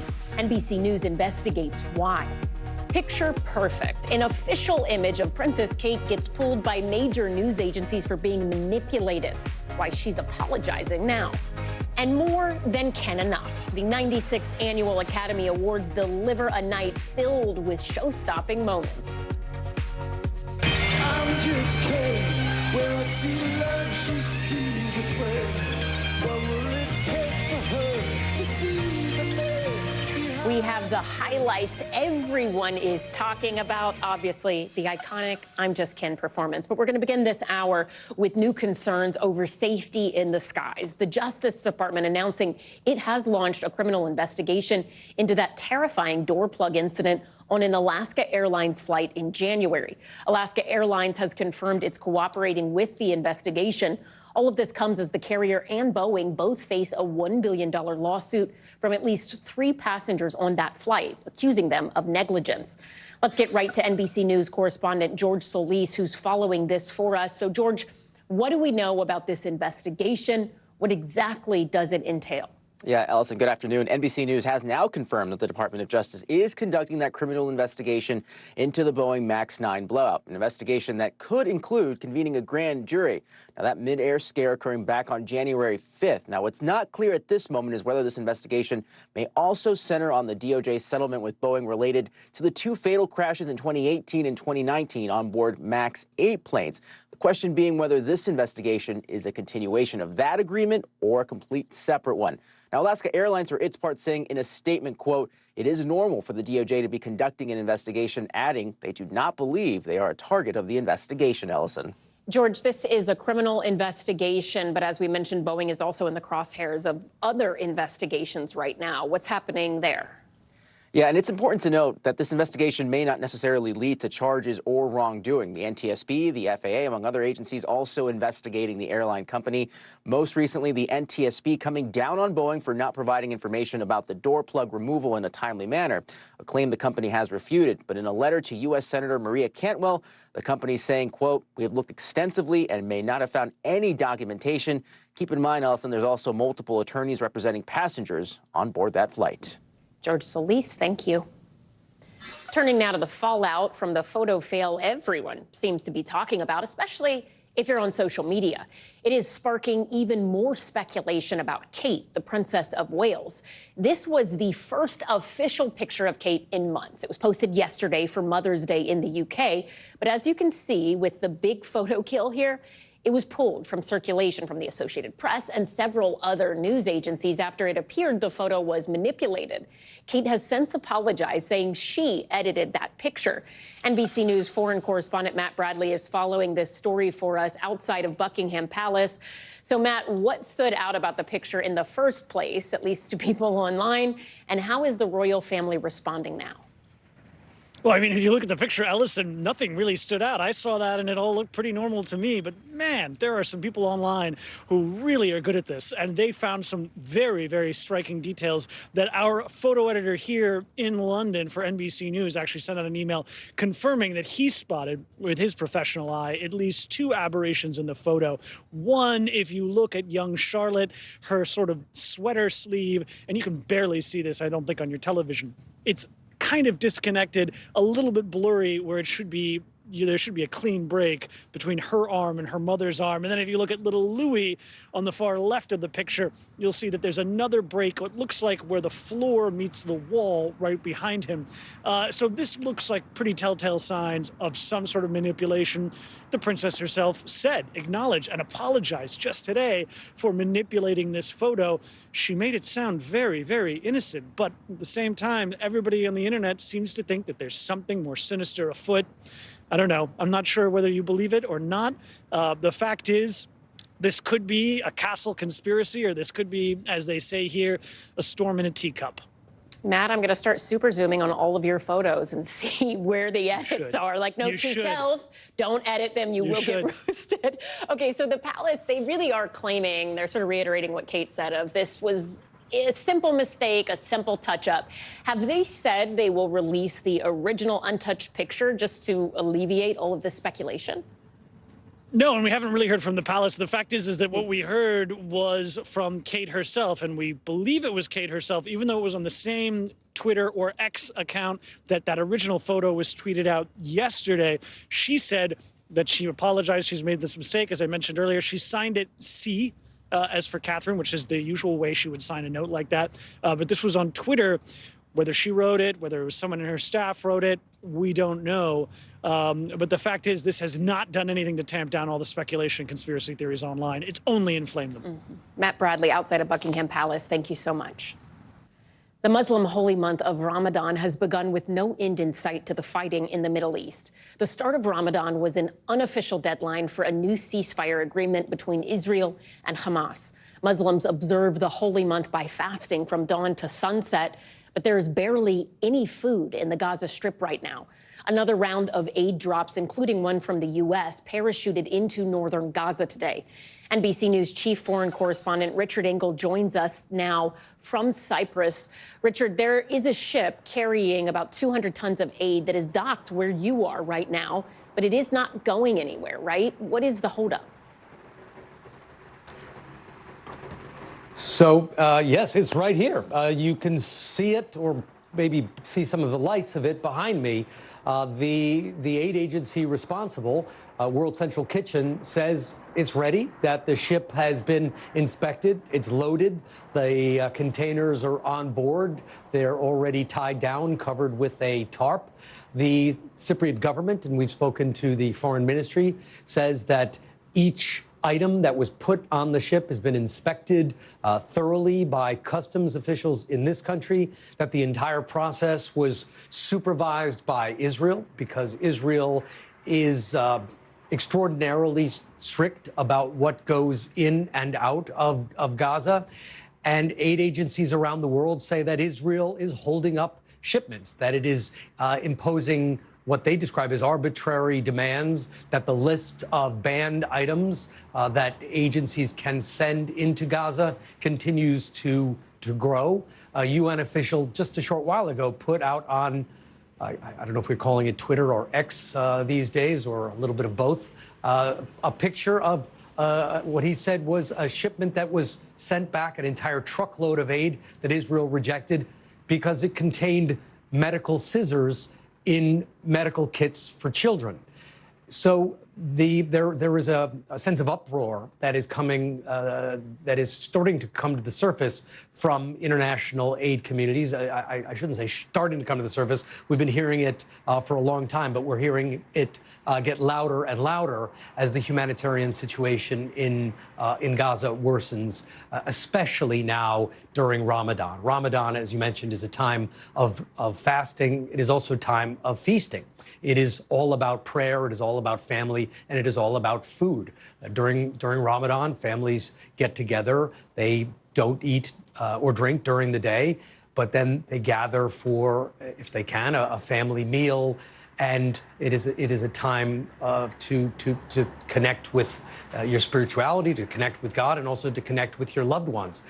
In Gaza right now, they are marking Ramadan with continued attacks, and with hunger, and with the inability of aid to get in. Some aid is arriving, as you mentioned, these airdrops, but each airdrop is roughly the equivalent of one truck. And there are hundreds of trucks lined up outside of Gaza that are not able to enter the Strip because aid agencies say of the Israeli restrictions. Now, Israel says that the reason the inspections are so rigorous and the reason so much is banned is because it wants to make sure that aid doesn't end up in the hands of Hamas, or that items that go in as humanitarian aid couldn't also be used somehow as a weapon or be used against Israeli troops, so-called dual-use items. But that's why you saw that UN official earlier pointing out what he said was the injustice of that program. How could a pair of medical scissors possibly be considered dual-use, possibly be considered a weapon in a place like Gaza? Chief Foreign Correspondent Richard Engel in Cyprus. Excellent reporting as always. Thank you so much. We appreciate your time. It is time now for today's CNBC Money Minute. A cosmetic chain is closing dozens of stores, and the happiest place on earth, it's looking to expand. Julia Borston joins us now with more. Hey, Julia. Hi, Allison. Well, the UK-based beauty company The Body Shop shut down all of its operations in the U.S. as it files for bankruptcy. In an announcement earlier this month, The Body Shop said that its U.S. subsidiary closed as of March 1st, while some of its Canadian stores would liquidate immediately, and its online store would stop as well.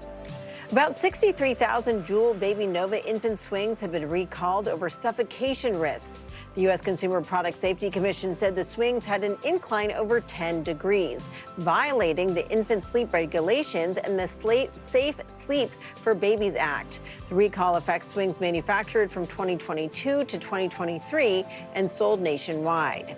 And if Disneyland wins approval to expand its resort over the next 4 decades, visitors might be able to experience more of their favorite movie attractions in Southern California. The proposal would allow Disney to build new immersive attractions in an area that's currently a parking lot within its existing boundaries. This is the first major change for the California park since the 1990s. Back over to you. Julia Borston, thank you so much. Coming up, could the clock be running out on TikTok? Congress is set to vote on a bill to ban the app as early as this week. What that might mean for users nationwide. Plus, pencils down. The SATs have officially gone digital. We will tell you what's behind that big change. You're watching NBC News Daily.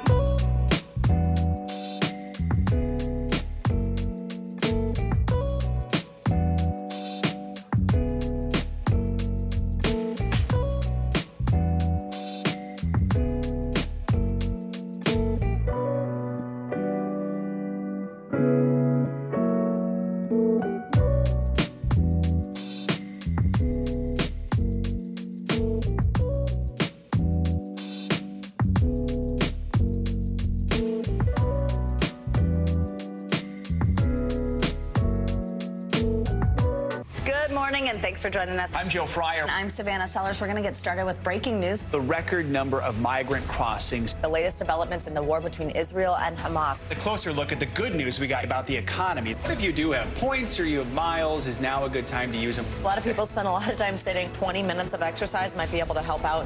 How does it feel to be an out college athlete? Freeing the first woman on a lunar mission. What was it like to get that news? Morning News Now, streaming weekdays at 7. Legislation on Capitol Hill to potentially ban TikTok in America is gaining serious momentum. Citing national security threats, a bipartisan group of lawmakers want the parent company of TikTok, which is based in China, to fully divest the popular social media company in 6 months, or it would be banned from app stores. President Biden says he would sign such legislation if it passes. The president's re-election campaign launched its own TikTok page just a month ago.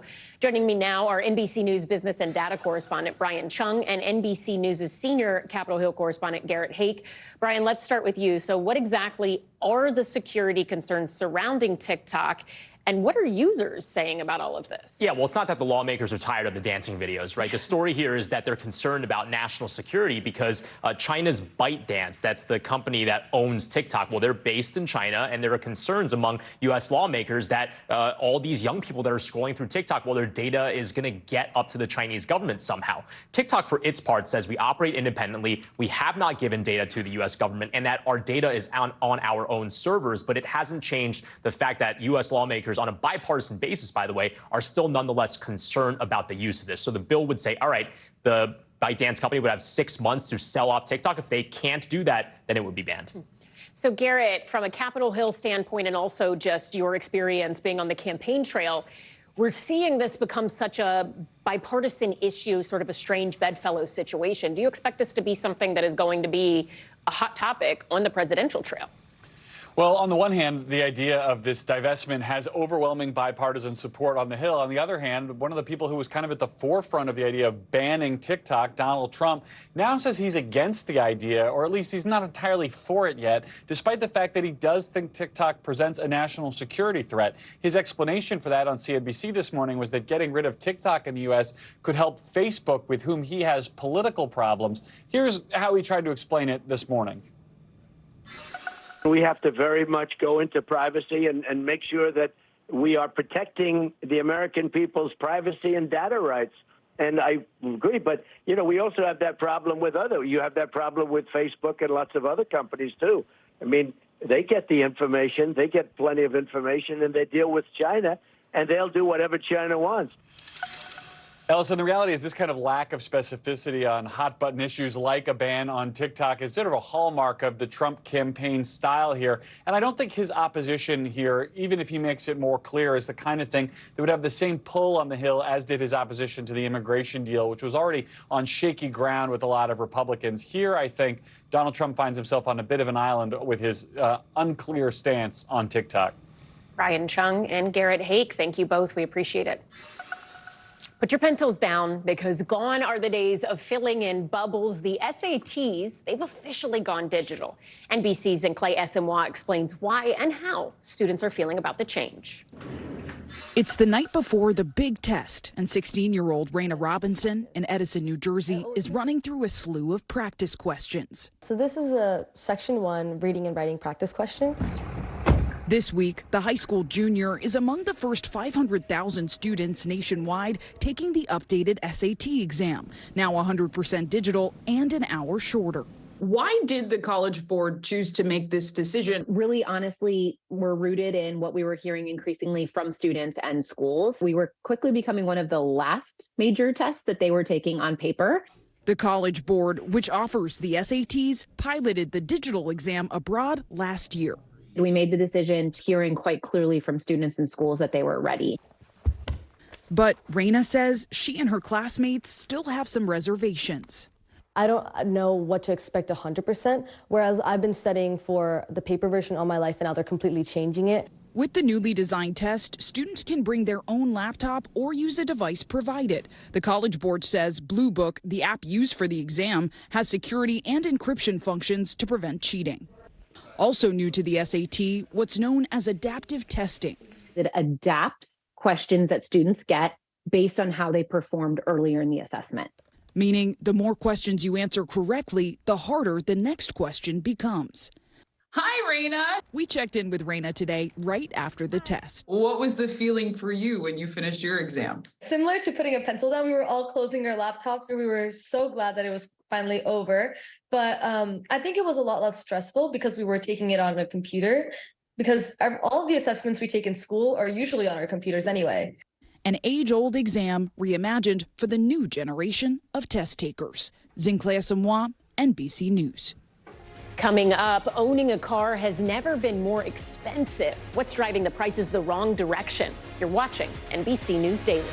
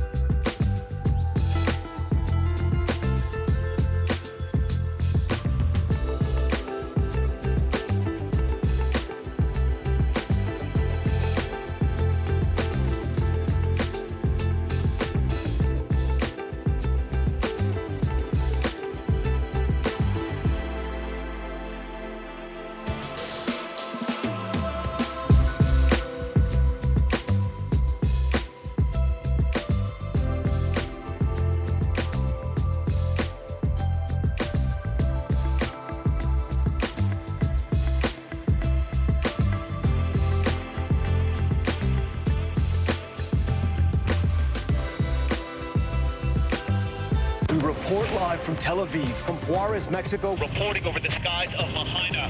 Every weeknight, it's your news playlist. Top Story with Tom Llamas, streaming weeknights at 7 on NBC News Now. What is going to happen now? Going back and forth because Go ahead, this is it.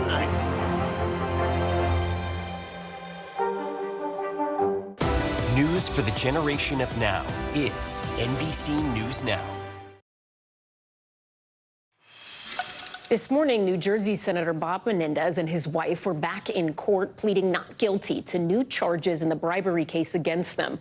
The Democratic senator was indicted on 2 more felony charges last week, including conspiracy and obstruction of justice, bringing the total number of charges against him to 18. NBC News investigative correspondent Tom Winter is following this and joins me now on set. So, Tom, walk us through what happened this morning and what should we expect to happen next? Right. Well, you saw the senator there entering the courthouse at 500 Pearl Street. That's the one of the 2 federal courthouses in Lower Manhattan. And that's where he'll likely have his trial, assuming this case goes to trial in early May. As far as today's proceedings, very straightforward, very simple in that he was just in there to enter a plea on the 3rd superseding indictment, which means the 4th time that they've brought charges against the senator, and they've added to it these other 3 times. Today focused on the conspiracy to obstruct justice and the obstruction of justice counts that were added a couple of weeks ago. He said, once again, not guilty, Your Honor. So obviously understanding that it's not his first time answering this to the judge before. Right now, there's a bit of a motion there to delay this trial because of the tremendous amount of discovery and the fact that it includes some classified documents. It's likely, just based on what the judge has said in the past, that this is going to move towards that early May trial date. He said a final pretrial conference for late April. I think looking at this case in its totality now, the senator has to make some decisions, and obviously some of the co-defendants have to make some decisions as well. And they've already indicated that there may be a bit of a defense strategy that Nadine Menendez, his wife, is going to take, and that the senator is going to take, and that those 2 paths could be different. So a lot of interesting and important things to follow as we move towards eve of trial here. All right. Tom Winter, thank you so much. We appreciate it. We're getting a rare exclusive look at U.S. Marines training in the Arctic. The exercises are a major test of NATO's military capabilities in the region as tensions grow between Russia and the West. NBC News foreign correspondent Josh Letterman is in Norway. The frosty Arctic is becoming the new battleground in a growing military competition between Russia and the West. The U.S. Marines and a dozen allies joining forces for war games in northern Norway as part of the largest NATO exercises since the Cold War. U.S. and NATO troops are practicing storming a beach from the sea and the air as they work to defend NATO territory from any threat. I'll go ahead and continue maintaining airway, and I'll grab a leg. In this mass casualty drill, languages blend together as American and Norwegian troops work shoulder to shoulder. These war games taking place not far from Russia's border on NATO's northern front line. As global warming melts sea ice, the U.S., Russia, and China are all seeking to expand their Arctic foothold. For the Marines, it's a sharp shift after decades fighting in the hot, dry climates of the Middle East. After a rocky journey through the mountains, we reach Marines dug in on the mountainside. At night, the temperatures can drop below 0. We had Marines who had never been in the snow before coming to Norway. The scenario, repelling an invasion by a major hostile power from the east. You see in multiple vehicles. And Moscow is watching. Norwegian officials tell NBC News they've detected Russian vessels nearby spying on the exercises. Is it easier for an adversary to hide in snowy forest than it is, for example, in a desert? I'd say it depends on the conditions. If you're here on a day like this, their snow tracks would be left. But if it was a snowstorm, those snow tracks would rapidly be closed. These Marines have spent nearly 2 weeks here, sleeping up to 6 to a tent, boiling snow for water, even praying in the snow. Amen. Go in peace, serve the Lord. Lance Corporal Cooper Corey from Massachusetts joined the Marines a year ago. My first time touching a ski pole was here. I fell in love with skiing. How'd it go? Oh, I fell a lot. But, you know, I had fun. Biggest smile on my face. A forceful message from the U.S. and its allies. Anywhere we go, I know we can fight. I know we can thrive. The elephant in the room at these war games, Ellison, is Donald Trump and his threats to pull out of NATO or let President Putin of Russia do whatever he wants to NATO. Norwegian military officials tell me the former president comes up at almost all of their meetings with their American counterparts, with the U.S. officials doing their best to convince the Europeans that the U.S. isn't going anywhere. Ellison? Josh Letterman in Norway, thank you. Stay with us. We will be right back. You're watching NBC News Daily.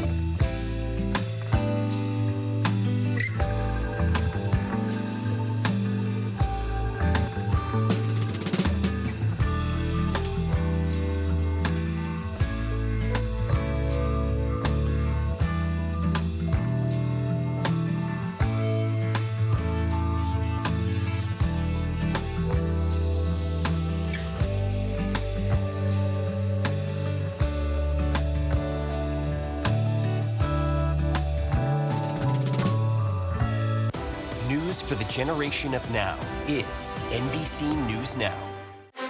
Were you calling the shots, though, Mr. President, ultimately? Do you bear responsibility for what is happening at the border, what the president himself has called a crisis? Is it clear who's going to govern Gaza once this war is over? If it's Sunday, it's Meet the Press. The NBC News mobile app. Get connected to your favorite news shows. For the top stories, breaking news, and live video, download the NBC News mobile app now. Bottom of the hour now. Here are some of the stories making headlines on NBC News Daily. An American man has been sentenced to life in prison after he attacked two U.S. tourists who were visiting a German castle. Last summer, the man lured the two women off of a hiking trail and tried to undress one of them. He then pushed them into a ravine, killing one of the women. The man, who has not been identified, was convicted of attempted murder and rape with fatal consequences. The FDA has moved to ban a soda ingredient that has already been prohibited in other parts of the world. Here in the U.S., an ingredient called brominated vegetable oil has commonly been used in citrus-flavored sodas, but studies have shown that BVO can cause a buildup of fat tissue and thyroid issues. The agency says it must complete a lengthy review process before the ingredient is actually banned. And U.S. ski star Michaela Schifrin made a triumphant return to Sweden on Sunday, winning a record-equaling 8th World Cup season title. The 28-year-old had been out for 6 weeks because of a sprained knee. The win is Schifrin's 96th World Cup victory, extending the overall record she broke in 2023. The skier wrote on X, formerly known as Twitter, that she is thankful things went the way they went. Right now, the heads of the FBI and CIA, along with other top intelligence leaders, are testifying under oath about the biggest threats across the globe. They're on Capitol Hill, speaking before a Senate Select Committee for an annual hearing. NBC News Justice and Intelligence correspondent Ken Delanian is following it closely. So, Ken, what are some of the biggest threats being discussed? What's been your takeaway thus far? Ellison, China is dominating this hearing as never before. Intelligence officials said China is trying to become a science and technology superpower while building a military that rivals that of the United States, all in an effort to become the world's dominant power. And they said China remains the top cyber threat to the U.S., hacking into corporations to steal intellectual property. And you know, what jumped out to me is that these intelligence officials made a point to say that China is aiming to sow doubts about U.S. leadership, undermine democracy, and extend Beijing's influence through massive propaganda operations, including efforts to influence state and local governments here in the U.S. They say China is using online operations to exploit U.S. societal divisions, much in the way Russia has been doing for several years. They said, for example, TikTok accounts run by a PRC propaganda arm targeted candidates from both political parties during the 2022 midterm elections. And they said we should expect that China may try to influence the elections this fall, especially to go after critics of China. They also talked about the threat posed by fentanyl, which is made with ingredients imported by Mexican cartels from China. Here's the director of national intelligence. The threat from illicit drugs remains at historic levels, with Mexican transnational criminal organizations supplying and moving large amounts of synthetic opioids, such as fentanyl, into the United States. More than 100,000 Americans have died from drug-related overdoses during the past year, and most of those deaths have been attributed to illicit fentanyl. And as such, the threat from fentanyl and other synthetic drugs to the health and welfare of everyday Americans remains a top priority for the intelligence community. So the threat from fentanyl, very acute. People are dying every day. The threat from China, more amorphous, but intelligence officials are very, very concerned about it, Allison. So have any of the witnesses or senators in today's hearing presented plans for how to combat these threats? That's a great question. Not so far during this hearing. This is more of a hearing about problems instead of solutions. But there are a lot of efforts going on inside the U.S. government to try to deal with the threat from China. Just the other day, for example, President Biden ordered an investigation into the risks from Chinese-made electric cars, which could have chips sending back data for exploitation by the Chinese military. There's a huge effort also to find non-Chinese sources for the building blocks that make up the modern U.S. economy, whether it's medicines or technology, and the U.S. military is working to field weapons designed to counter the China threat. You know, this is one of the few things that Republicans and Democrats agree on in Washington, that China is a dangerous competitor, if not an adversary, Allison. Ken Delaney, and thank you. You've probably heard about a medication called Narcan. It's that life-saving nasal spray that can reverse an opioid overdose. But NBC News is finding inconsistencies with how it's being rolled out. Remember, last year, the FDA cleared Narcan for over-the-counter use, a move that was celebrated as a glimmer of hope in the nation's ongoing opioid epidemic. But the medication, which should now be readily available in pharmacies, is proving to be very hard to find. NBC News health and medical reporter Berkeley Loveless Jr. has been reporting on this story and joins us now with more. Berkeley, let's talk first about how NBC News investigated this rollout. What did you find in stores across the United States? Yeah, so we worked with reporters from NBC affiliates across the country. We visited more than 60 stores, and what we found was a really inconsistent rollout. So some stores had it on display at the pharmacy counter, others had it in the pain medication aisle or behind the register or behind the pharmacy. Sometimes it was very easy to spot, while other times customers had to hunt around and ask for it. There were also like one or two occasions where staff weren't aware that the over-the-counter version had been approved, so there was quite a bit of confusion, so it's been a bit sporadic at the moment. So remind viewers why Narcan is so important to have on hand and what the impact of an inconsistent rollout means for people who really do need this product. Yeah, so this is really important considering the opioid crisis in our country. I mean, if you take a look at the deaths in our country, we have a chart on that. The CDC found that there were around 25 deaths per 100,000 people in the country. When given soon enough after an overdose, Narcan can reverse the effects of an overdose rapidly. The person will usually wake up within 1 or 3 minutes, but doctors told us that speed is also important. So if you start getting brain damage or brain injuries within 6 minutes of not breathing, it's important to have Narcan on hand. Doctors also told us that's also important to immediately call 911 after administering Narcan. So outside of product placement in stores, what other barriers are there to Narcan and access to Narcan that you found in your reporting? Yeah, so cost is probably the biggest barrier right now. The drug has a retail price of $44.99. There were a few occasions where the price was a bit higher. At 2 independent pharmacies we visited, for example, the drug was retailing for around $80. At 2 Walgreens, the price of the drug was about $50. We reached out to 2 Walgreens about that as well, and they said they're working with stores to consistently price the product. But all in all, around $50 is just too much for many people, and experts told us that the price is going to have to come down a lot for lower people or for people to take advantage of that. All right, Berkeley Lovelace Jr., thank you so much. We appreciate you and your reporting. Do you own a car? It is the second biggest expense for most people after their mortgage or rent. If you own one, you probably know that, right? But now the cost of everything about owning a car is driving in the wrong direction. NBC News senior business correspondent Christine Romans explains. At S&S Automotive in Secaucus, New Jersey, owner Keith Scaglione is working hard to keep prices low for his loyal customers. And it hasn't been easy. To do something like this, a few years ago, would it have cost the same or cost less? No, it's definitely costing more. Right. That's a sensor like that now is probably at least 10% more than it was 2 years ago. Keith used to adjust his prices once a year. Now it's every 3 to 6 months. That's because the total annual cost of simply owning and maintaining a new car climbed to more than $12,000 last year, up from about $11,000 the year before. And that doesn't even include monthly car payments, which spiked along with rising interest rates. Heather Trumke is a mother of 6 in Atlanta who sold her SUV. You loved your SUV. Why did you sell it?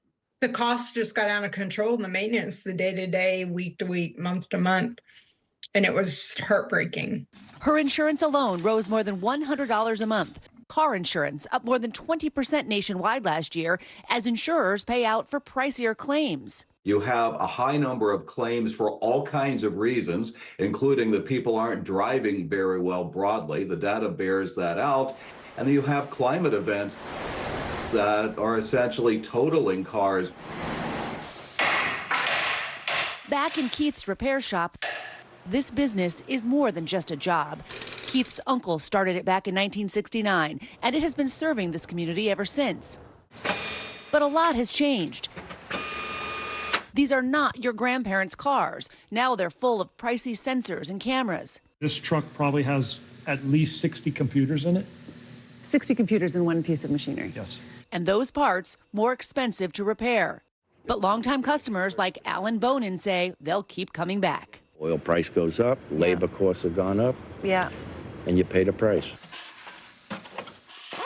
Christine Romans, NBC News, Secaucus, New Jersey.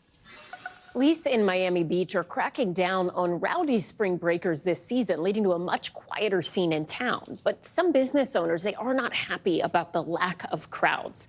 NBC News correspondent Sam Brock has this report. Spring break, Miami Beach, and peaceful, all in the same sentence. We've actually been surprised with how calm everything's been. That's something we haven't been able to say in years. Did you think it was going to be a crush of people off of Ocean Drive? Yeah, like it regularly be when we come. I seen more police than people. To really get the full picture, it might help to see the beach from above, compared to recent years when unruly crowds and fatal shootings led to states of emergency, darkening the sun-soaked celebrations. This year, though, authorities cracking down to protect families and partiers alike. When you look around, what are you seeing today? A lot of police officers. And barricades. But very friendly, smiling police officers. They're ready if anything happens. Police making more than 140 arrests so far, utilizing DUI checkpoints and barricades to block parking, which you'll see in front of Tracy Ravel's store, The Baked Bear, on nearby Washington Avenue. To know that our sales are down from the previous week pre-spring break, that's a huge impact for me. This one is the pistachio. Ravel is grateful for the safety measures, but says the restrictions are eating into her profits by at least 20%. Can you fault the city for taking these steps? It's kind of hard to fault them because, again, we want them to be safe. We don't want Miami to shut down. We want people to want to come to South Beach. Right down the street. Under normal circumstances, how crowded would this restaurant be right now? I will have at least half of the tables and maybe some people at the bar. I have no one. Bolivar restaurant is empty, at 6 o'clock on a Sunday. Imagine, I mean, if you're a customer and you want to, you see, oh, look, a Latin American restaurant and you have no place to park, what can you do?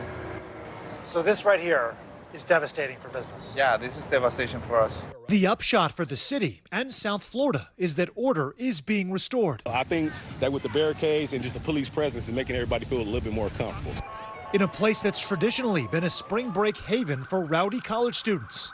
Now, as millions again flock here to unwind, it's partying with parameters. If you abide by the rules, you'll have a great time. If you break the rules, we will deal with you accordingly. Sam Brock, NBC News. Coming up, an Oscar night filled with show-stopping moments and surprises. We're breaking down our favorites right after the break. But first, it is time for today's Daily Snapshot. Millions of Muslims around the world are marking the start of Ramadan.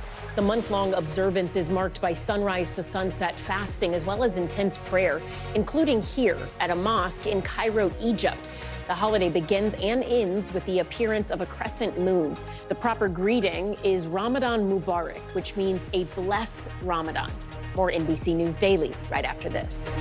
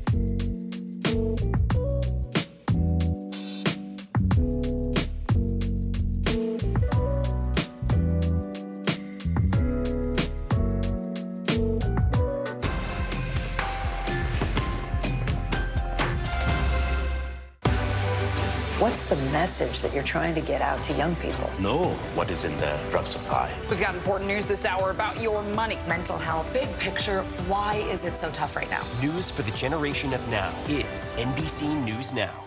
Good Morning begins with hope and optimism, a chance to start fresh. We want to welcome you in to share a moment that brightens your day, because every day deserves the best start.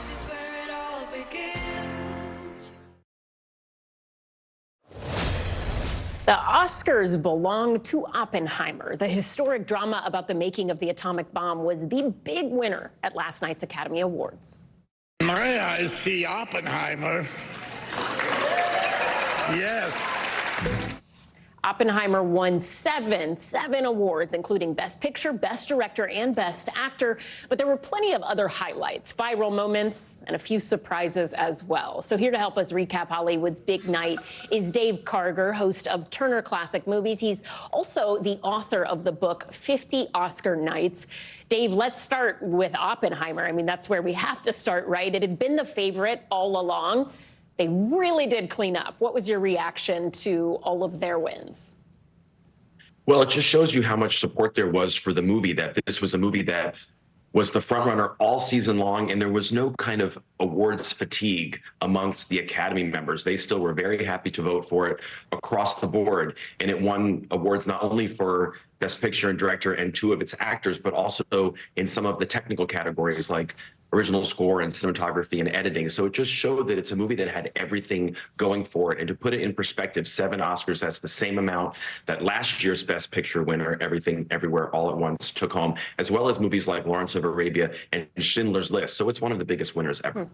Dave, so to some people, Emma Stone winning Best Actress was sort of a surprise. It's her second Oscar, and this time she won it for Poor Things, a great film.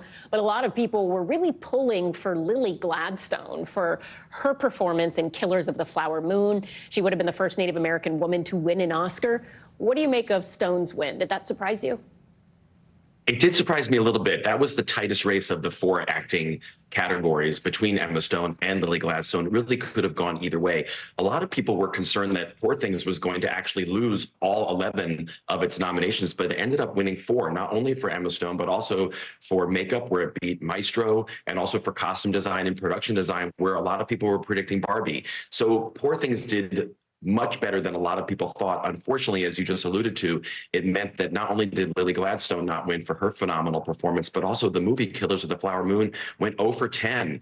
And that's happened before with Martin Scorsese films like The Irishman and Gangs of New York, other movies that came in with 10 nominations and won 0. So that was a little bit disappointing. So Dave, what else stood out to you from the winning side of things and also the films and the people who didn't win? Well, I think as far as the winners were concerned, in the supporting categories, you had Robert Downey Jr. and Dave Joy Randolph, who had swept the entire season. They won again, and they both gave great speeches. And what I loved about the show in general is that, given that there was some predictability with a lot of the awards, it was fun to see some of the great bits that Jimmy Kimmel and some of the presenters came up with. That's what you want to see at the Oscars, people having fun. So Danny DeVito and Arnold Schwarzenegger kind of playing with Michael Keaton in the crowd and riffing on Batman, or Ryan Gosling and Emily Blunt kind of continuing the Oppenheimer and Barbie feud, or John Cena being so funny. Those are the moments that I really was there for and I loved. I mean, we cannot let you go without talking about I'm Just Ken, right? I mean, that was, in a lot of ways, the production value of that was the biggest, kind of, in some ways, than some of the other Oscar performances we've seen in the past. I mean, they really brought it all out, moved from the crowd to the stage. What did you make of this? I loved it. I mean, it was paying homage to movies from the 1930s and 50s, Busby Berkeley, Marilyn Monroe.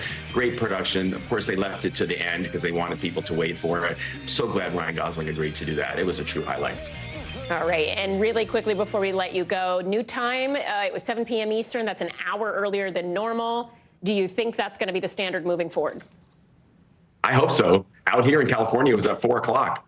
I loved it, and I'm sure a lot of people were happy to go to bed a little bit earlier than usual. I was not mad about it, I will say. Dave Karger, thank you so much for being here. We really appreciate it. There's more news ahead. Stay with us. You're watching NBC News Daily. We will be right back right after this.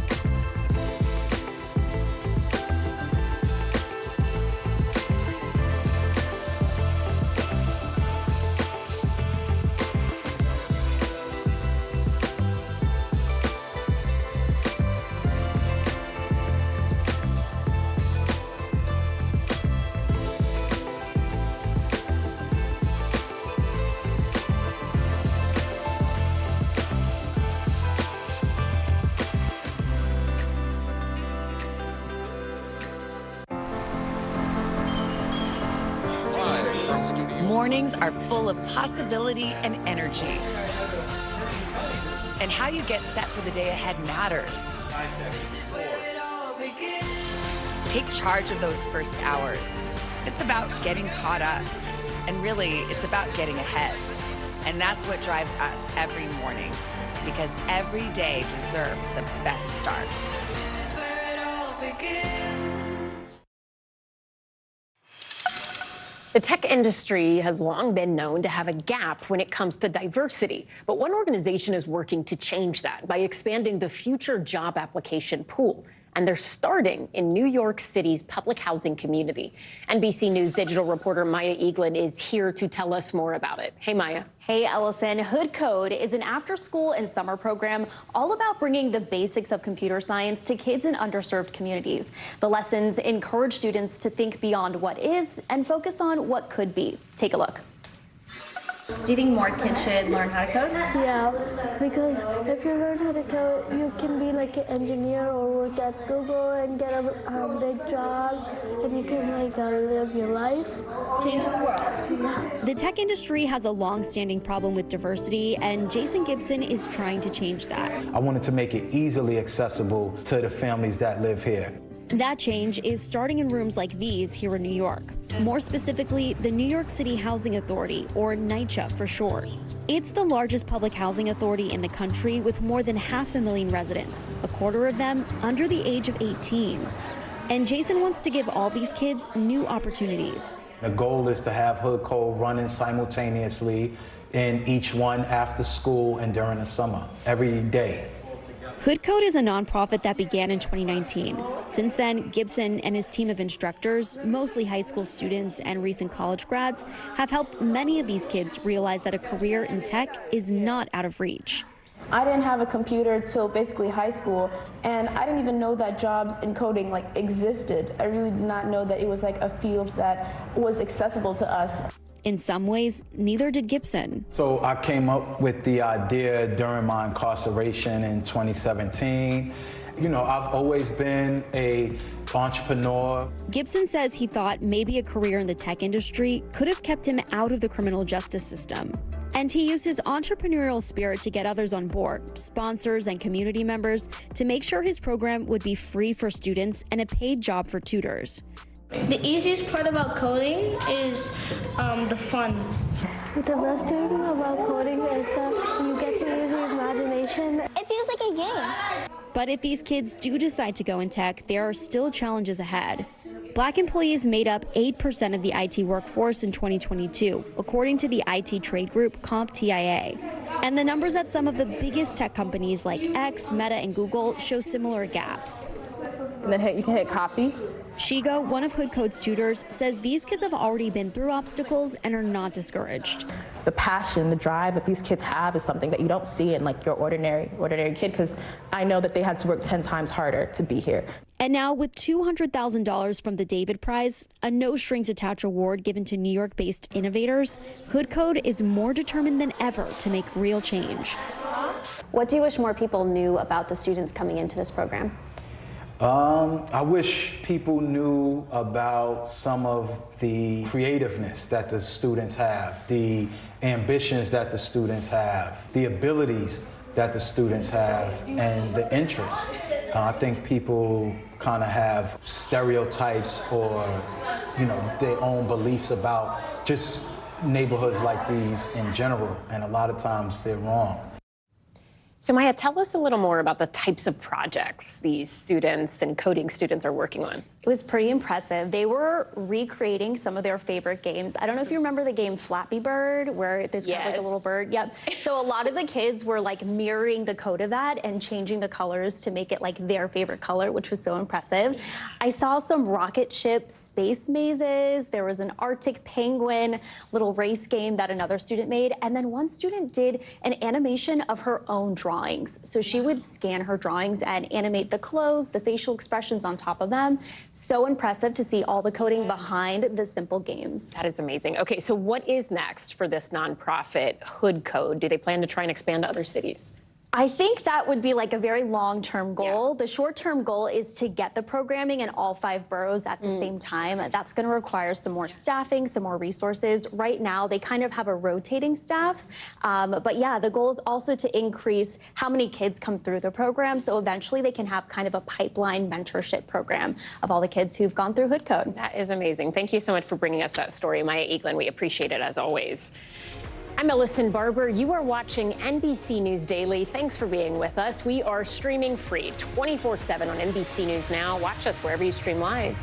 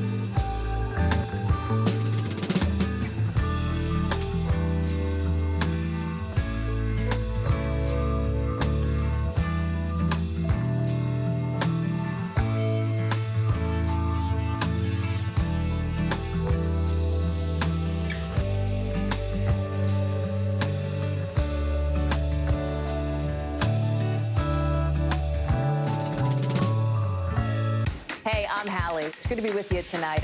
What do we know that voters care about? The economy, right? You are seeing that firsthand yourself on the ground there today. This is 2 things. It is pretty big medical news. It is also a pretty big mystery. And oh, by the way, it's driven by one of the most controversial people in the United States. What's happening? They have tweaked my monitor, and I can see now you are, in fact, soaking wet. I am deeply sorry. My I apologize for the many questions. Will never be questioned.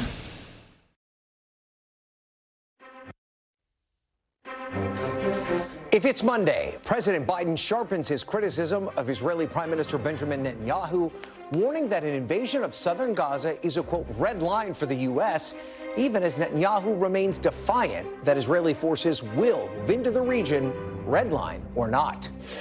Plus, President Biden and former President Trump hit the trail and each other on key issues from Social Security and Medicare to spending to foreign aid for Ukraine as the 2024 rivals ramp up their attacks in the race for the White House. And the nation's top intelligence officials testify on Capitol Hill that Russia and China remain top security threats as foreign aid to Ukraine sits in legislative limbo. And the House eyes a vote on banning TikTok as soon as this week.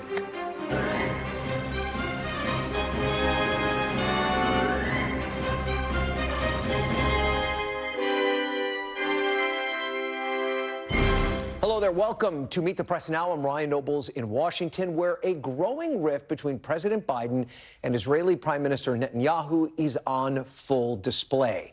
The Israeli leader is now vowing to press ahead with the ground invasion of southern Gaza, despite new warnings from President Biden that doing so would cross a red line. It's all coming as civilians in Gaza mark the start of Ramadan with no sign of a ceasefire in sight. Over the weekend, in an exclusive interview with MSNBC, President Biden ramped up his criticisms of Israel's conduct, saying that Netanyahu is hurting Israel by not doing more to prevent civilian harm in Gaza. The president also issued a new warning. Take a listen. He must pay more attention to the innocent lives being lost as a consequence of the actions taken. He's hurting, in my view, he's hurting Israel more than helping Israel by making the rest of the world, it's contrary to what Israel stands for. What is your red line with Prime Minister Netanyahu? Do you have a red line? For instance, would invasion of Rafah, which you have urged him not to do, would that be a red line? It is a red line, but I'm never going to leave Israel. The defense of Israel is still critical, so there's no red line. I'm going to cut off all weapons so they don't have the Iron Dome to protect them. They don't have, but there's red lines that if he crosses, and he cannot have 30,000 more Palestinians dead. You can certainly get a sense of the tightrope that President Biden is trying to walk on this issue as he navigates the intense divisions inside his own party for the support of Israel. Netanyahu is firing back at the president's comments, saying that Israeli forces will move into Rafah. Netanyahu told Politico that he has a red line of his own to make sure an attack like October 7th never happens again. Netanyahu also rejected the idea of a Palestinian state, this despite President Biden saying in his State of the Union address just last week that a two-state solution was the only path to lasting peace. The public tit-for-tat comes amid an escalating humanitarian situation in Gaza as the U.S. and its partners work to get more aid in. Earlier today, the U.S. carried out its 7th round of airdrops into Gaza, which included food and water. Meanwhile, the temporary humanitarian port in Gaza, which the president announced just last week, could take up to 60 days to get fully operational, according to officials. That timeline puts the potential for more military action squarely in the spotlight, putting even more pressure on ceasefire negotiations. CIA Director Bill Burns, who was in the Mideast on Friday for those ongoing negotiations, was on Capitol Hill today for the annual Worldwide Threats hearing. Here's what he had to say about the status of those talks. We're going to continue to work hard at this. I don't think anybody can guarantee success. What I think you can guarantee is that the alternatives are worse for innocent civilians in Gaza who are suffering under desperate conditions, for the hostages and their families who are suffering also under very desperate conditions, and for all of us. Joining me now is Kelly O'Donnell at the White House and NBC News Chief Foreign Correspondent Richard Engel. He is in Cyprus, where the aid for Gaza remains docked. Kelly, let's start with you. How is the White House reacting to this rebuke by Prime Minister Netanyahu, and how much is the relationship between the two leaders frayed? Well, certainly the White House is trying to defend that relationship in the big picture sweep of history and of this moment. But as you've already indicated, there is such a careful calibration going on from the president and from the administration, trying to show the support for Israel while also trying to lean heavily into influence, that they've done so behind the scenes, and now making more of that public about the ways in which they would like Israel to conduct certain aspects of its operation. So today, officials are telling us the relationship is good. It has not been frayed. At the same time, they acknowledge that Benjamin Netanyahu and the president have not spoken in a period of weeks. However, they have spoken more than a dozen times since October 7th. So the president is trying to make clear that he is unwavering in the U.S.'s ultimate commitment to Israel, but tactically and strategically, he would like to see different steps taken. That, of course, is playing out on the world stage. It has its own domestic political concerns for both President Biden and the prime minister. And at this point, the vulnerabilities that appear on the surface of the relationship are something that are coming into view that we haven't always seen, and they are trying to reinforce the underpinnings of the U.S.-Israel relationship to try to get through this difficult time. Ryan? Yeah, and Kelly, it's interesting because the president has drawn this new red line. He didn't really put many specifics behind it or even say what the consequences would be for crossing a red line. But he also said he wouldn't stop sending weapons to Israel. So what could the consequences be if Israel does eventually launch this ground operation into Rafah? Well, that is where the president is playing this very close to his vest. He does not want to signal a sort of you do this and I withdraw that kind of approach. At the same time, he wants to try to use his public displeasure as a means of leverage. And can he be persuasive for Netanyahu? That remains to be seen. And also trying to speak to the concerns that have been growing within his own party on the world stage about the catastrophic effects of this military conflict for ordinary citizens of Gaza, people who are not directly involved in the conflict. And of course, Israel has always maintained that Hamas works within the domestic population of Gaza, within the communities there, and making it much harder to try to eradicate the fighters from the population. But what we have seen with starvation and concerns, so the president is trying alternatives, which is emphasizing humanitarian aid is one of the big things the U.S. can do. Right? Okay, Kelly O'Donnell live at the White House. Thank you for that, Kelly. Let's go to you now, Richard. You've also spent quite a bit of time in that region. And as Palestinians begin to mark Ramadan, talk to us a little bit about the stark differences that they're experiencing this year. And how soon could we see Israel move into Rafah? Well, I'm told from sources in the region and in the United States that it is a matter of timing, that it is not a question of if, but when, that Israel will move in force against Hamas in Rafah, and that it will be devastating for the people. There are roughly 2.3 million people in Gaza. By now, I think most of us have become familiar with the map. It is a sort of a long, thin area. Generally, it was the north that was the most heavily populated around Gaza City. Now, almost everyone in the north has moved south of an area in the middle called Wadi Gaza.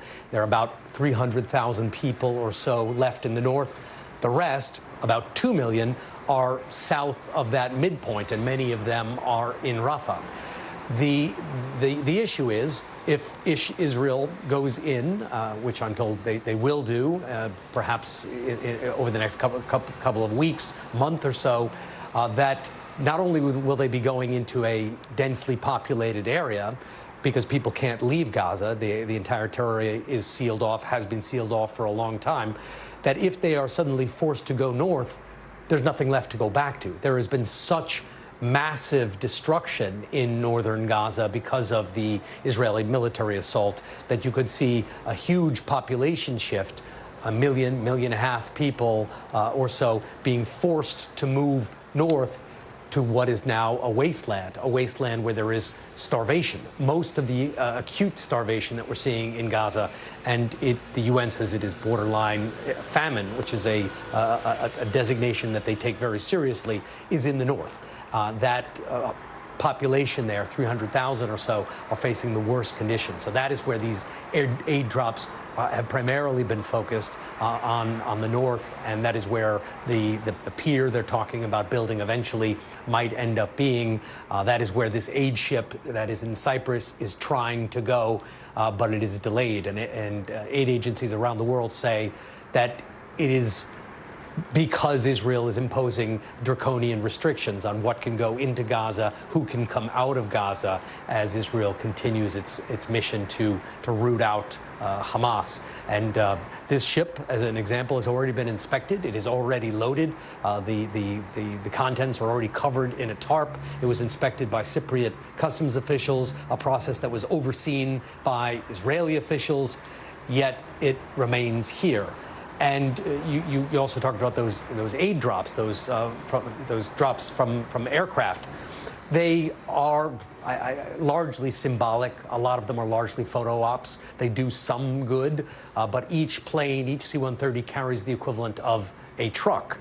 It is an enormously expensive way, and at times a lethal way, because some of those pallets dropped on people last week, killing 5 Palestinians, according to witnesses and health officials. So not only is it inefficient and expensive, it is not nearly making the difference, nor is this one ship going to make much of a difference when it eventually gets clearance, if it gets clearance. Aid agencies say the only real solution is loosening the controls, letting more of that inspected aid to get in by road into the Gaza Strip. Okay, Richard Engel live for us in Cyprus. Richard, thank you so much for that report. Let me now bring in Michael Oren, the former Israeli ambassador to the United States.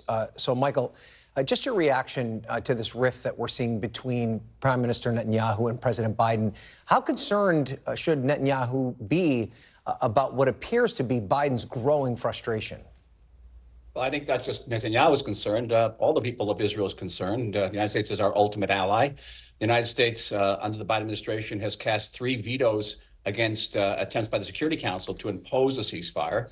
And a ceasefire, from Israel's perspective, means Hamas gets away with mass murder, and Israel can't restore its internal security. Large swaths of Israel will simply remain uninhabitable, and Hamas will emerge from those tunnels, rearm, reorganize, and launch another deadly attack. So the ceasefire, the vetoing of ceasefire is crucial. The supply of ammunition is also crucial. So those two, ammo and veto, are lifelines for Israel. But having said that, seeing that the United States is getting increasingly frustrated and may try itself to demand a ceasefire or a red line, as the president intimated in his most recent interview, is a source of concern.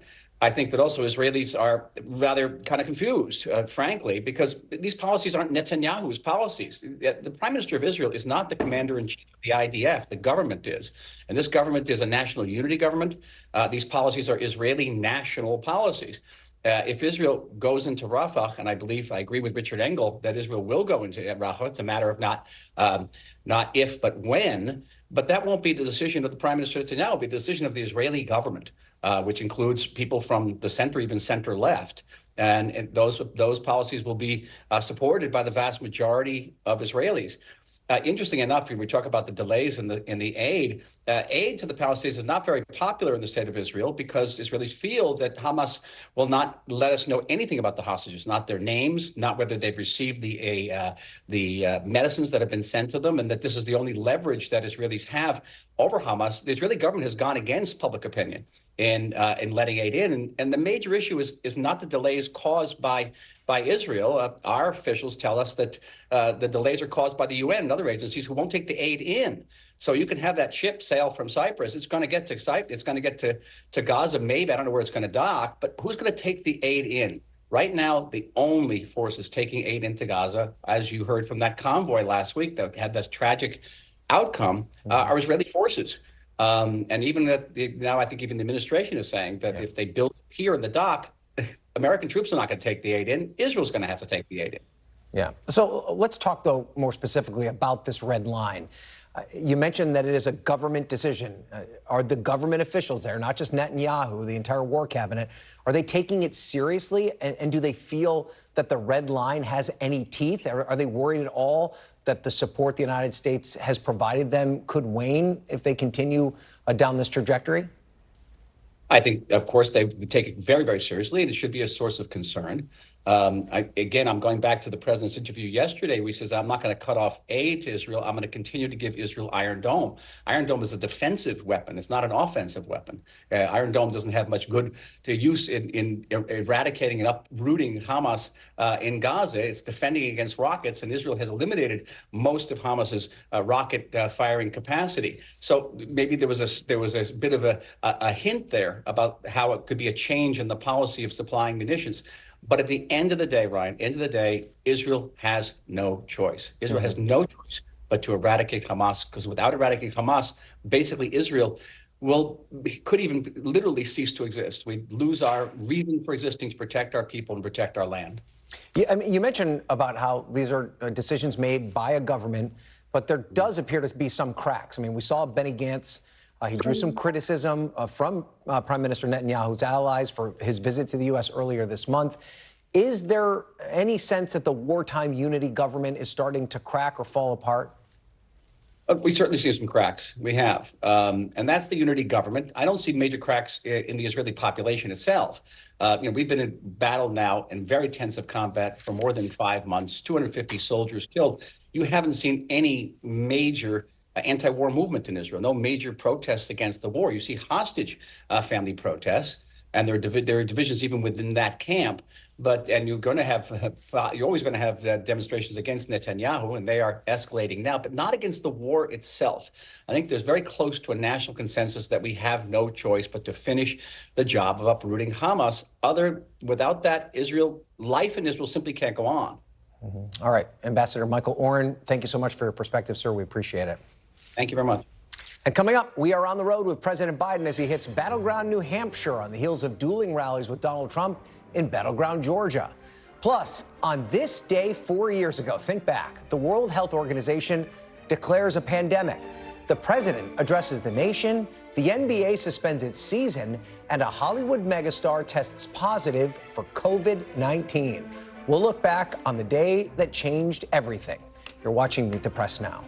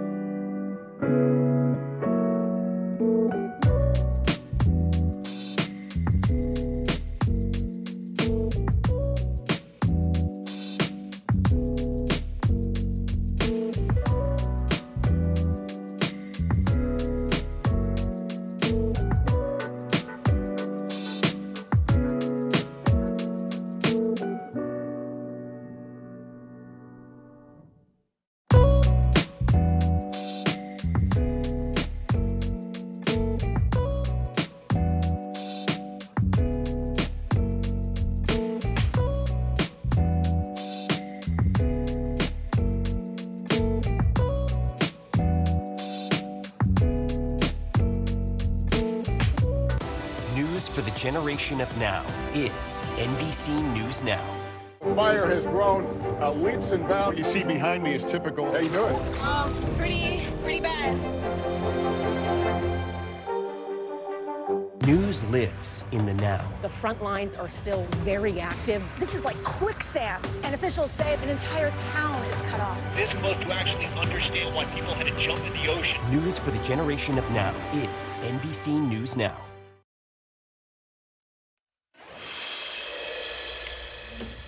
Welcome back. Right now, President Biden is hitting the campaign trail and hitting the airwaves. Moments ago, he spoke at an event in Manchester, New Hampshire, as he plans to head to the battlegrounds of Wisconsin and Michigan later this week. It comes as the campaign is going on the offensive, seeking to capitalize on last week's State of the Union. This weekend, releasing a new ad tackling the issue of the president's age head on. Look, I'm not a young guy. That's no secret. But here's the deal. I understand how to get things done for the American people. I led the country through the COVID crisis. Today, we have the strongest economy in the world. I passed a law that lowers prescription drug prices, caps insulin at $35 a month for seniors. For 4 years, Donald Trump tried to pass an infrastructure law, and he failed. I got it done. Meanwhile, former President Trump also turning his attention to the general election, attacking the president and mocking his battle to overcome a childhood stutter during a rally in Georgia on Saturday.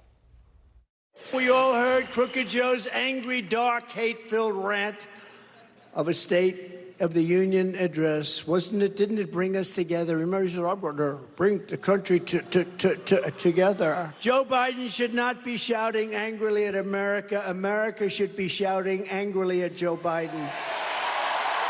Everything Joe Biden touches turns to everything. And that's just a sample of what we saw there. Joining me now in New Hampshire is NBC White House correspondent Aaron Gilchrist. And with me on the set is NBC's Garrett Haake, who has been covering all things Donald Trump.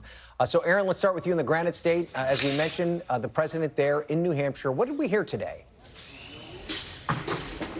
Well, the president came here, Ryan, and said that he was here to present his budget proposal for 2025. That's how he opened.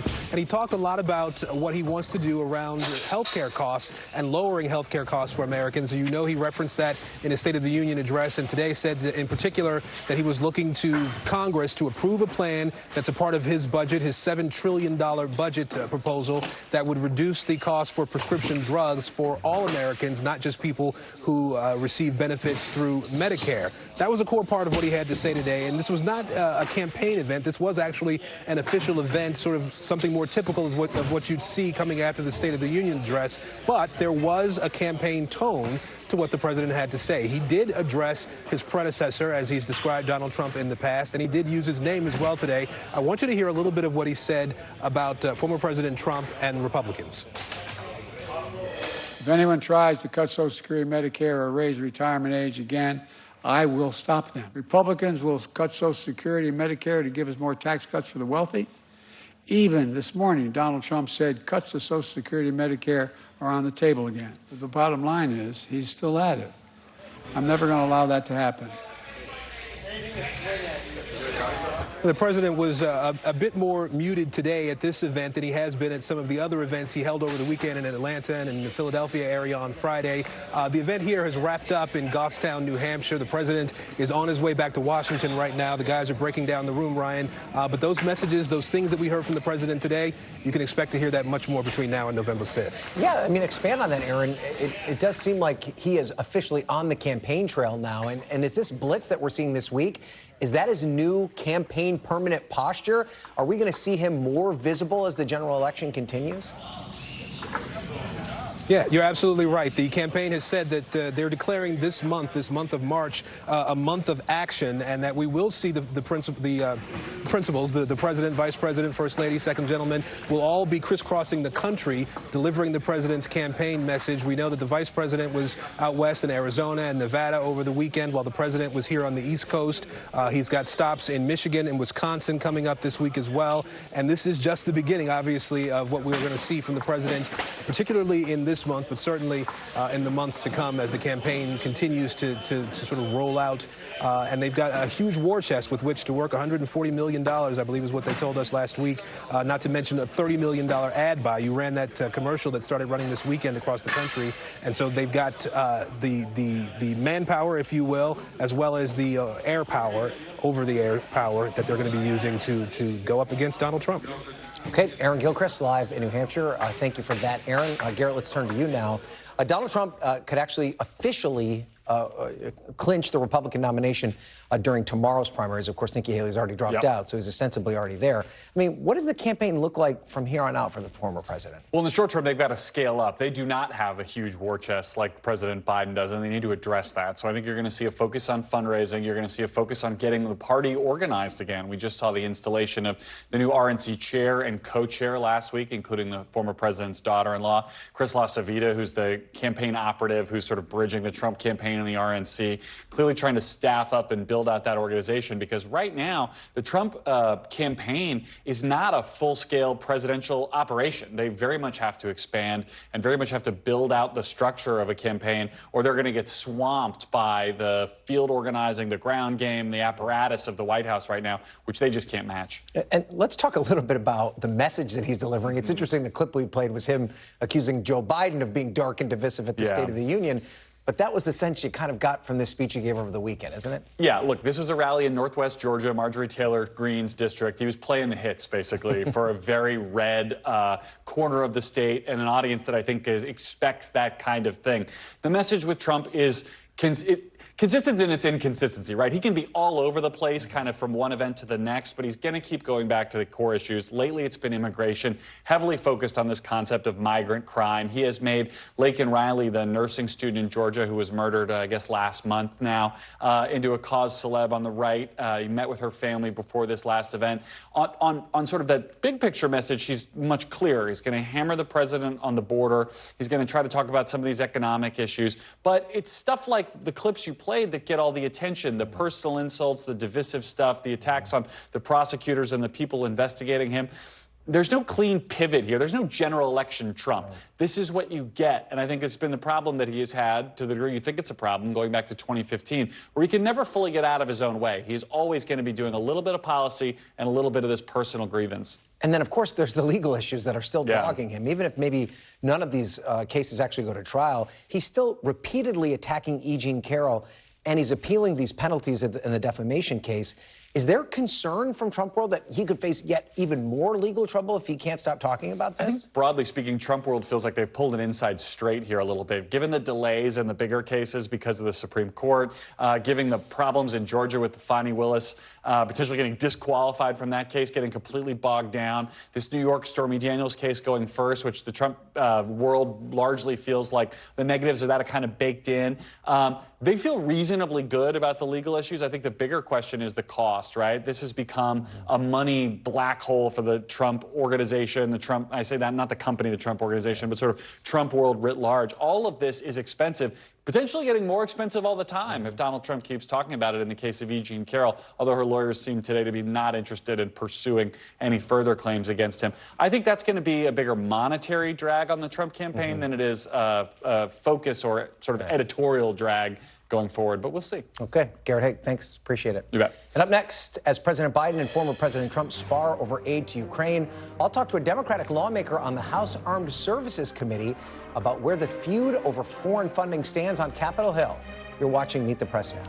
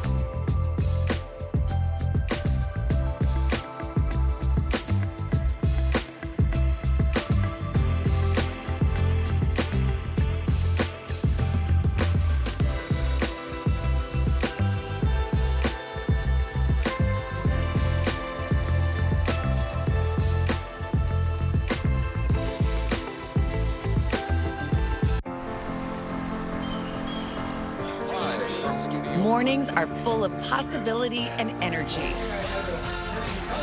And how you get set for the day ahead matters. Take charge of those first hours. It's about getting caught up. And really, it's about getting ahead. And that's what drives us every morning. Because every day deserves the best start. This is where it all begins.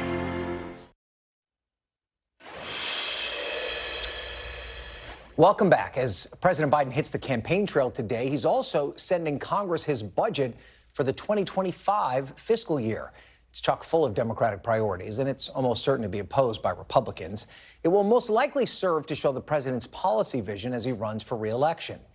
It also comes as Congress has yet to resolve spending for this fiscal year, while it also struggles to find a way forward on aid to Ukraine. Joining me now to talk about all of this and more on set is Virginia Democratic Congresswoman Jennifer McClellan. Congresswoman, thank you so much for being here. You and I go way back from my time in Richmond, so I appreciate you being here. Let's talk first about the budget situation. You guys still haven't finished the 2024 appropriations package. Are you confident that the remaining bills that need to be passed will be done by March 22nd? Well, let's say I'm hopeful. The House Republicans have found a way to turn even simple must-pass legislation into a chaotic game of brinksmanship. But I am hopeful that we do have a deal going forward and that we will pass that bill on time. And it seems as though the Speaker doesn't want to deal with the supplemental aid package for Ukraine and Israel and others until after you clear the appropriations process. Are you optimistic about that package as well, or do you have some concerns? I'm cautiously optimistic, but I am very concerned that with the increasing rhetoric we're hearing from the Republican Party about not wanting to stand firm with our allies in Ukraine. Today I heard they're talking about a loan program instead of direct aid. I mean, we have got to get aid to Ukraine as quickly as possible so that they can defend themselves against Putin, and hopefully we will do that. Well, let me ask you about that idea of trying to package this, at least as a loan, as a way to bring over some of these skeptical conservative Republicans. Do you think that's practical? If a bill like that were on the table, would you at least consider it? I would consider it. You know, the devil's always in the details, as we have seen with these bills, but I think we need to act as quickly as possible to get aid to Ukraine. Okay, so let's talk about Speaker Mike Johnson, and you've already alluded to the fact that he has somewhat of an unruly caucus to keep in line. I want to play for you what your leader, Hakeem Jeffries, said this weekend about Democrats potentially protecting Johnson to help get a vote on Ukraine aid. Take a listen. Will you prevent him from being ousted? We haven't had that conversation as a caucus, but I have made the observation that I believe there are a reasonable number of members, if the Speaker were to do the right thing, that don't believe that he should fall as a result of it. That sounds like a yes. So you missed the initial Kevin McCarthy drama. You've been in Congress now for a year. You were there for the second round of it. Is there any part of you, just as an individual member, not speaking broadly for the caucus, that would like to prevent seeing that sort of chaos again if a motion to vacate were brought up for Mike Johnson? Would you be a part of a group potentially that could protect him if he did the things that you were hoping in terms of Ukraine aid and appropriations process? You know, I'm going to have to look at that moment. I think the difference is with Kevin McCarthy, he proved from day one that he was untrustworthy. And I think, you know, Speaker Johnson has proved from day one of his speakership that he can't control his caucus, but I'm not sure anybody can. And so when push comes to shove, he has put legislation on the table, and Democrats have provided the votes necessary to get it passed. And I think we will be the adults in the room and look at what we need to do to govern, and we'll see what happens. So, but it's not something you rule out right out of hand. If the scenario were correct, there's a possibility that something like that could happen. I don't rule anything out of hand. I take a look at the circumstances as they present themselves. Okay, great. So I want to talk to you a little bit about the TikTok legislation now that you're set to vote on as soon as Wednesday. It could ban the app depending on what happens in terms of how ByteDance responds to it. The legislation calls for ByteDance to divest its interest. President Biden says that he'll sign it into law. Do you support the bill? Will you vote for it? You know, I'm looking at it very carefully, wading through. They're two different bills. I think the one from Representative Pallone that focuses on making sure that we protect consumer information, I definitely will vote for. I'm looking at the other one. Look, I think the issue here is not TikTok per se. It's the fact that the Chinese government owns a company that is collecting very sensitive information from American citizens that it can use to create an algorithm that will provide very addictive information to provide messages and videos that could mislead the American people and manipulate our elections. And we should be very concerned about that and focus on how to keep that from happening. Is that a broader social media question, or is it a TikTok-specific question? This is a Chinese government situation. It is the fact that the Chinese government owns a company that is collecting this data, and that we need to make sure that we protect the private, sensitive information of American citizens. I mean, the Biden campaign is using TikTok right now. Some of your Democratic colleagues use TikTok on a regular basis to reach their constituents. Do you think that's hypocritical at all, or do you think there's a way to use it in a safe manner? Well, they don't use it on their private phones. They don't use it on their government phones. I think, and that's part of what we need to look at is what information is TikTok gathering? And I think when the president's campaign or some of my colleagues use, I don't use it, but when they use it, I think they're very careful what they have on that phone other than TikTok so that the information gathered is not as sensitive. The average user of TikTok doesn't do that. You know, most of my friends, I kind of look at them and say, do you really want the Chinese government getting access to everything that on your phone? Because they are. And then they kind of pause. So that's the real issue. Yeah. Let's turn to the campaign trail now. President Biden in New Hampshire today is going to go to Wisconsin and Michigan later. A very busy campaign schedule. Do you think that the combination of him getting out on the road, his strong speech on Thursday, do you think that's going to help to quell some of these concerns about his age and fitness for office? I do. Look, I saw, being in the room for the State of the Union, what I saw was a man who is feisty and ready to lead, and from day one has led. He inherited a country that was in the middle of a pandemic, in the middle of a financial crisis, and he got things done regardless of his age. He will continue to get things done and fight for the American people, while the former president fights for himself. Yeah, let's talk now a little bit about your first year in office. I mean, you're a veteran legislator. I don't mean that because you're still very young, but you were in the House of Delegates, you were in the state Senate in Virginia. Now you're here in Congress. I mean, just reflect on that first year. Has it been frustrating? Is it hopeful? I mean, how do you, is this what you envisioned when you took the job? Yes and no. I mean, all of the above. You know, the joke I use is it feels like I graduated high school and went to college, although there are some days, you know, in the middle of the speaker fight, I wondered if I regressed to middle school. Right. But it's, you know, it's the honor of a lifetime to be able to not only help people, but to do so making history as the first Black woman elected to Congress from Virginia. And even despite the Republican chaos, I've been able to get things done.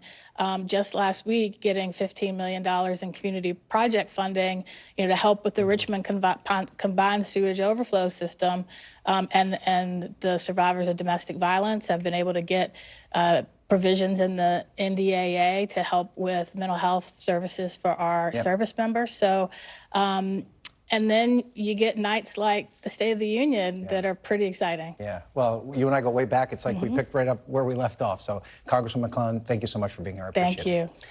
And after the break, TikTok, Brit blowback, and ramped up rhetoric. The panel is next. You're watching Meet the Press now.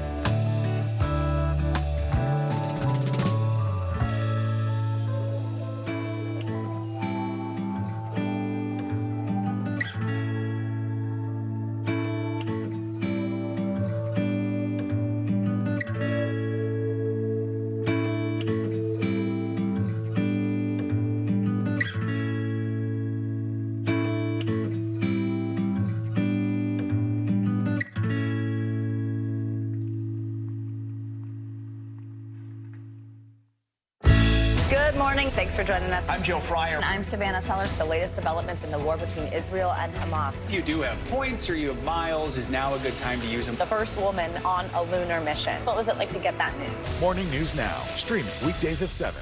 Nearly a dozen hours after the eye roared ashore. There is some late-breaking news. All right, it is it.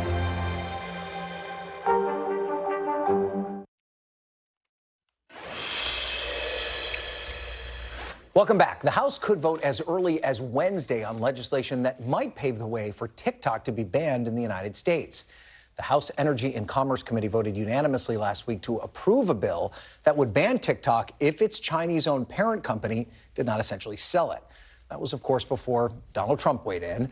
The former president appeared to come out against a ban in a social media post last Thursday, which came curiously after he'd reportedly spoken with a billionaire TikTok investor. But this morning, Donald Trump told CNBC's Andrew Ross Sorkin that the social media company was a national security threat. There are a lot of users. There's, a lot of good, and there's a lot of bad with TikTok.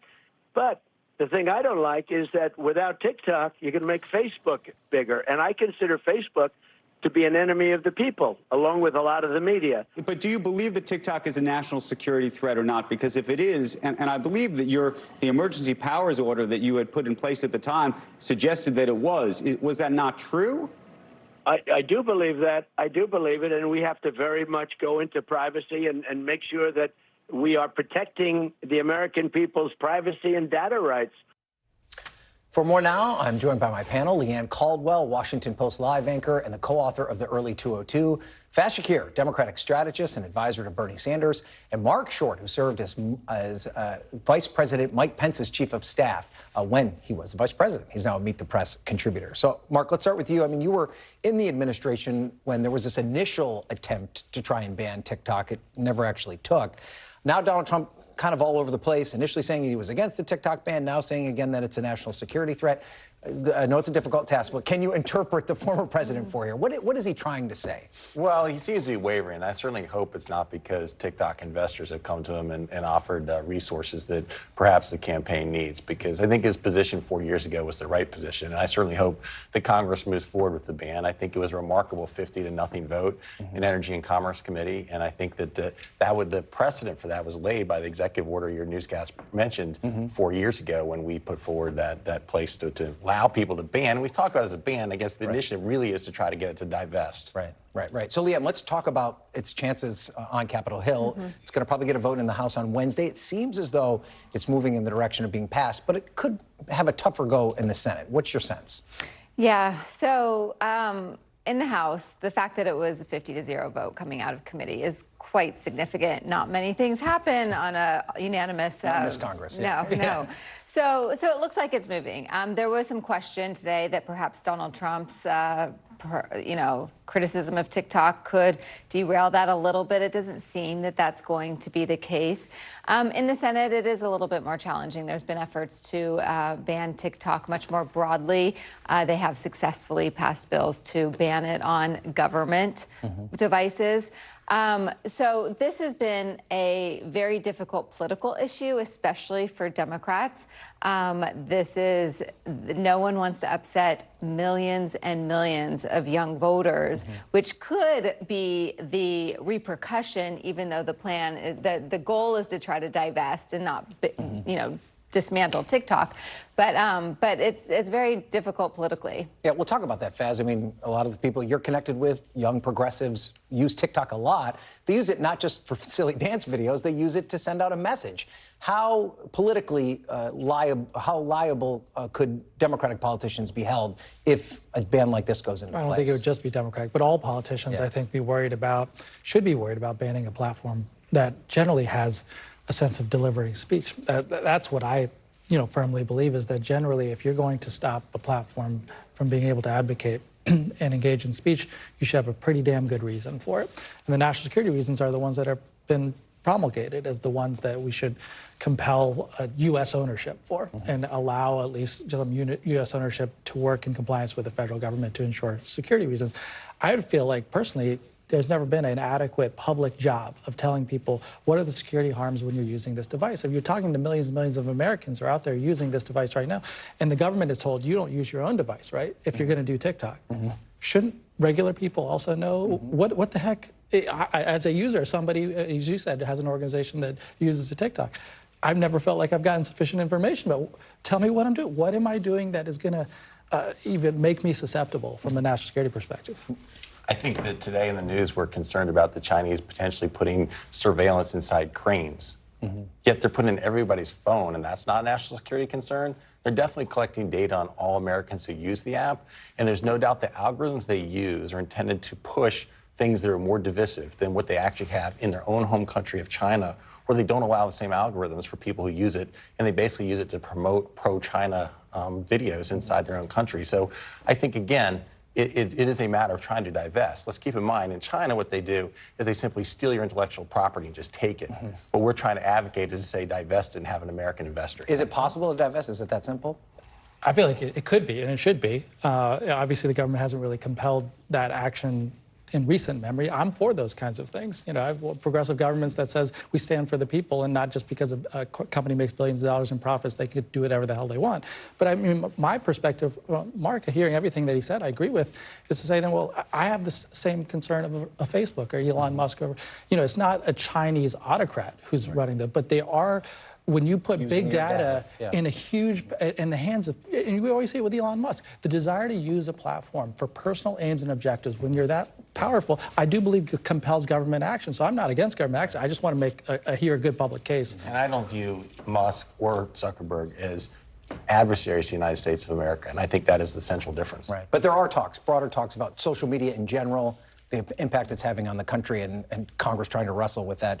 Congress, of course, social media changes in 15 minutes. Congress will take 20 years to pass something, as we know. Let's move to a different issue here, and this is the fallout from Alabama Senator Katie Britt's State of the Union response on Thursday night. Leanne, what's your sense talking to Republicans and Democrats about her performance, and then, of course, SNL skewering her this weekend? I don't think that anyone has said that she had a really good performance. Talking about banning something, can we ban the State of the Union response, please? Right. No one has ever done a good job. It always, you know, at best, it's forgettable. Right. So, you know, Katie Britt is a rising star in the Republican Party. This is her first term in the Senate. She is well-liked across the aisle. She has many friends in the Senate. She has many ambitions in the Senate as well. But this was not necessarily representative of what Katie Britt normally is, but this is what she did. And so now there's a lot of head scratching about where she goes and how she recovers from this. She's young. She can totally recover, but it's, you know, there were unforced errors, especially with the false claim about the migrant that she told. And let's talk about that, Mark. You know, it's beyond her performance, which, you know, that's subjective. She is facing scrutiny because she referenced a woman who'd been sex trafficked, but it actually didn't happen in the United States. It didn't even happen during the Biden administration. I mean, should she be called into question for bringing this into this speech at this time, especially given the point that she was trying to make? Sure, I think she has. I think it was a mistake to use that reference. But at the same time, Ryan, the reality is that we do know that more than half the young women who are transported by the cartels are sexually molested or raped. And so the incident she used was a mistake in using one that happened during the George Bush administration. Having said that, she is a rising star, and I think people don't appreciate that for Alabama Republicans, probably nothing helps you more than being mocked by Saturday Night Live and being criticized by the New York Times editorial page. And so she's going to be totally fine from this politically. She's going to continue to have a great career. I think that was one incident where she should have not have used that specific incident, but it is true. The vast majority of women coming up through the cartels are sexually molested or raped, and I think it is a serious issue for the American people, and the border is a serious issue. Okay, Faz, anything you want to add? No, only that you see a desire when Biden took the issue away from Republicans. The natural course would have been for her, instead of promulgating false stories about migrants, you would be suggesting solutions. And some of the core solutions that conservatives signed up for have been taken off the table because Biden happens to agree with a fair number of them. And now we're left with what are the distinctions? Honestly, I'm not trying to be provocative, but what are the distinctions? Maybe just build a wall, I guess. I'm not sure exactly where Republicans are now. I've not heard the Biden administration go back and advocate again for Remain in Mexico policy. I think there's a lot of parts of this border that were of his own creation, and he could have gone back and put these same executive orders that Donald Trump had in place. Well, I did hear them say, though, that they would be happy to engage in a program in which migrants, before they enter the United States, should go through an asylum process there on the other side. Okay. All right, we're going to have to leave it there, guys. You can keep talking about it after. Unfortunately, I'm out of time. Leanne, Faz, Mark, thank you all for being here. We appreciate it. Still to come, preparing for the next pandemic. We're looking back on that day that Faz and I spent together that changed everything and looking ahead to the next global health emergency. You're watching Meet the Press now.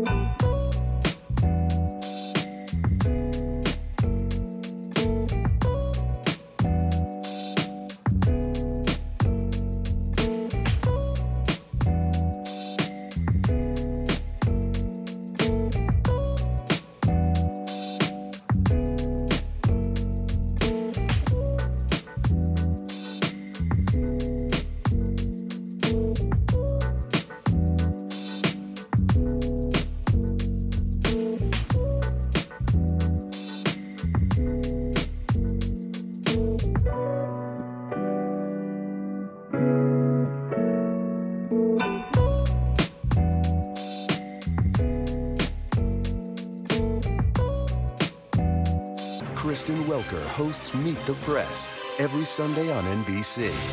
Nearly a dozen hours after the eye roared ashore. There is some late-breaking news. All right, it just is.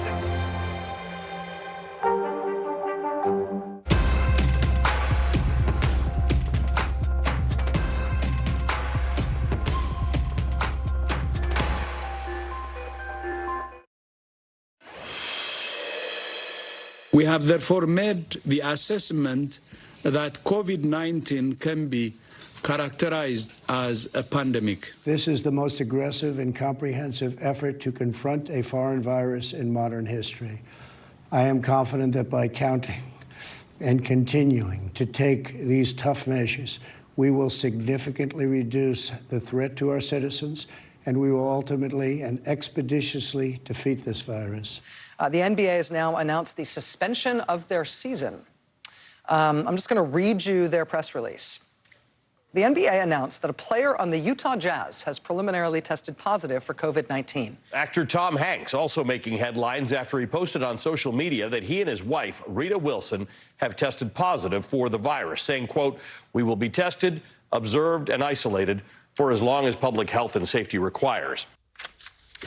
Do you remember that? Believe it or not, all of that happened on a single day. And believe it or not, that single day, which ushered in a hellish stretch of lockdowns, quarantines, and overwhelmed hospitals, was 4 years ago to the day.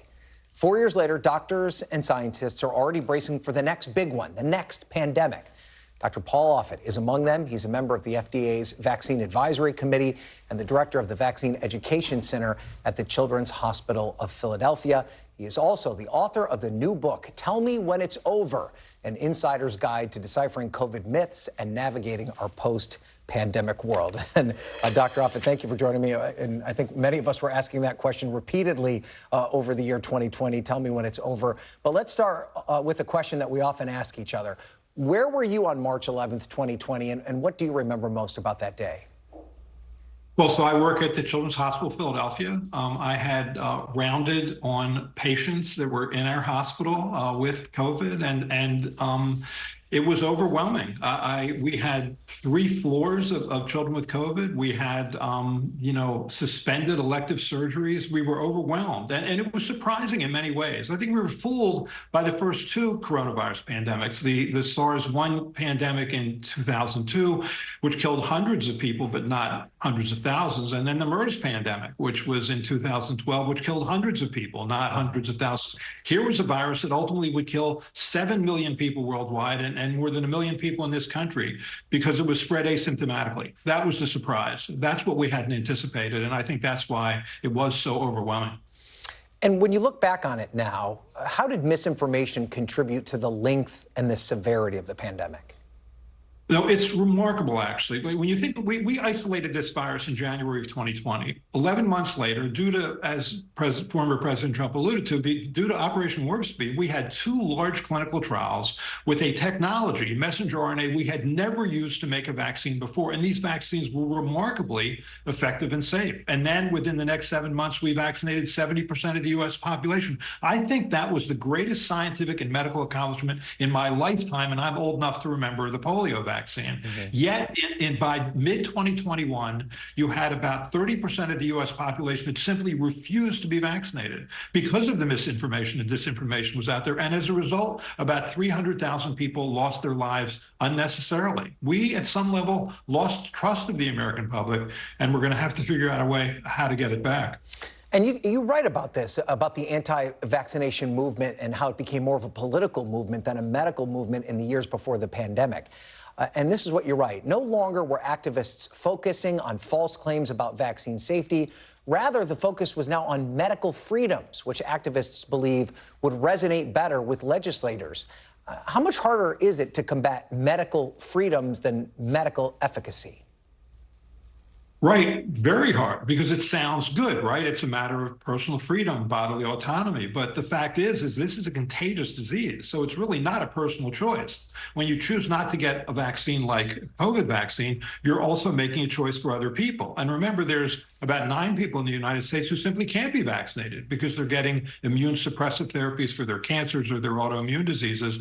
They depend on those around them to protect them. And I think this was sort of a real example of how people really were focused on themselves and not on the society that offered them many benefits. Probably people don't want me to ask this question, but I feel like it's necessary. Is another global pandemic like the one we just emerged from, is it inevitable? Yes, you've had 3 pandemic coronaviruses in the last 20 years. I think you can assume there's going to be another one. And part of it is because bats are often the original source of these viruses. And we have more and more deforestation, and the bat population becomes more and more involved with other mammalian populations. You can assume there's going to be another pandemic. I worry that with all the pushback we've had in the name of medical freedoms, pushback on mandates like vaccine mandates, in some ways we may be less prepared for the next pandemic. Well, talk about that. I mean, how concerned are you about how prepared or not prepared we may be for the next pandemic? Very concerned. You've had hundreds and hundreds of pieces of legislation that have successfully pushed back on vaccines, and not just COVID vaccines. I mean, what you're seeing now is an erosion in vaccine rates among kindergartens, and so you're seeing exactly what you would expect to see, an increase in measles cases, because measles is the most contagious of the vaccine-preventable diseases. It's always the canary in the coal mine. Well, Dr. Paul Offit, during the pandemic, you were on television about 6 times a day. You're very good at it, but don't take this the wrong way. I just prefer you being off our televisions as much as possible, because usually it's because we're dealing with something pretty difficult and your expertise is necessary. But thank you so much for joining us today. We appreciate it. And we're back tomorrow with more Meet the Press Now, but NBC News Now coverage continues with Hallie Jackson right now.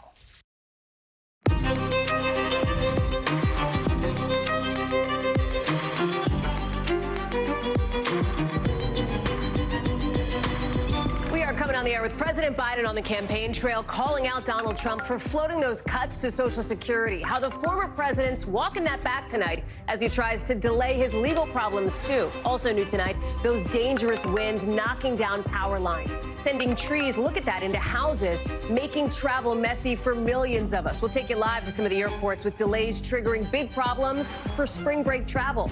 Then an NBC News exclusive, the head of the NAACP telling black high school athletes to avoid the Florida Gators, not the animal, the team, how it fits into that state's culture wars. Plus, another exclusive in tonight's original, the first interview ever with Princess Diana's brother about the abuse he went through at school. And speaking of the royals, what is up with that picture of Kate Middleton? And why are we all suddenly Photoshop experts? And how did Kensington Palace so badly botch what was supposed to be the end to conspiracy theories about the princess's health? We are live from London with all of it a little bit later on in the show. Hey there, I'm Hallie, and tonight it is a split-screen campaign moment as the longest general election in a generation gets going for real. You're about to see President Biden on the campaign trail in New Hampshire, his first visit there in a couple years. He's slamming former President Trump and Republicans for suggesting that cuts to Social Security and Medicare are on the table. Look. If anyone tries to cut Social Security, Medicare, or raise retirement age again, I will stop them. But the bottom line is, he's still at it. I'm never going to allow that to happen. So listen, let's be real about what this moment is for the president. A big week as he tries to prove his stamina by hitting swing states he's going to have to win to have a big election day in November. Part of this full court press, his cabinet crisscrossing the country over the next couple of weeks. All of it, you can see where they'll be. All of it's just 24 hours ahead of what we think will be the night that both he and Mr. Trump could clinch their party nominations. And Mr. Trump tonight, he's trying to keep himself out of court and maybe on the campaign trail a bit more with a new filing from his lawyers. They're looking to delay that New York State hush money trial coming up in 2 weeks until after the Supreme Court hears arguments on presidential immunity in April. So at least till after April, but we might not even know the answer to the court hearing until mid-June. The backdrop to all of it, new numbers after the State of the Union showing a three-way split on who Americans think will do a better job as president. A third of them say President Biden. A third of them say former President Trump. A third of them say, nope, neither. Garrett Haake is joining us now. And Garrett, let's start with the president going on offense, hitting Mr. Trump on entitlements to the point that you've got the Trump team kind of trying to, what do you want to call it, clarify, walk back, soften, pick your language. Yeah, look, I think the Biden team feels like they can maybe move some of those 30% on the neither category back onto Team Biden by focusing on this issue of entitlements, which has always been a good political issue for Democrats, and one on which Donald Trump stepped on a proverbial rake today on CNBC, kind of openly musing about how he might cut or save money around Social Security and other entitlements. Let's listen to what he had to say and then explain what a mess it caused for him. There is a lot you can do in terms of entitlements, in terms of cutting, and in terms of also the theft and the bad management of entitlements, tremendous bad management of entitlements. There's tremendous amounts of things, numbers of things you can do. The Trump campaign tried to clarify that those things and numbers and tremendous amounts of them were really about cutting waste and fraud. But Donald Trump's not provided any specific plan to do that in in any of his three presidential campaigns, nor did he address it as president. So it's kind of hard to know what exactly he was talking about. The Biden campaign's not interested in the nuance here. They see Donald Trump, Social Security, cuts, and they're going to go on the attack. We saw it from the president today, and I suspect we'll continue to see it, including from the White House, where they sort of try to stay out of things political, to follow various laws related to how White House staffers are supposed to handle this. But even a spokesperson at the White House today kind of taking a slender bite at the apple on this issue. Fair, Garrett, considering how popular, right, Social Security is for folks. Part of this, too, as we stick with policy for a second here, has to do with some of the areas where there might be commonality between President Biden and former President Trump. And I know commonality is not a word that we talk about often between these two, but it also has a nexus to another beat that you cover, one of your other jobs, which is covering Congress, this idea that maybe something should be done about TikTok. As you know, it is wildly popular with younger folks and millennials, by the way, who make up a large portion of TikTok users. But politicians don't like it very much. Let me play what Mr. Trump had to say about this. I could have banned TikTok. I had it banned just about. I could have gotten it done. But the thing I don't like is that without TikTok, you can make Facebook bigger. And I consider Facebook to be an enemy of the people.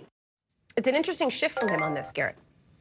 Yeah, it's funny, Hallie, because here you have Donald Trump, who first proposed banning TikTok, now saying he's not that sure he wants to do it, in part because he doesn't want to help Facebook, who he's sort of politically feuding with. Then you have Joe Biden, who's overseeing and said he would sign a TikTok ban, while his campaign is actively on TikTok, using it to reach young voters. So both of these men have conflicted stances about what's becoming the most popular social media app in the country, and where lawmakers in both parties seem poised to force this vote, which would either force divestment or a ban on TikTok, which everybody seems to sort of want for national security purposes, but also hate for their own individual purposes. It's a messy issue, Hallie, but again, Congress is arguably more united than either of the presidential candidates on this. How's that for a weird statement to say? Yeah, and they seem pretty clear on moving towards this vote on Wednesday.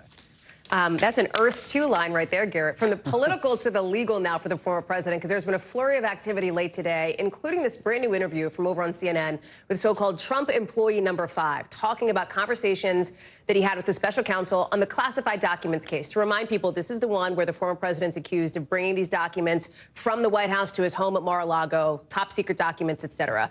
First time we've heard from this person referenced in this indictment. Let me play a little bit of it. For me, I'm just thinking, the former president, he has a lot of stuff he likes to lug around with him. I never would have thought it was anything like what we see now. Classified documents. Yeah, I mean. So he says he didn't know. All those boxes, like boxes that we saw piled up in bathrooms at Mar-a-Lago and ballrooms, etc. Interesting. You can see some of the photos there. Interesting to hear somebody in the former president's, like, semi-inner circle come out and talk about this.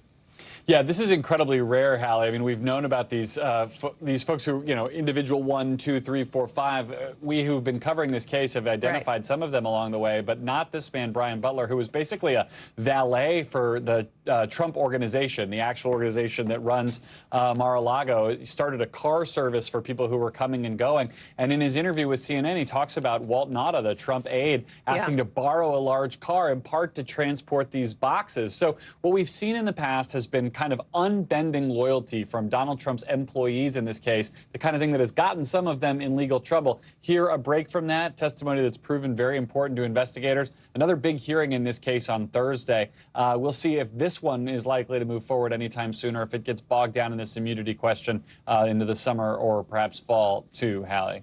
Garrett Haake, live for us, covering a lot that happened late today. Garrett, thank you so much. Appreciate it.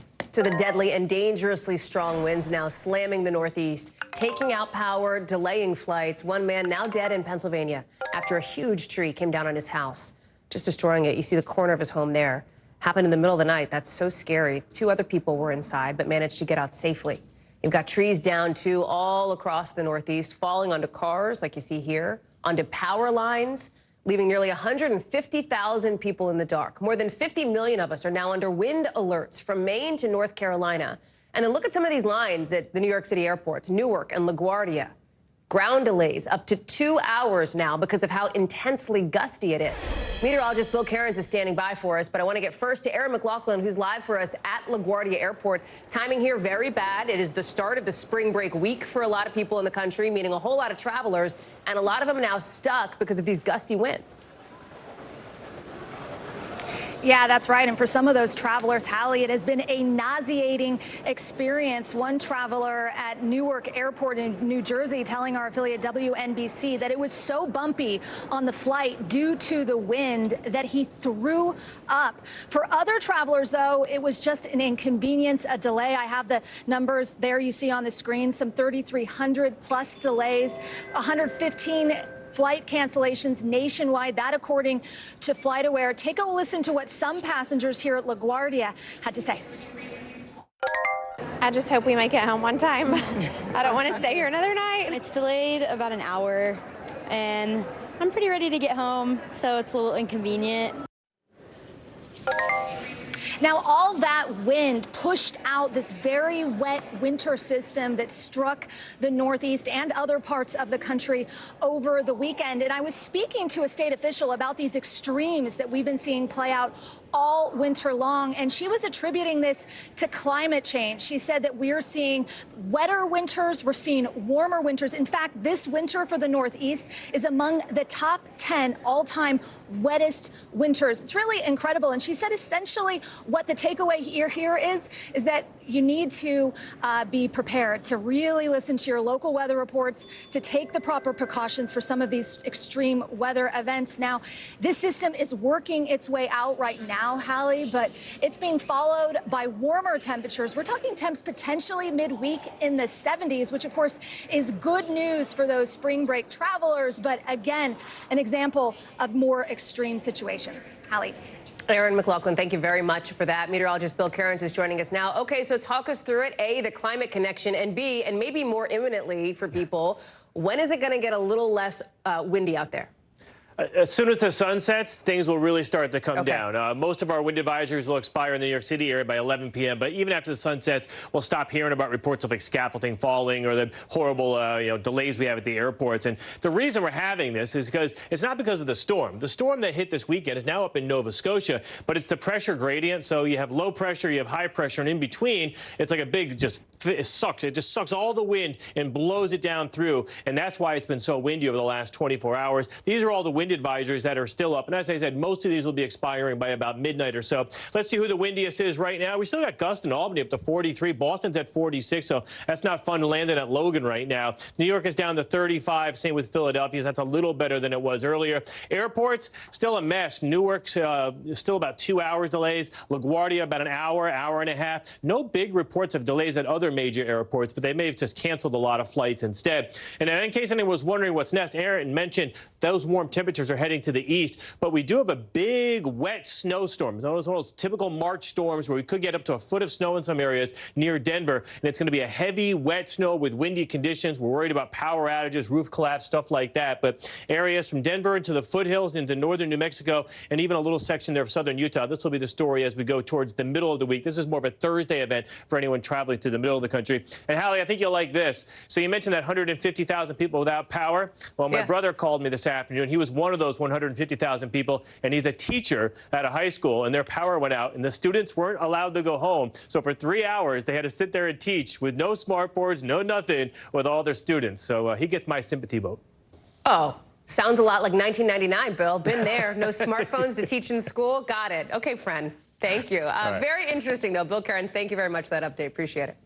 Also, in the last couple of hours, some big red flags from the Secretary of State about what is happening in Haiti and the crisis there. Right now, as we speak, he's in Jamaica, praising leaders for taking the lead on what a source calls a growing sense of urgency about the Haitian crisis. Listen. Today's meeting on Haiti, so critical, bringing CARICOM together, is testament to Jamaica's leadership in the hemisphere that we share, leadership at a critical moment for Haiti, but also a critical moment for all of us. Remember, Haitian Prime Minister there faces calls to resign. He is now in Puerto Rico on U.S. soil, partly because of violent scenes like this one. This is from March 4th. Do you remember this? We covered it on the show, the attack at Haiti's airport with gangs overrunning the Haitian capital, including near the U.S. Embassy. You see the Haiti military beefing up their presence after now the U.S. military helped some embassy staff get out of the country. Marissa Parro is following this live for us from Miami. Secretary Blinken was clear. Some of our sources talking to our teams are clear. No boots on the ground. They're not helping any Haitians out of the country. Why draw those lines? Well, I will say that the United States has been very, very careful with all of their phrasing, all of their rhetoric here. Hallie, you just said it yourself, no boots on the ground, being very careful to not give the impression that they're intervening. And that's really critical and important right now, because there's a fear that intervening or even giving the impression of doing so could make a really bad situation even worse. And so making it very clear that they are only adding to the security for that embassy. They only airlifted some of the non-essential embassy staff there, airlifted them out. And when we asked for further clarification, really making it clear that this was one operation, past tense, not saying anything about any future operations, Hallie. But I will add that we were hoping to take a listen to the meeting that we know was happening today. We don't know if it's over yet because, unfortunately, the feed that was going to allow us to get information cut out just as they were beginning that meeting, Hallie. So what you heard is pretty much all that we know in terms of that meeting so far. And it's also hard to answer the question, Marissa, about where this all goes from here and whether we have a sense of that yet with so many questions and this crisis now lasting for weeks. Yeah, and what I can tell you as someone who doesn't know yet what was discussed is that Caribbean nation leaders held this emergency meeting to, quote unquote, come up with a consensus on a resolution that would bring stability and relief to this crisis in Haiti. And they had invited other world leaders, of course, including the United States, who clearly accepted that offer. And this is a delicate situation because when we talk about what other nations can do, there are a lot of people, including humanitarian aid workers that I've spoken to, including Haitians on the ground here in Miami. We have one of the most significant Haitian populations in the country here. Many of them saying, please don't intervene. So, Hallie, I think that we're hearing from a lot of different voices here. It's a very difficult line to balance when you're asking and you're trying to figure out ways to help without intervening in a foreign crisis that you're not necessarily invited or wanted to intervene in. Hallie? Marissa Parra, I know lots to watch, lots to cover from there. We'll see if we can find out more of what happened in that critical meeting. We'll be back with you, I know, next hour. Appreciate it. To New Jersey now, where the senator there, Bob Menendez, is gearing up to fight even more federal charges tonight after he and his wife pleaded not guilty to charges they obstructed the federal investigation against them.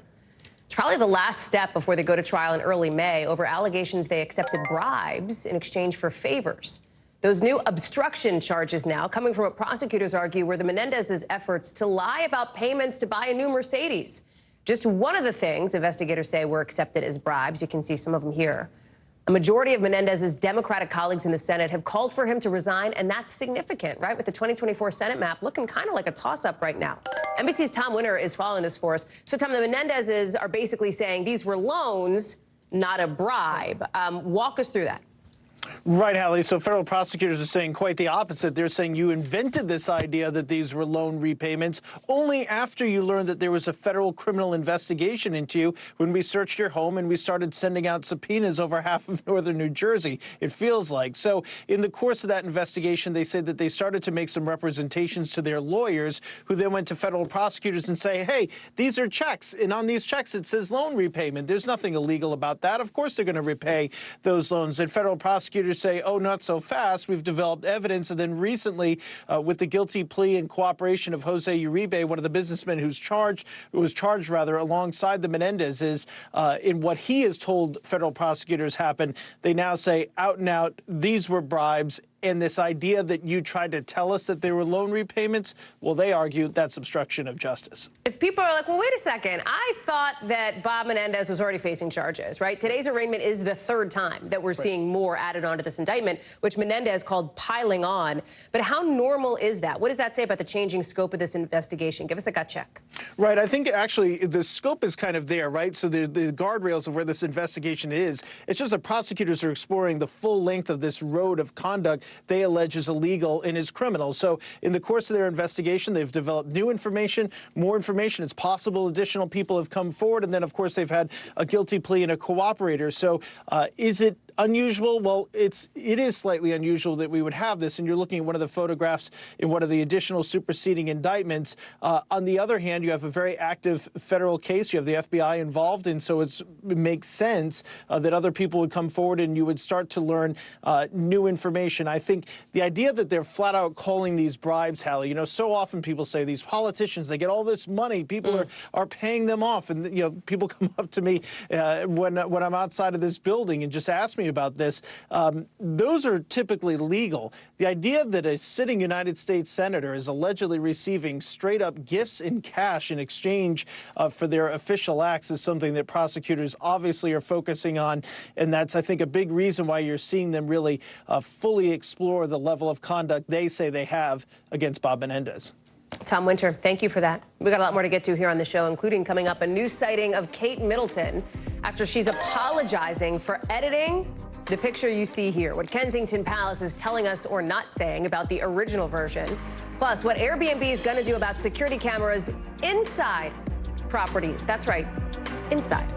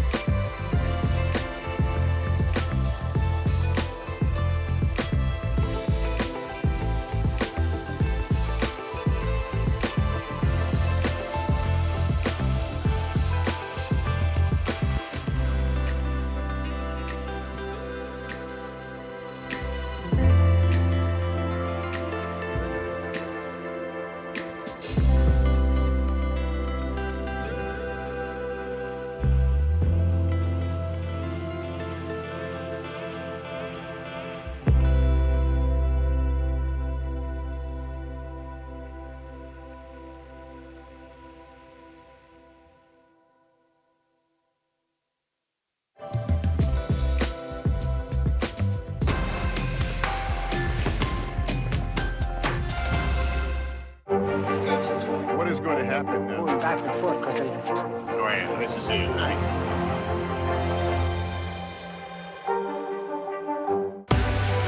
What's the message that you're trying to get out to young people? Know what is in the drug supply. We've got important news this hour about your money. Mental health, big picture, why is it so tough right now? News for the generation of now is NBC News Now.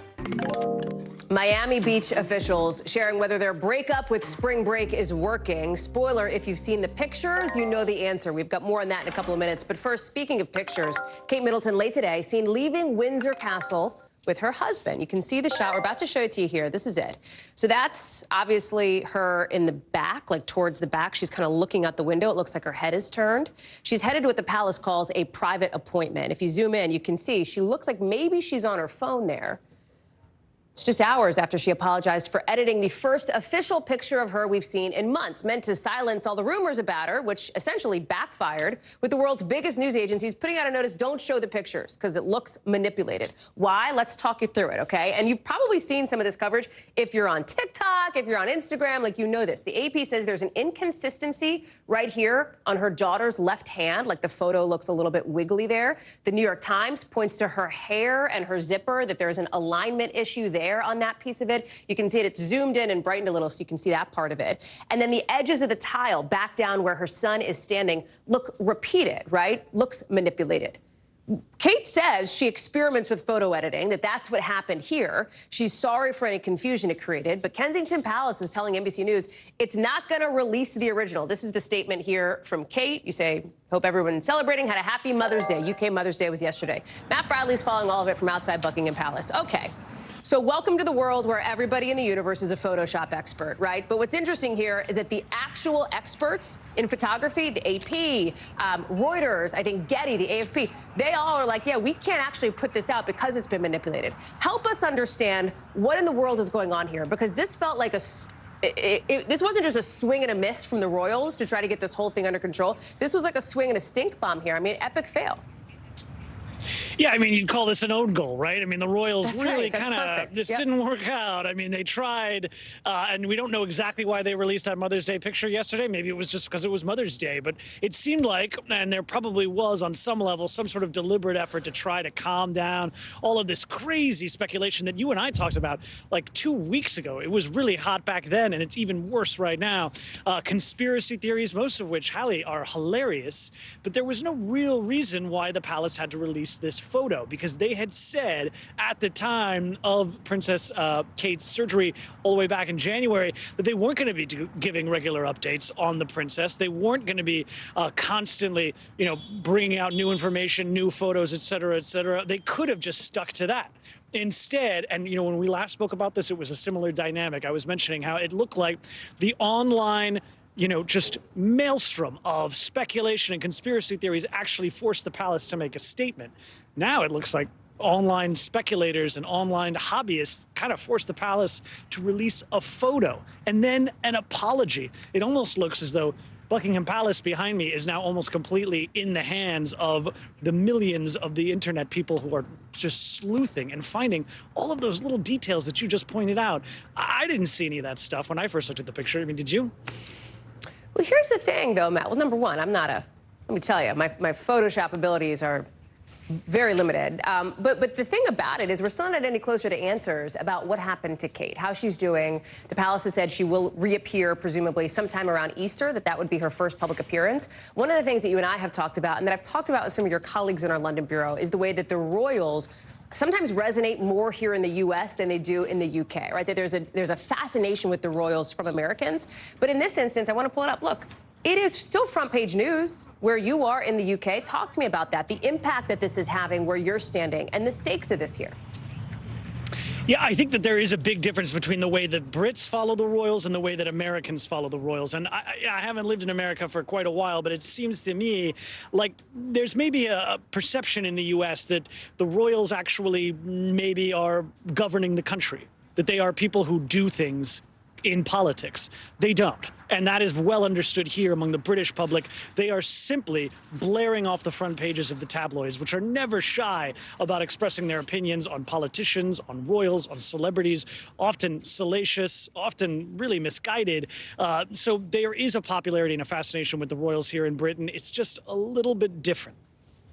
Matt Bradley, live for us there in London. Thank you very much, Matt. I have a feeling we'll be talking again in the days to come. Appreciate it. Let's bring you back here at home because there's another record today in the markets. This time we're talking the crypto markets because Bitcoin seems to be back, hitting a high today of above $72,000 for the first time. Today's push coming after the UK made more crypto investments available. And look at this. For the past few months, you've seen Bitcoin really skyrocketing. Like since March of 2023 to now, who knows if and when it'll come back down. And like we've been telling you all year about stocks setting records, it's not just Bitcoin. You've got S&P up 30% for the year. Bitcoin up 250%. CNBC tech reporter Mackenzie Sigalos is joining us now. Explain why the UK approval boosted Bitcoin to these new highs, Mackenzie. What it means in plain English as to why it's such a big deal.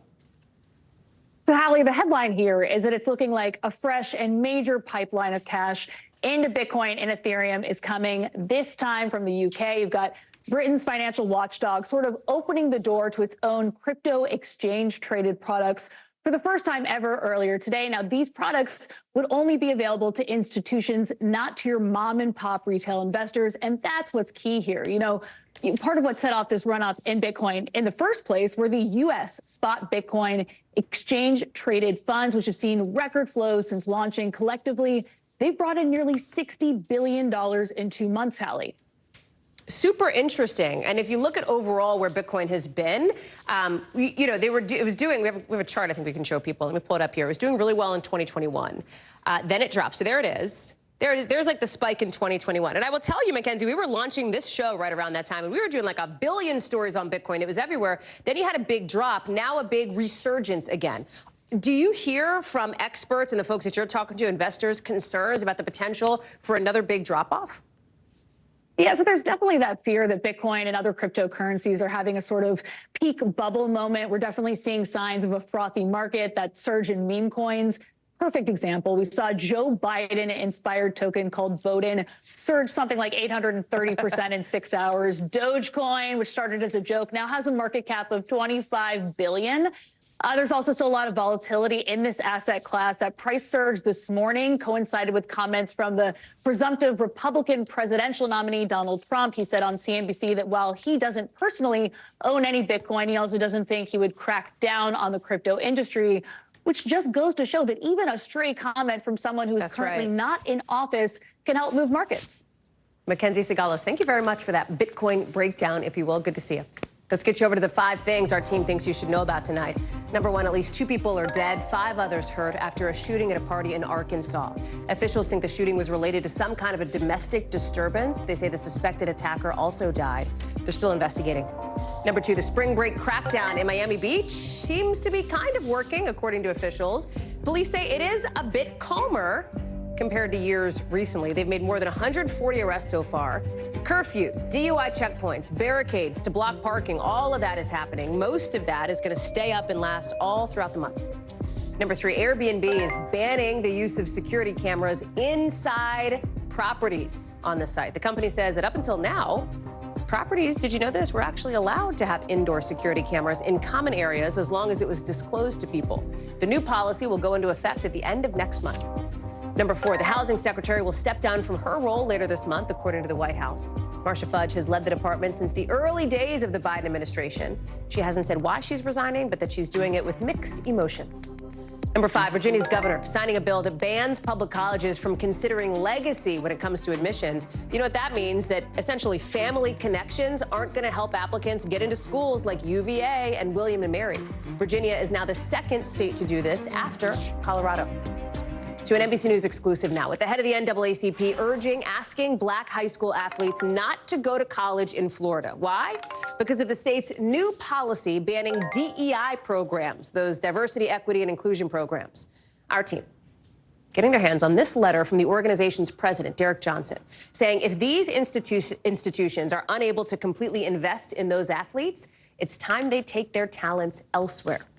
All of it is part of this bigger culture war battle from the state's governor, Republican Ron DeSantis, who last year signed a bill blocking public colleges and universities from using money from the state or federal government on these DEI programs. Stephen Romo is joining us now. And Stephen, we're already seeing some of the fallout from that bill. There's been like lots of chatter about this at the flagship school in Florida. Talk us through it. Yeah, there certainly has been, Hallie. Some big names also calling this out, including University of Florida alum and Pro Footballer Hall of Famer Emmitt Smith. He actually posted about this, saying that he's utterly disgusted by the decision from the school to actually get rid of the DEI office. He went on to say to the many minority athletes at UF, please be aware and vocal about the decision by the university, who is now closing the doors on other minorities without any oversight. Now, we went on to ask Governor Ron DeSantis about this, his office, instead pointing us to a tweet, an X posting rather, from March 1st, where he said DEI is toxic and has no place in our public university. So you can see these thinkings here, it's just counter to each other. And we know that there are two very different takes on this. You mentioned the culture war, but it's having a very real impact, especially on higher education there in Florida and other states. You look to Florida, home to some of the biggest names in college sports. You've got the Gators, for example. You've got the Seminoles, for example. They're the biggest ones you see on your screen. The University of Florida alone brings in hundreds of millions of dollars for the state. Is the expectation that athletes would follow this guidance? Yeah, you're certainly right. Florida is a major player in Division I athletics, and that's the question. Who are these athletes going to listen to?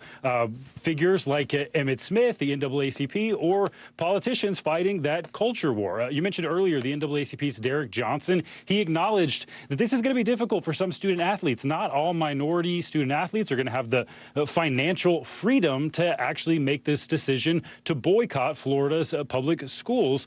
He went on to say, writing here, the sad reality is for many black student athletes, collegiate sports may be their sole opportunity at achieving the upward mobility necessary to propel them into their rightful places in society. So we'll have to see on the ground how this is actually able to play out. We know that this anti-DEI push is national. Is the NAACP planning to take their push national? Yeah, that's a great question, how they will actually respond to this.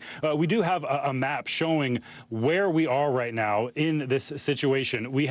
These are the states right now. We have Texas, Utah, Florida, Tennessee that have enacted laws that are anti-DEI initiatives. But look at all of the states that are considering them, more than 100 bills in this current legislative session alone. So we'll have to see exactly how it plays out. You can call it anti-woke, anti-DEI, whatever you want to call it. The very real impact this is going to have on some students, some people's lives going forward. It's a very real situation, Hallie. Stephen Roma, thank you so much. When we come back, Princess Diana's brother speaking out in an exclusive interview about alleged abuse he faced at a British boarding school. How the school's responding in tonight's original. Plus, police in California looking for whoever's behind a smash and grab. Look at that, pretty wild. We'll tell you what the store's owner is worried about now.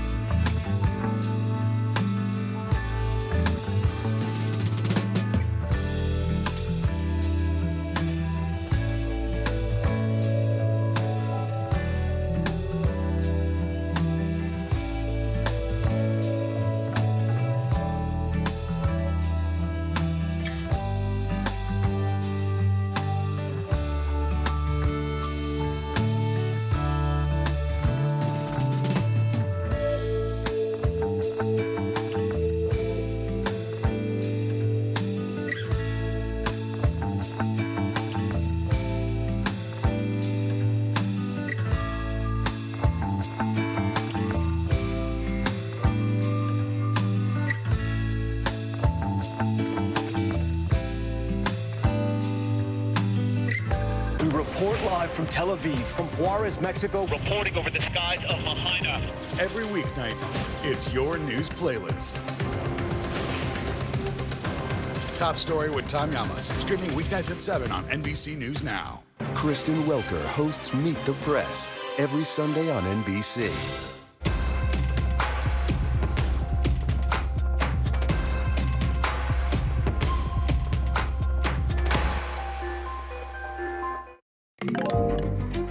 To tonight's original now with in-depth reporting on a topic we've been watching. And tonight it's an exclusive interview with Princess Diana's only brother and the godson of Queen Elizabeth.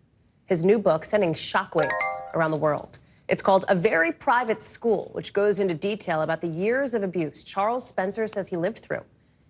He sat down with our Cynthia McFadden at his family's estate in the English countryside for his first interview about it all. It was gray and wet the day Charles Spencer took me to see the British boarding school he can't bear to remember, but can never forget, Madewell Hall. Half country manor house and half prison camp. We used to have to walk down there to be beaten. We were locked away. We were like prisoners. We were prey to very bad people's worst instincts. He says that the worst of those bad people was the school's headmaster, Mr. Porch. Our headmaster was, in my view, a pedophile and a sadist. And he staffed the school himself with either people who were going along with what he was doing or were going to be mute about it. Spencer writes in his new book, A Very Private School, that what was going on was not just bleak, but criminal. This is not a bunch of mid-teen, late-teen kids going through a rough school. This is children being sexually, physically, and emotionally abused on a daily basis. We sat down with Spencer, a best-selling author and historian, for his first interview about the book at Althorp, home to his ancestors since 1508.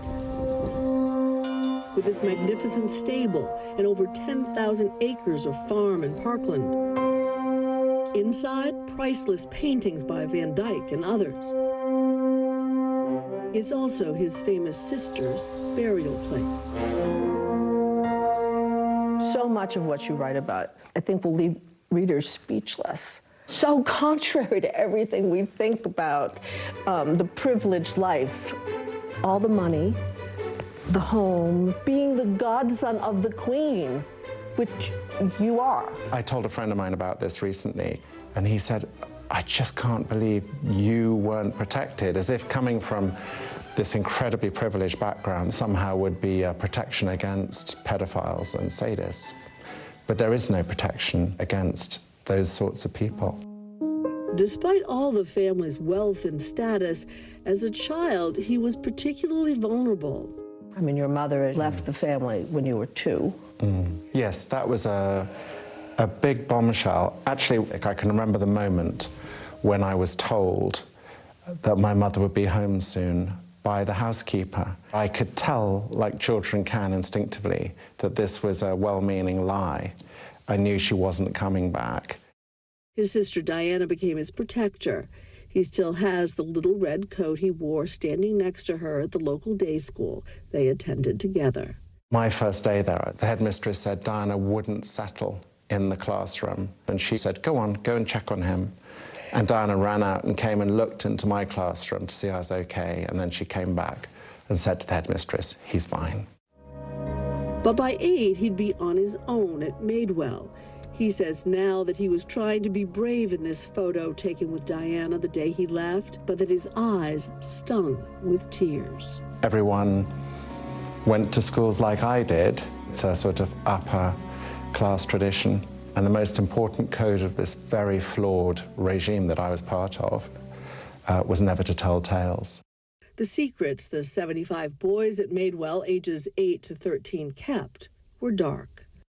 Every week, at least half a dozen would be whipped with a cane, and we all had showers together after sports, and you could see the blood, the split skin. And I have friends now a contemporary of mine who is also 59, and he still has the scars on his buttocks from the last time he was beaten was in 1977.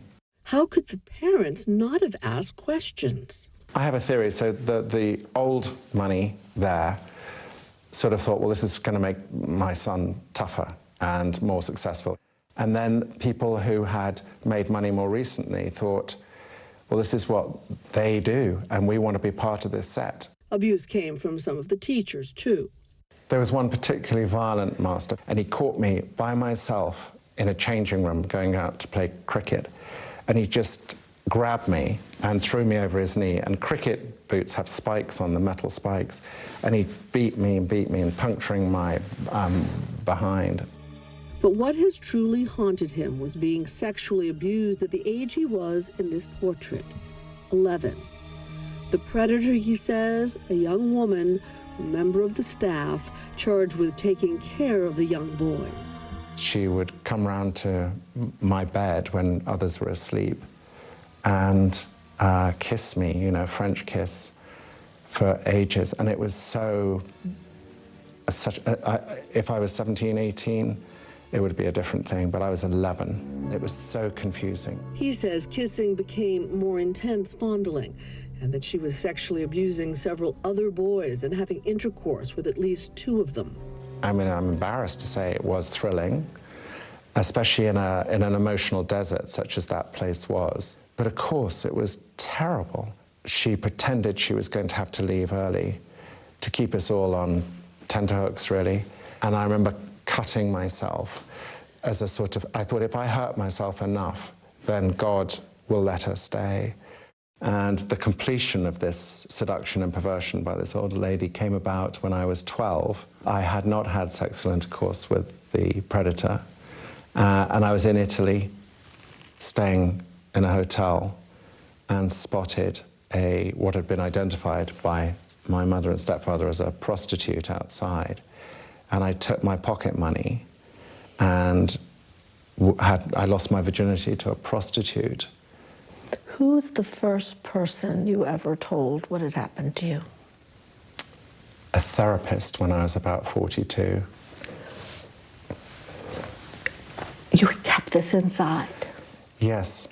And he said, whisper to me one thing you've never told anyone. And I said I was sexually abused by a woman when I was a child. Over the 5 years he took to write the book, he talked to dozens of other students. Many told him about their own suffering. Everyone I've spoken to who had a particularly bad experience at the school, they haven't told anyone.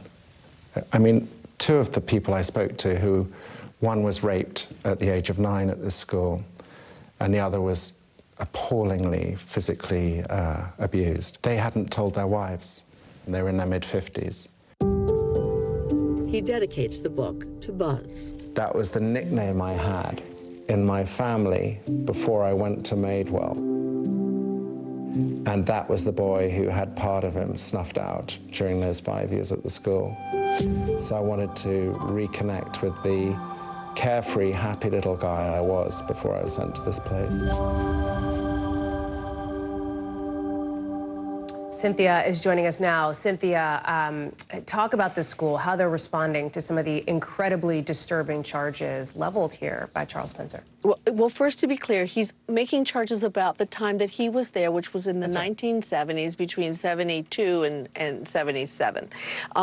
The school is taking this very seriously. They have already called authorities. Now, the way it works in Britain is there is a designated authority to call in case you are aware of a child potentially having been harmed. They have already made contact with that. And through us, they gave us a statement saying, please, if anyone else has further information, they should report to that authority or to the police. We will follow their guidance referring to that authority. What we do from this point, we would encourage anyone with similar experiences to come forward and contact those officials or the police. So they are taking this very seriously. Clearly. Cynthia, thank you so much for sharing that reporting. We'll talk with you again, I know, later on tonight for a look behind the scenes at what went into this interview and how you brought it to us. Thank you so much. Thank you. We'll be right back.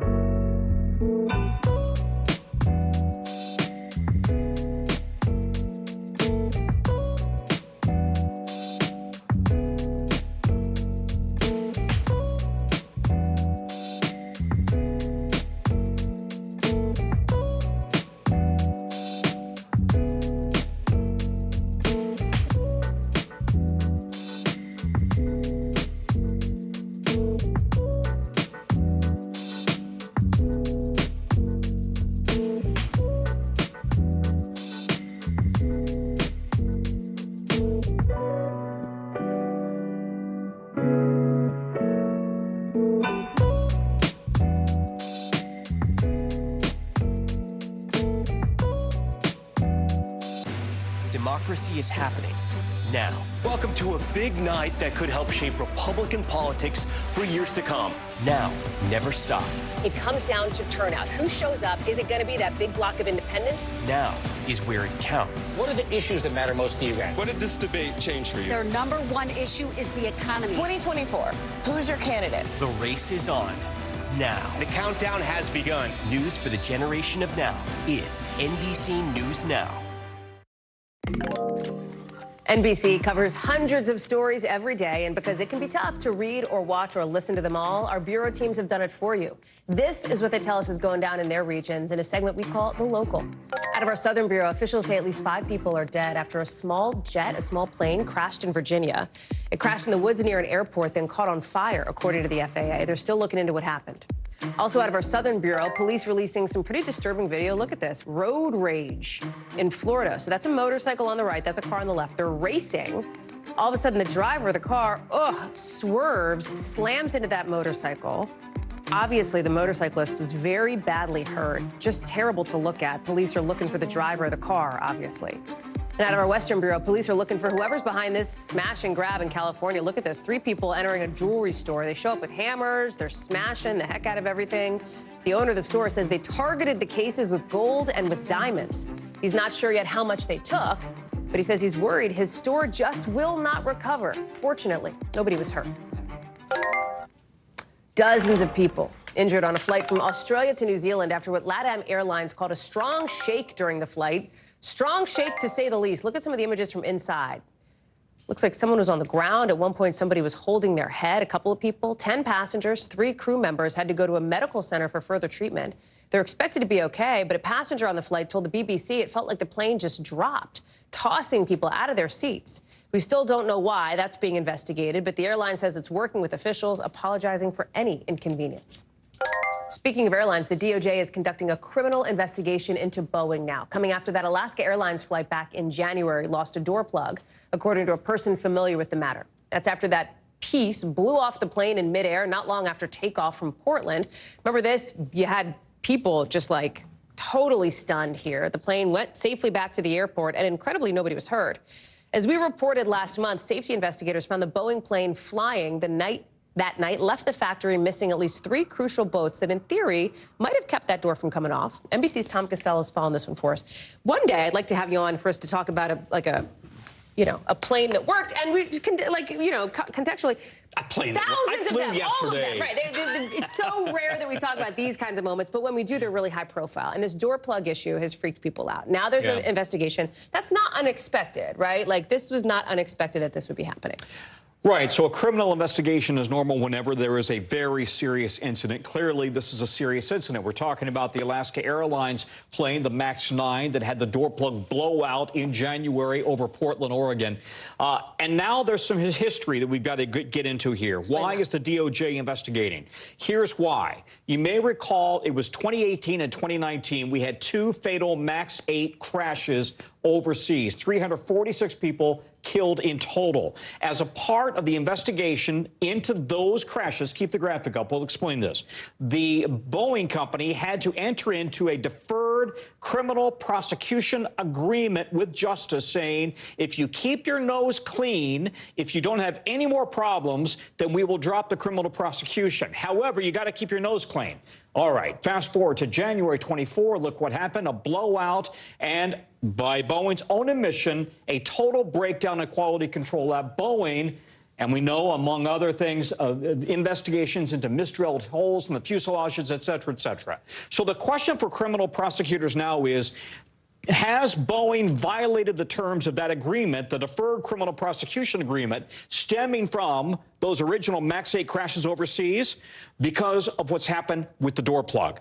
And if that's the case, they failed to keep their word, and now the criminal prosecution may even originate with the MAX 8 crashes 4 and 5 years ago. So what does this mean for Boeing, not just legally, but reputationally as well? Listen, I just talked to an aviation expert today who his whole life is in this field. It's a mess. Boeing's a mess.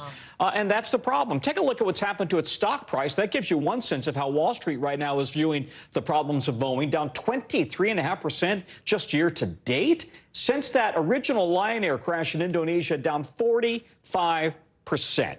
The problems are not limited to the MAX 8 or the MAX 9 or the 787 with weather problems or the 777 or the KC-135 military tanker. They've even got problems with their spacecraft that is supposed to have already gone to the space station. It still hasn't gotten there. Maybe we're hoping it goes in April because NASA needs Boeing space to deliver to the station. Boeing's got they got quality control problems across their businesses, plural. But listen, never bet against Boeing. They have been a backbone of this country's economy for 100 years. They clearly need to get things back in order. Tom Costello, we're glad to have you here breaking it all down for us. Thank you. It's good to see you. A lot more to get to here on the show, including Christina Applegate opening up about her MS fight in her first extended interview. What we know about this disease that affects more women than men and how to treat it. Next.